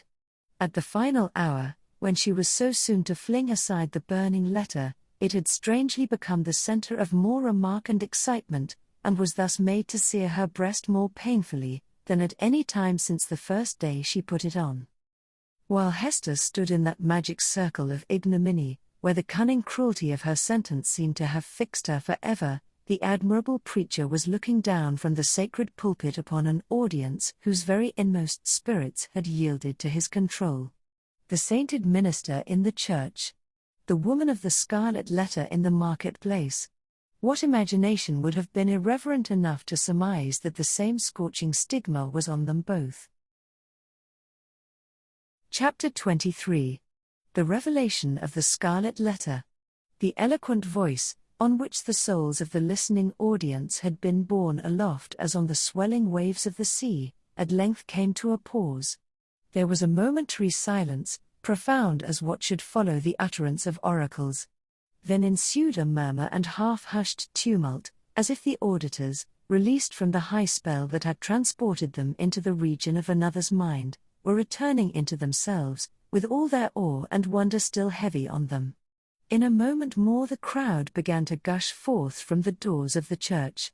Now that there was an end, they needed more breath, more fit to support the gross and earthly life into which they relapsed, than that atmosphere which the preacher had converted into words of flame, and had burdened with the rich fragrance of his thought. In the open air their rapture broke into speech. The street and the marketplace absolutely babbled, from side to side, with applauses of the minister. His hearers could not rest until they had told one another of what each knew better than he could tell or hear. According to their united testimony, never had man spoken in so wise, so high, and so holy a spirit, as he that spake this day, nor had inspiration ever breathed through mortal lips more evidently than it did through his. Its influence could be seen, as it were, descending upon him, and possessing him, and continually lifting him out of the written discourse that lay before him, and filling him with ideas that must have been as marvelous to himself as to his audience. His subject, it appeared, had been the relation between the deity and the communities of mankind, with a special reference to the New England which they were here planting in the wilderness. And, as he drew towards the close, a spirit as of prophecy had come upon him, constraining him to its purpose as mightily as the old prophets of Israel were constrained, only with this difference, that, whereas the Jewish seers had denounced judgments and ruin on their country, it was his mission to foretell a high and glorious destiny for the newly gathered people of the Lord. But, throughout it all, and through the whole discourse, there had been a certain deep, sad undertone of pathos, which could not be interpreted otherwise than as the natural regret of one soon to pass away. Yes, their minister whom they so loved, and who so loved them all, that he could not depart heavenward without a sigh, had the foreboding of untimely death upon him, and would soon leave them in their tears. This idea of his transitory stay on earth gave the last emphasis to the effect which the preacher had produced. It was as if an angel, in his passage to the skies, had shaken his bright wings over the people for an instant, at once a shadow and a splendor, and had shed down a shower of golden truths upon them. Thus, there had come to the Reverend Mr. Dimmesdale, as to most men, in their various spheres, though seldom recognized until they see it far behind them, an epoch of life more brilliant and full of triumph than any previous one, or than any which could hereafter be.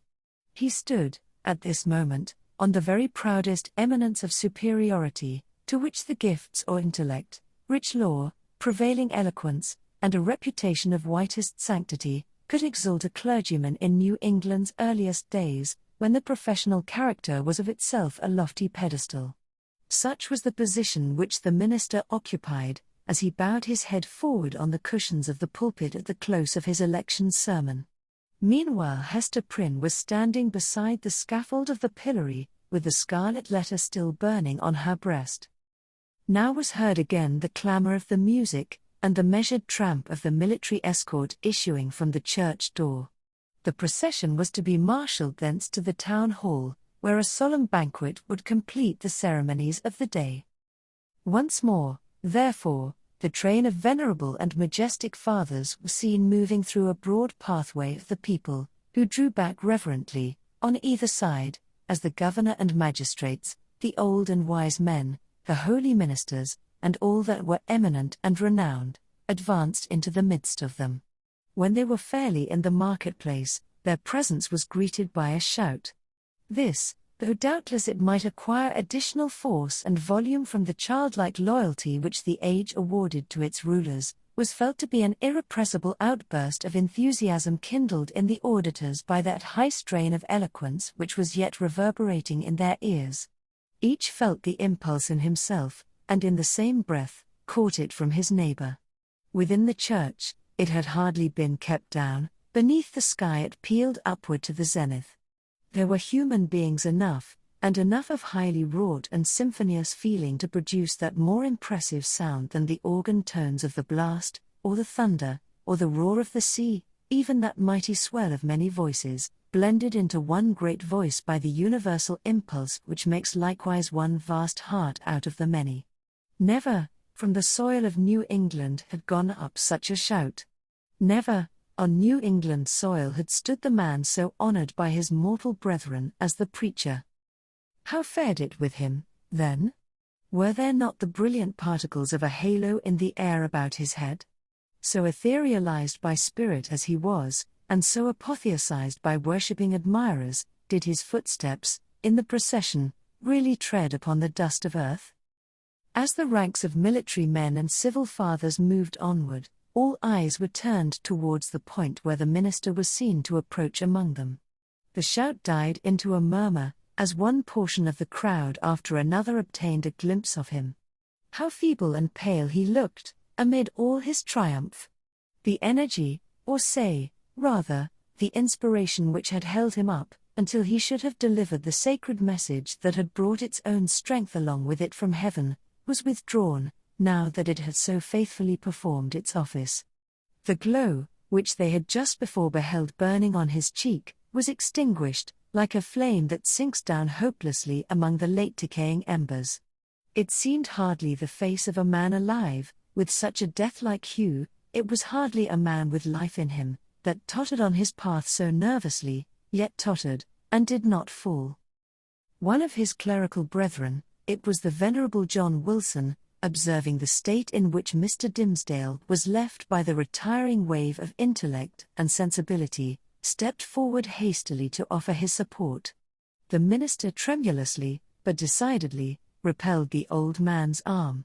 He still walked onward, if that movement could be so described, which rather resembled the wavering effort of an infant, with its mother's arms in view, outstretched to tempt him forward.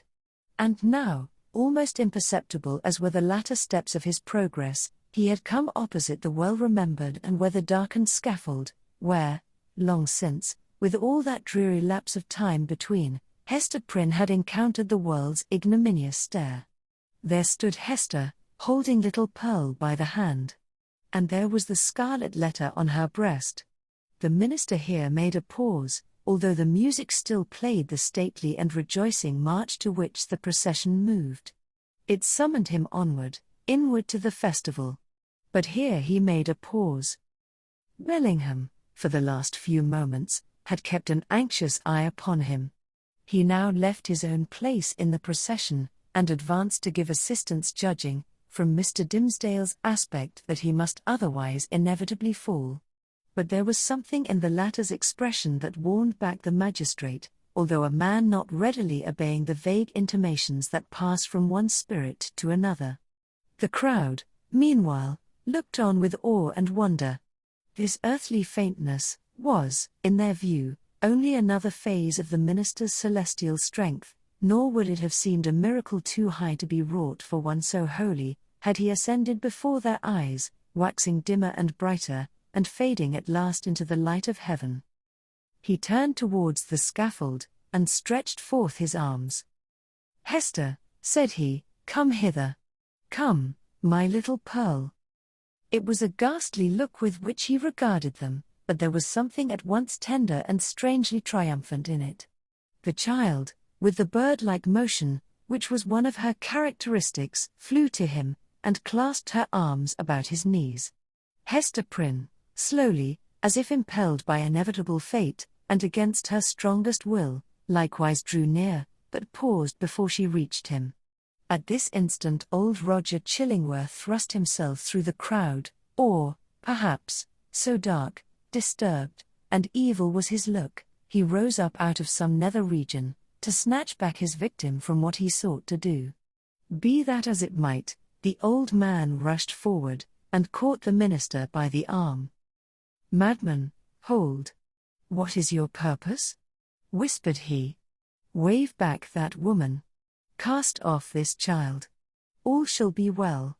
Do not blacken your fame, and perish in dishonor. I can yet save you. Would you bring infamy on your sacred profession? Ha, tempter!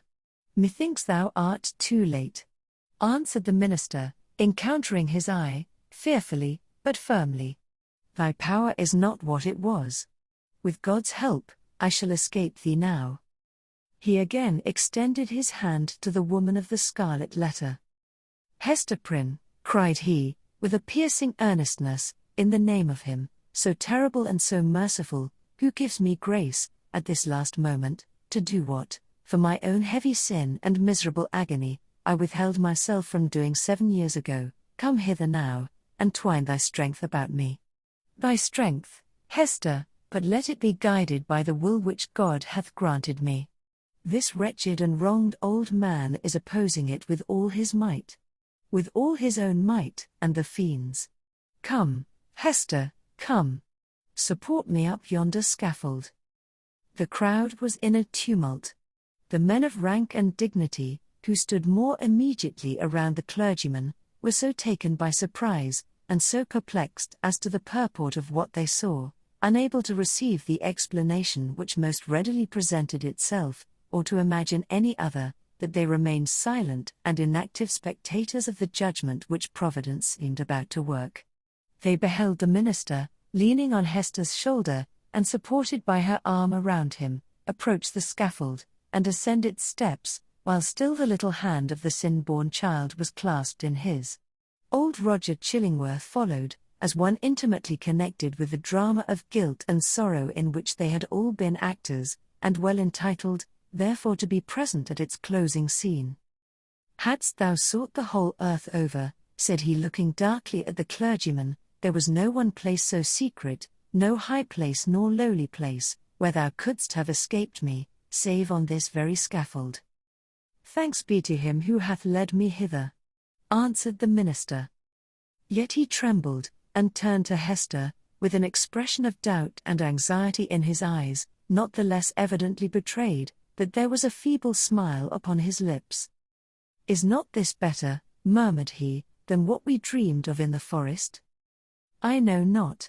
I know not," she hurriedly replied. "Better? Yea, so we may both die, and little Pearl die with us." "For thee and Pearl, be it as God shall order," said the minister, "and God is merciful. Let me now do the will which He hath made plain before my sight. For, Hester, I am a dying man. So let me make haste to take my shame upon me." Partly supported by Hester Prynne, and holding one hand of little Pearl's, the Reverend Mr. Dimmesdale turned to the dignified and venerable rulers, to the holy ministers, who were his brethren, to the people, whose great heart was thoroughly appalled yet overflowing with tearful sympathy, as knowing that some deep life matter, which, if full of sin, was full of anguish and repentance likewise, was now to be laid open to them. The sun, but little past its meridian, shone down upon the clergyman, and gave a distinctness to his figure, as he stood out from all the earth, to put in his plea of guilty at the bar of eternal justice. "People of New England," cried he, with a voice that rose over them, high, solemn, and majestic, yet had always a tremor through it, and sometimes a shriek, struggling up out of a fathomless depth of remorse and woe, "ye, that have loved me. Ye, that have deemed me holy. Behold me here, the one sinner of the world. At last, I stand upon the spot where, 7 years since, I should have stood, here, with this woman, whose arm, more than the little strength wherewith I have crept hitherward, sustains me at this dreadful moment, from grovelling down upon my face. Lo, the scarlet letter which Hester wears. Ye have all shuddered at it. Wherever her walk hath been, wherever, so miserably burdened, she may have hoped to find repose, it hath cast a lurid gleam of awe and horrible repugnance round about her. But there stood one in the midst of you, at whose brand of sin and infamy ye have not shuddered." It seemed, at this point, as if the minister must leave the remainder of his secret undisclosed. But he fought back the bodily weakness, and, still more, the faintness of heart, that was striving for the mastery with him. He threw off all assistance, and stepped passionately forward a pace before the woman and the children. It was on him, he continued, with a kind of fierceness, so determined was he to speak out the whole. God's eye beheld it. The angels were forever pointing at it. The devil knew it well, and fretted it continually with the touch of his burning finger, but he hid it cunningly from men, and walked among you with the mien of a spirit, mournful, because so pure in a sinful world. And sad, because he missed his heavenly kindred. Now, at the death hour, he stands up before you. He bids you look again at Hester's scarlet letter. He tells you, that, with all its mysterious horror, it is but the shadow of what he bears on his own breast, and that even this, his own red stigma, is no more than the type of what has seared his inmost heart. Stand any here that question God's judgment on a sinner. Behold, a dreadful witness of it. With a convulsive motion, he tore away the ministerial band from before his breast. It was revealed. But it were irreverent to describe that revelation. For an instant, the gaze of the horror-stricken multitude was concentrated on the ghastly miracle, while the minister stood, with a flush of triumph in his face, as one who, in the crisis of acutest pain, had won a victory. Then, down he sank upon the scaffold. Hester partly raised him, and supported his head against her bosom. Old Roger Chillingworth knelt down beside him, with a blank, dull countenance, out of which the life seemed to have departed. "Thou hast escaped me," he repeated more than once. "Thou hast escaped me." "May God forgive thee," said the minister. "Thou, too, hast deeply sinned." He withdrew his dying eyes from the old man, and fixed them on the woman and the child. "My little Pearl," said he, feebly, and there was a sweet and gentle smile over his face, as of a spirit sinking into deep repose. Nay, now that the burden was removed, it seemed almost as if he would be sportive with the child. "Dear little Pearl, wilt thou kiss me now? Thou wouldst not, yonder, in the forest. But now thou wilt." Pearl kissed his lips. A spell was broken. The great scene of grief, in which the wild infant bore a part, had developed all her sympathies, and as her tears fell upon her father's cheek, they were the pledge that she would grow up amid human joy and sorrow, nor forever do battle with the world, but be a woman in it. Towards her mother, too, Pearl's errand as a messenger of anguish was fulfilled. "Hester," said the clergyman, "farewell." "Shall we not meet again?" whispered she, bending her face down close to his. "Shall we not spend our immortal life together? Surely, we have ransomed one another, with all this woe. Thou lookest far into eternity, with those bright dying eyes. Then tell me what thou seest. Hush, Hester, hush, said he, with tremulous solemnity. The law we broke. The sin here awfully revealed. Let these alone be in thy thoughts. I fear. It may be, that, when we forgot our God, when we violated our reverence each for the other's soul, it was thenceforth vain to hope that we could meet hereafter, in an everlasting and pure reunion. God knows, and He is merciful. He hath proved His mercy, most of all, in my afflictions. By giving me this burning torture to bear upon my breast. By sending yonder dark and terrible old man, to keep the torture always at red heat. By bringing me hither, to die this death of triumphant ignominy before the people. Had either of these agonies been wanting, I had been lost forever. Praised be His name. His will be done. Farewell. That final word came forth with the minister's expiring breath. The multitude, silent till then, broke out in a strange, deep voice of awe and wonder, which could not as yet find utterance, save in this murmur that rolled so heavily after the departed spirit. Chapter 24. Conclusion. After many days, when time sufficed for the people to arrange their thoughts in reference to the foregoing scene, there was more than one account of what had been witnessed on the scaffold. Most of the spectators testified to having seen, on the breast of the unhappy minister, a scarlet letter, the very semblance of that worn by Hester Prynne, imprinted in the flesh. As regarded its origin there were various explanations, all of which must necessarily have been conjectural. Some affirmed that the Reverend Mr. Dimmesdale, on the very day when Hester Prynne first wore her ignominious badge, had begun a course of penance, which he afterwards, in so many futile methods, followed out, by inflicting a hideous torture on himself. Others contended that the stigma had not been produced until a long time subsequent, when old Roger Chillingworth, being a potent necromancer, had caused it to appear, through the agency of magic and poisonous drugs.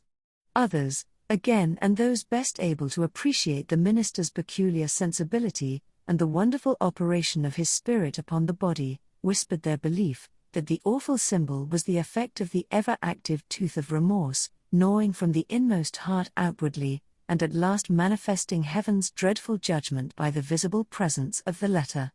The reader may choose among these theories. We have thrown all the light we could acquire upon the portent, and would gladly, now that it has done its office, erase its deep print out of our own brain, where long meditation has fixed it in very undesirable distinctness. It is singular, nevertheless, that certain persons, who were spectators of the whole scene, and professed never once to have removed their eyes from the Reverend Mr. Dimmesdale, denied that there was any mark whatever on his breast, more than on a newborn infant's. Neither, by their report, had his dying words acknowledged, nor even remotely implied, the slightest, connection on his part, with the guilt for which Hester Prynne had so long worn the scarlet letter.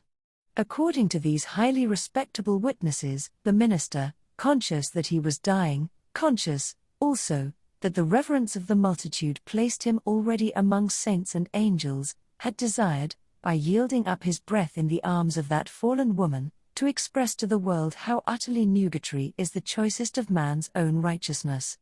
After exhausting life in his efforts for mankind's spiritual good, he had made the manner of his death a parable, in order to impress on his admirers the mighty and mournful lesson, that, in the view of infinite purity, we are sinners all alike. It was to teach them, that the holiest amongst us has but attained so far above his fellows as to discern more clearly the mercy which looks down, and repudiate more utterly the phantom of human merit, which would look aspiringly upward. Without disputing a truth so momentous, we must be allowed to consider this version of Mr. Dimmesdale's story as only an instance of that stubborn fidelity with which a man's friends, and especially a clergyman's, will sometimes uphold his character, when proofs, clear as the midday sunshine of the scarlet letter, establish him a false and sin-stained creature of the dust. The authority which we have chiefly followed, a manuscript of old date, drawn up from the verbal testimony of individuals, some of whom had known Hester Prynne, while others had heard the tale from contemporary witnesses, fully confirms the view taken in the foregoing pages. Among many morals which press upon us from the poor minister's miserable experience, we put only this into a sentence: be true. Be true. Be true. Show freely to the world, if not your worst, yet some trait whereby the worst may be inferred. Nothing was more remarkable than the change which took place, almost immediately after Mr. Dimmesdale's death, in the appearance and demeanour of the old man known as Roger Chillingworth. All his strength and energy, all his vital and intellectual force, seemed at once to desert him, insomuch that he positively withered up, shriveled away and almost vanished from mortal sight, like an uprooted weed that lies wilting in the sun. This unhappy man had made the very principle of his life to consist in the pursuit and systematic exercise of revenge, and when, by its completest triumph consummation, that evil principle was left with no further material to support it, when, in short, there was no more devil's work on earth for him to do, it only remained for the unhumanized mortal to betake himself whither his master would find him tasks enough, and pay him his wages duly. But, to all these shadowy beings, so long our near acquaintances, as well Roger Chillingworth as his companions, we would fain be merciful. It is a curious subject of observation and inquiry, whether hatred and love be not the same thing at bottom. Each, in its utmost development, supposes a high degree of intimacy and heart knowledge, each renders one individual dependent for the food of his affections and spiritual fief upon another, each leaves the passionate lover, or the no less passionate hater, forlorn and desolate by the withdrawal of his subject. Philosophically considered, therefore, the two passions seem essentially the same, except that one happens to be seen in a celestial radiance, and the other in a dusky and lurid glow. In the spiritual world, the old physician and the minister, mutual victims as they have been, may, unawares, have found their earthly stock of hatred and antipathy transmuted into golden love. Leaving this discussion apart, we have a matter of business to communicate to the reader. At old Roger Chillingworth's decease, which took place within the year, and by his last will and testament, of which Governor Bellingham and the Reverend Mr. Wilson were executors, he bequeathed a very considerable amount of property, both here and in England, to little Pearl, the daughter of Hester Prynne. So Pearl, the elf child, the demon offspring, as some people up to that epoch persisted in considering her, became the richest heiress of her day in the New World. Not improbably this circumstance wrought a very material change in the public estimation, and had the mother and child remained here, little Pearl at a marriageable period of life might have mingled her wild blood with the lineage of the devoutest Puritan among them all. But, in no long time after the physician's death, the wearer of the Scarlet Letter disappeared, and Pearl along with her.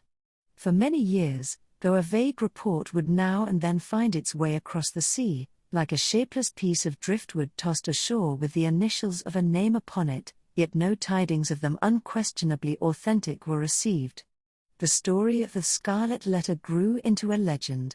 Its spell, however, was still potent, and kept the scaffold awful where the poor minister had died, and likewise the cottage by the seashore where Hester Prynne had dwelt. Near this latter spot, one afternoon some children were at play, when they beheld a tall woman in a grey robe approach the cottage door. In all those years it had never once been opened, but either she unlocked it or the decaying wood and iron yielded to her hand, or she glided shadow-like through these impediments, and, at all events, went in.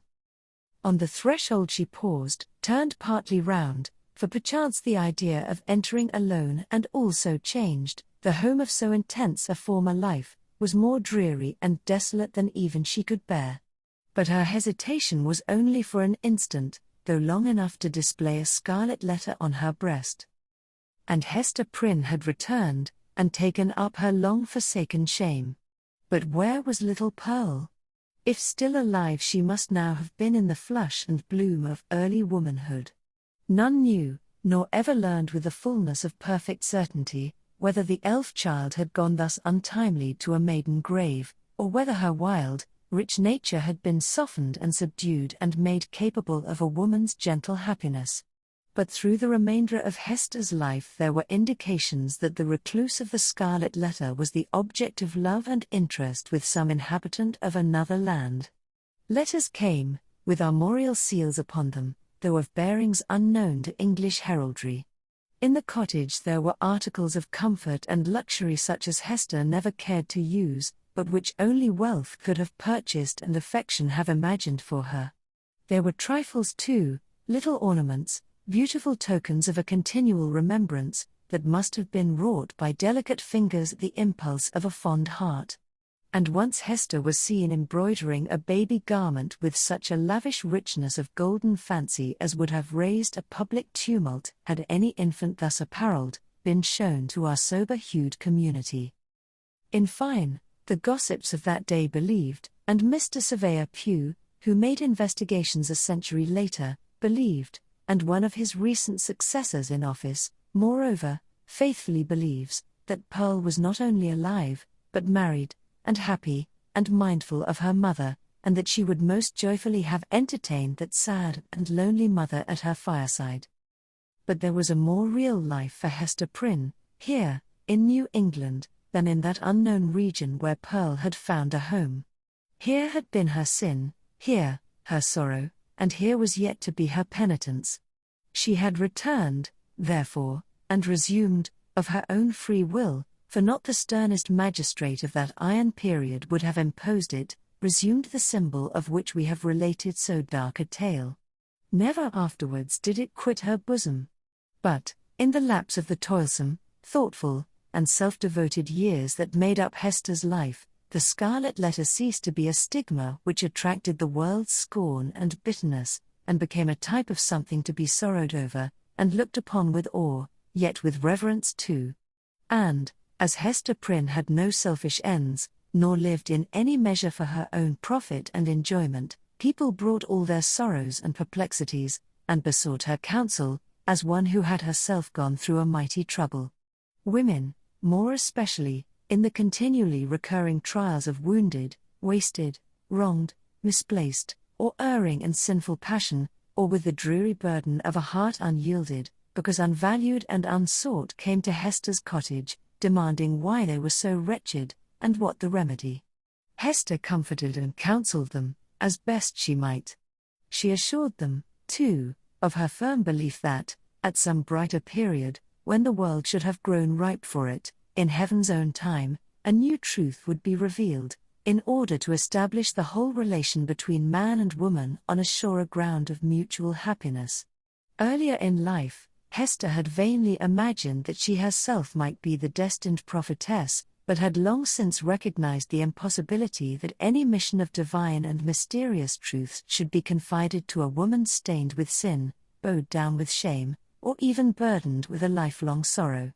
The angel and apostle of the coming revelation must be a woman, indeed, but lofty, pure, and beautiful, and wise, moreover, not through dusky grief, but the ethereal medium of joy, and showing how sacred love should make us happy, by the truest test of a life successful to such an end.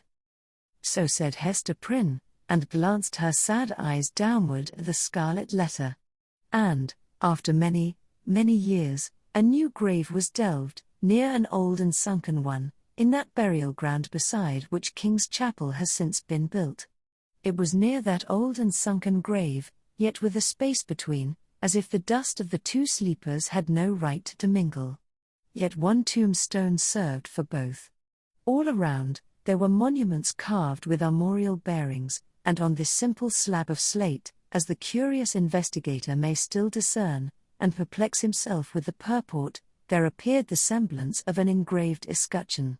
It bore a device, a herald's wording of which may serve for a motto and brief description of our now concluded legend, so sombre is it, and relieved only by one ever-glowing point of light gloomier than the shadow. On a field, sable, the letter A, gules. The end. This concludes the reading of The Scarlet Letter by Nathaniel Hawthorne. Thank you for listening. Please subscribe to our channel and check out our other audiobooks and videos.